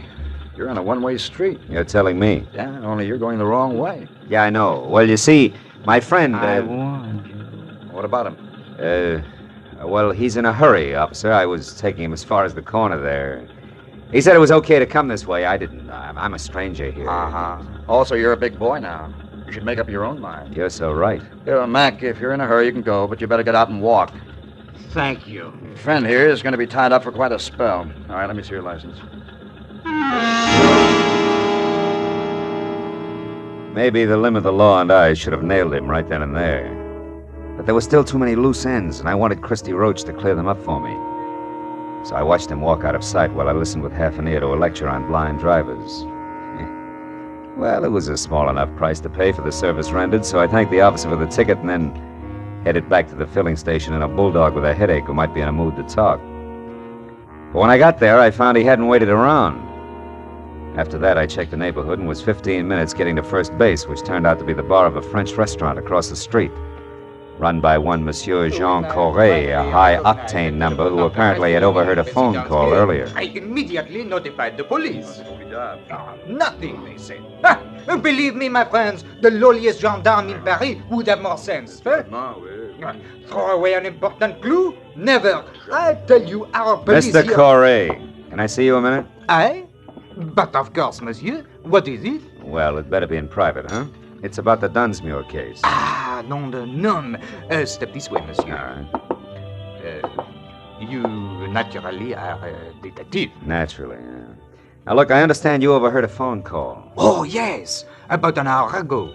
A suspicious man called the Dunsmuir place from here. What did he look like? I am desolated, monsieur. I do not know. You said it was an important clue. I assume it was important. In a case as big as this, anything may be important. The smallest... Yeah, you made your point. You made your point. Go ahead. Bien. He made an appointment. I only overheard, monsieur. The telephone is back this way in the alcove out of sight. Bien, I was passing by right here when I heard the man ask for the Dunsmuir residence. He talked to his party and made an appointment. I couldn't hear where or when, so I went on about my business. But suddenly, a memory exploded like a bomb in my head. Bessie Dunsmuir, the owner of the stolen tiara. I rushed like this, monsieur, to the phone. Pardon, madame. But he was gone, monsieur. I called the police at once. The rest I can fill in. Now tell me something else, Mr. Coré. Did you happen to notice a man with a cut on his head around here a while ago? A cut? Yeah. Why, yes. One who looked as ugly as Satan himself. I saw such a one in the washroom. Ah, you mean he's suspect? Well, not exactly, no, but he's connected. Where can I find him? You ask me, monsieur. He was sick. I tried to help him, but he refused and left. You've no idea where he went? No. But wherever it was, I'll wager he was too wobbly to get there, monsieur. All right, in that case, I better make a quick call and The telephone set. Yeah. Permettez-moi, monsieur. Bessie Dunsmuir hasn't had a new husband for 2 whole Madame. years, my dear. I can't imagine how she keeps up that elaborate front of hers. Why, do you know You! What? Madame, hang up the telephone at once. I insist. Vitement. I beg your pardon. In the name of the police, monsieur is a detective. I demand you clear the line. I've paid my nickel and Never mind, skip it. But I would like to know about those bent matches on the floor. What do they mean, monsieur? I better skip the call and get going fast. You've been a big help, Coré. Maybe I can get you the Croix de Guerre. The bent matches that littered the floor under the phone meant that the man who had made an appointment to meet with Bessie Dunsmuir had been the fence, Christy Roach. And to top it off, she'd lied about it. Didn't make any sense. But I added it to the rest of the question marks and made a beeline for Bessie's mansion. I parked a block away from the place, walked back, and let myself in through an iron gate at the side. And wound up in front of a car, half hidden in a clump of hibiscus bushes. A man was leaning in the open door with a match in his hand, reading the registration on the steering post. It was the bulldog I'd seen first at the gas station. When he saw me, his hand dived under his jacket for a gun, but I was on him before he could get it out. Oh, my head. You're due for another dose of the same, Buster, unless I get some fast answers. The time for games is over, and even a private detective can run out of patience. You're a private dick. Yeah. I don't get it. This car here belongs to the guy who helped you. Fence. Christy Roach. And if he's inside, I got... Roach didn't help me, and you've got to do nothing till I find out about you. Who are you? Temple. Fred Temple. Hamlin Insurance Company. Oh, no. We're covering the missing tiara. At least something's haywire. An insurance investigator? Yeah, but I'm not gonna make it, fella. My head, you better get in there and stop. When he passed out, he sagged against me like a sack of whitewash. I stretched him out on the grass, and after one look, knew there was nothing more I could do. I went over to the house and quietly tried locked doors all the way around until I came to an open one in the butler's quarters. A bed lamp was on, so I braced myself for another meeting with Martin. When he came to the door, he was in his nightshirt. As soon as enough of his chin was showing, I swung! It was a distinct pleasure. I stepped over him and went through his rooms and on up the long hall to the main part of the house. I finally located Bessie in the leather-lined den. She was alone, but judging from the rate she was burning up the jittery cigarette in her hand, she expected trouble at any moment. Marlowe, how did you get in here? Why are you here? Just checking up on a lie, Bessie? I don't know what you're talking about. A late day tonight. Incidentally, he's due any second now. His car is outside. On my grounds? Yeah. Surprised? What's so important about that? Now, look, you better tell me all about it, Bessie. No, get out of here. Get out! Later. Right now, this setup is so full of holes, even the truth is leaking out. First, Roach the fence, figuring Sammy Archer, the guy who swiped your tiara, was pulling a fast one. And he changed his mind and got a new angle. Second, you brushed me off because actually you're afraid of finding the tiara. And third, the insurance company that's covering your loss is suspicious. Yeah, it's screwy, but it can only add one way. Like the tiara that was stolen from here yesterday is worthless. Are you insane? It was famous, fabulous, worth a king's ransom. Yeah, the original, maybe. Not the cheap duplicate. It may be fuzzy on the details, but the big picture's easy. You dismantled the original and sold it probably quite a while ago. But not before you made a duplicate to keep up appearances so gossips wouldn't know you were going broke. Also, you kept up the insurance on it for the same reason. And the duplicate was stolen. People knew you'd been robbed, so you were forced to claim the insurance, but you knew that if the fake was recovered legally, you'd be prosecuted by the insurance company and disgraced. Sure, Christy Roach knows that, too. He's coming here for blackmail, isn't he? Why else? Come on, Bessie, you might as well... You might as well... Might as well what? What are you looking at? A cigar butt there on the floor. Oh. It's burned a hole in your rug. What happened to make Roach drop a cigar, Bessie? Where is he? I don't know what you're... Stay away from that desk! I mean it, Bessie. Next time it's for keeps. Now stay back. Where is he? In the closet there. I didn't know what else to do. You are right about the blackmail. About everything. I had to kill him. He'd have wrecked my life. Yeah. Just your way of life. That was top-heavy anyway. I guess so. But I thought I had to have it that way. Well, at least I'll give them all a big laugh on the way out. Bessie Dunsmuir's a great entertainer.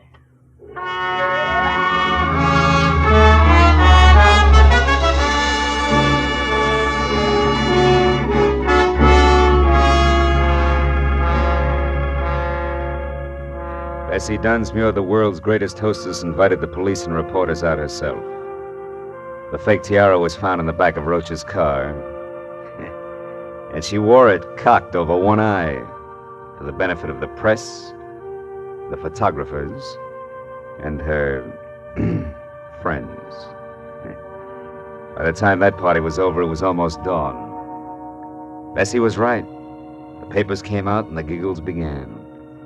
But Fred Temple drinking coffee under a head full of bandages didn't see much to laugh at. It's pathetic. Something awful sad there someplace, Marlowe. I agreed. Uneasy lies the head that wears a crown, even a phony one.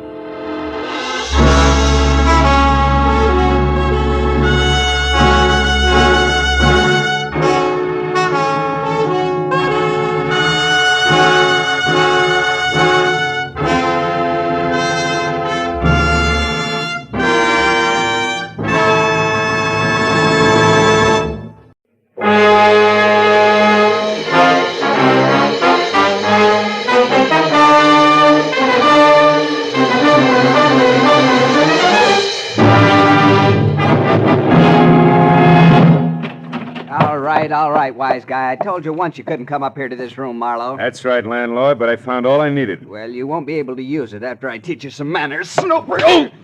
I'll teach you to break into a respectable room and house. Not leading with you. All right, you won't. Now get up. Come on, get up. Okay. I'll teach you something about cooperation, landlord. All I wanted to do was look this room over, and I was nice about asking. Cut it out. I got my rules. And I got a job to do. I've been looking for Dave Stroud for a solid week, and his trail finally led me here. I got to look out for my roomer's privacy. Sure. Only Dave Stroud checked out of here this afternoon. He's no longer your guest. Anyway, I found enough in here to know Stroud's taking the train tonight for San Francisco. So that winds up my lecture, and I'm happy to say my business with you and your charming establishment. Good night, landlord.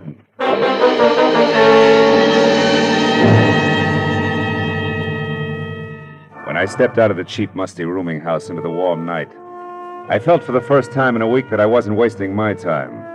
That by tomorrow I'd know why a quiet young guy named Dave Stroud had suddenly dropped everything that gave life some sense. Everything from a lovely girl to a fine job and vanished. Completely. I stopped in a phone booth, called my client, and told her to meet me in an hour at the Leopard Spot, the bar in her hotel. Then I made a reservation on the 10 o'clock train for San Francisco, went home and threw a toothbrush and shirt into a bag, and when I walked into the Leopard Spot, I was right on time. I found my client, Ellen Wyatt, in a booth near the back. The soft rose lights touching her face made me wonder all over again what kind of pressure it could possibly have been to drive Dave Stroud away from a girl like this. I tried to wait in my apartment upstairs, Phil, but I just couldn't.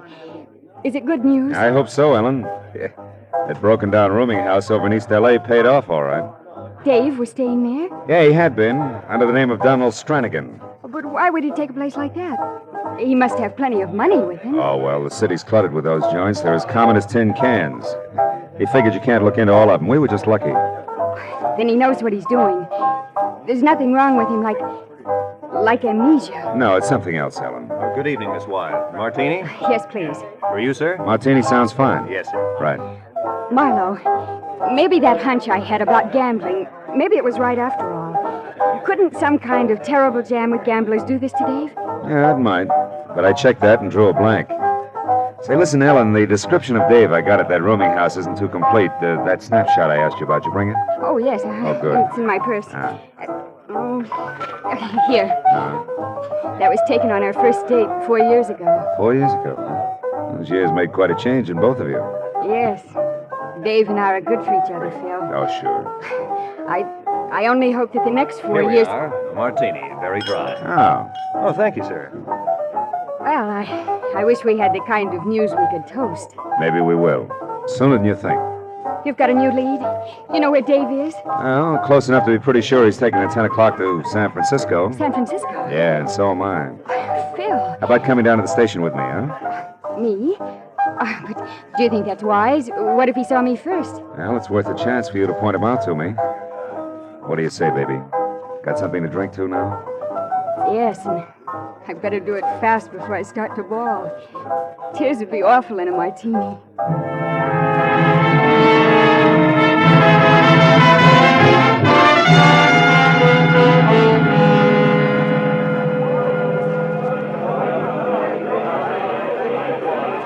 No luck, Phil. I still haven't seen him. Wait a minute. How about that one, Ellen? Over there at the cigar counter. Oh, the fellow in the T-shirt? Yeah. Dave couldn't look that sloppy, and besides, he's taller. Oh. Well, that's it, Phil. Yeah. Well, I guess we missed him. I better get aboard, huh? This kind of scares me. You don't think Dave just pretended to be leaving, that he tricked you? No. Those leads weren't planted. They weren't that good. Don't worry, baby. Dave will be on this train when it pulls out. I'll bet my last buck on it. Find him for me, Phil. Sure. You just keep that chin up. I will. Okay. And call me the very first chance you get. Call for train 61. Pardon me, lady. I'm sorry. Hey, you were doing that brown bag. Me? Yeah, just a short minute, my friend. Unless you happen to favor dirty shirt size 17, you're in for a big disappointment. What are you talking about? Well, I think you made a small mistake there. Isn't that my bag? I'm afraid not, mister. CP is in Philip, M is in Marlowe. Well, how do you like that? I saw you pick it up back there at the information booth. That's where I left mine. I could have sworn it belonged to me. I'm sure sorry. It's all right. Happens to everybody sooner or later. Yeah, well, now that's Now, mighty big of you, friend. Say, you're going to be on old 61 for Frisco, too, aren't you? Afraid so, yeah. Well, let's call this an introduction. Arback's my handle. Manny Arback, on the road for Pfeiffer Plumbing Fixtures. Yes, sir. I'll see you on board, friend. Not much doubt about that. No, we might get up a little game. Fun, huh? Oh, fine. Yeah, well, I better shake a leg and get my bag. I'll find you all right. I never forget a face. Maybe I ought to cut my head off.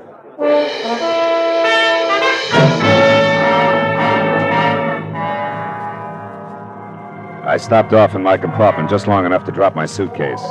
Then as we pulled out, I moved through the train to the dining car and picked a seat where I could keep an eye on the rest of the tables for Dave Stroud, who, even if I didn't recognize his face, I knew from his fiancée would handle the knife and fork European style.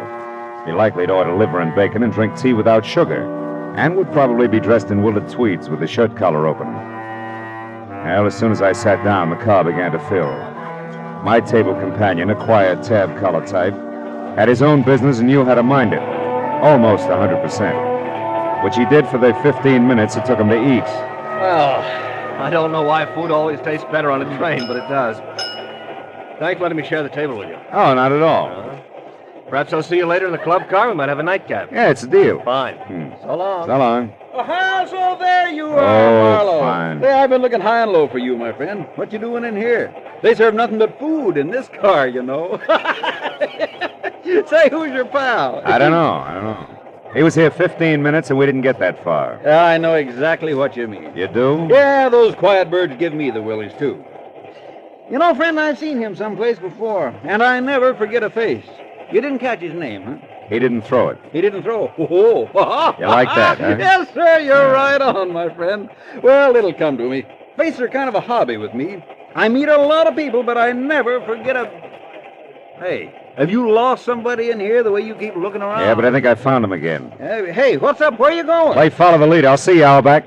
Hey, Marlowe, come back. You dropped something here.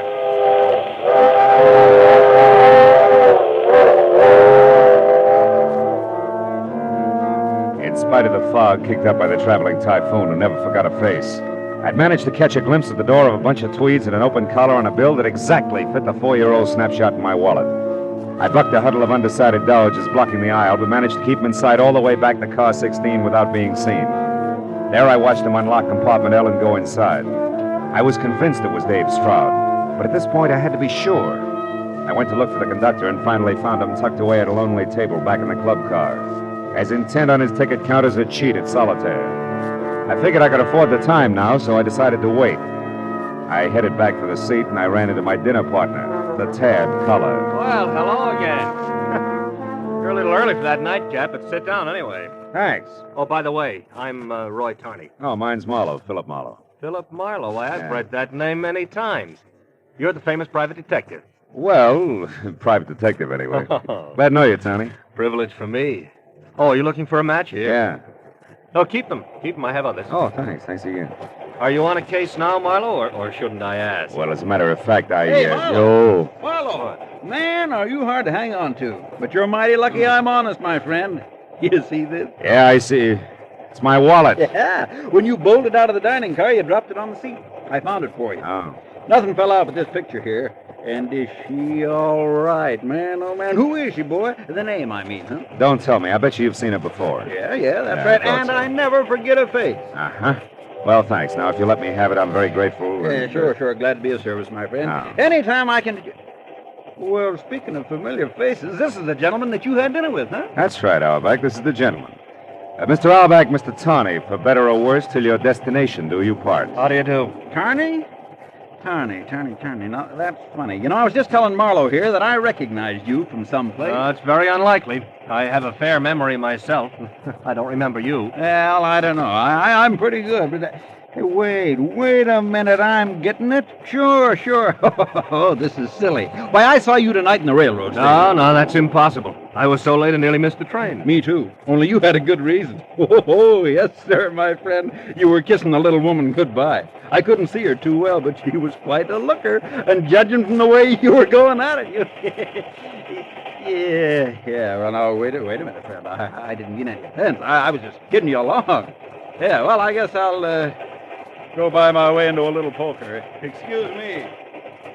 I suppose there has to be one on every train. Yeah. They help the ride like a square wheel. Yeah.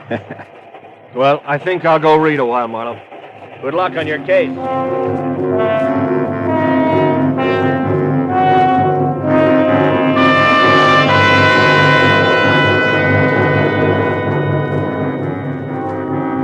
When the conductor climbed out of his pile of tickets to stretch, I went over, introduced myself, and asked the $64 question.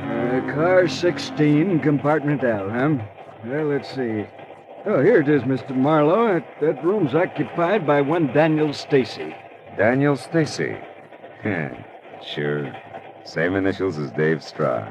But we're not carrying any Dave Stroud tonight. Don't bet on that, conductor.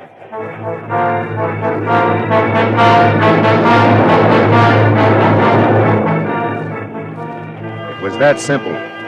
I walked up through the train to car 16, and when I got to the door of compartment L, I'd already decided on how to handle Dave.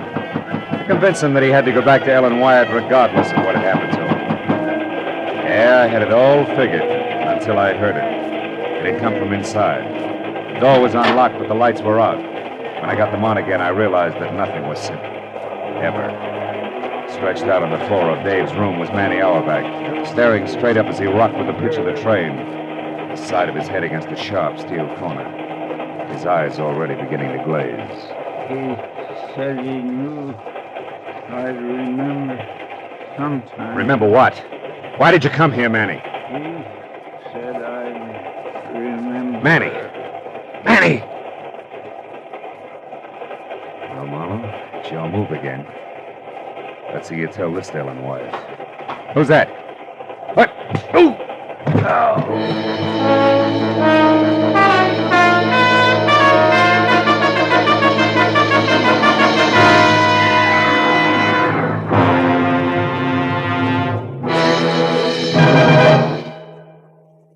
To make every day more enjoyable, treat yourself often to refreshing, delicious Wrigley's Spearmint Chewing Gum. The lively, full-bodied, real mint flavor cools your mouth, moistens your throat, freshens your taste. And the chewing itself gives you a little lift, helps you keep going at your best. So for real chewing enjoyment that's refreshing and long-lasting, always keep Wrigley's Spearmint Chewing Gum handy. Healthful, delicious Wrigley's Spearmint Gum will make every day more enjoyable. Now with our star, Gerald Moore, the second act of Philip Marlowe and tonight's exciting story, The Face to Forget.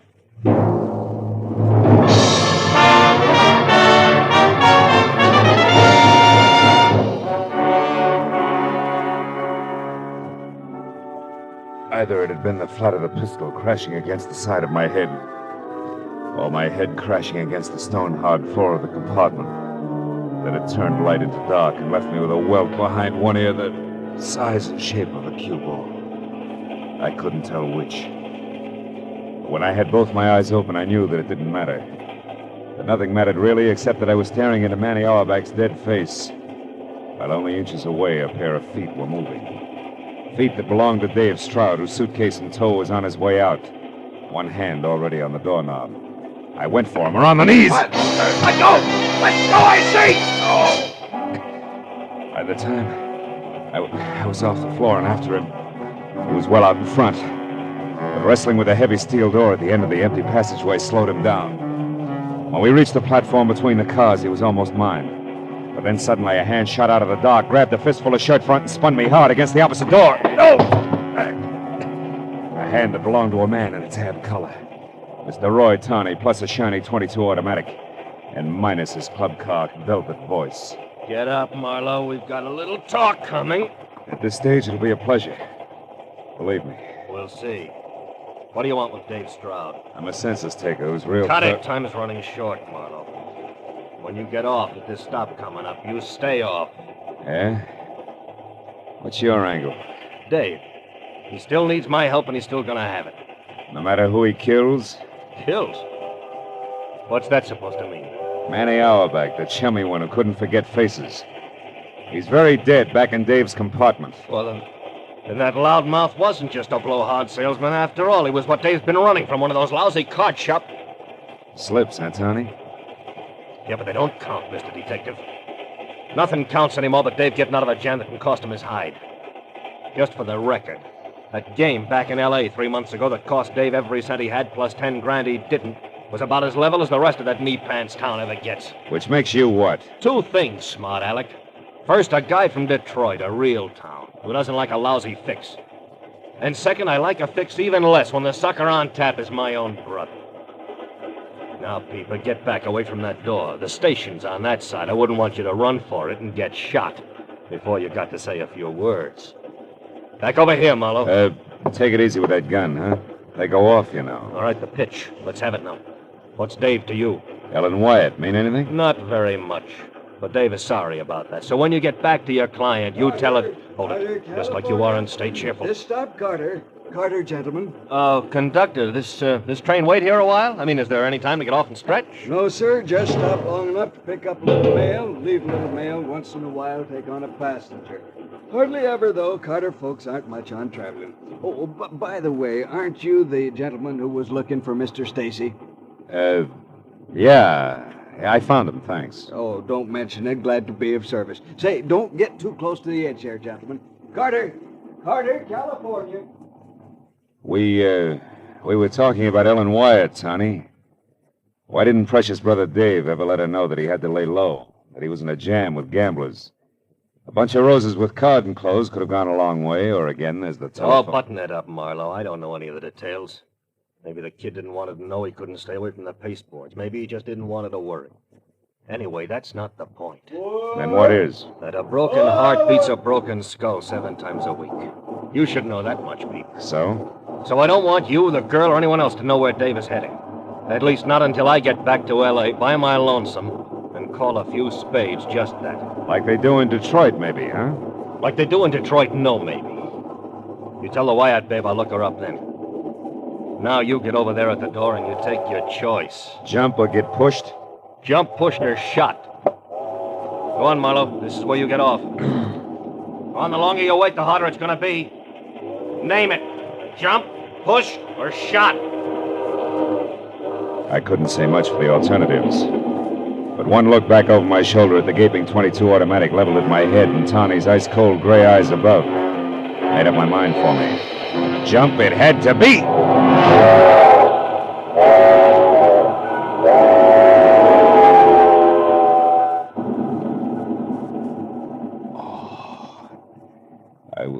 I would always remember one thing about Carter, California. The right-of-way was more sand than stone. I was grateful.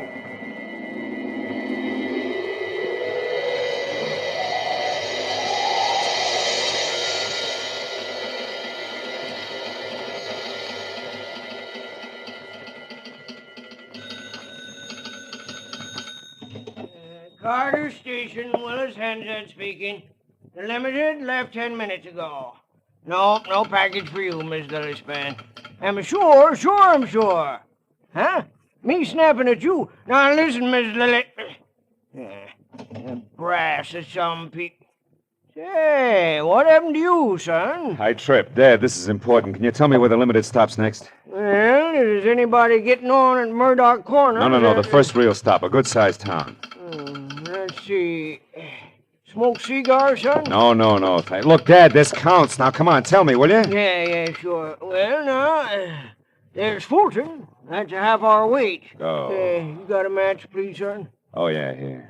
Here's a whole bookkeeping. Now, tell me, how far is Fulton? Oh, 40, maybe 50 miles. Upgrade on the road. How can I get there in a hurry? I gotta catch that train. Well, if you got a car, you can...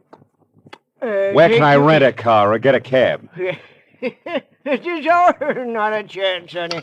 Oh, excuse me, Jake's calling from Bakersfield. He's expecting a grandchild. Hooray for Jake. Now listen to me, Dad. There's a dead man on the Limited and his killer as well, and I was tossed off a train. Now let's take the business. What? Well, in that case, let's call ahead and get the police. No, I don't want that. Well, why not, son? Because for one thing, the killer may have been justified. Self-defense and the sight of the law will toss him into a lot of panic. He'll only end up in more gunplay. And for another, I have a very personal axe to grind. Getting tossed off the train, huh? Yeah, among other things. Now, will you tell me that coupe out there, is it yours? Yeah, but I can't for let $50 you take bucks? my car. You're a cash? Cash. Here. Also, here's my credentials. I'm a private detective out of L.A. I'll get your car back to you as soon as possible. I'll pay you another $50 when I do. Now, give me the keys, will you? Quick. Yeah, sure. Okay. Here. It's the one in the middle. Thanks, Dad. And don't worry. I'll drive real What's the matter, son? Well, you're staring like you don't feel so good. What is it? Your head, maybe? Yeah, my head, maybe. I ought to have it examined. Sometimes it's real slow coming up with the truth. The truth? What do you mean, son? I mean, I got a big fat hunch, a hunch that may be able to stop a second murder. If I make it to Fulton in time. So long, Dad. Thanks a lot. You've been a great help. My apologies and congratulations to Jake.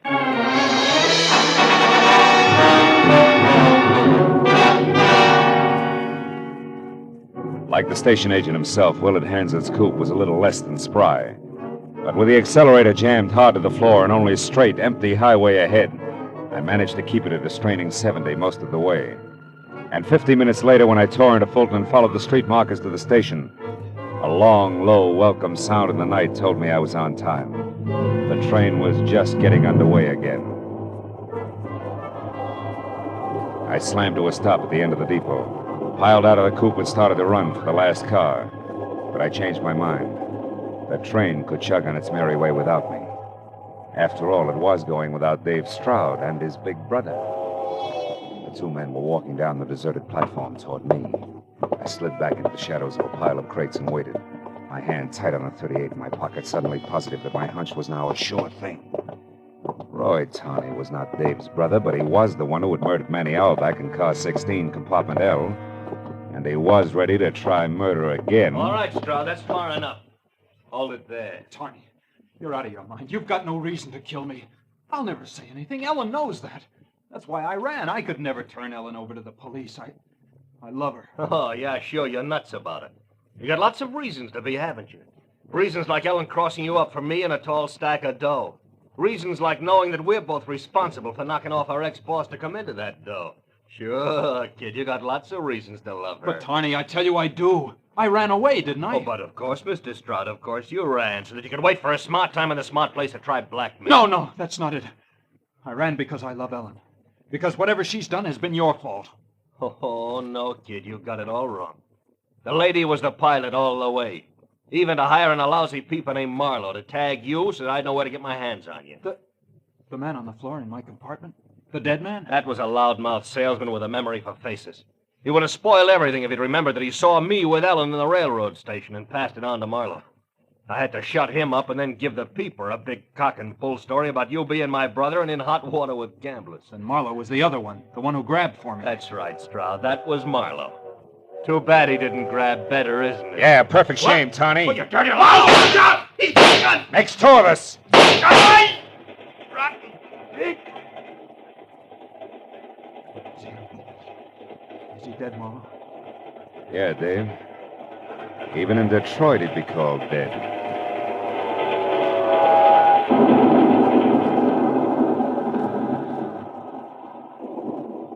Come on, Dave. We got some telephone calls to make. The police, for one. All right. Marlowe, is all this really true? Yeah, I'm afraid so, Dave. The girl you wouldn't turn in for murder wanted to murder you. Believe it, kid, all at once. It'll be easier later on that way. Yeah, sure. Thanks, Marlowe, for getting here when you did. You saved my life. Well, not exactly. A guy named Willis Hansard gets part credit for that.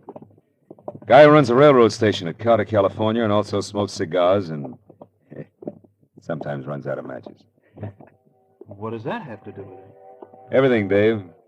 See, Hansard needed a light, and I gave him a book of matches that Roy Tawney had given me earlier in the club car. I hadn't noticed them then, but I did when Hansard used them. They came from the Leopard Spot, Dave. The Leopard Spot? Yeah. The cocktail lounge at Ellen's hotel? That's right. And I couldn't buy Tawney's having them as just coincidence. It tied him into Ellen too tight. A hunch said so. Wait here, will you, kid? I'll only be a couple of minutes. I've got a long-distance call to make before we get in touch with the police. To Ellen? What are you going to tell her, Marlowe? Anything, Dave. Anything that'll keep her right where she is, ready and waiting for what's going to turn out to be the L.A. police. I won't be long, kid.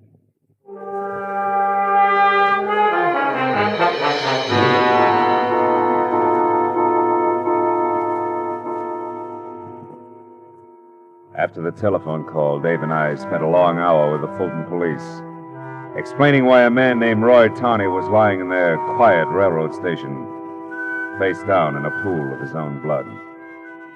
And it was a long hour again with the railroad officials who arrived with their own set of questions. Well, it was 4 o'clock in the morning before we were finally aboard a train, heading back for L.A.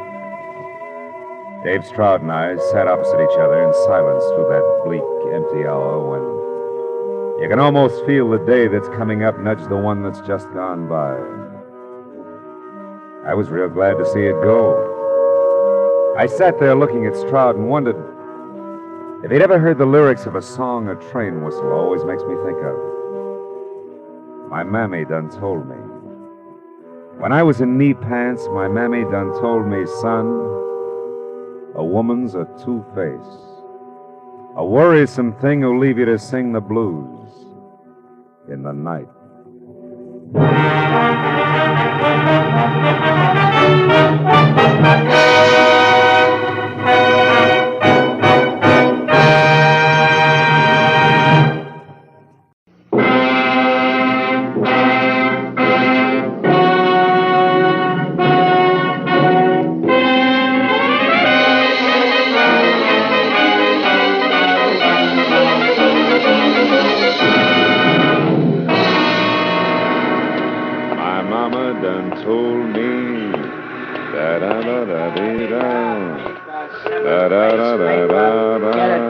History. Hi, Mr. Marlowe. Hiya, kid. Get up while it's hot. Paper 7, race, closing wall. Hey, mister, could you please help a blind man? Could you let me have a buck for my first square meal in a week? You mean your first shot in an hour, don't you, Jake? Huh?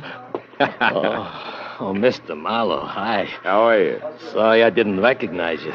Must be these dark cheetahs. Yeah, must be. How's business, Jake? Oh, I seen better. You too, huh? Yeah, sure. Well, you're just standing around here in front of your office for the fresh air, maybe. No, Oh, no, don't tell me that ain't it. I got it. Huh? You're making a rendezvous, a secret meeting, huh? No, Jake, I'm just waiting for someone. Holy catfish! Look at that jerk out in the middle of traffic. The guy with the suitcase. Getting out of that cab right in the middle of the street. Hey, he's coming this way. And he acts like the guy I'm waiting for, suitcase and all. Here, Jake, here's a starter on that meal. I'll see you. Goodbye. I got you. So long, Mr. Marlowe. Thanks a million. Sir, tell me quickly. You're Mr. Marlowe, Philip Marlowe? That's right. You're Roth Winkham? Correct. Mr. Marlowe, is your car nearby? Yeah, right over there. Good. Now, Mr. Marlowe, we've got to get out of here. My very life may be in danger. And if you've been seen with me, sir, yours as well. Quickly, Mr. Marlowe. We must be off. Yeah. Well, this way, Mr. Winkham. My new client was right out of Charles Dickens, but I bit my lip and tried to play it straight. We piled into my car and took off. Mr. Winkham, his owl eyes glued to the rear window, watched and worried hard about whether we were being followed.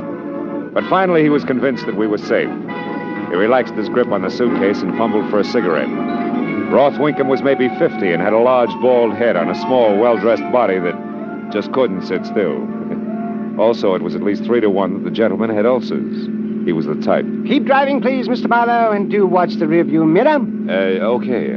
Now, sir, what exactly did I say to you on the telephone? Well, you wanted me to fly to Chicago tonight with a suitcase that contained an item worth $20,000, which was earmarked for some museum, right? Oh, yes, the Asheville Museum. Yeah, and you said something about an eccentric here in L.A. who owned the item. That's about all I caught. That and the fact that you were very worried. And I still am. Now, first, Mr. Marlowe, a word about the man who was First, found... Mr. Winkham, a word or two about the item itself, huh? You know, I can't afford to play carrier pigeon without so much as a peek. It's too much like leading with my chin. Now, what is it? A gold cobra. A gold what? A cobra. A snake, sir. Made of 250 separate links, each some 2 inches in diameter and each solid gold. Links, huh? That makes the snake flexible like the real thing, is that it? Yeah, precisely. And the cobra's hood, Mr. Marlowe, is spun gold. Oh? Originally, the object was a ceremonial piece. It comes from India, from a kingdom that no longer exists. Mordecai Ziff bought it there several years ago. Mordecai Ziff, huh? Yes. He's the eccentric who lives here in L.A.? But perhaps intellectual is more the proper term. Oh. He lives near here in the Hollywood Hills, and he is the one who is presenting the cobra to the museum. I see. Well, tell me, what's your connection, Mr. Winkham? I am a friend, Mr. Marlowe. Mordecai and I studied together in Europe many years ago. Really? We have remained fast companions through the years. And now that his health is failing, he is a man of 60. I wish very strongly to repay his kindnesses, but I need your help to do it. Yeah, well, that brings us to the party following you. Who's that? A creature named Akbar, Mr. Marlowe. Yes. He's an East Indian, and he wants the Cobra, badly. That's all I know of him, except, sir, that he has no claim, morally or legally. He's merely a fanatic. Yeah, well, that's not to be sneered at. It's a full-time job. Tell me, what does this Akbar look like? Well, he's thin, he's dark-skinned, dark hair, vicious, cold eyes. You'll have to be on the other... Mr. Marlowe, behind us, sir, that taxicab. We're being followed. Drive, sir! You see who it is? No, but it could be Akbar. Try to lose him. That's exactly what I'm trying to do. The Cobra's in the suitcase here, right? No, this suitcase is empty. Oh? A decoy. The gold Cobra is in a similar bag that has been checked at the Beechwood Plaza Hotel. Turn again, Mr. Marlowe. The cab is gaining. Right. Now, sir, this envelope contains the claim check for the bag, as well as your airline ticket to Chicago. Also, there's a $100 bill included. Oh. And you'll get another one when we meet tomorrow night in Chicago. I'll look for you at the Dearborn Street station at 8 o'clock. He's still with us, Mr. Marlowe. Yeah, and that's a red light ahead. We can't slip through. Then it's time for me to go. And time for Akbar to follow me. Me and the empty bag. Good luck, Mr. Marlowe. I'm counting on you, sir. By the time the light had changed, the spry Roth Winkham had already made it to the sidewalk, the empty suitcase conspicuously in hand. And when my rear view mirror showed the cab had given up the chase, I figured the quantity known as Akbar had taken the bait and followed Winkham. All of which made my next stop the check room at the Beechwood Plaza Hotel.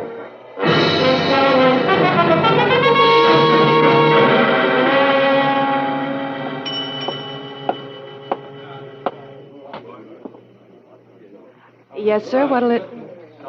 Well, hello. Can I be of some assistance, maybe? I wouldn't be surprised. But at the moment, I just want my suitcase. Here, honey, it's a black bag. A black bag? Yeah. Let's see. Oh, here we are. Number 4511. Number 4511. Comes out even. Must be yours, all right. Yeah, it must be.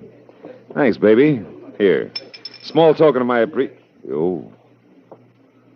What's the matter, handsome? Your wife just waltzed in? No wife. Just trouble. Goodbye, princess. My first glance at the man standing in the hotel entrance was almost enough. A lot of people could have jet black, unruly hair on top of a flyweight build, but very few people had that kind of wild, sparkling eyes. They were reserved for fanatics named Akbar. When he spotted me and started coming in a hurry, it was time for me and the suitcase to head for the nearest exit. I took a side door just beyond the check room, and from there ran the length of the narrow, twisting corridor that led to the rear of the hotel, and out to the alley where I'd parked my car. There I ducked behind a pile of trash cans, slipped my hand over the .38 in my shoulder holster, and waited. But after a full minute went by, I figured that it was safe to go to my car. And it would have been, if the striking redhead crouched on the seat inside hadn't been holding an also-striking pistol.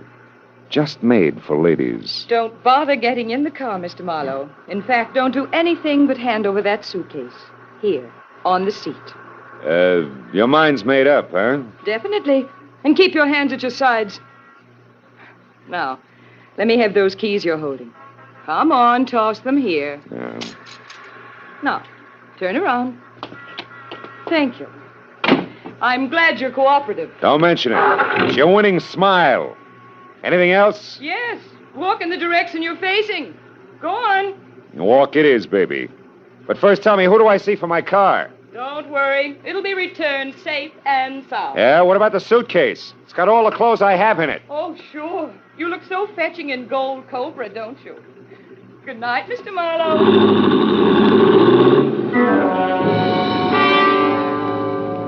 The shock of fire-red hair gunned my car the length of the alley and then swerved on two wheels into the busy street beyond and was gone. I followed to the end of the alley and started walking toward the hotel. And I saw something else. It was Akbar running toward a hack stand. He had also seen my car disappear, and that obviously meant that he wanted the first cab in line to take him someplace in a hurry. But the driver was waiting for a fare, which forced him to the only other cab in line, and almost gave me time to get to him. Almost. But not quite. That left only an outside chance that Akbar had tossed an address to the driver before he knew that the cab was taken.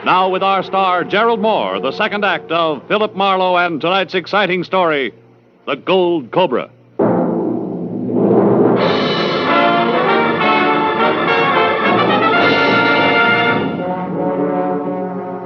We got one good look at a live cobra rearing up out of the suitcase, its hood distended, flicking its glossy, forked tongue, before the only lamp in the room shattered on the floor in a blue flash, and total darkness surged in. For an endless moment, there was silence, as soft and thick as black velvet. Then we heard it. The snake was moving. We listened to it crawl slowly out of the suitcase, ease itself across the table, and slither to the floor.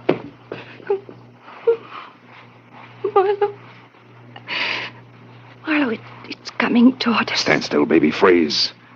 Don't move a muscle. I can't do it, Marlowe. It's our only chance. Do you hear me? No matter what happens, don't move. Marlowe, I'm getting dizzy. I'm afraid I'm going to pass. No, baby. out. Hang on, I tell you. Now, Red, listen to me. Talk. Start talking. Don't stop. But talk softly. Who are you, Red? Tell me. What's your real name? Tell me. Abigail Seaburn. All right, who killed Ziff, Abby? Who was it?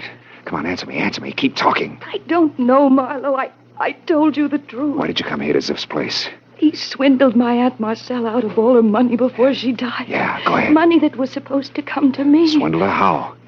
He was a mentalist. Yeah. A fake mind reader and fortune teller. He told her lies that made her keep giving him money until there was nothing left. Had a girl. Keep it up, baby. Keep it up. Why did you take that suitcase away from me at the hotel? Answer me, Abby. Think. Come on. I spied on Ziff. I found out about the gold cobra. Yeah, go ahead. I knew if I once cut my hands on it, I could force Ziff to return the money he tricked my aunt out. Keep talking. Oh, Marlowe, I can't. I can't stand it that awful. Quiet. Listen. There's someone in here. Yeah. Who's there? Who is it? No! He made it out the door. The cobra struck at him, Marlowe. Sounded like it was clear across the room from us. Now, look, Abby, stay where you are. Don't move. I'm going to see if I can find a light switch on the wall behind us. Stand real still, Abby. You hear anything? No. Oh, hurry, Marlowe, please. Believe me, baby, I am. There ought to be a switch here someplace. There's got to be a switch. Yeah, here it is. Thank heavens, light again. Where's that cobra? I don't see it, Marlowe. We'd better spot it. That thing's loaded with sudden death. It's not here, I tell you. It's gone, Marlowe, it's gone. Yeah, I guess you're right, for the time being. But in case it comes back, you better keep that gun handy. Where are you going? After the guy who beat it through that door. Right now, it pays to be ahead of the game. But not too far ahead, Abby, do you understand? Oh, yes. At this point, mister, I'll do anything you say. All right, then wait here for me. And keep your eyes open wide. This Cobra's not the only killer loose in this joint. The door opened into a long passageway that offered as much chance to duck for cover as the inside of a loaded cannon barrel. And it was so narrow that if the Cobra had found its way out there, it would be within kissing distance when we passed. The hair on my neck remained at rigid attention while I edged along the hall toward a dim light at the end that came from a heavily draped green waiting room. In the center, facing halfway from me, was Akbar, the tousle-haired East Indian. His face was even grayer than before, and his hand trembled as he mopped his glistening forehead with a silk handkerchief. When I stepped in, he saw me from the corner of his eye. His face went stony. Only his right hand moved. It dived under his jacket for a weapon, but I brought my gun down hard on the point of his shoulder. His arm went limp, and a knife as wicked as the back end of a scorpion bounced across the floor. Dog, you'll pay for this interference. Not on the installment plan, Buster. We're going to settle up right now. How come the live Cobra in the suitcase you're so anxious about? A fiendish trick. Yeah, and in the dark, it almost caught you, didn't it? True, but fortune smiled and the Cobra missed. Yeah, but fortune's a fickle lady, Buster. Come on, talk it up. Just what are you trying to promote? The return of this sacred gold Cobra to its rightful place. The temple of my ancestors in India. The blasphemy perpetrated by Mordecai Ziff will end only in the restoration of the gold Cobra. And I am prepared to do whatever I must do to accomplish this, even to paying money for it. Or killing? Or killing. Death is transitory and therefore inconsequential. Well, the Homicide Bureau has other ideas, Elephant Boy. So maybe we better just... I hate to leave you alone, Akbar, but you're better off in the long run.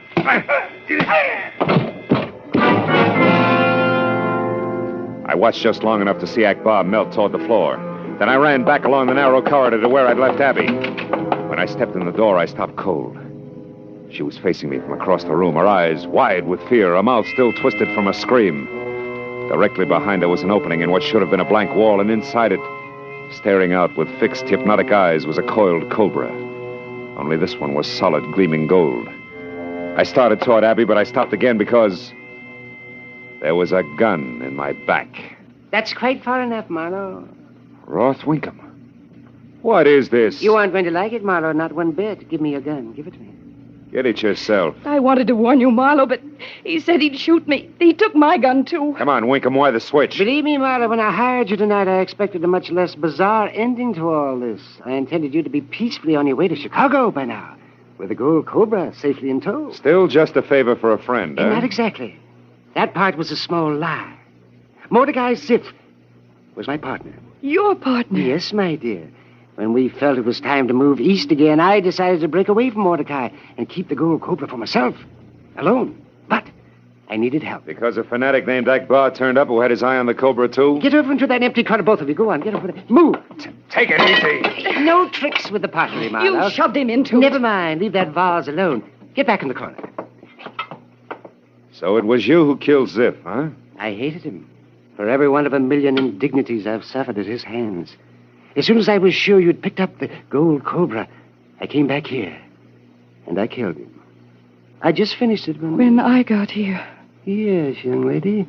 I didn't know about you, but I managed to get out of here before you blundered in with that empty suitcase. Empty suitcase? That's what you think. That's what I mean. There on the table, empty, as it has been from the outset. Just as empty as the decoy I used. Obviously, Mordecai suspected my intentions to steal the gold Cobra after all. It was a bit more than that, Winkham, honest. Oh, what a cozy pair of chums you and Ziff must have been. You really don't know what he put in that bag, do you? What are you talking about? Ziff had a surprise all set for you, Winkham. It was Marlowe, look! The snake is coming out of that vase. Holy smoke, Winkham, there's a live Cobra behind you. I don't blame you. Listen to me, will you? Marlowe. Oh, that's such an old stunt. Stay back. Marlowe, it's Winkham, coming. kill it, I tell you, it's right behind Stop you. it, you're only wasting time. No.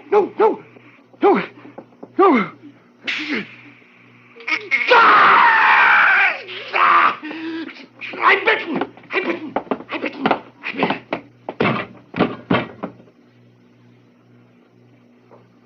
Oh, no. He's out, and it's no help, baby. That thing's still between us and his gun. Get behind me, back in the corner. Oh, Marlowe, we're trapped. We can't get past it. Get back, will you? Maybe I can throw my coat over it long enough. Hey, anybody here? What's the matter? Oh, it's the jerk in the pith helmet. Hey, you! Over here! What in the world's going on, anyway? Get over here with that rifle, will you? Hurry! What's the meaning of all the... Birdie! Good heavens, my Cobra! Kill it, will you? Shoot! Quiet. You're in a spot, folks. No fooling. She's got you within striking distance, so don't move. Just stand still. Very still. Come on, Birdie. Birdie, now.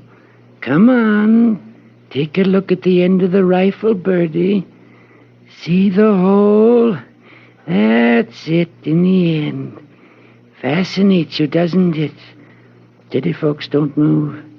Keep looking at the little hole in the rifle, Birdie. That's right. Now back up. That's the way. Into the sack, Birdie. Little more. Now put your head in like a good girl. Ha! That does it. Now we've got you safe and sound in the sack. Oh. Whoever you are, brother, you're a genius. Crumpler's the name, Otis Crumpler. Snakes are my business. Most amazing thing I've ever seen. Yes. The most amazing thing. Abby. Abby! Why, she's fainted. Well, what's wrong? Was she bitten? No. But I know what she means.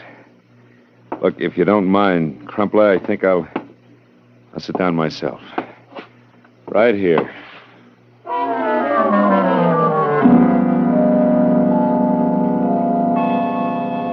Well, when the police finally moved in, they gave the degenerate Taj Mahal a long once-over, and then we adjourned for more questions and answers to the hospital where Abby Seaberg was getting a nerve back and Akbar was nursing the split scalp I'd given him.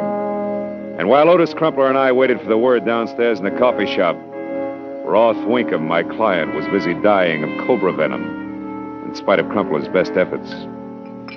Well, that's the way it is with cobras, Mr. Marlowe. Sometimes there's just nothing you can do. Sugar?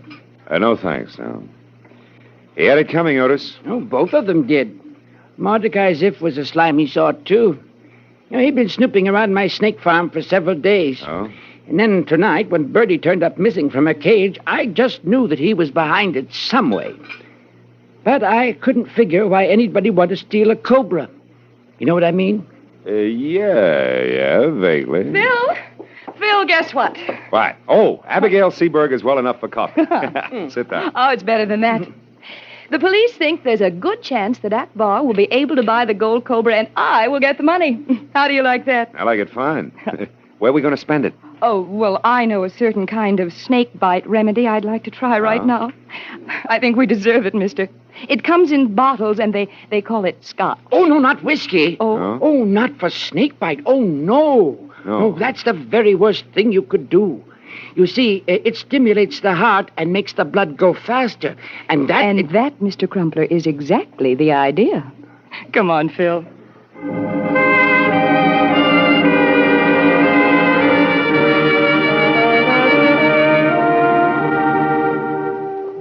You know, there are many things that can lead to romance.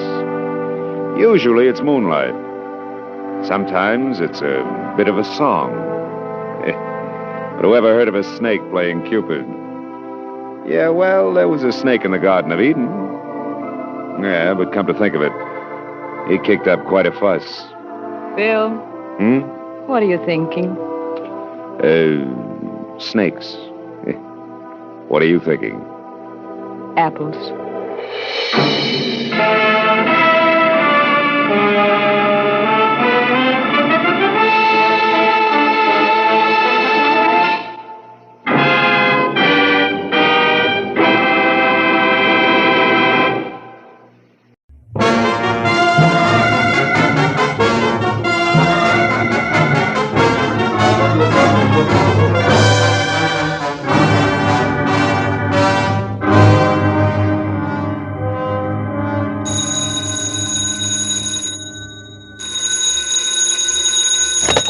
Hello, Marlowe speaking. Phil, thank heaven you're home tonight.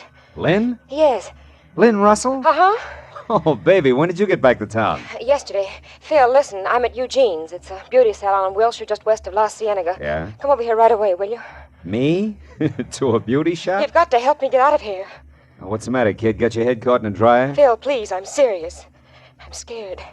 There's a guy waiting for me outside, and when I leave here, I'm afraid he's going to try to kill me.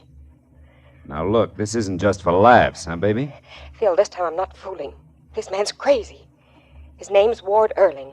I had a few dates with him once. He was in an accident 3 months ago, just before I left on my cruise. He's supposed to be in the hospital right now, but he isn't. He's here, just waiting for me to leave. Yeah, but Lynn, Look, I'm not asking a favor, Phil. I'm hiring you. Okay, baby, it'll take me 15 minutes to get there. Oh, thanks, Phil. I'll wait till I see you walk by.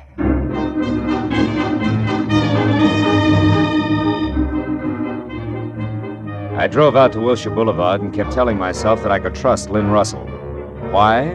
Because I like her. She was a glossy brunette, born with all the natural equipment of a top model and a covey of oil wells in her own name. She rushed at life, but she'd always been smart enough to stop short of real trouble.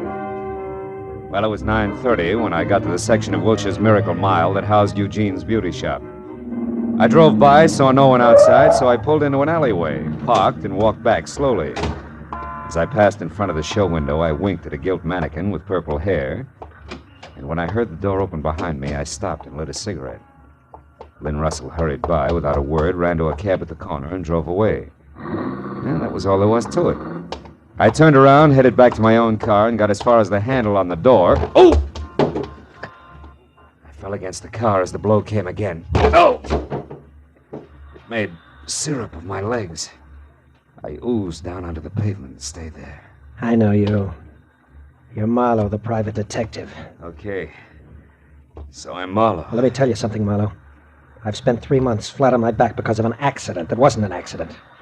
I'm going to get even with her, you understand? I don't care what it costs. Palmer Sloan or anybody else can hire a dozen like you, and it won't stop me, so stay out of my way. I climbed up my front fender hand over hand, got back on my feet. In time to catch a glimpse of a new convertible emerald green with what must have been Ward Erling at the wheel. Well, there was no use trying to follow in the condition I was in, so I headed for Lynn's place with all my windows open. The cool air helped. I pulled up in front of a wrought iron arch labeled Garden Court Bungalows and followed a flagstone trail back to number 4, which was Lynn's. I felt almost normal again, until I saw her front door. It was standing half open, framing a man against the dark interior who was trying his best to see inside. This time the advantage was mine, and I took it! Take your hands off me. Get inside. Oh, just a minute. Get in! Now turn on the lights. Lynn! I doubt she's home. Miss Russell is not in the habit of sitting around in the dark. Oh, you know her habits, huh? I do. And you? I know she has bad taste in men. I wonder if I should resent that. You don't qualify. What are you to Lynn? When she wants someone to help her lift a martini glass, she calls on me. We've been going on like that for years. Just tell me your name, Junior, and he's off on the small talk. My name is Sloan, Palmer Sloan. Now it's your turn, Mr. Muscles. Never mind. Lynn! Lynn! By what right are you snooping around like this? Just who are you, anyway? Here. Here's my card. Lynn hired me tonight. Ah. So you're Marlowe the detective? Yeah, Marlowe the detective. Any idea where she is? It's important. None whatever. I had a date to meet her here, which never means very much to her. Why did she think she would need you tonight? Because she was afraid of a guy. One who gave me a crack on the skull, and incidentally, doesn't think much of you either. Oh? Ward Erling. Ever hear of him? Erling? Yeah. Well, yes. But Erling's still in the hospital. He met with an accident, you know, something about brakes slipping on a car, and he was crushed. Accident's not what he calls it, and he's got a gun, just for emphasis. What's his connection with Lynn? Oh, help yourself, Marlowe. Lynn won't mind. Get your snoot out of that glass and answer me. She discovered him, like all the others. That sculptor 2 years ago. And the cowboy, Tex Harrison. Early last year was the fellow with the racing boats, and so on. They are hobbies, fun and games to Lynn. She's got too much energy, far too much. What's the difference with Ward Erling? Well, he fell in love with her. Oh. It was charming. And then he wouldn't be brushed off, told off, or bought off. She tried them all. So? She left. Ran out, took a cruise. He wanted to marry her, simply wouldn't take no for an answer. Imagine that. Those two belong together like scotch and kerosene. You know, you sound a little like you're in love with her yourself. Maybe I am. Oh. But I know my quaint little position in her life. I'm her errand boy, Marlowe, nothing else. And you don't care how dirty your hands get? What do you mean? Skip it.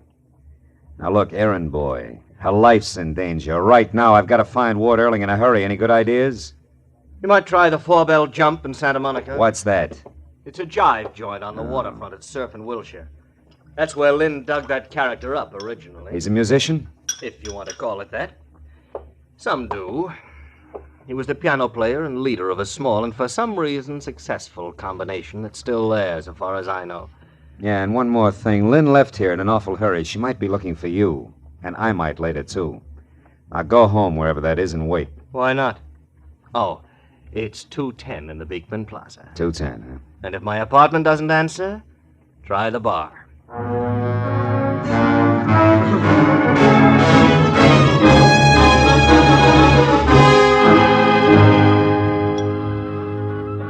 When I pulled onto the parking lot at the 4-bell jump, the first thing I saw was the nose of the emerald green car Erling had been driving, peeking out from the side of a building. I checked it and found out it was registered to one William Freeman. Well, that meant nothing, so my next stop had to be inside. The club was a low-ceiling mixture of dusty fishnets, the smell of bad bar whiskey, and noise.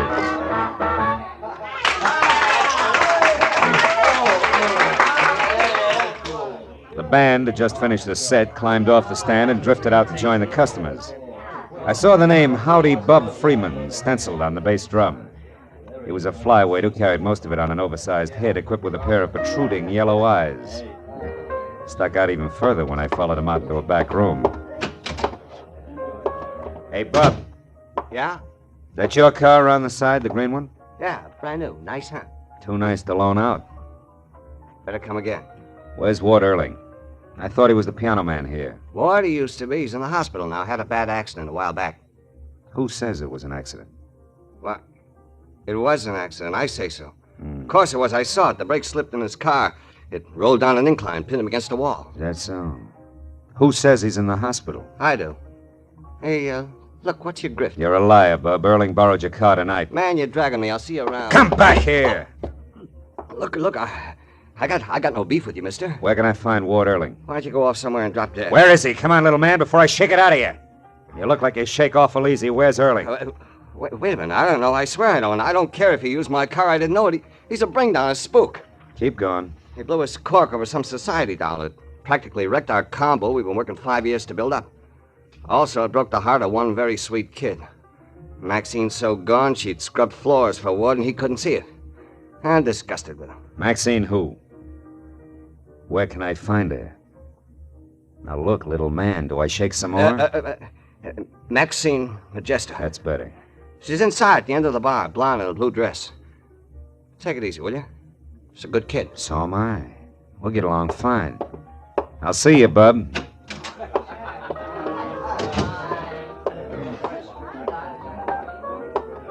What'll it be for you, mister? Scotch. Oh, that one's taken. Lady will be right back. Oh, I'm sorry. Water or soda? Water. Right. There you go. Thanks. Hey, Larry. Your phone's broken? I didn't get my nickel back. Oh, you want me to freshen up that drink, Maxine? No, thanks, Larry. This is fine. Maxine. Yeah? Maybe you can help me. Maybe. No. No, what I mean is I'm looking for Ward Erling. Try under a rock. You know, you sound a little bitter. I'm as bitter as a slot machine these days. What's it to you? Well, I'm an acquaintance of Lynn Russell's. Name's Marlowe. You know her, Maxine? I've seen her at the jam sessions we used to go to. She used to show Ward off to her little groups like a prize pup. Sure you got it pegged right? You know, she tried hard to shake Listen, she's the gut rocks type who'd sink a yacht just to watch the bubbles. And that's only... Only what, Maxie? Never mind, skip it. Good night, Mr. Hey, Marlowe. wait a minute. Don't I get to buy you a drink? Some other Tuesday. Good night. I watched her as far as the door. Decided to go after her, and then I caught the bartender giving me a very cold eye. Didn't thaw any as I downed my drink and saw him high-sign the bouncer. Looked like my welcome was wearing thin, so I went outside, sat down in my car, and tried to figure out who was covering up what. But I only got as far down the list as Palmer Sloan. It had come from the back room in the club. I was a poor third in getting to him. A waiter in a white apron and the fat sax man both beat me. Over here, Manny. Here. Hey, it's Bub Freeman. Holy cats, what's wrong with him? He's been stabbed. Yeah, there. In his neck. An ice pick. Bub, who did it? No use, fella. He was gone before he hit the floor. Whoever did that to him got him dead center.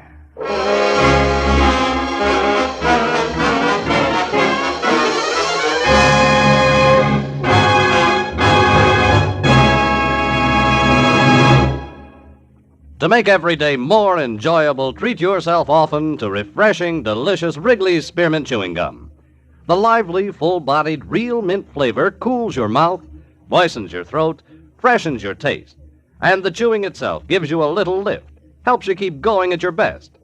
So for real chewing enjoyment that's refreshing and long-lasting, always keep Wrigley's Spearmint Chewing Gum handy. Healthful, delicious Wrigley's Spearmint Gum will make every day more enjoyable. Now with our star, Gerald Moore, the second act of Philip Marlowe, and tonight's exciting story, The Pelican's Roost.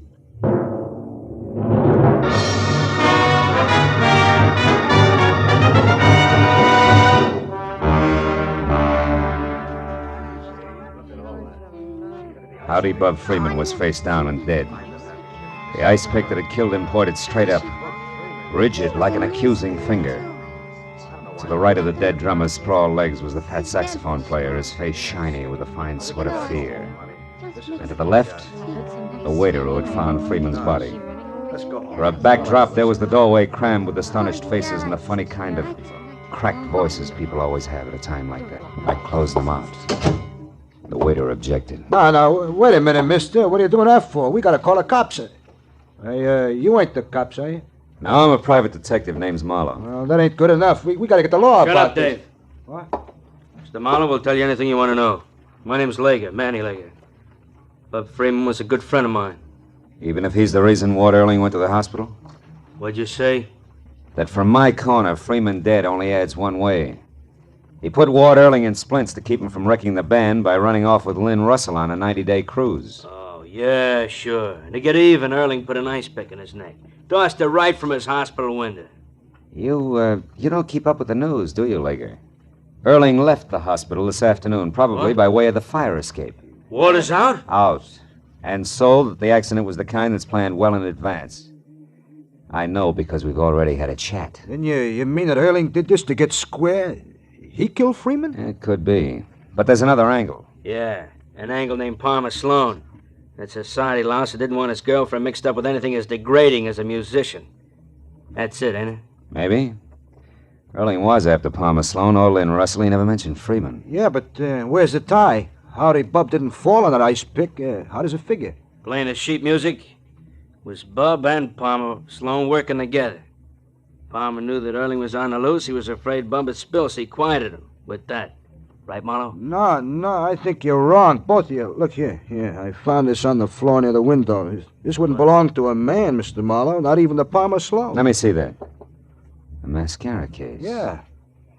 Could be the very personal property of Lynn Russell. Yeah, her and a couple of million other dolls. You can't hang her on that. Every gal carries mascara. Hold it, will you, Lager? There's a trade name on this case. Eugene, Wilshire Boulevard, Beverly Hills. So what's that prove? May prove you wrong, Lager. I'll see you, boys.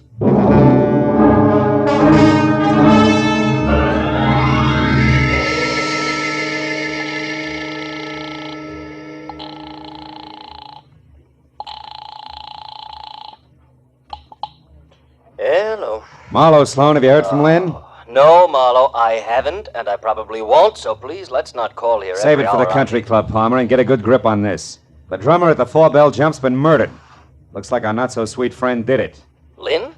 Oh, you're out of your mind. Yeah, I'm out of my mind. Now tell me, if she did this, have you any idea where she would head? Well, no, Marlowe, no, I don't. The boat is tied up. Her car is in the garage for repairs. Okay, suppose she didn't take a car or a boat. Would it be by... Hey, wait a minute, Sloan. What was that about a boat? Is it a yacht, maybe? Not exactly, Marlowe. It's a cabin cruiser. Anchored off the Santa Monica Pier at the moment. and Santa it's in Monica, no... Sloan, that fits. What's the name of it? Crest of the Wave. Why? What makes you think she'd go out there? Well, among other things, a crack a lady made earlier tonight. A lady named Maxine Majesto who loves Ward Erling and hates Lynn Russell. Bye-bye, Palmer.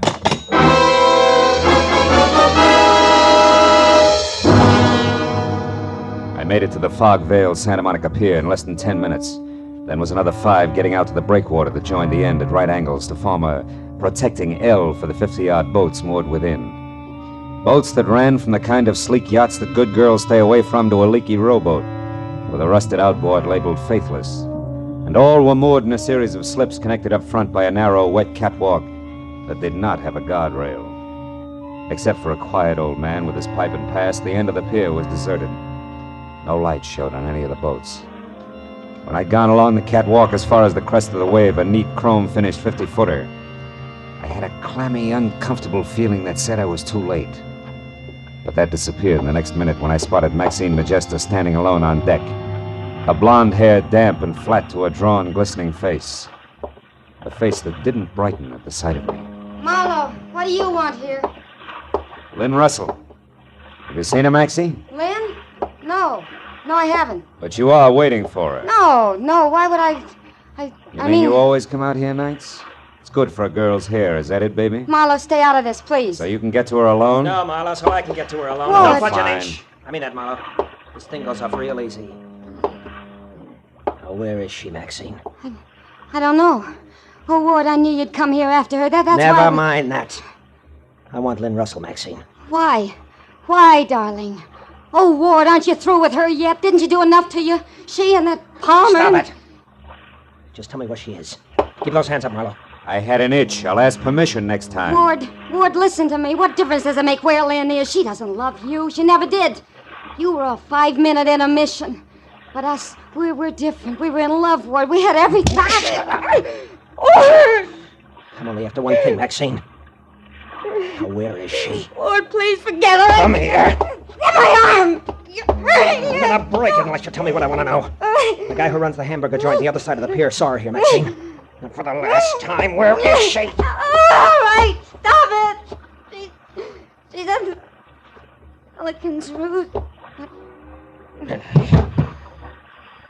Nice going, Adonis. You got your answer, didn't you? Yeah. Just like I'm gonna get Lynn Russell. Hooray. State will be overjoyed. What's that supposed to mean, detective? Something like Lynn Russell just killed Howdy Bub Freeman? You're a liar. Really? It doesn't matter. If it's true, I'll just be a little harder on the fine lady. How hard can you get, kid? Hard enough. Oh!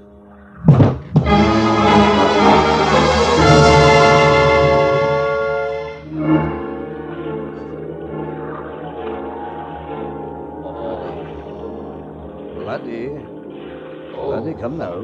Here we go. Up to the sitting position. Too much blood to the head is bad now. Come, laddie, up we go. There we are. I'll be fine in a minute. Oh, there's quite the blow there. Yeah. Hey, take that light out of my eyes, will you? Oh, who are you? Oh, yeah.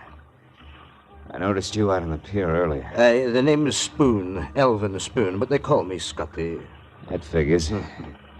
Oh. Scotty, tell me, where's the Pelican's Roost? Was it a nightclub or what? A nightclub? Oh, no. It's far from that. How far? What is it? The Pelican's Roost is the old fishing pier. In Santa Monica? A collection of rotting wood at the foot of 2nd Street? Aye, but what business could a man have there, laddie? The dirtiest. Thanks for your help, Scotty. Wait a minute. What be it? Something you dropped? Yeah. Something I dropped while being dropped. A mascara case I never really looked at before. Laddie, you seem so puzzled. Not puzzled, Scotty, just dumb. Lottie here has been jumping to the wrong conclusions, and all because he didn't take a good look at this and... And what? And the color of a girl's hair. So long, Scotty. Thanks again for your help. May get me to the Pelican's Roost on time.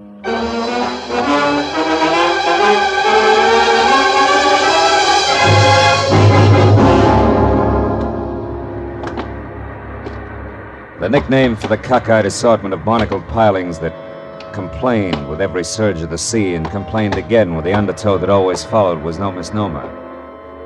At least 1,000 sleeping pelicans called it home. And now as I moved out along the splintered, lopsided boards that here and there gave way, I tried to be careful, not to wake too many of the birds and stir them to flight, because that would give me away. But the heavy, clinging fog and the waves crashing over the jagged, jutting rocks below were on my side. I made it out to within 20 yards of the end of the pier without being seen. There I slipped my .38 out of my shoulder holster and went forward, a slow foot at a time, until I saw Lynn Russell. Alive and alone, huddled near a slick, oily piling, a face in her hands, a body trembling with her tears. What I didn't see was the man who had come up beside me and taken aim. My hand! How dumb can one man get, Marlowe? A beating on the sidewalk, a beating on the boat, and now this. 3rd time's a charm, Adonis, haven't you heard? Oh, Phil, your hand, it must hurt terribly. Don't waste your sympathy, Lynn. The gentleman here thinks you're a killer. He thinks you knocked off Howdy Bub Freeman because you and Bub planned my accident, and you were worried about Bub talking too much. Phil, how could you believe that? Oh, it was real easy, Lynn. You had the motive, and that plus a box of mascara that came from your beauty shop just about sold me. I don't understand. What about the mascara? Well, it was found near Freeman's body. But it wasn't until a few minutes ago that I found something else. The mascara is brown, and that fits a blonde, not a brunette. What are you trying to say, Marlowe? My guess is that Maxine Majesta's that blonde. She happens to use the same brand as you, Lynn. It's a good guess, Marlowe. Maxine. Swell guess. I did kill Bub. We both planned your accident, Ward. Bud because he didn't want you to ruin everything you two worked so hard for, and I because I'd rather have you in the hospital than with her. Stay back, Maxine. He has a gun. So do I, but I'm still a hit. You see, Marlowe, I got here before you did. I've been watching them. He had all the chance in the world to shoot, but he didn't, and he won't. And that's why you only got shot in the hand. He's not a killer. He only had the killer's temper. And he's just learned that revenge is hollow unless you are a killer. Don't, Maxine. Shut up, both of you! You killed Bub. Yes, I did. He was afraid you'd find out everything. He thought his only chance was to tell you what we did and put the blame heavy on me. You scum. You put me in the hospital, nearly killed me just to keep me for yourself. Yeah, it's called love. Stupid, wasn't I, Ward? Selfish. And I lost. But if I can't have you, nobody...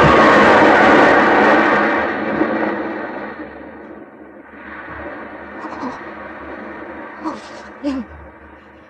She hit those rocks. We've got to get her. Not a chance. Wouldn't do any good if we did. Give me that gun, Erling. Marlowe, Never mind the speech. Go on back to the hospital. Get out of here. Yes. All right, Marlowe.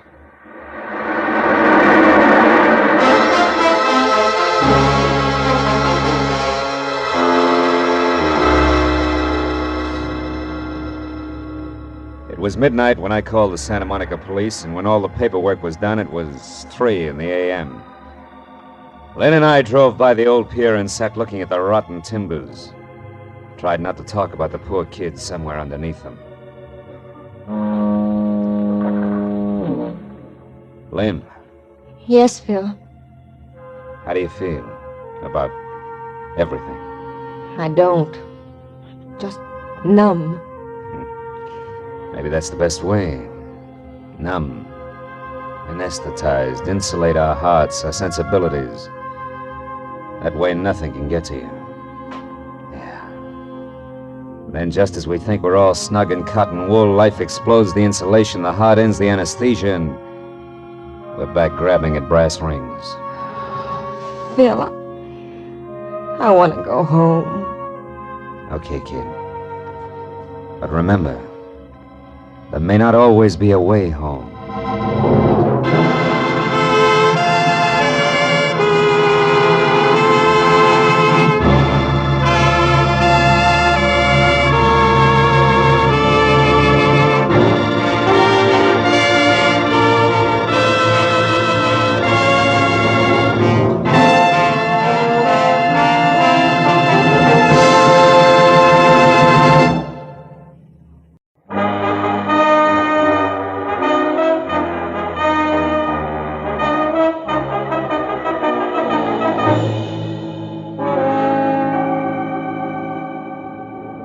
That's a lie! A deliberate, dirty lie!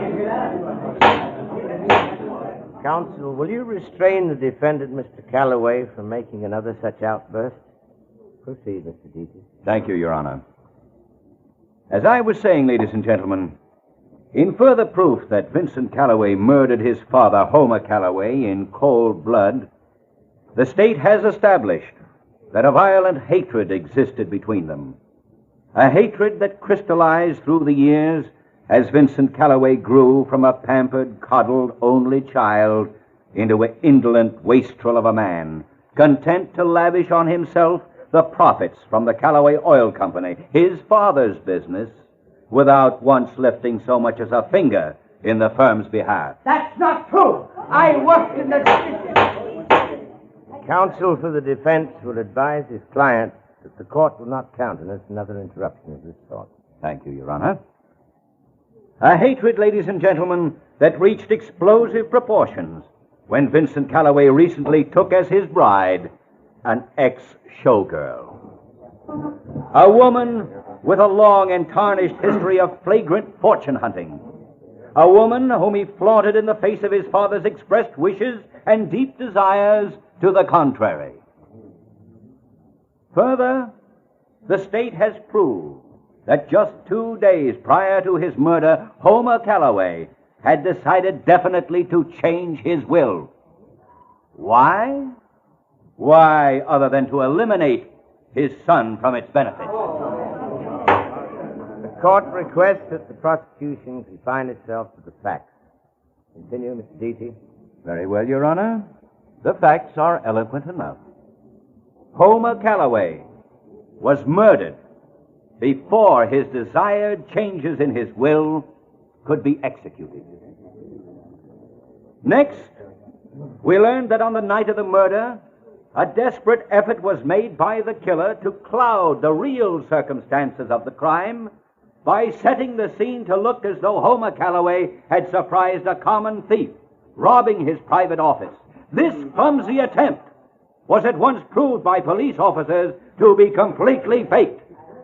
The motive was robbery, all right, but on a grand scale. Now, ladies and gentlemen, let us proceed to tighten this web of proof around Mr. Vincent Calloway.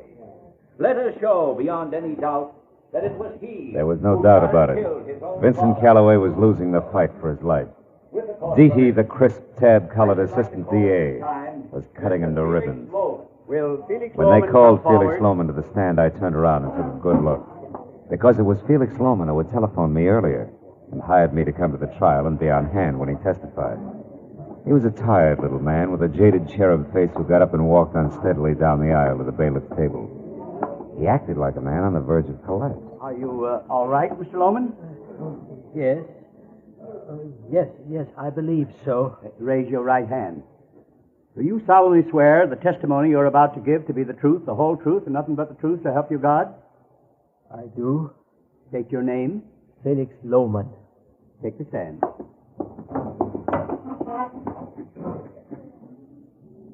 Now, Mr. Loman, will you please tell this court what your association with the late Homer Calloway was? Why, yes, sir.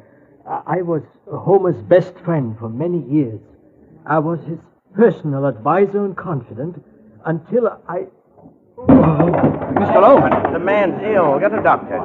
No, that won't be necessary, sir. It's nothing. Really, I have a friend here. Mr. Marlowe.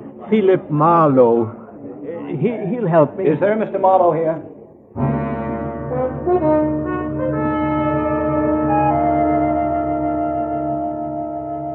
That's the way it played. My client was helped to his feet, and as I half carried him out of the room, I heard the judge adjourning court for the day. All the way down to my car, Felix Loman stayed as limp as a damp bedsheet. But the minute we drove away, he began a recovery that couldn't be credited to the fresh air alone. When we'd gone a few blocks west on Wilshire Boulevard, a smile spread over his Cupid doll face like warm syrup over a waffle. Yes, a good restaurant. Pull in there, Marlowe. All right. I feel like a piece of pie. Now look, Mr. Loman, not 10 minutes ago you were dropping dead in a courtroom. Now you feel like a piece of pie. What is this? Come on, let's go inside where we can talk. All right.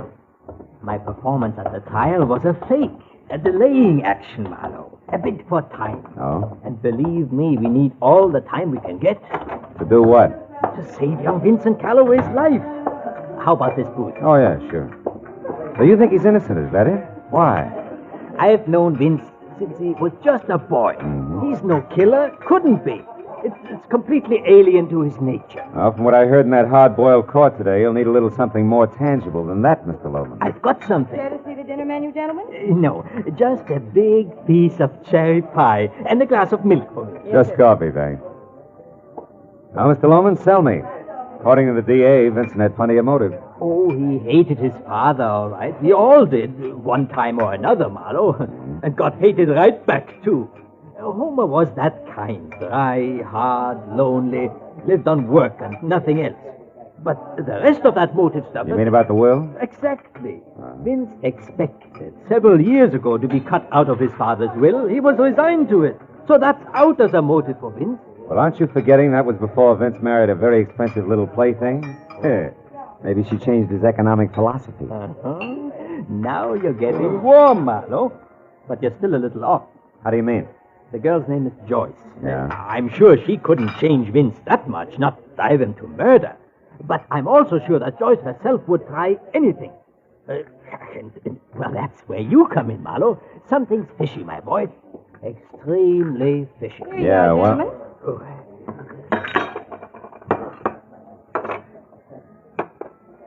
That's fine, thank you. Now, tell me, what's fishy, Felix? Are you trying to say you think Joyce is a killer? I don't know. I don't know, but I do know that item 1, Vince was worried about her for some reason a few days before his father's death. So? So, when this mess broke, I checked up on her myself. Mm-hmm. Followed her home a few times. That's at 2313 North Ogden. And item 2, I saw a man hanging around the place. A fellow with 2 gold teeth right in front. And dark, 5 o'clock shadow, kind of whiskers. I followed him once. Know where Angel's Flight is? Sure. That's where I lost him. But I learned that his name is Stoner. Stoner, huh? Mm-hmm. What about item 3? Blackmail. I don't know how or where, Marlowe, but it's there. Oh. And Vincent's caught in the middle, huh? Good and tight. Yes. We've got to find out about this fast. I wish I could go along, but Joyce knows me too well, and that Stoner has spotted me also, I'm afraid. So I guess it's up to you. Okay, I'll get started. I can reach you where? Home. Gladstone 3962. 3962. And Marlowe, I'm just an old fuddy-duddy. But that boy Vince means a lot to me. And time is awfully short. Give us your best, will you?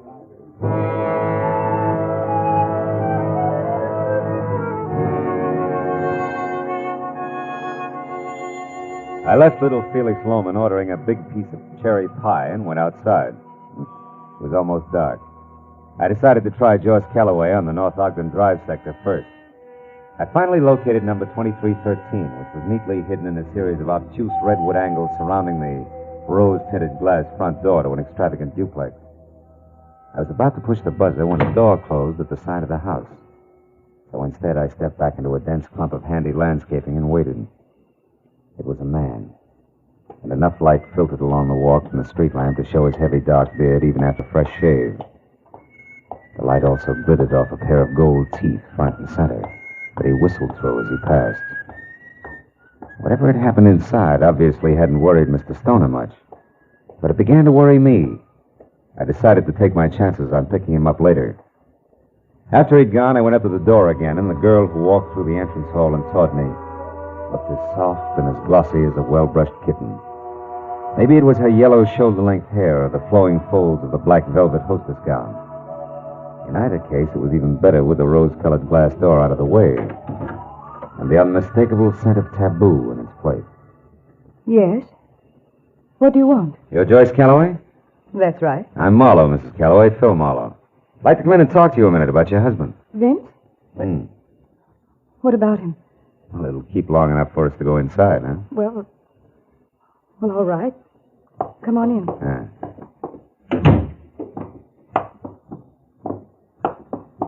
This is my apartment.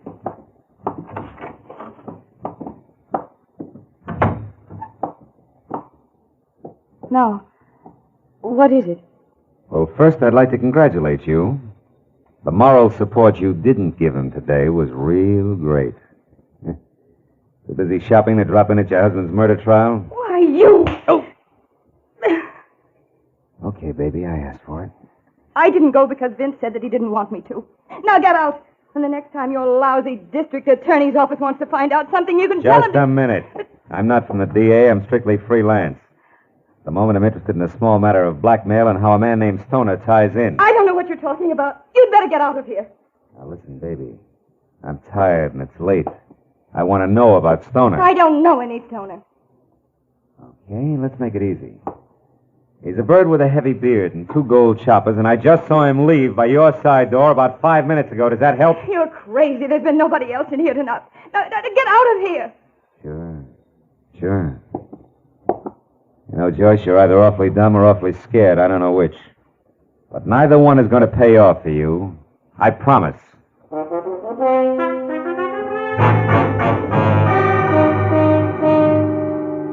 Starting at Angel's Flight and working west, it took 3 solid hours of scraping through the scum on Bunker Hill before I got a lead on a guy named Stoner. And another hour went by before I actually found the swayback 3-story rooming house he called home. The scaly front porch was a clutter of big, rusty bird cages and the mangy inmates of which complained as I eased the rickety front door open and pushed my way into a moldy smell thick enough to chew. A ragged row of tin mailboxes said Stoner's room with second-floor rear. So I started up. I got as far as the landing when I heard a voice in the hall above. I went on slowly until I could see. It was Stoner. He was back to me, talking on the whole phone. I got my .38 in hand and listened. Yeah, listen, Joyce, don't worry, I'll take care of him. Yeah, I'll be watching for him. Yeah, I'll meet you just like I said, only remember, it's not good for us to be seen together now. So be careful. Yeah. Okay. Goodbye, Joyce. You didn't start watching fast enough, Stoner. Who are you? I'm Marlowe. The guy little cutie pie just tipped you off about. Don't move those hands, Stoner. I just left to collect that mouthful of old gold you're wearing. You're no cop. What are you going to do with me? What's your angle? I'm going to spill the truth out of you, Goldie. To keep an innocent guy from taking the rap for a murder you and his own charming wife cooked up. What makes you think I'm connected with that? Maybe I've got eyes in the back of my head. That's so? You ain't got eyes in the back of your head. Because if you did, you'd duck. Oh! See what I mean, Marlowe? Thanks, pal. Let's get out.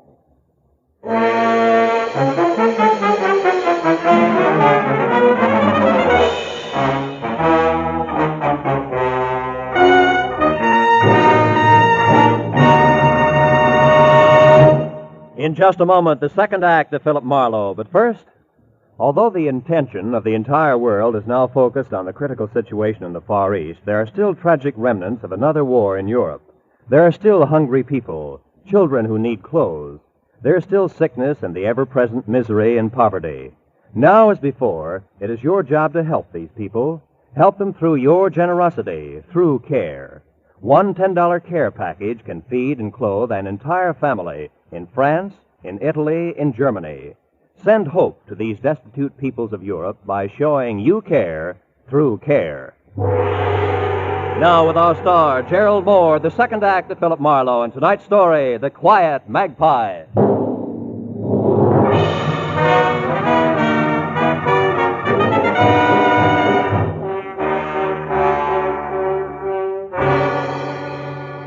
The feeling of being hit from behind becomes more or less routine. There's an explosion against the back of your head. Your backbone is suddenly electrified and your legs melt. And a chunk of the floor rushes at you from a cockeyed angle. Where it connects, there's a second explosion and you start down that long black corridor. Very sick to your stomach.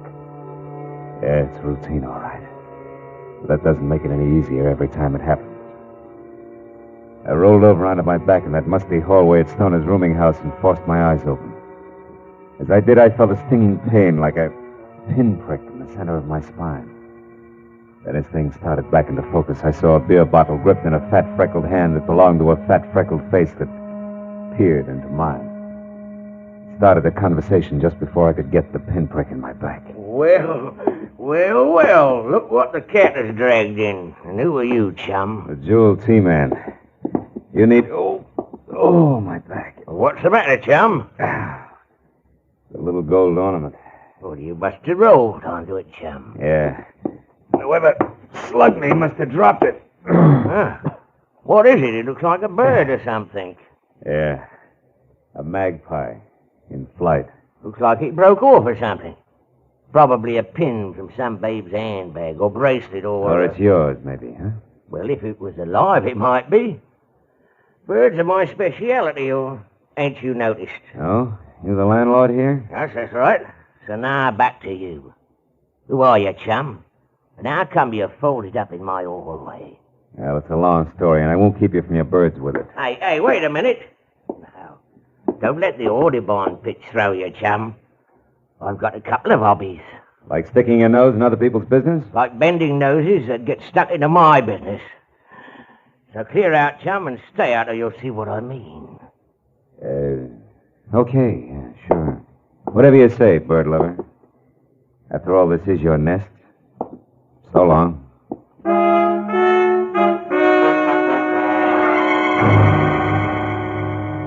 I figured it would play smoother if I left my tail between my legs and waited for him to return to his birds and beer. So outside, I let 10 precious minutes go by before I made my move.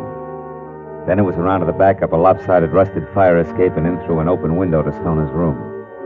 There I hoped something would tell me where he was going to meet Joyce Calloway. But after wasting another 10 minutes, it turned up nothing more than the 2 words Gate L scribbled on the back of an old envelope, which could have meant airport, train station, or bus depot if they meant anything. I went for the hall phone I'd overheard Stoner use and put through a call to my client Felix Loman to bring him up to date. Marlowe, this is splendid. Why, from what you say, Vincent Calloway is practically a free man. Now, so I understand. Stoner and Joyce Calloway, who are going to blackmail Vincent, kill Vincent's father so that Vincent would inherit a fortune and thus be a more profitable target for blackmail. Is that it? Yeah, more or less, with, of course, everything backfiring when Vincent was arrested for the murder. But look, Mr. Loman, we'll add and subtract later, huh? Right now, we got to catch up to him. Yes, but where? You said Stoner got away. Yeah, that he was heading for a meeting with Joyce Calloway. See, I got one thing to go on. I found the words Gate L scribbled on an envelope. Do you have any idea if it would mean a train depot or a bus? Gate L? Yeah. Marlowe, is that what you said, Gate L? Yeah. Does it mean anything to you? Of course, Gate L, Marlowe. Is at the oil refinery, the side entrance on Lafayette Street. Holy smoke. Say, Loman, what's the address of that place? It's East L.A., isn't it? Yes, 1100 South Cooper between Kendall and Lafayette Streets. Covers the square block. Uh-huh. Now, look, Loman, do you have a gun there in your place, I mean? A gun? Yeah. Why, yes, I do, Marlowe. Well, good. Get it and go over to the refinery right away.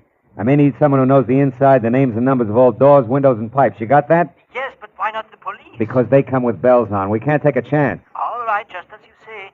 I'll be waiting for you. Good. I'm closer than you are there at Angel Flight. Goodbye, Marlowe, and a million thanks for what you've done already. Why, without you... Yeah, we'll talk about it later, Mr. Loman. Goodbye. And for me, hello. Oh, fine. Now, don't move an inch, chum. You'll get this beer served, bottle and all. Now, Nosy, what made you come back? Buried treasure.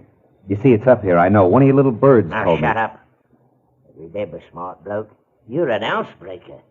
And anything I do to you is okay with the law. Now, what's with you and Stoner? Why, do you keep a diary? No, a neat bank balance. And all of it comes from cutting in on the right thing at the right time. So once more, chum, what's with you and Stoner? Well, you see, we went to the same prep school, and I promised the headmaster I'd always keep an eye on... Okay, Snooper, you asked for it. A light gun. I figured right, bird boy. Bum aim goes with a bum temper. It's only just beginning, sweetheart. It's black in here like a pit. But when I get my hands on you, you're going to be sorry. You hear that? Well, talk up. Talk up. Come on, Yellow Belly. Let's hear from you. Come on. Okay. So it's hide and seek, huh? No. Tag again, bird boy, and you're in. Oh! Now listen to the birdies sing, chum. It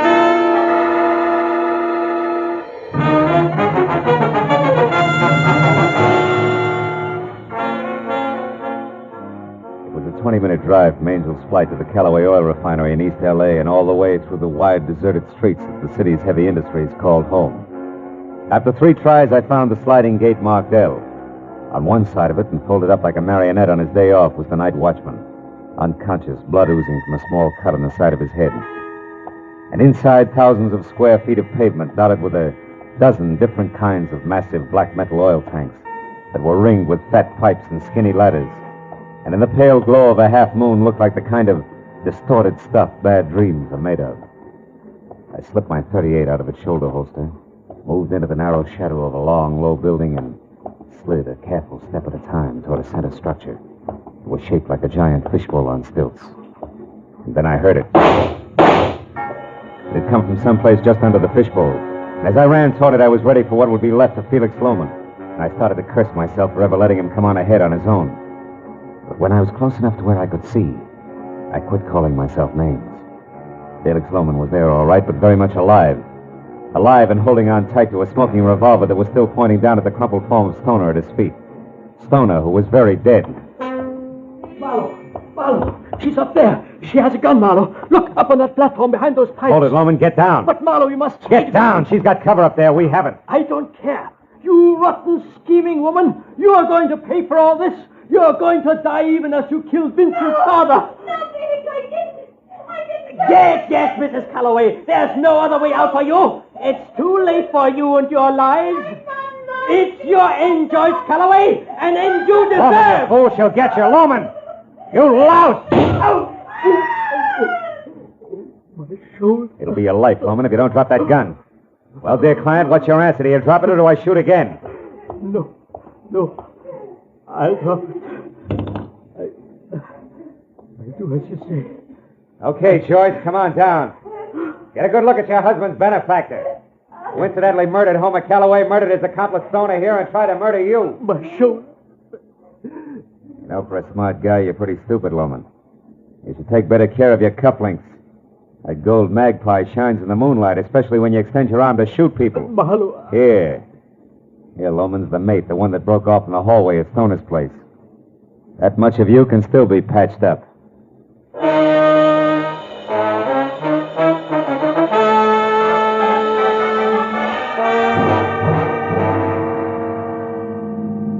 All right, Mr. Marlowe. Now that Vincent's lawyer has heard it and the police have written it down, the press have printed it, how about me? I don't follow it. For instance? Well, Felix Loman killed Homer because Homer no longer had any use for him. But with Homer out of the way... And Vincent in his place, Felix would be set. Your husband he could fool. Yes, but the way the whole thing boomeranged... Oh, that was just bad luck. You see, he staged a robbery at Homer's office just to throw the law off. Well, it didn't. But more than that, it almost nailed Vincent. Still with me? Oh, the second house over there. Oh, I see. Mm-hmm. Oh, what was the blackmail? How come? Well, that was Felix again. And out of whole cloth. You see, if Vincent lost his trial, Felix lost everything he killed for. So using Stoner, he had me playing follow the leader. Like Stoner pretending to have just left my place when you arrived. That's right. Oh. That and Stoner setting everything up nice and neat. You see, he was on the phone all right, but when he knew that I was there, he pulled a switch. And very carefully planted the name Joyce. He did? And last of all, Stoner being killed by Felix and no longer had any use for him and had a lot of reasons to fear him in what was supposed to be self-defense. Get it? Get it. He gives you a little to go on and then a lot more each time you get there. Yeah. At the right moment, he brings you in with a phone call that tells you to come at once to the refinery. Oh. If you want to help Vincent. Ooh, how close I came. Yeah. Well, thank you, Mr. Marlowe. Correction. Thank Mr. Magpie. He told me that Felix was the one who dropped me in the hallway at Stoner's, remember? Oh, yes. That made adding the rest easy. Yes, but how fast you add when it counts. Well, good night, Mr. Marlowe. Thanks again.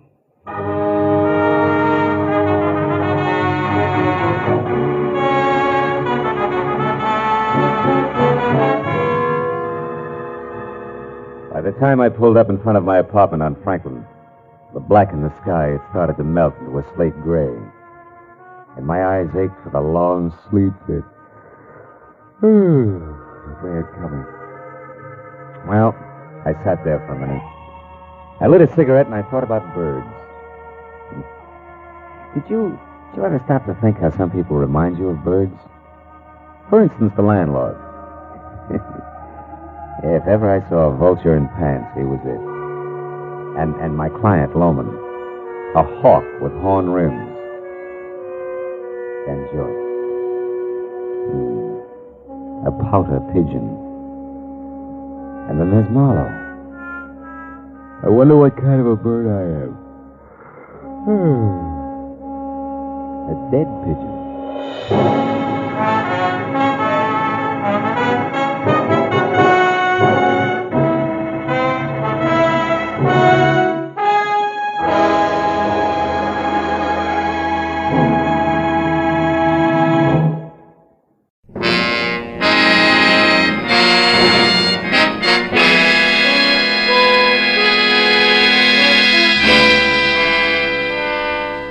Wire in my hand said it all. Need your help, urgent. Meet me at 8:30 tonight, Ship's Galley Cafe, Long Beach. Signed, Dale Higgins. The time and the place were known factors. The need for help, the urgency, and most of all, Dale Higgins were unknown. And my hazy recollection of algebra told me that 3 unknowns are mathematically impossible to find. Call it a challenge, call it money, call it a chance for a shore dinner, call it anything you like. But 8:15 found me pulling into a parking lot on Ocean Boulevard, not far from the amusement pier. Just leave it there. I'll be right with you. Oh, hello, Mr. Marlowe. Hiya, Red. How's it going? Oh, great, thanks. What brings you to the capital of Iowa? Corn. My aim's getting bad, Red. I thought I'd come down to the Pike and try for my limit at a shooting gallery. Gee, really? Yeah. Greatest practice in the world. Is it still 35 cents and no questions asked? Huh? Oh, to park the car. Yeah, that's it. Okay, kid, keep it. Oh, thanks. Hey, mind if I recommend the Quick Quack? How's that again? Used to be the Dead Duck. Best shooting gallery on the Pike for my dough. Oh, that Quick Quack. Oh, sure. Anybody be a fool to go anywhere else, Yeah, huh? my sentiments exactly. See you, Red. You bet, Mr. Marlowe.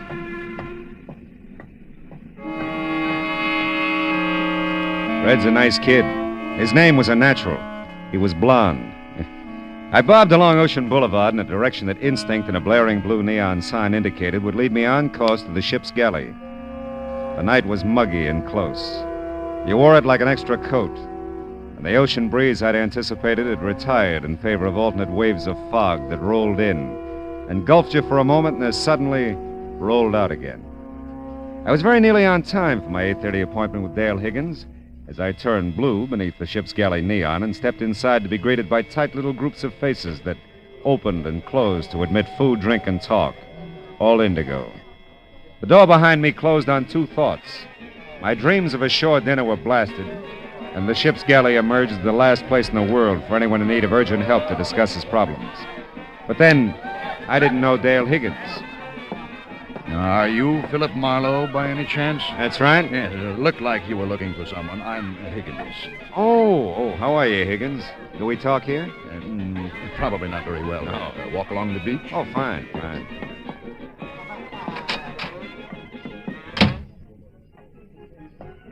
Now, say, Higgins, did you ever wonder why people pack into hot little rooms on a night like this? Oh, you mean the ship's galley? Yeah. Well, philosophy is not my business, Marlowe. What is? Well, I don't quite know how to tell you, I guess. Well, your wire said urgent. That's good enough for openers? Yes, well, the truth is, I was a little quick sending that wire. Oh? I was pretty upset about a situation at the time, but things have resolved themselves now, and I won't require any help. Oh. Well, you ought to know. I expect to pay you, of course, the trip down and your customary fee. That'll be $25 a day in expenses. 7 cents a mile for 23 miles, and, oh, yeah, 35 cents for parking my car. 7 times 23, $1.60, 61, 35. $1.96. $26.96 altogether. Is cash all right, I suppose? It always has been. Marlowe, I am sorry about this. I didn't set out to bring you on a wild goose chase. But yes, looks like I've got the right amount. Thanks. Don't worry about it, Higgins. Anybody can change his mind. Yes, I guess that's right. Well, thanks for your trouble. Not at all. Yeah, well. Mm-hmm. Mr. Marlowe! Mr. Marlowe, wait! I turned in the direction of a voice, but the fog has a cute way of diffusing sound as well as sight. And I realized I wasn't closing in on anything, that the fog was circling me and I was circling it. So I stopped and waited. I listened and heard nothing but the sound of the sea and the faint wheezing of the Pike Calliope. Then suddenly it hit me. Somewhere along the fog-swept beach, a girl had called my name. And nobody knew I was in Long Beach except Red at the parking lot and Dale Higgins. Yeah, the choice was obvious. Did she find you okay, Mr. Marlowe? Yeah, Red, she did. You tell her where I was? Oh, I sure. I told her you and me always did our shooting at the Quick Quack. Good boy. Now tell me who she is. Who she is? Yeah. You mean you don't know her, Mr. Marlowe? That's the general idea, Red. Well, I guess she's my age. This I know. Who is she? She's... Yeah. She's... You want your car, Mr. Marlowe? No, Red, not now. I think I left something back at the Quick Quack.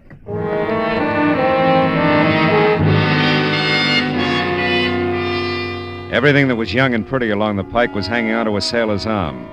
Around Gene Arno's quick whack, the nearest thing to youth and beauty were the neatly lined 22s poised across the counter. Try your luck, mister? No, thanks. Just looking, huh? Not buying. Yeah. See, I just lost my girl. Well, don't blow your brains out here. These guns is for shooting ducks. I see what you mean. We said we'd meet here if we got separated. Have you seen her by any chance? She's 7, 8 feet tall, glandular case. She's 3 stalls down, billed with toothpick. Thanks so much. Still just looking, not buying. Still just look... Try it from a distance. It looks even better. Go on, bud. Beat it. I spotted her. At least I'd spotted a frightened fawn of a thing who caught my eye as if we were the only two on the pike.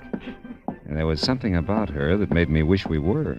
I followed her away from the crowded amusement section up the ramp toward Ocean Boulevard. Suddenly, she broke into a run, darted into an alleyway. I wasn't far behind her.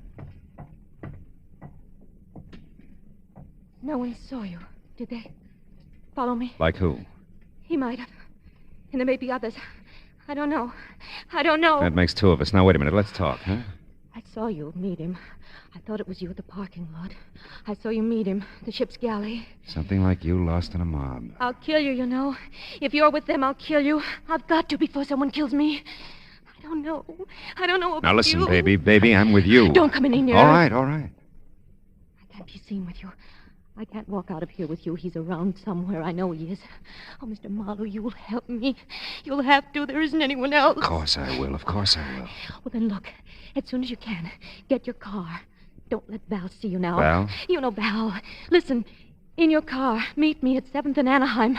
I'll get there. I'll have to. And then we can talk. Yeah, but wait a minute. 7th Hold it. and Anaheim, Mr. Marlowe. Oh, I'm Dale Higgins.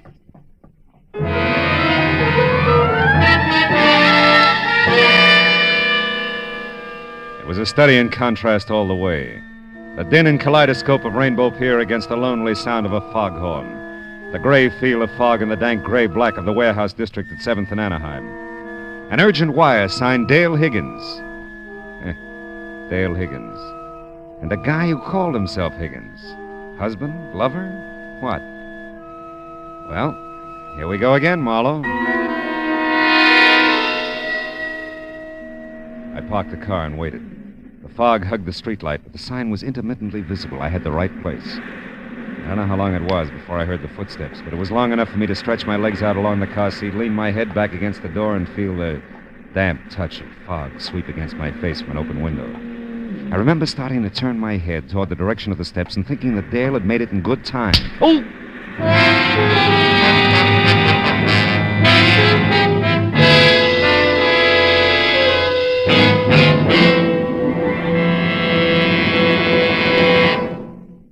In just a moment, we will return to the second act of Philip Marlowe. But first, just as systematic exercise builds a strong body, so does systematic saving build a strong future. Save systematically for your future and for your country's future with United States Defense Bonds. And now with our star, Gerald Moore, the second act of Philip Marlowe, and tonight's story, A Seaside Sabbatical.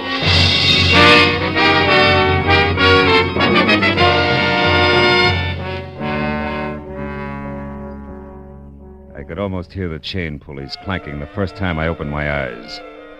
And it took another game try before the fuzz faded away and the room slowed down to a Lambeth walk. Off somewhere, the faint sound of breakers. And I did the ceiling, the walls, and one corner of an expensively furnished room before I centered on the fuzzy, indeterminate face at my bedside. A kind face, motherly and pleasant. It talked. I'm Mrs. Higgins. Oh no. Yes, I am. Is everybody in Long Beach named Higgins? You don't really feel a bit well, do you? No, not really. Oh, we're awfully sorry, Mr. Marlowe. I know when Dale realizes what she's done, she'll be sorry, too. Yeah, I suppose. Dale bean me? What, with a pier? She's often violent, I'm afraid. Such a high-strung girl. Gives way so easily, you know. Yeah. Imagines all sorts of things and then, well, just gives way. Yeah. But I won't worry you with that. Dale's my problem. I won't worry you with anything, Mr. Marlowe. Just you get a nice rest. I'm a cinch. We'll pay whatever damages there are, of course. But I won't hear of you leaving now until you're much better. Hey.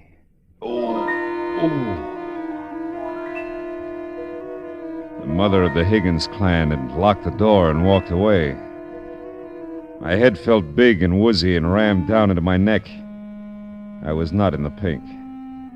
Mother Higgins had ordered a nice rest, and it looked like I'd need it. But I don't like strange rooms and locked doors and high-strung girls who give way. I was still trying to get out of bed when another door clicked slowly open on the other side of the room. My little frightened fawn was back, and my head hurt. I heard Marie with you. That's how I knew you were here. Oh, poor Mr. Marlowe. Did they hurt you? They sure did. It wouldn't do, you know, if they found me talking to you. I feel better now that you're here. I wish I did. What happened to you, do you know? I have a rough idea. Say, honey, how much do you weigh? 105 when I left the convent. That's not important. Listen, I can't stay long. You know, a romance with you would be rough. Please, Mr. Marlowe. They're going to kill me. Val and Marie, All right. Now settle down. They are, and I don't know why. Maybe if I knew why, I'd understand. Yeah, but listen, I didn't even know Val then. Val?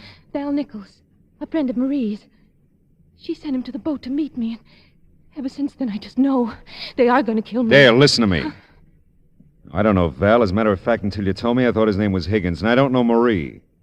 What makes you think they're going to kill you? You met Val last night. The ship's galley. You talked to him. And Marie was just here. Oh, don't try to confuse me. You're all I have. All right, honey, but tell me, isn't Marie your mother? My stepmother. Daddy's dead. And when I got off the Orange Coast the other night, whenever it was, there was Val. The Orange Coast? That's how I came back. Mr. Marlowe, you're not trying to understand. If you won't help me, then... He's coming. Don't let him... I hope that you're not bothering Mr. Marlowe, Dale. No, I'm not. He asked me to come in. He likes me. Of course he does, dear. We all do. No. Feeling better, Mr. Marlowe? The worst way. Oh, I'm sorry. Come, Dale. Let's let Mr. Marlowe rest. Oh, you could use a little rest yourself, my dear. No. He wants me to stay. I'm not bothering. You're not bothering at all, honey, but maybe it would be better if you come back a little later. Yes, of course it would, dear. Now, come along now. I can come back, though, Mr. Marlowe. You promise? Sure. Well, if you promise, I know you'll keep it. Never mind, Val. I came in alone, you know. I can find my way out. She's sweet. She's sick. Very sick young lady, Marlowe. Troubled, confused. She's got nothing on me. Now, look, what is this all about? I don't know what day it is, what I'm doing here, who you are, anything. Well, it should all have ended with our meeting at the ship's galley last evening, Marlowe. You're not clearing anything up for me, you know. You've seen her, talked to her. You must realize that she imagines things. Right now, she imagines that she's been away from here a long time, that she came back a few days ago upon a ship, that her mother and I want to kill her. She did send me the wire, though. Oh, yes. Well, we had no idea one of her spells was coming on. We left her for a short time yesterday. The switchboard has its instructions, of course, and they reported it to Mrs. Higgins when we returned. So we thought it best if I met you and... Called me up. It's not in your line, Marlowe. You're right. I'm going to keep it that way, too. Mrs. Higgins realizes that she's going to have to do something about Dale. Institution, perhaps. Some long-range treatment, at any rate. Dale was in no condition to be running around last night playing mysteries. Taking up your time. Whoever hit me in the head last night was in pretty good condition. If I had gotten there 2 minutes sooner, I could have spared you all that. You were following her? No. I was coming back from my boat. I had gone down to the harbor after I left you. Oh. As on the way back, I just happened to see Dale, and knowing the state she was in, I followed her, of course. I see. She doesn't know she hit me, does she? I don't believe that she has the slightest idea what happened. Things started swimming again. Val Nichols became part of the draperies. I was trying to think, but it hurt. Everything hurt. The chain pulleys were lowering my eyelids again. And that was all for a while.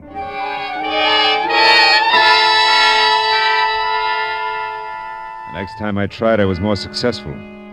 The sunlight was streaming in the room. The clock on the night table, visible for the first time, said it was almost noon. So I got up. It was still pretty fuzzy on the edges, but I found my clothes hung neatly in the closet. Managed to get them on in the right order and made it to the door that had been locked before, but it wasn't this time. Mr. Marlowe, you shouldn't be up. Well, I'm always flying in the face of great odds, Mrs. Higgins. Bill's character. Even so, you should stay in bed a while. Oh, really? I'm fine, thanks. But you're not leaving. I won't think of it. You'll lunch with us at least. No, really. I've got to go, but I'd like to see Dale first. I sort of promised her I would. Oh, my. She's sleeping, Mr. Marlowe. Oh? We gave her a sedative. Doctor's orders, of course. She's had such a trying time, you know. I wouldn't want to disturb her, no. But maybe I can call later. That would be so thoughtful of you. I know she'll be disappointed at not seeing you, but I... Oh, Val, Up and about so soon, Marlowe? Yes, She's sleeping, isn't she, Val? The sedative and all. I mean, I was just telling Mr. Oh, Marlowe yes. She's resting very well, Marie. Now, don't fret about her. Well, I'll take you to your car, Marlowe. Oh, yes. Well, Mrs. Higgins, it's been... It's been downright dreadful, and I know it, Mr. Marlowe. If I can do anything to right this terrible wrong, please let me know. Well, if I can think of anything, I'll let you know. Goodbye, Mrs. Higgins. Tell Dale goodbye for me, will you? Oh, yes. Yes, of course I will. Well, it looks like another lovely day, doesn't it?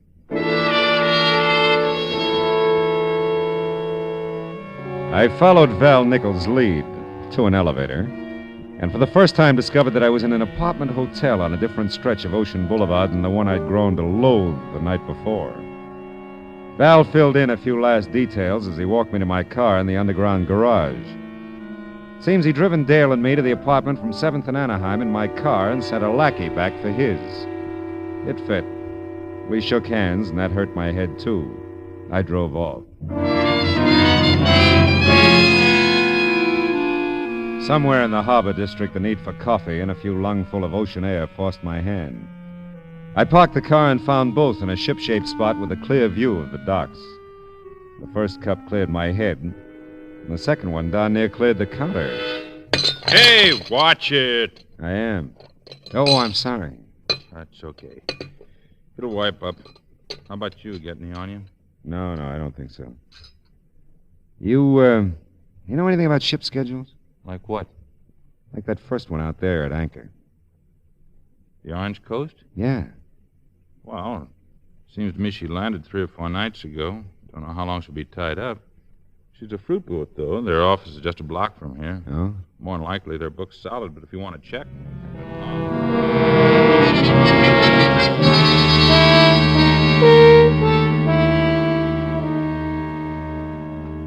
Yes, Mr. Marlowe, there was a passenger Higgins on the Orange Coast when it docked Tuesday.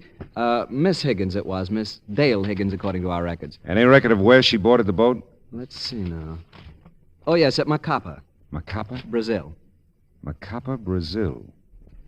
Was she traveling alone by any chance? I really don't know. There's nothing here to Any other Higginses aboard?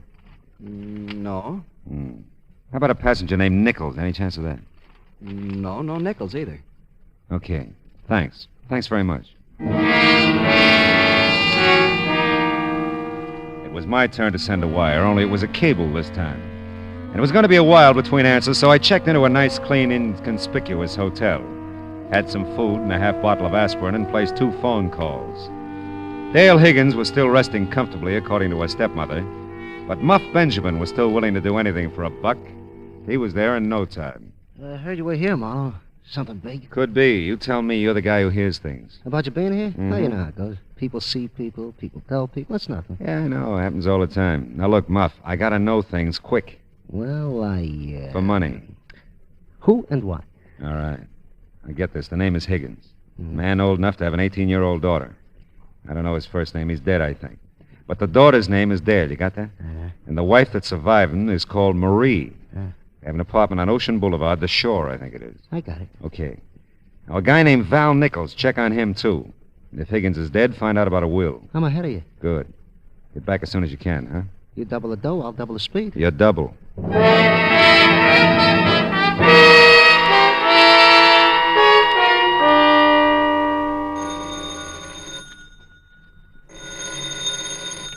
Hello. Mr. Philip Marlowe, please. Speaking.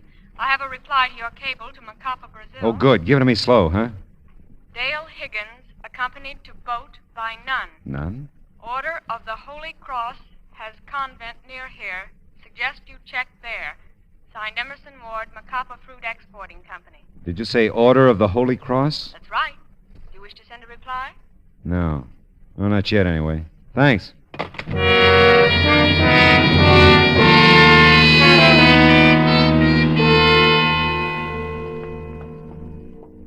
So you see, Father, if you could help me contact the convent in Brazil, I could find out how long Dale was a student there. That might shed some light on the situation, huh? I see. I'm not schooled in your ways, Mr. Marlowe. Still, we're both seekers after truth, aren't we? In this case, a very specific truth. That's right, Father. I want to help, of course. Your cable said this was a Sisters of the Holy Cross convent? Yes. If there were any way we could call down there. You see, Father, time's pretty important. If it's possible, we shall call, my son. Meanwhile, our prayers are with Miss Higgins. Come, Mr. Marlowe.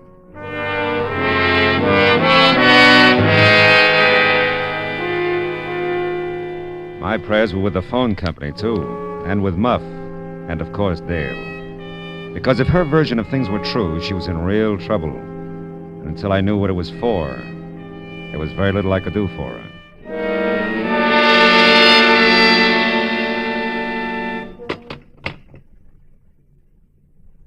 Was the information from the sisters helpful, Mr. Marlowe? Well, they were very cooperative, Father. Dale's been a student there for almost 7 years, winter and summer. Her stepmother visited her every day, but Dale never left the convent until 2 weeks ago. Maybe it all fits, huh? I'll bless her, my son. Thank you, Father. And thank the Sisters of the Holy Cross.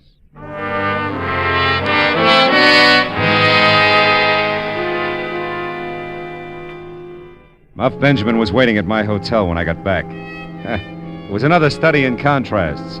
So far, I dealt with a priest, an informer, and a sister superior. And together, we were all coming close to an answer. His name was Dale Higgins, too, the doll's father. Died 7 years ago, loaded. Yeah? Left his second wife, Maria, good income. But the big load went to the kid. All right, what'd you get on Val Nichols? Oh, he's a bad one. Yeah? Specialty is knocking down rich widows. Currently fraternizing with this Marie Higgins thing. Bless you, Muff. Huh? I mean, here's your dough.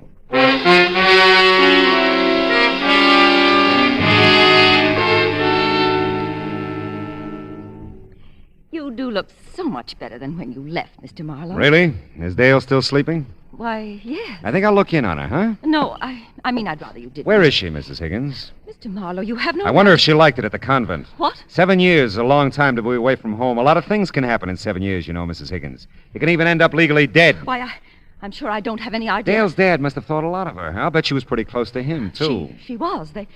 Mr. Marlowe, what are you... You tell me, Mrs. Higgins. There's nothing to tell. Dale seems to think there is. Which room is hers? She isn't here. Oh, Mr. Marlowe, don't ask any more. Oh, she's with Val, huh? On his boat. Oh, how did this ever happen? I didn't want it this way. I thought if she could have been declared legally dead, I'd have taken care of her. I mean, kept her there in the convent. No one knew she was there but Val. Val had to have her really dead. Is that expensive, Mrs. Higgins? Oh, help her, Mr. Marlowe. He'll do it this time. He'll kill her, I know. Believe me, I don't want that. How long have they been gone? Not long. Half an hour, maybe, but no longer. I'll go with you.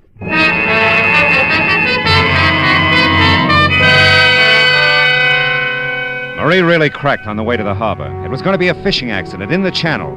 And Val would get away with it, too, unless we found something that could outpower his 30-footer. It was called the Queen Marie, one guess who had given it to him.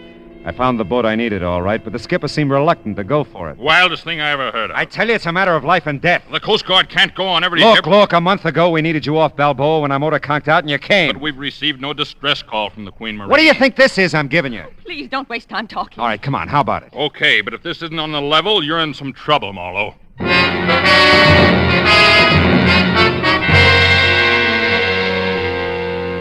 By the time we'd cleared the harbor, I knew Val didn't have a chance. Every boat in the area had been alerted. I didn't know about Dale, though.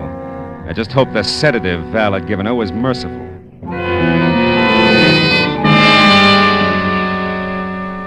The Coast Guard took care of Val once we came alongside the Queen Marie. And I took care of Dale. She was in the galley, tied securely. Still dopey, but she came around after a while. Oh, Mr. Marlowe, you... Take it easy, baby. You're okay. You...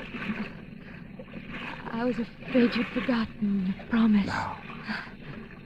But you didn't, did you?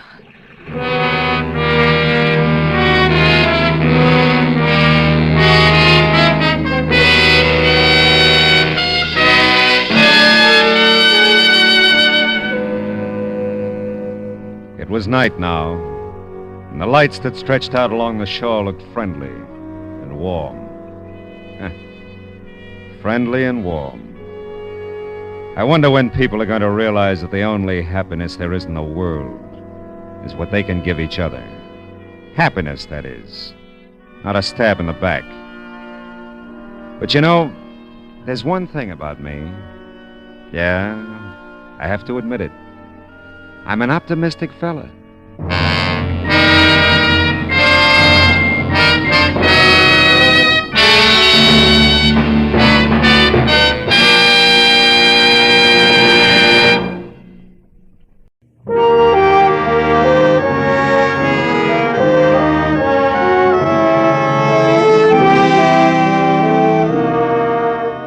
I stood at the window and looked down at the Saturday morning traffic.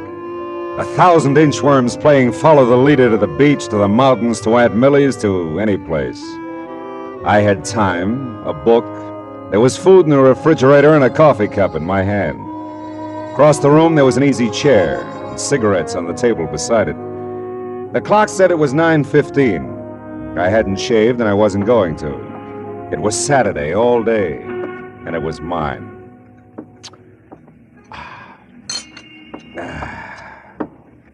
Now, let's see, where was I? Oh, yeah, here it is. She was the most breathtaking thing he'd ever seen. She lay back on the divan, stretched, smiled languorously up at it. Oh, no. Okay. Hello. Mr. Marlowe? Mr. Philip Marlowe? Speaking. You don't know me, Mr. Marlowe. My name is Phoebe Cardwell. Mrs. Phoebe Cardwell. Yes? Well, I thought perhaps the name would mean something to you. Cardwell? No, I'm afraid not. Well, no matter. You do help people, don't you? I mean, if someone is missing, you find them. Well, sometimes, Mrs. Cardwell. It all depends. Have you checked the police? Oh, no, my dear, no, I wouldn't think of that. Oh? You see, it's Stevens, my chauffeur. Oh, well, now, I mustn't mislead you. Strictly speaking, he is not my chauffeur. But strictly speaking, he is missing. Yes, at least he seems to be, and I don't trust phones entirely, Mr. Marlowe. I couldn't even have called you except Matilda went to her friends, and I do need your help. Yeah, I see. If Well, you could come out right away. It's most important to me. I live in Venice, Mr. Marlowe. If you drive down Sepulveda to Washington Boulevard...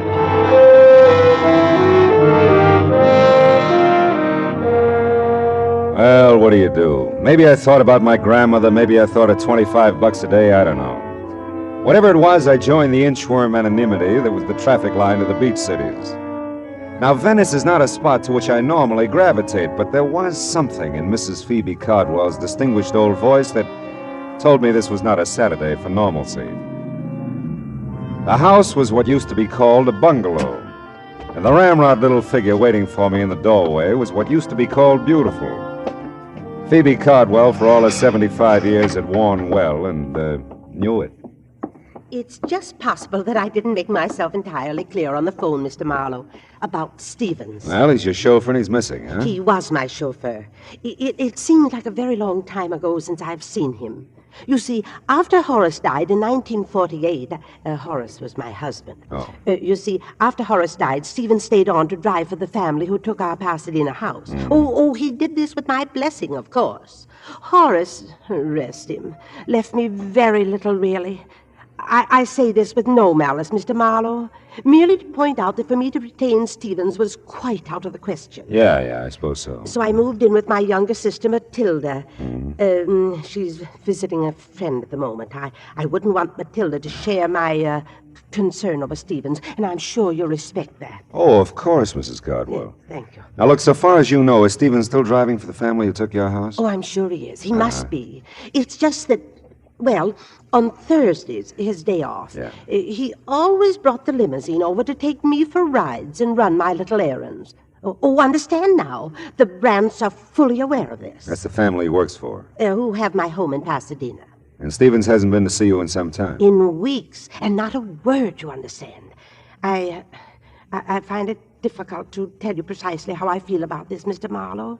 Stevens is like a son to me. Perhaps he's ill or troubled.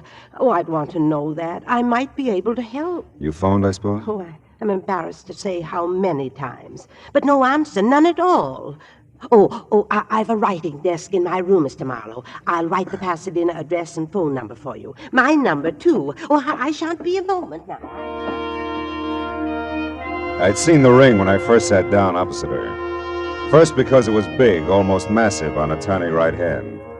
Then because it didn't fit the rest of the lavender and old lace picture that she presented. A mass of jade and gold carved with oriental figures. A foreboding thing that reeked quality of its kind and value.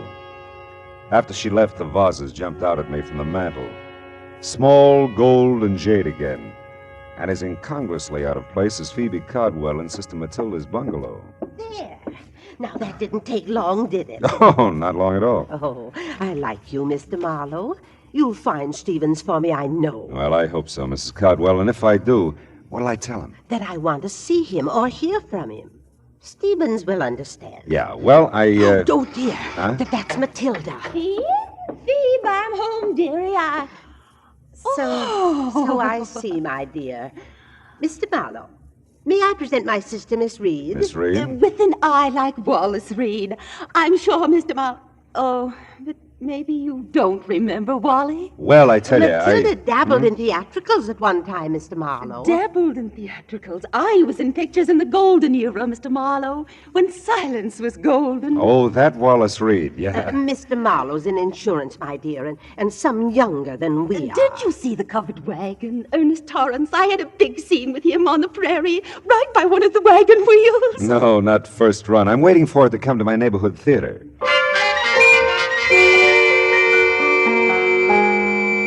Matilda was a doll. Real live Cupid doll, but her role in this thing was strictly comedy relief. The drama, if there was any, was Phoebe Cardwell.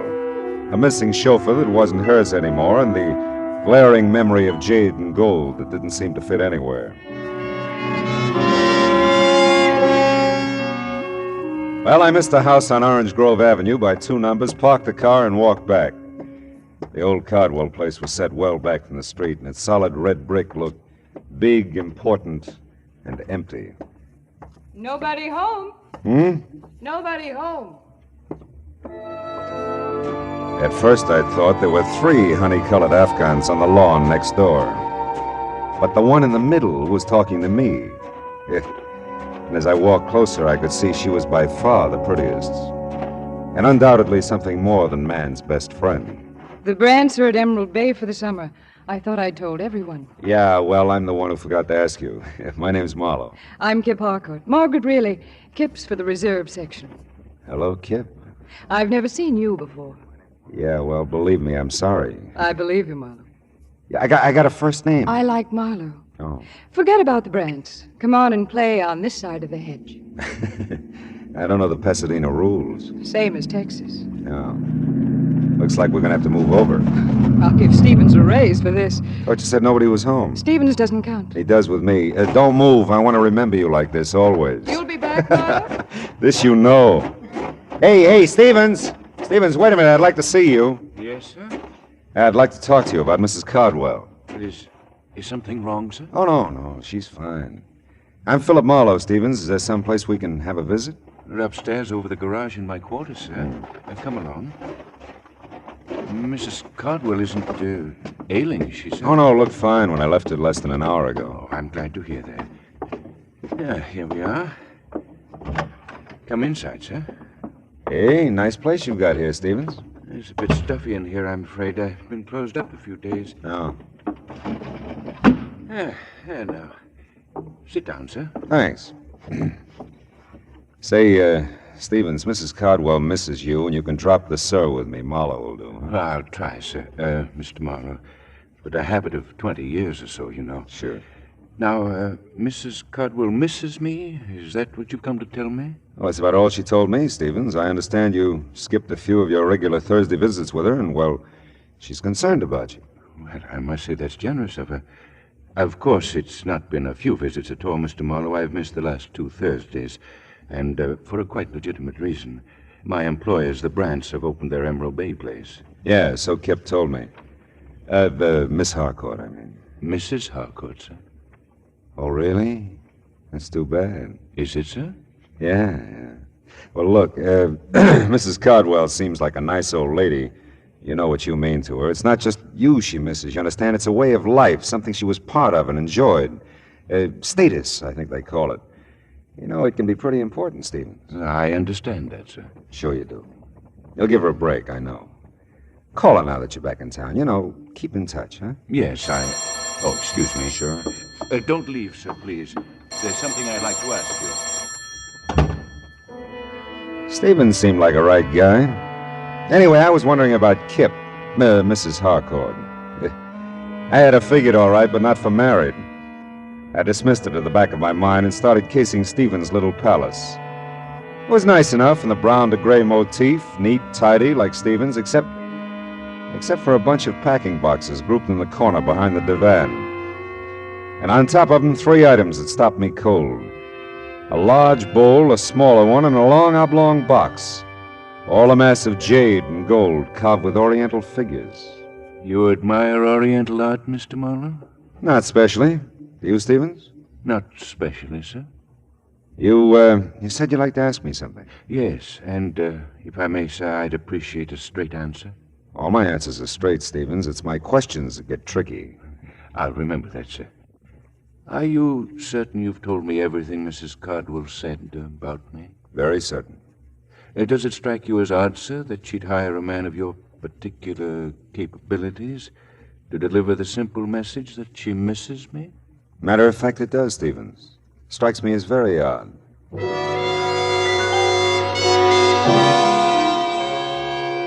I couldn't tell Stevens any more because I didn't know any more. It was my turn to ask questions, but I didn't have any yet. I was closing in on a pretty good one as I started down the drive again, but it got lost in the shuffle. I knew you'd be back, Marlowe. You always arrive unannounced, don't you, Mrs. Harcourt? Henry's in Balboa. You're here. Henry's out of his mind. Don't you want a drink or something? Yes, Kip. There is something I want. Well, come on. At the moment, a telephone. Come on anyway. You know, Marlowe, you're an odd one. Yeah, everybody says so, yeah. You're really coming into the house to use the phone, aren't you? Well, like I said, I'm an odd one, yeah. Where is it? To the right in the library. Thanks. Are you a friend of Stevens? Why? Because you're not a friend of the Brants. Yeah, well, I'm really a friend of Mrs. Cardwell's. Phoebe's?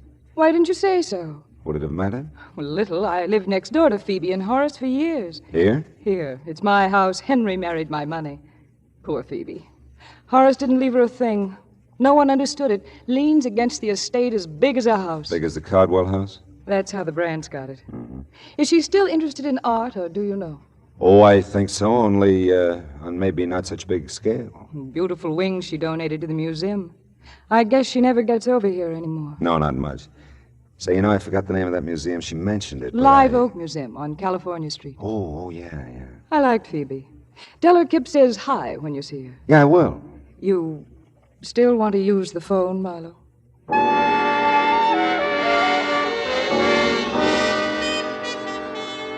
I used the phone. I called Phoebe Cardwell, explained Stevens' absence, and gave her Kip's best. And the case was closed. All I had to do was wait for a check. But all of a sudden, I didn't feel very good about any of it. It was like a hangover. You know, I felt something should make sense, but nothing did. The jade and gold at Phoebe's, the stuff in Stevens' quarters that looked just like it. Was it hers? Did she give it to him? Did he take it? Questions I had, but no answers. I stood there at the window in Kip's library and watched a car pull to a stop in front of the old Cardwell place. Watched the thick little man get out and start to walk up the gravel driveway. I wasn't sure until he walked right past the library window. Then I knew I had the beginnings of all the answers. The thick little man was Fritzy Ott, one of the better fencers around town. And he was on his way to see Stevens. A minute later, Kip told me of empty servants' quarters over her garage. Another minute later, and I was there. The two garages weren't 6 feet apart. And there was lots to hear if you listened. I listen. But look, Stevie boy, you don't have it all. That's not quite the point now. Can you dispose of it? I don't know. Two things, Stevie boy. One, collection's a tough defense. Real tough. Two, this isn't the whole deal. I don't understand. This isn't the whole deal. Some pieces missing. I've seen pictures of the Cinco collection. Some pieces are missing here. 2 vases and a ring, to be exact. Yeah, you're right. You got them? Well, not exactly. I might be able to get them. Look, I'm trying to tell you, Stevie boy. One, I'm not even sure I can fence the whole collection. But two, I ain't got a prayer of doing it if it's incomplete. Are you with me there? Do you understand that? Yes, I understand it. It might take time to obtain the other pieces. Then you better spend some time, Stevie boy, or we got no arrangement whatsoever. I tell you, I'll nose around, see what's the best deal I can get, providing you deliver the full treatment. You see what you can do about getting it, and we'll meet here tomorrow at noon. But I really don't think it. Oh, never mind. I've got to have the money. All right, tomorrow at noon. You didn't have to hang any signs on it. It was all there, or most of it was. The Sing Ku collection meant very little to me, but it meant money to Stevens and Fritzy Ott. I had an idea it meant something else again to Phoebe Caldwell. And I had another idea. The Live Oak Museum on California Street and the wing that Phoebe had donated to it. I couldn't risk the delay of a Texas rules bout with Kip, so I skirted the house and ran through the dusk to my car. 5 minutes later, I stood in front of the words Live Oak Museum, Percival Wallace, director, open to visitors 9 to 5 weekdays, 9 to 12 Saturdays, 12 to 5 Sunday afternoon. Oh, nuts.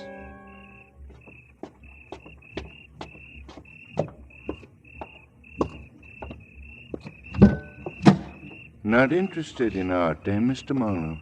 We've done that bit, Stevens. My answer was not specially. I dislike dissuading you in this manner, sir, but I'm a quite accurate shot. You know, I believe that, Stevens? If I can't persuade you with this warning, I'll not hesitate to use this gun.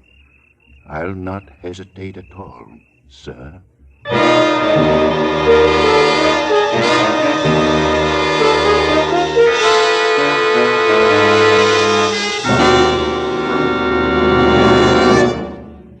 In just a moment, we will return to the second act of Philip Marlowe. But first, now that vacation time is here, our streets and highways are more crowded than ever. Don't take chances. Obey the traffic rules and drive carefully. The life you save may be your own. And now with our star, Gerald Moore, the second act of Philip Marlowe, and tonight's story, The Dear Dead Days.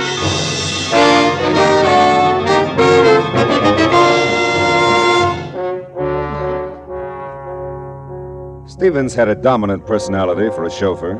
He could give orders as well as take them. And I'm not a man who's at his best staring down the nose of an automatic.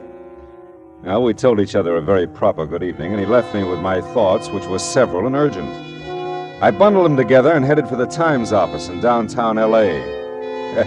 Note, there's just one thing mustier than an old newspaper file. It's the man who files it. 1948 was a big year, news-wise, Philip. The files are heavy. Well, how was it obituary-wise, Belton? That should lighten it. Uh-huh. Local, national, or international? Local, Pasadena. Name, address? Horace Cardwell, Orange Grove Avenue. Mm-hmm. Cardwell, Horace. That's it. January 30, 1948. Page 1, part 2.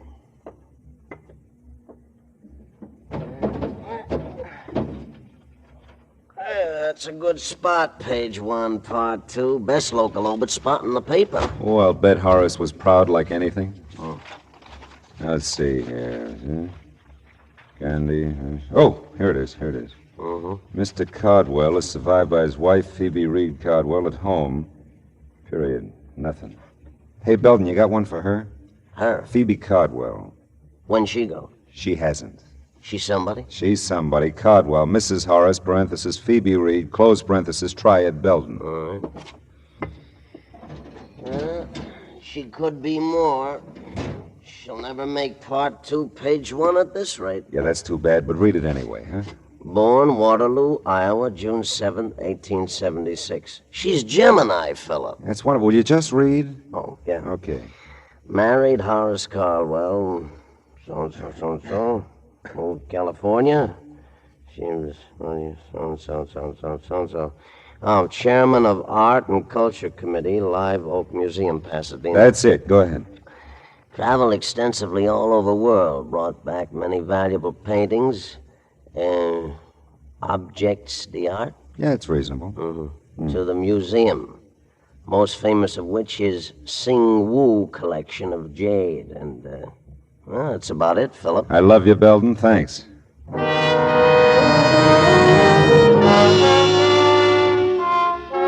So Phoebe had brought the Singwoo Jade collection to Live Oak Museum in the first place. Now she had some of it, Stevens had more. And Fritzy Ott was even now nosing around for a taker. Where did that leave the museum? Nowhere, so far as I knew. Except closed till noon tomorrow, Sunday. And noon tomorrow, Sunday, would be too late. Fritzy and Stevens would be together by that time. Note. Percival Wallace is a quiet little man who doesn't like to talk to private eyes about museum business at home or anywhere. The museum has operated for 30 years, Mr. Marlowe, and not one shred of notoriety. Not one shred. Well, I think we can keep the record clean, Mr. Wallace. All I want to know is when the Sing Woo collection was stolen from the museum. I didn't say it was stolen. I said we no longer had it. Okay, you no longer have it. How long have you no longer had it? And it was since Christmas week, 1947. Would you notify the police? Certainly not. Why? Mr. Marlowe, I tried to tell you, not one shred of notoriety in 30 years. Yeah, but it's a valuable collection and it's missing. The board of directors did subscribe to a reward, Mr. Marlowe. Only a fraction of the Sing-Woo's real worth, of course. A mere $20,000. But, of course, this was done very quietly. Very quietly. So quietly, nobody knows about it. All right, tell me, did Mrs. Cardwell contribute to the reward? I don't recall. And you wouldn't say if she did. Thanks, Mr. Wallace. You're just downright bully.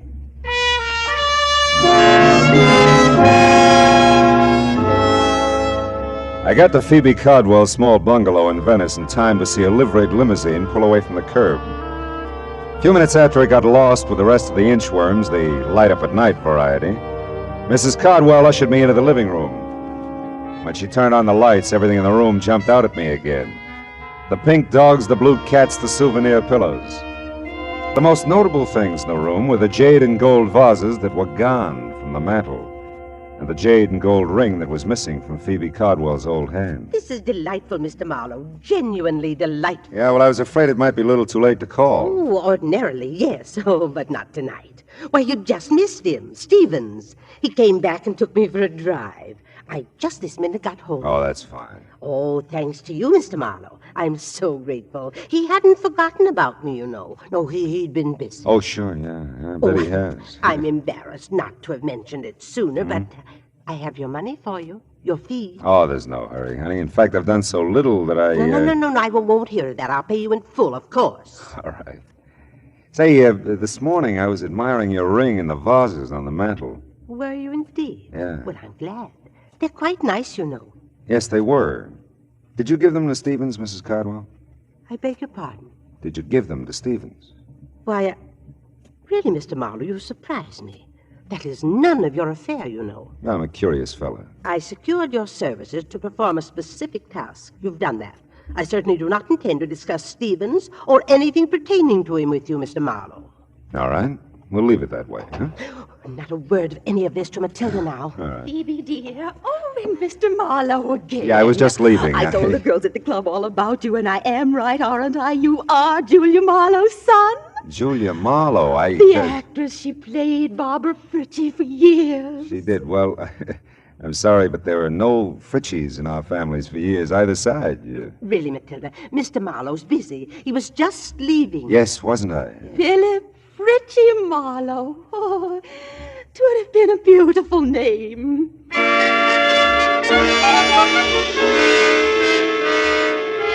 The lights in Kip Harcourt's house were off when I got back to Pasadena.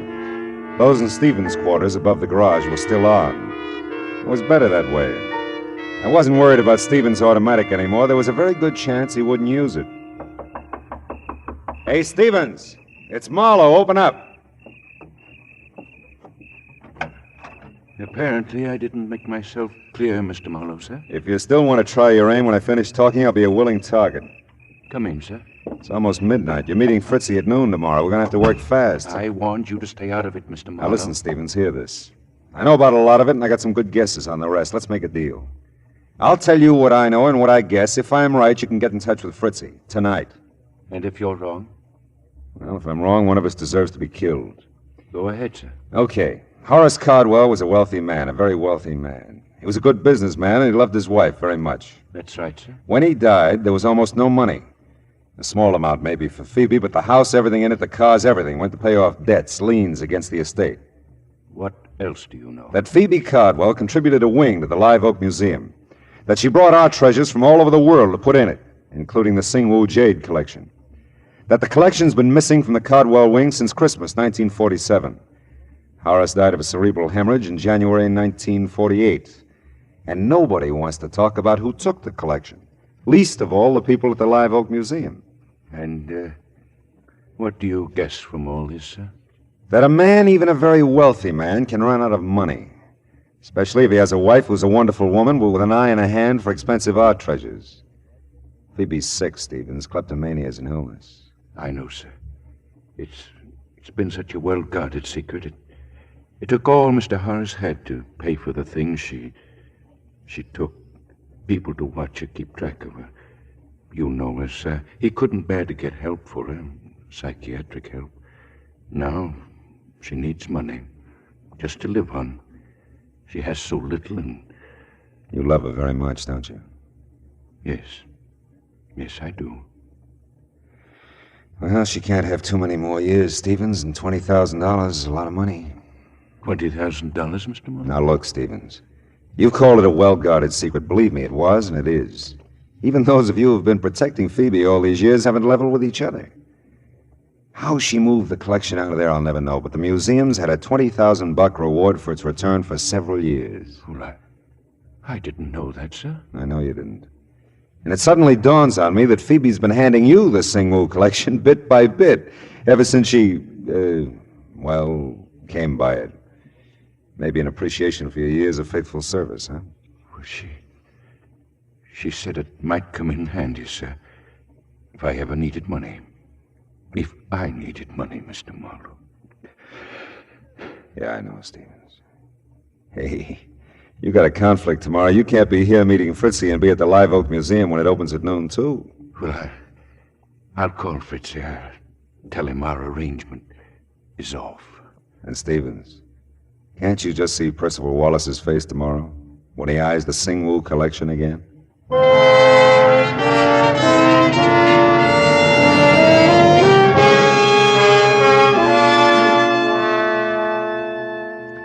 Footnote to a happy ending. By 12:30 Sunday afternoon, the museum had the collection, Stevens had a certified check for $20,000, and we had an understanding that Phoebe Cardwell would suddenly discover that Horace had left her some money after all. $20,000 in a checking account that had somehow been overlooked till now. Oh well, the rest of Sunday was all mine. And I stood at my window and looked down on 1,000 inchworms playing Follow the Leader. Back from the beach, the mountains, from Aunt Millie's, from anywhere. All kinds of people. Nice people. Not so nice people. Dames like Kip, whose husbands took trips. Sweet, harmless old ladies who took collections. Oh, well, where's that book? Oh, yeah. Now, where was I? Oh, yeah, here it is. She was the most breathtaking thing he'd ever seen. She lay back on the divan, stretched, and smiled languorously up at him.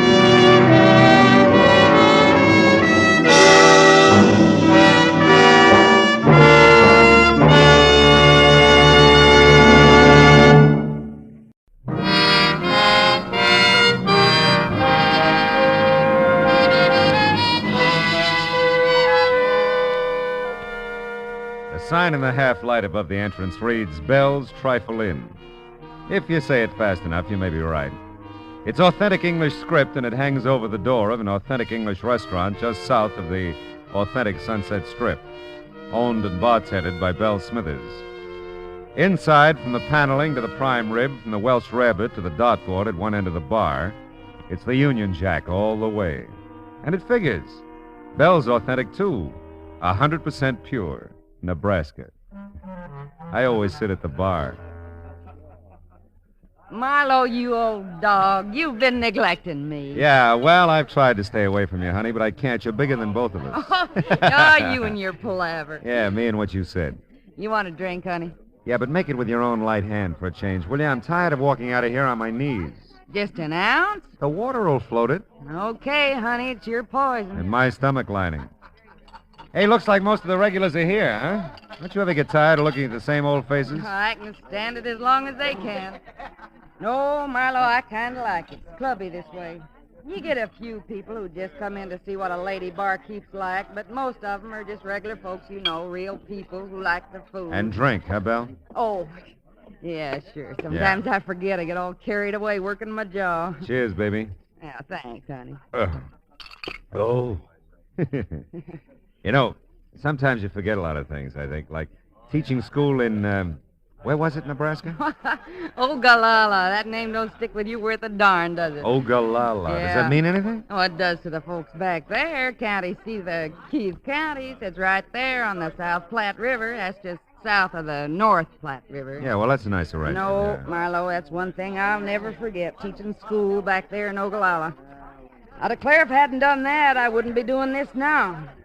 You see, these rich cattle folks, they come through from Cheyenne, and what do they got but a 13-year-old shaver? And where are they going with the shaver but England, and what do they need but a tutor? And who do they draw but me? Right out of 10th grade social studies at Ogallala High School. No, I got a feeling you've heard this song before. Yeah, just a few thousand times, Belle, but don't worry, I like it.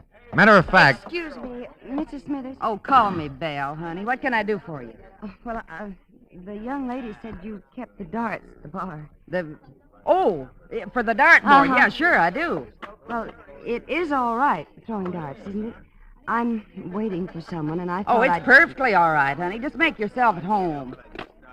There you are. Thank you. Oh, I hope I didn't bother you. Oh, I'm so glad you did. In fact, if you want to build a house, I'd like that, too. Well, thank you. For the darts. Hey, Belle, that red hair, the green eyes. Did you get Marlo, you and your... Don't say it. Just pour me another palaver and water. If you don't beat all, I declare... Look out, Marlo! Oh, bullseye! smoke. She made it, Marlo. Why, your head was right in front of the target, and she still made it. Yeah, well, I'm very happy for her. I hope I didn't frighten you. I had no idea your head was in the way. Neither did my head. As long as it's you. Oh, look, I'm really sorry. Sorry? Why, we haven't had a bullseye all week. That rates a drink and dinner on the house. Belle. For two, of course. Belle girl. Right now. Tonight. Come again. With Marlo here, naturally. That's my girl.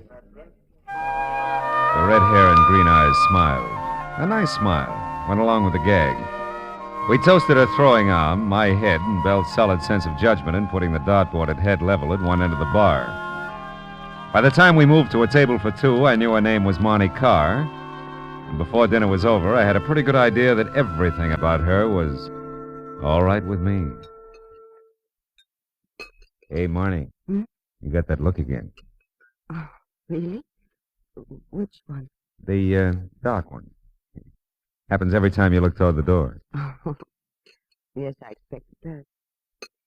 You see, I'm not exactly a free agent. Oh? Someone brought me here. Said he'd be back. Ah. Think he'll object to our little party, is that it? No. Not really. I guess I hope he doesn't come back.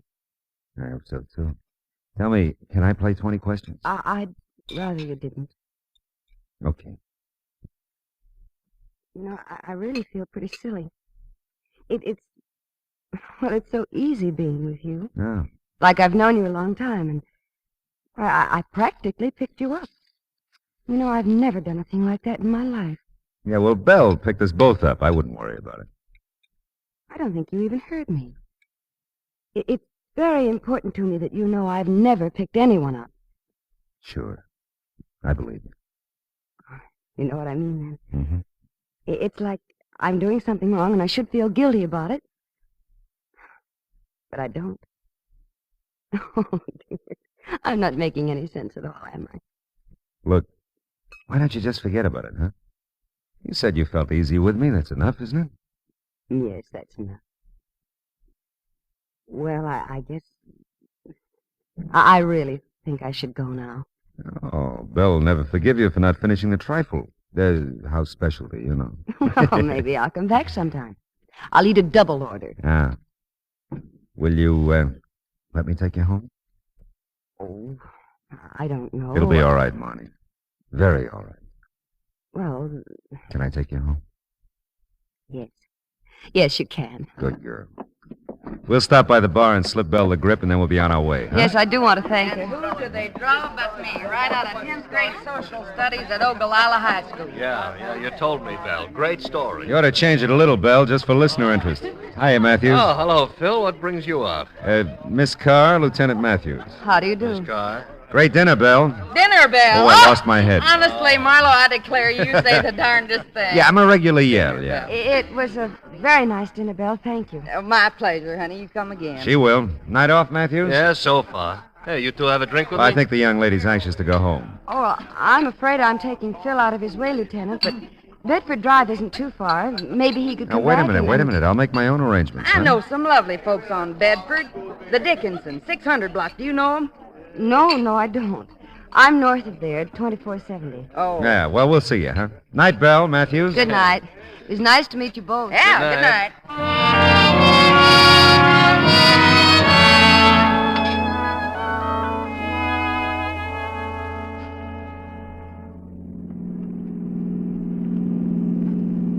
Turn right at this corner. It's the last house on the Oh. right. Say, Marnie, can we do this again? I don't know, Phil. Are you usually at Bell's in case I get the urge to throw darts again? Yeah, well, I also have a home, and I'll get a dartboard. Let's keep it at Bell's. Maybe later sometime I'll... Oh, wait a minute. This What? is the house. Oh. Hey, looks like you got company. Car in the driveway. Yes, I see it. I wonder... The guy who was supposed to come back and didn't? I'll say goodnight here, Phil. Don't bother coming to the door. Oh, now, look, I think I... Please. I mean it. Well, maybe I'll see you at Bell's again. Don't call us, we'll call you. Is that it? That's it, Phil. Thanks. I liked it. Great work, Marlowe. So crazy about you, she's running the other way. Paul, what on earth are you Stay there, then I'd be back. Never mind, Paul. Let's go inside. Good night, Phil. Thanks again.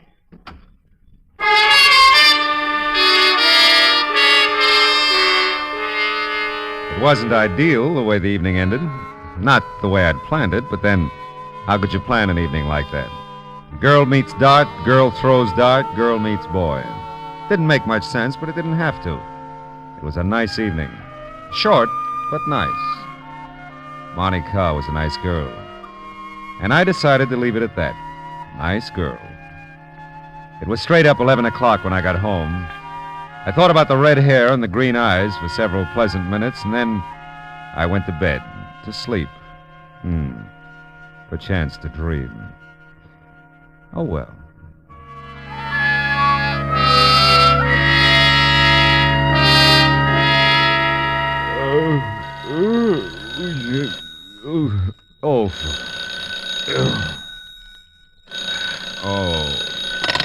Hello. Matthews, Phil. Yeah. That girl you were with last night, where was it she lived?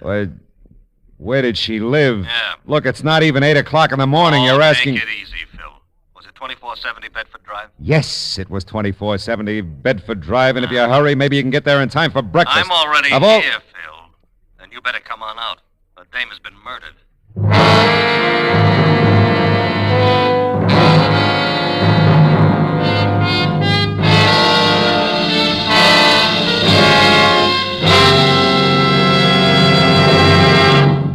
In just a moment, we will return to the second act of Philip Marlowe. But first, so you think this old world of ours is fresh out of miracles? Maybe you sort of long for the days of the Arabian Nights or folks of fable who possessed those magic wands, lamps, rings, talismans that all produced wonders?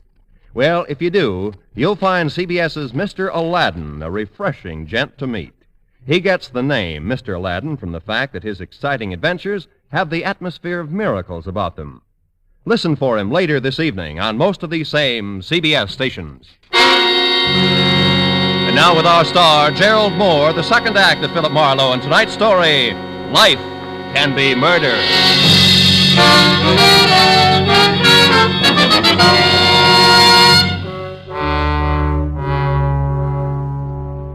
All the way to Beverly Hills, I tried hard to see the face of the guy in the doorway the night before.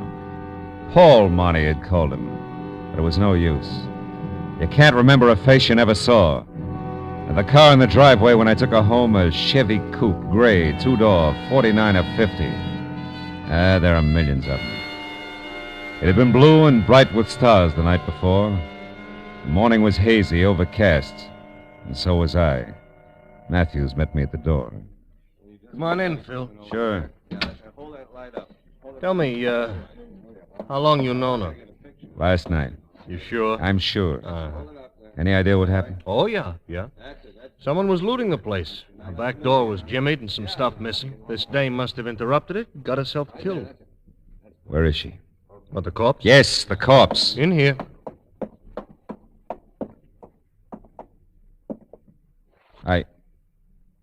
Hey, that's not Marnie. Did I say it was? Oh, no, but I thought that... Never mind, do you know who this is? Yeah. Ann Harkness, according to identification in her purse. Oh? She's from New York. Taxi driver brought her here about 11 last night from the airport, and the coroner says she must have been shot shortly after that. Uh-huh. You bring your girlfriend straight here from Bell's? Yeah. Well, that's new for you. All right, huh? That would put her here by 10:30 easy. So? So the taxi driver says a red-headed gal answered the door and let the Harkness woman in. That doesn't prove a thing. No, it doesn't. I'd like to talk to her, though, Phil. You know where she lives? She lives here, doesn't she? No. House belongs to Mr. and Mrs. Orville Edwards. They're out of town. They called to Chicago yesterday with a death in the family. Oh. And the neighbors don't know anything about this Miss Carr, was it? Yeah, Marnie Carr. Yeah. Well, I got a call into Chicago for the Edwardses. They ought to clear it up. Mm-hmm. Got something here, Lieutenant. Oh, hello, Mr. Marlowe. Hiya, Mooney. Yeah, what do you got, Sergeant? Well, this address book. Phone numbers from the phone desk in the hall. Nobody named Carr listed, though. Okay. This note might be something from the big bedroom upstairs, front of the house. Oh, let's see. It's signed Marnie, Phil. It is? Yeah. Let me have a look. Yeah. Dear Mrs. Edwards, thanks for the lovely remembrance. You're very thoughtful. I'll tell Miss Harkness to make herself at home. Yeah, whatever that means. I'll keep looking around, Lieutenant. Do that, Mooney, huh? Well, as soon as the Chicago call comes through, we'll get our hooks into something. Look, Matthews, you mind if I look around? No, help yourself. You got any ideas? Yeah. I don't think Marnie had anything to do with it, and I don't know where she lives. Okay, Phil. Only leave the note with me, huh? I looked around and tried to figure things that didn't figure. Marnie didn't live here, but she knew the Edwards. That is, she knew Mrs. Edwards, and she addressed her as Mrs. Edwards and signed herself Marnie. Maid, maybe, huh? Paul could have been anybody. And I wanted to find Marnie before I took up the matter of Paul with Matthews. Upstairs, by the phone in the master bedroom, I found something Sergeant Mooney had overlooked. Another address book, smaller, with phone numbers. I flipped through it. There was nothing under C for Carr, but under M for Marnie, there was a Crestview number, but no address. I decided to take the book with me. Oh, you still here, Phil? Yeah, just leaving. Oh, look, hey. What? About that Carr girl. Yeah? She may be the sweetest kid in town, and she may be a killer. You never know. Thanks for the tip. And, I didn't call you to get in my way, Phil. If I find her, I'll tell you. Fair enough? Yeah, fair enough. Just don't get lost finding her.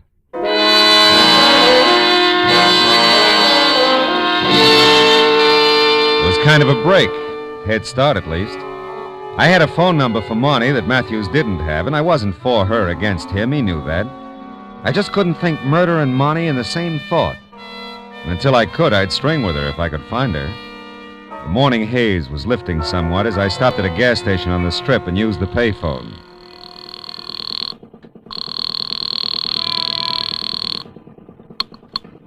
Mr. Felix's, good morning. What'd you say this was? This is Mr. Felix's beauty salon. Oh. Is Marnie there, please? I'm sorry. Miss Marnie's not in today. Can someone else help you? Oh, no, Look, would you be kind enough to give me a home phone? I'm sorry, sir. We're not allowed to give out phone numbers. Oh, but I'm an old... It doesn't matter who you are. I can't give you her number. Okay, thanks.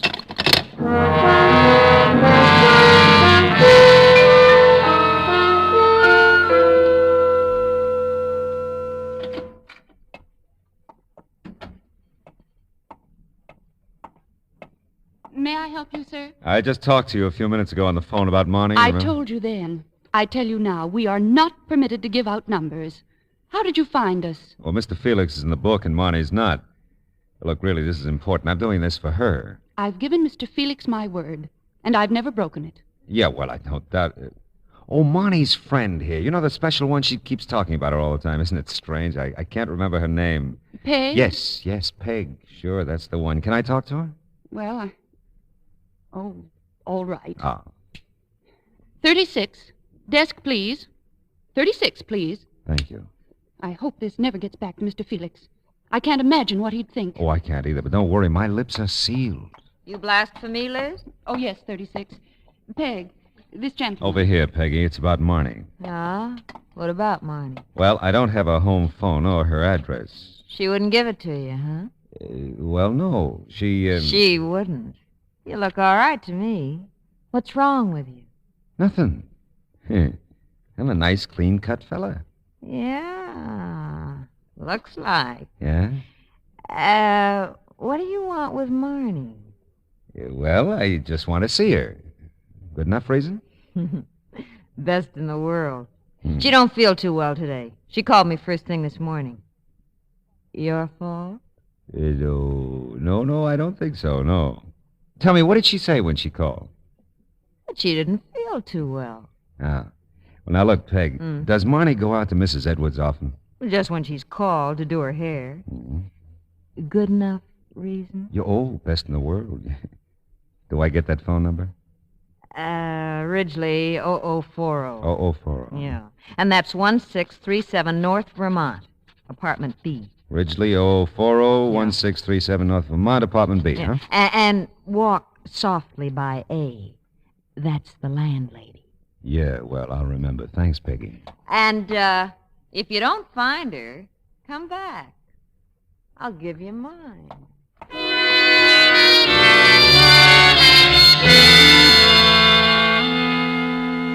Peg was something of a prophet, among other things.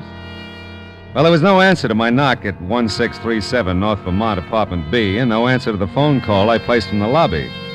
So I quit walking softly by apartment A, knocked there, and the doorway was suddenly filled with a solid block of granite. Yes, I'm a landlady, but if she don't answer the door, it makes sense to me. She ain't in. Well, have you seen her this morning? Ain't seen her since she went to work yesterday morning. Ain't seen him either. Her husband? Husband? Young man. Even if I knew, I wouldn't tell you.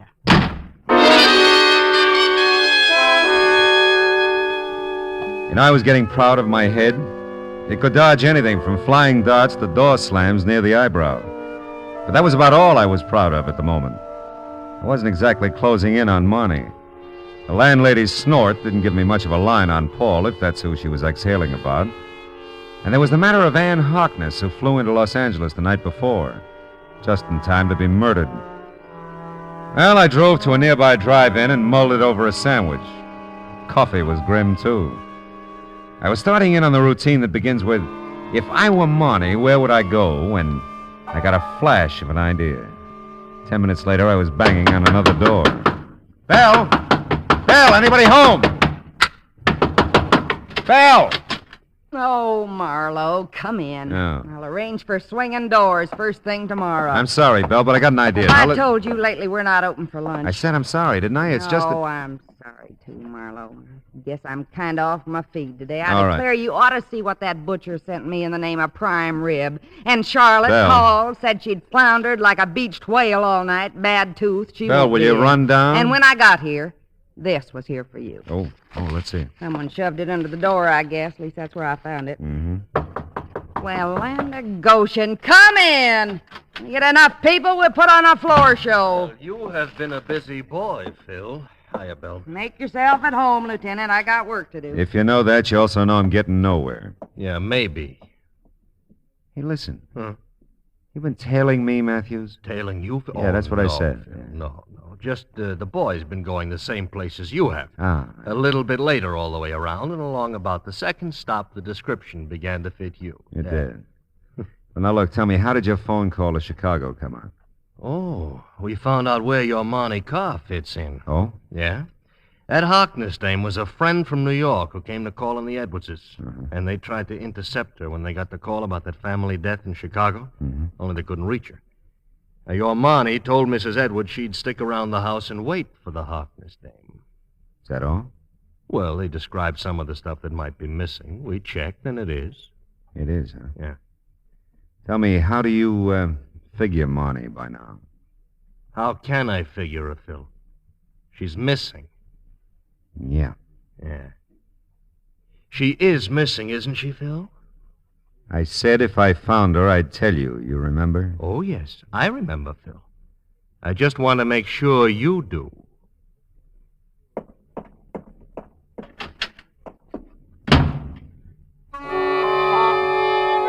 I had a reason for not telling Matthews about the note Bell gave me. It was signed Marnie, all right, but it wasn't the same handwriting I'd seen in the note she left for Mrs. Edwards. It said, Phil, meet me at 8:30 tonight in the park above the bluffs at Santa Monica. That was all. Except 8:30 was like 6 hours away. And it's just dark here at 8:30. And a fella can get killed keeping that kind of an appointment.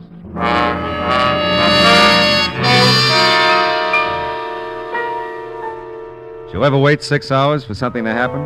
Oh, it's no fun. Neither is the thought that maybe something final has happened to a pretty nice person. I was almost sure now that Paul was my boy, but almost wasn't close enough. And I had to find Marnie, if she could be found. And I got to the park above the Santa Monica Bluffs about 15 minutes early. Left my car a block or so away. And all the way to the park, I watched for a gray Chevy Coupe, 49 or 50. When you look for them, they're hard to see. And then I saw it. Parking half a block down, a guy got out and headed into the park. I let him go, got to his car about the time he reached the bluffs. I don't know what I thought I'd find, but not in my wildest dreams did I expect what I found. 3 minutes later, I was foot to floor boarding it up the coast highway toward Malibu. The Seaway Motel, 21245 Malibu Road. That's the way the parking ticket I lifted from under the windshield wiper on the Chevy read. And that was good enough for me. I hit 2 wrong doors before I found the one I wanted, and I had to spring the lock. Marnie. He plays rough, doesn't he? Here. I'll untie your wrists. He knows he can get away with it. Phil, I've been such an idiot. You love him a lot, huh? Who doesn't love their own kid brother? Paul is your kid brother? Yeah, all mine. Write it down somewhere, Phil. Big sisters don't make good mothers. Take it easy, honey. You're okay now. Sure, I'm fine. First I catch Paul stealing from the Edwards. Then I stand there like a zombie and watch him shoot down a woman he'd never seen before. Take it easy, honey. Oh, Phil, I'm sorry I didn't want to drag you into this. He asked me who you were when you brought me to the Edwards last night. I'd never heard of you, but Paul had. And... Wait a minute. That's probably him now. Be careful, Phil. He's crazy. I'll be ready for him. Right behind the door. Your bright boyfriend stood me up. We gotta get out of here. Paul, Hey, what is this? You big...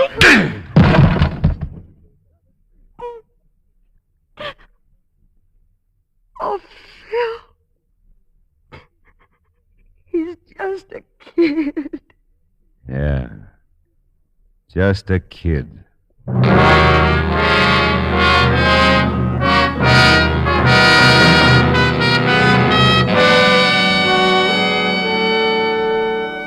I called Matthews and wound it up. Everything checked, everything balanced.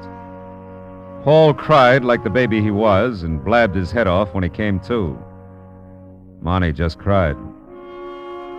Funny how many people dispose of anything from mayhem to murder with the phrase, he's just a kid. I'll bet someone said that about Capone, Dillinger, and Pretty Boy Floyd. Now take Marnie. She's... What a kid.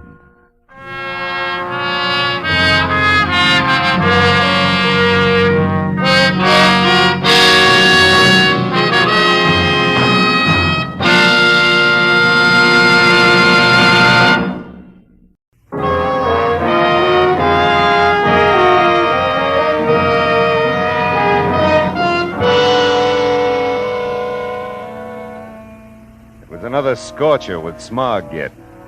The angels that flapped their wings over the sleepy little pueblo of Los Angeles were taking a summer hiatus. I thought about the blue Pacific some 15 miles to the west, where the friendly waves will snap your back if you happen to hit the undertow just right. So I decided on some 3-part harmony instead. Part 1, vodka. I had that. But no parts 2 and 3, the limes and ginger beer. So before you could say Moscow Mule, I was heading for the shopping district that's about a 5-minute walk from the apartment. I made it quicker. I drove. Alex's fruit stall gets all my lime business. Partly because the limes are good, but mostly because of Alex. All that's kind and gentle is housed in the square frame of Alex Lesnovich. His tanned old face is creased around the mouth and eyes from smiling. Deep-set, dark eyes that look out at you from under bushy gray brows and laugh. Yeah, that's Alex all the time. Except this particular morning. Oh, is Mr. Marlowe? Well, hello. Hot day is. Hot day is. Heat got you, Alex? Oh, no, not the heat. I think I go to my chair, rock a bit. You find what you want. Hey, wait a minute. You're not sick, are you? Sick some. Yes, Alex is sick fellow, all right. Have you seen a doctor? No, doctor. Alex is sick in the heart. No doctor can fix Mr. Marlowe. Someone else could fix, but no doctor. You want to tell me about it, Alex? I will go to my chair and rock and sing. You find what you want. Yeah. Hey, the limes look good. Yeah, is. How much? Sign says no. Yeah, I guess it does. Hey, does it get this hot in Yugoslavia? Oh, maybe. It's long time since I was there. Yeah? 30 years, more maybe. It's lots changed there now. Weather too, maybe. Yeah, maybe. Dad. Oh, Dominic, where have you been? Hello, Dad. Oh, hi, Mr. Marlowe. Hi, Dom. All night I wonder where you Oh, were. look, Dad, let's not start that all over again, will you? I'm of age. Oh, it's Babe, the only big fellow with small years. Don't give me that stuff. I'm sick of it. Just came back to get some things and some money, so you might as well get the cash drawer Here open. now, that's enough. You do not come here just when suits you and tell your father what he will do and what he will not do. Look, Dad, I'm tired of fighting with you. Come on to the back of the stall. We don't have to drag anyone else into this. I was pretty much of a third wheel. I didn't get it. I didn't want to. Alex and son Dominic boxed the next few rounds almost out of earshot. I heard old Alex mutter something finally, go to the cash register and get Dom the money. Shortly after that, Dom shot past me and down the street. I stood there like a fool, squeezing a half a dozen limes. Did you find what you want, Mr. Marlowe? Yeah, Alex, these will be fine. Thank you. Thank you very much. Alex. Yeah. Well, if you need any help, you know where to find me, huh? Thank you very much, Mr. Marlowe, but if Alex has troubles, Alex works them out. Sure you will. I'll see you.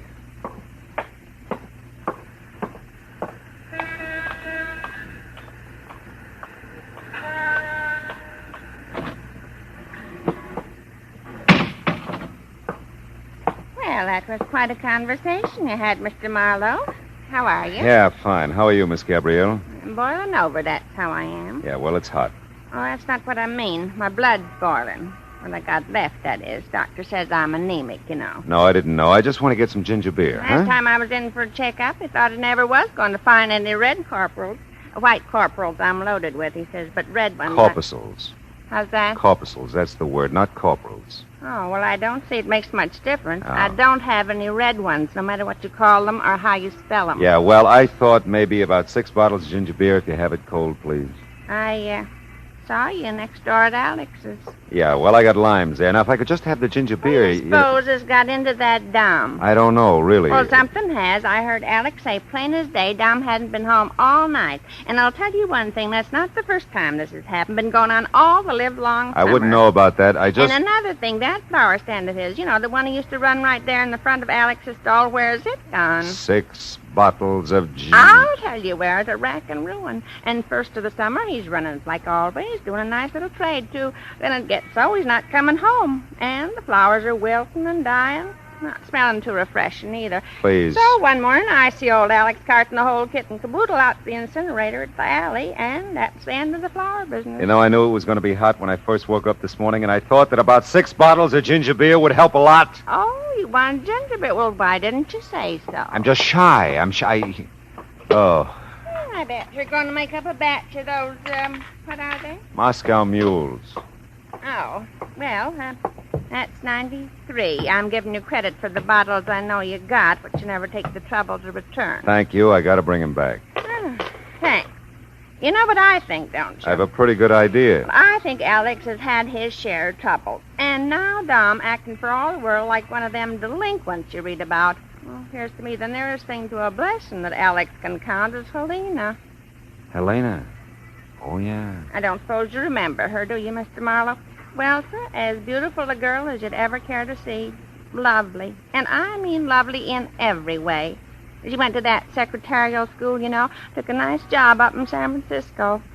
I understand she's just doing real well, too. Writes to Alex just as regular and is just a lovely person. I mean...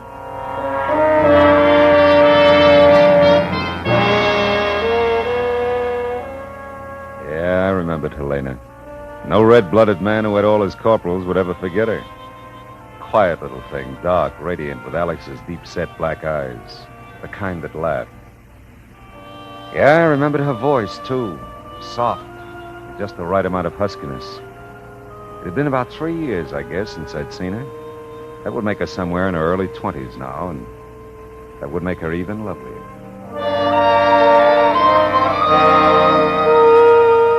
By the time I got to my car, I'd half forgotten about old Alex and Dom.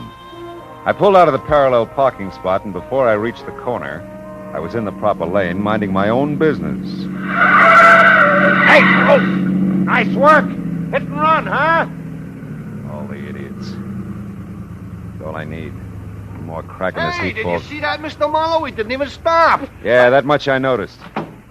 Glad you keep your service station so handy, Nick. Yeah, you know who it was, don't you? Yeah, I think so. The darn fool cut right in front of you from the wrong lane. I'll sure be a witness for you, Mr. Marlowe. Thanks, Nick. Tell me, was that Alex's car Dom was driving? Yeah. Well, take a look at the heap here. You think you can fix it up?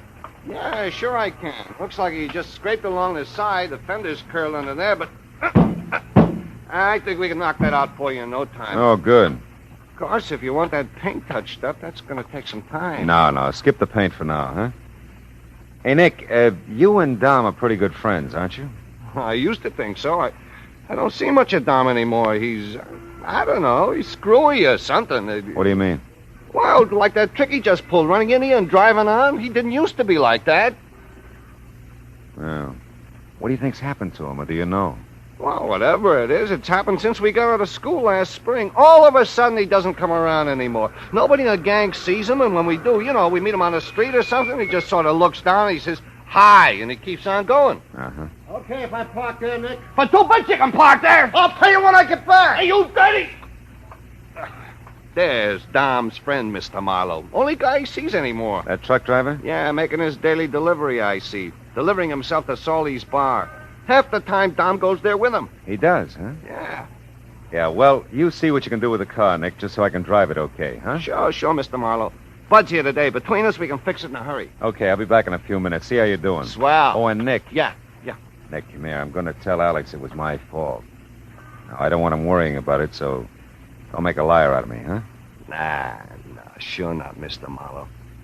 Only Dom doesn't deserve it. Maybe not. But Alex does.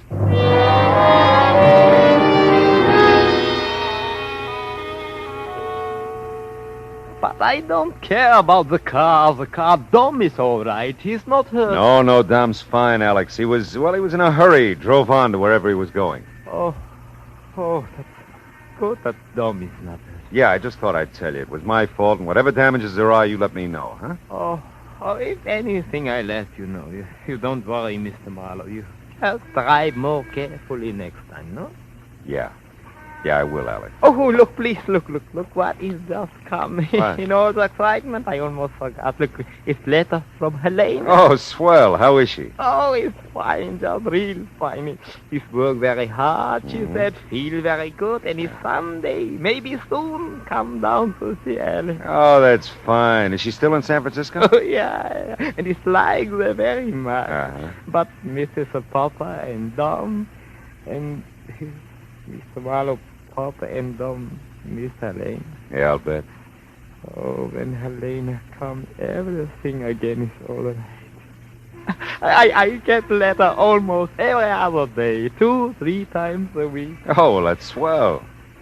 Well, I got to see about my car, Alex, and remember, let me know what I did to yours, Oh, huh? yes, if it's anything, I shall. And you remember now, you drive much more carefully, Mr. Marlowe.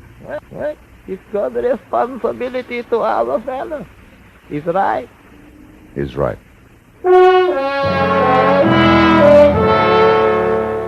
Alex was feeling better. Helena's letter had given him something else to think about for a while. On the way back to Nick's service station, I ignored Miss Gabrielle's nose, which was pressed flush with the free ice cube sign in her window. You know, with very little effort, I could have no use for that type female. Well, Nick said the car would take about 10 minutes. I figured a beer would just about take as long. The sign said Salty's Bar, no dogs allowed. What'll it be, mister? Bottle of beer. Any kind, just so it's cold. Okay, here you go. Thanks. I'll pay you as soon as I can see. You keep it pretty dark in here, huh? Psychology. Sell more booze that way. Don't ask me why. I won't. Anybody mention the jukebox is a little loud? Yeah, I have. They either can't hear or they like it that way. They? You'll see him when your eyes get used to the place. The guy's played the record 9 times now. She's still not sold. Yeah? Well, some days you get nowhere. Hey, can I have another beer, Salty? Yeah, sure, Carl. Carl, the truck driver Nick pointed out to me, was seated 2 stools down at the bar. I noticed him for the first time just before he ordered the beer. He was a big guy. Even sitting down, he had a placid-looking face, the kind you could never tell anything about. He looked at me for a moment and then over to the couple in the booth by the jukebox. The expression on his face didn't change as he calmly slid off the bar stool, went over to the jukebox, reached around to the back, and turned down the volume. Hi! What's the idea? It's too loud. How about it's my nickel, sir? It's your nickel. Sit down. Huh? Well, I will. That's hell of numbers, Selby. Thanks, fella. Yeah, okay. Carl. Oh, that's you, isn't it, Carl? Yeah, Don, come on, sit down. I wondered where you were. I had some trouble, but I got the money. Here. What kind of trouble? Your dad? No, I just... Well, if it isn't old Snooper himself. Look, Mr. Marlowe, I don't need any assist from you. I wouldn't be too sure, Dom. Maybe you thought it was a bright idea blabbing that fancy story to my dad. Well, I don't go for it, you see. Okay, you don't go for it. You, giving the kid here a bad time, mister? Get lost. He's a professional snooper, this guy. He already shot his face off to my dad about me. You shouldn't have done that, mister. Hey, you guys, take it easy. No brawling in here. Take your hands off me. I'll let go, all right. So... That was your first mistake. Come on now, break it up, down. Put down that bottle. I'll break it up. Oh! You crazy little fool.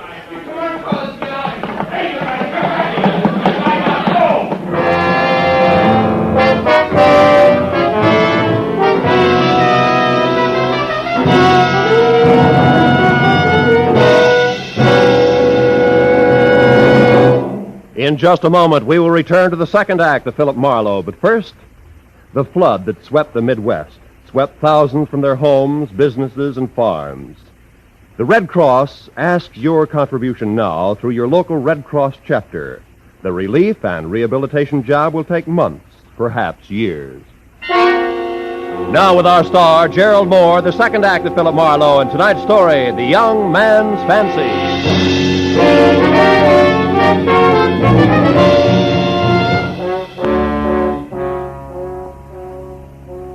It was a wild dream. My head was a punching bag, and fighters with plate glass fists were taking turns cracking my skull. It hurt like fury. Miss Gabrielle was pelting me with free ice cubes. The band played Come On to My House, and someone started mopping my face with a cool, damp cloth that smelled of beer and bourbon. He's coming around. I don't know why, though. Dom really conked him. How are you, Mr. Marlowe? Now, there's a stupid question. Oh, Nick, how'd you get here? Well, they came and got the truck, Carl and Dom. I saw them out of here. I figured something had happened. Hey, I'm sure sorry, Mr. Marlowe. Yeah, so am I. Hey, Nick. What's the name of that company Carl drives for? The Intercity Produce Company. Uh-huh. Alex buys stuff from him. I guess that's how Dom knows him. Are you going to tell the police, Mr. Marlowe? No, not yet, Nick. That's 2 counts on Dom today. You're sure letting him get by with murder. No, Nicky boy, I draw the line there. Oh, here, have a drink. Oh, thanks. I thought you said this was a glass joint, Shelby. Well, I thought it was, baby. We are taking our trade elsewhere, Mac. Now you think of it. You have a real stylish clientele, Salty, real stylish. You're feeling good enough to crack wise. You're feeling good enough to get out of here. Hey, wait a minute. Take it easy, Nick. Salty's right. I just don't want no trouble. You got no trouble. Come on, Nick.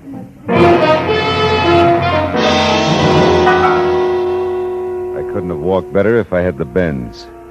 I managed to get into my car at Nick's service station. He checked all 96 Los Angeles area phone directories for me, and Carl wasn't listed. Nick had finally remembered Carl's last name. It was Medora. I took one last look at the limes and ginger beer, now quite warm in the car seat beside me, muttered something censorable, and drove off. It was even hotter down in the produce district. And the knot on my head hurt even more as I told Carl's boss a big fat lie. Well, sir, Mr. Marlowe, I'm glad our Carl was a help to you out on the ridge route. Yeah, I'd like to thank him personally, if you don't mind. Oh, don't mind at all. Thing is, he won't be in anymore today. He got in early this morning from San Francisco, brought his load in. Won't be in here again till tomorrow morning. Oh, he's going back to San Francisco, huh? Uh-huh, yeah, that's his run. Up to Frisco and back, lays overnight both places, loads up, starts out again. Sounds like fun. Say, tell you what I could do. I could give you his home address. Most likely that's where he is now. Don't know, of course, if you want to go to that much trouble just to thank him. Oh, yeah, I would. After all he's done for me, I'd really like to look him up.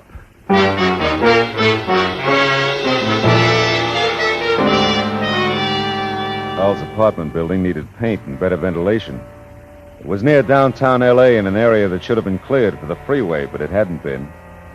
There was no answer at apartment 3. There wasn't even any sound behind the door, but I had the feeling that somebody was there.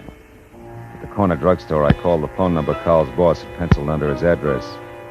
I let it ring a long time, no answer. Well, my head wasn't the only thing that was giving me a rough time when I got back to Hollywood. My car had developed a regular list to the starboard side where Dom had rammed me. I limped into Nick's, and he spotted the trouble right away. Yep, that's it, all right. Your front wheel alignment's knocked silly. I know just how it feels. We could fix it okay if you can leave the car with us a while. You can have it a week. I want to take my head home and bury it. Yeah, I bet. You got everything out of the car you want? Wait a minute, let me see. Limes, ginger beer. Everything but the down payment, I guess. Mr. Marlowe, what do you think? Oh, hello, Nick. What do you think, Mr. Marlowe? I don't know. You got me, Alex. I just got a phone call. It's Helena. From San Francisco? No. Right here, Los Angeles. Oh, he's come real soon to see Alex. Hey, that's great, Alex. Yes. Oh, it's very fine news. Oh, Nick, you see Dom. I have to find Dom for Helena when she comes, you know. No, Alex. I haven't seen him. Oh, well, that's all right. If you see him, either one of you, tell him, please, to come for Helena. Yeah, we will, Alex, sure. Thank you very if much. We see him. Thank you. Poor old guy. Yeah. I'm going home, Nick. If you see Dom or Carl, let me know. I sure will, Mr. Marlowe.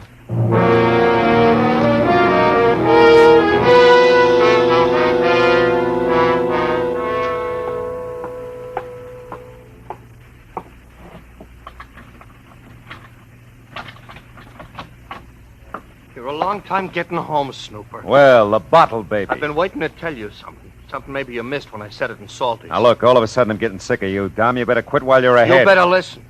I told you to stay out of my business. And now I'm telling you the same thing for Carl. You're doing nobody any favors going to his boss, poking around where you're not wanted. Tell Carl to come here and tell me that. If he comes, he'll really flatten you. Get out of here, will you, and get rid of that gin smell before you go home? That's something else. It's my business. Now, listen, you little punk. I ought to slap you silly, and I may. You let go of me, you Shut up. Snooper. Now, get this. Helena's in town. What? She just called Alex. She's coming to see him. No. Now go home and get cleaned up and behave yourself. Helena. Oh, no. He ran down the hall like he'd been fired on. And like I said, I was sick of it, the whole thing. Dom, Carl, whatever they were up to, I'd had it. Inside the apartment, I left the limes and ginger beer on a chair. Put the vodka straight. I don't know how long I was sprawled on the couch. Okay. That might be Carl. I'm waiting to see that boy. Oh, Mr. Marlowe. I didn't think you'd remember me, but Carl said you wanted to see me, Mr. Marlowe. Helena. You do remember me? Didn't think you would. Sure, I remember you, Helena. It's been a long time. Yeah, long time. Long time. But I haven't changed, have I, Mr. Marlowe? No, Helena, you haven't. Liars! The men always have to lie. No, Helena, you haven't changed. You make me sick, Mr. Marlowe.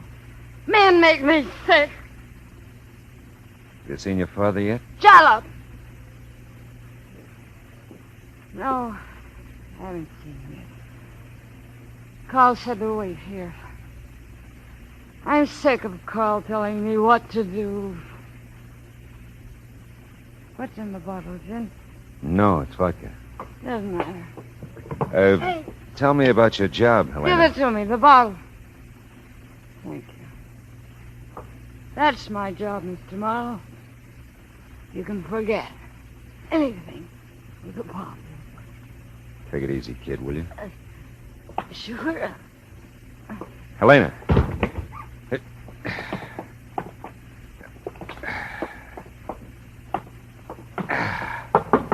Helena. Oh, fine. You got her here? Yeah. She passed out. She's over on the couch. Come on, Carl.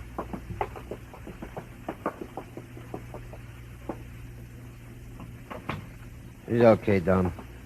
Let her sleep it off. Yeah, what else? Well, Mr. Marlowe, beginning to get the idea? I guess I am. How long has she been like this? Oh, I don't know. Quite a while, I guess. I thought something was cockeyed when she was home last Christmas, and then, late this spring, her letters to Dad got to reading kind of funny, those she sent to him. I hooked a ride with Carl here and went up to Frisco. Found her. Well, how could she hold a job like this? Job? You gotta drink to hold some jobs, Mr. Marlowe. Oh, I see. Never mind about her job. She's sick. We brought her down here. Carl did. Now we don't know what to do. She can't see Dad like this. No. You're right, Dom. It'd kill him and her, too. She's been staying in my apartment. I've been sleeping in my truck when I was in town. Dom stayed with her a lot of the time. Dom's been writing the letters to Alex for her, and you've been mailing them from San Francisco, huh? Yeah. That way, Alex didn't know, you see, but now that she's called and said she was in town, I don't know. Dom's had a pretty tough time with it. She threw a glass of gin all over him today. Yeah, I know. It's not her fault. She's sick, that's all. Well, we've got to do something. We will, Dom. I think maybe I can help you with that.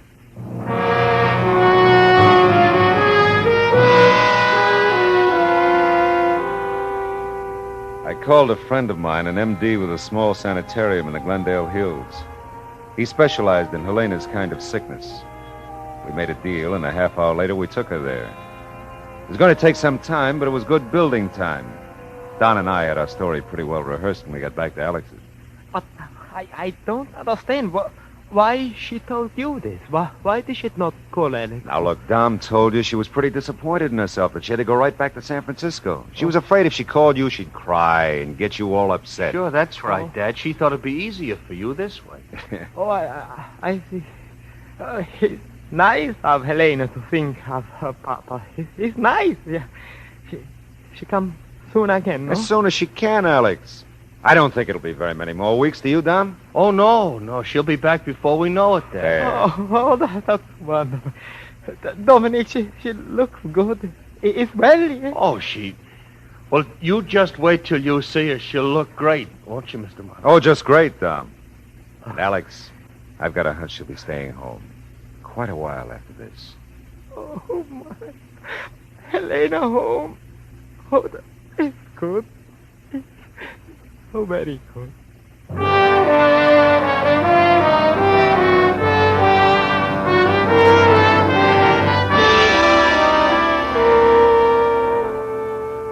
Footnote.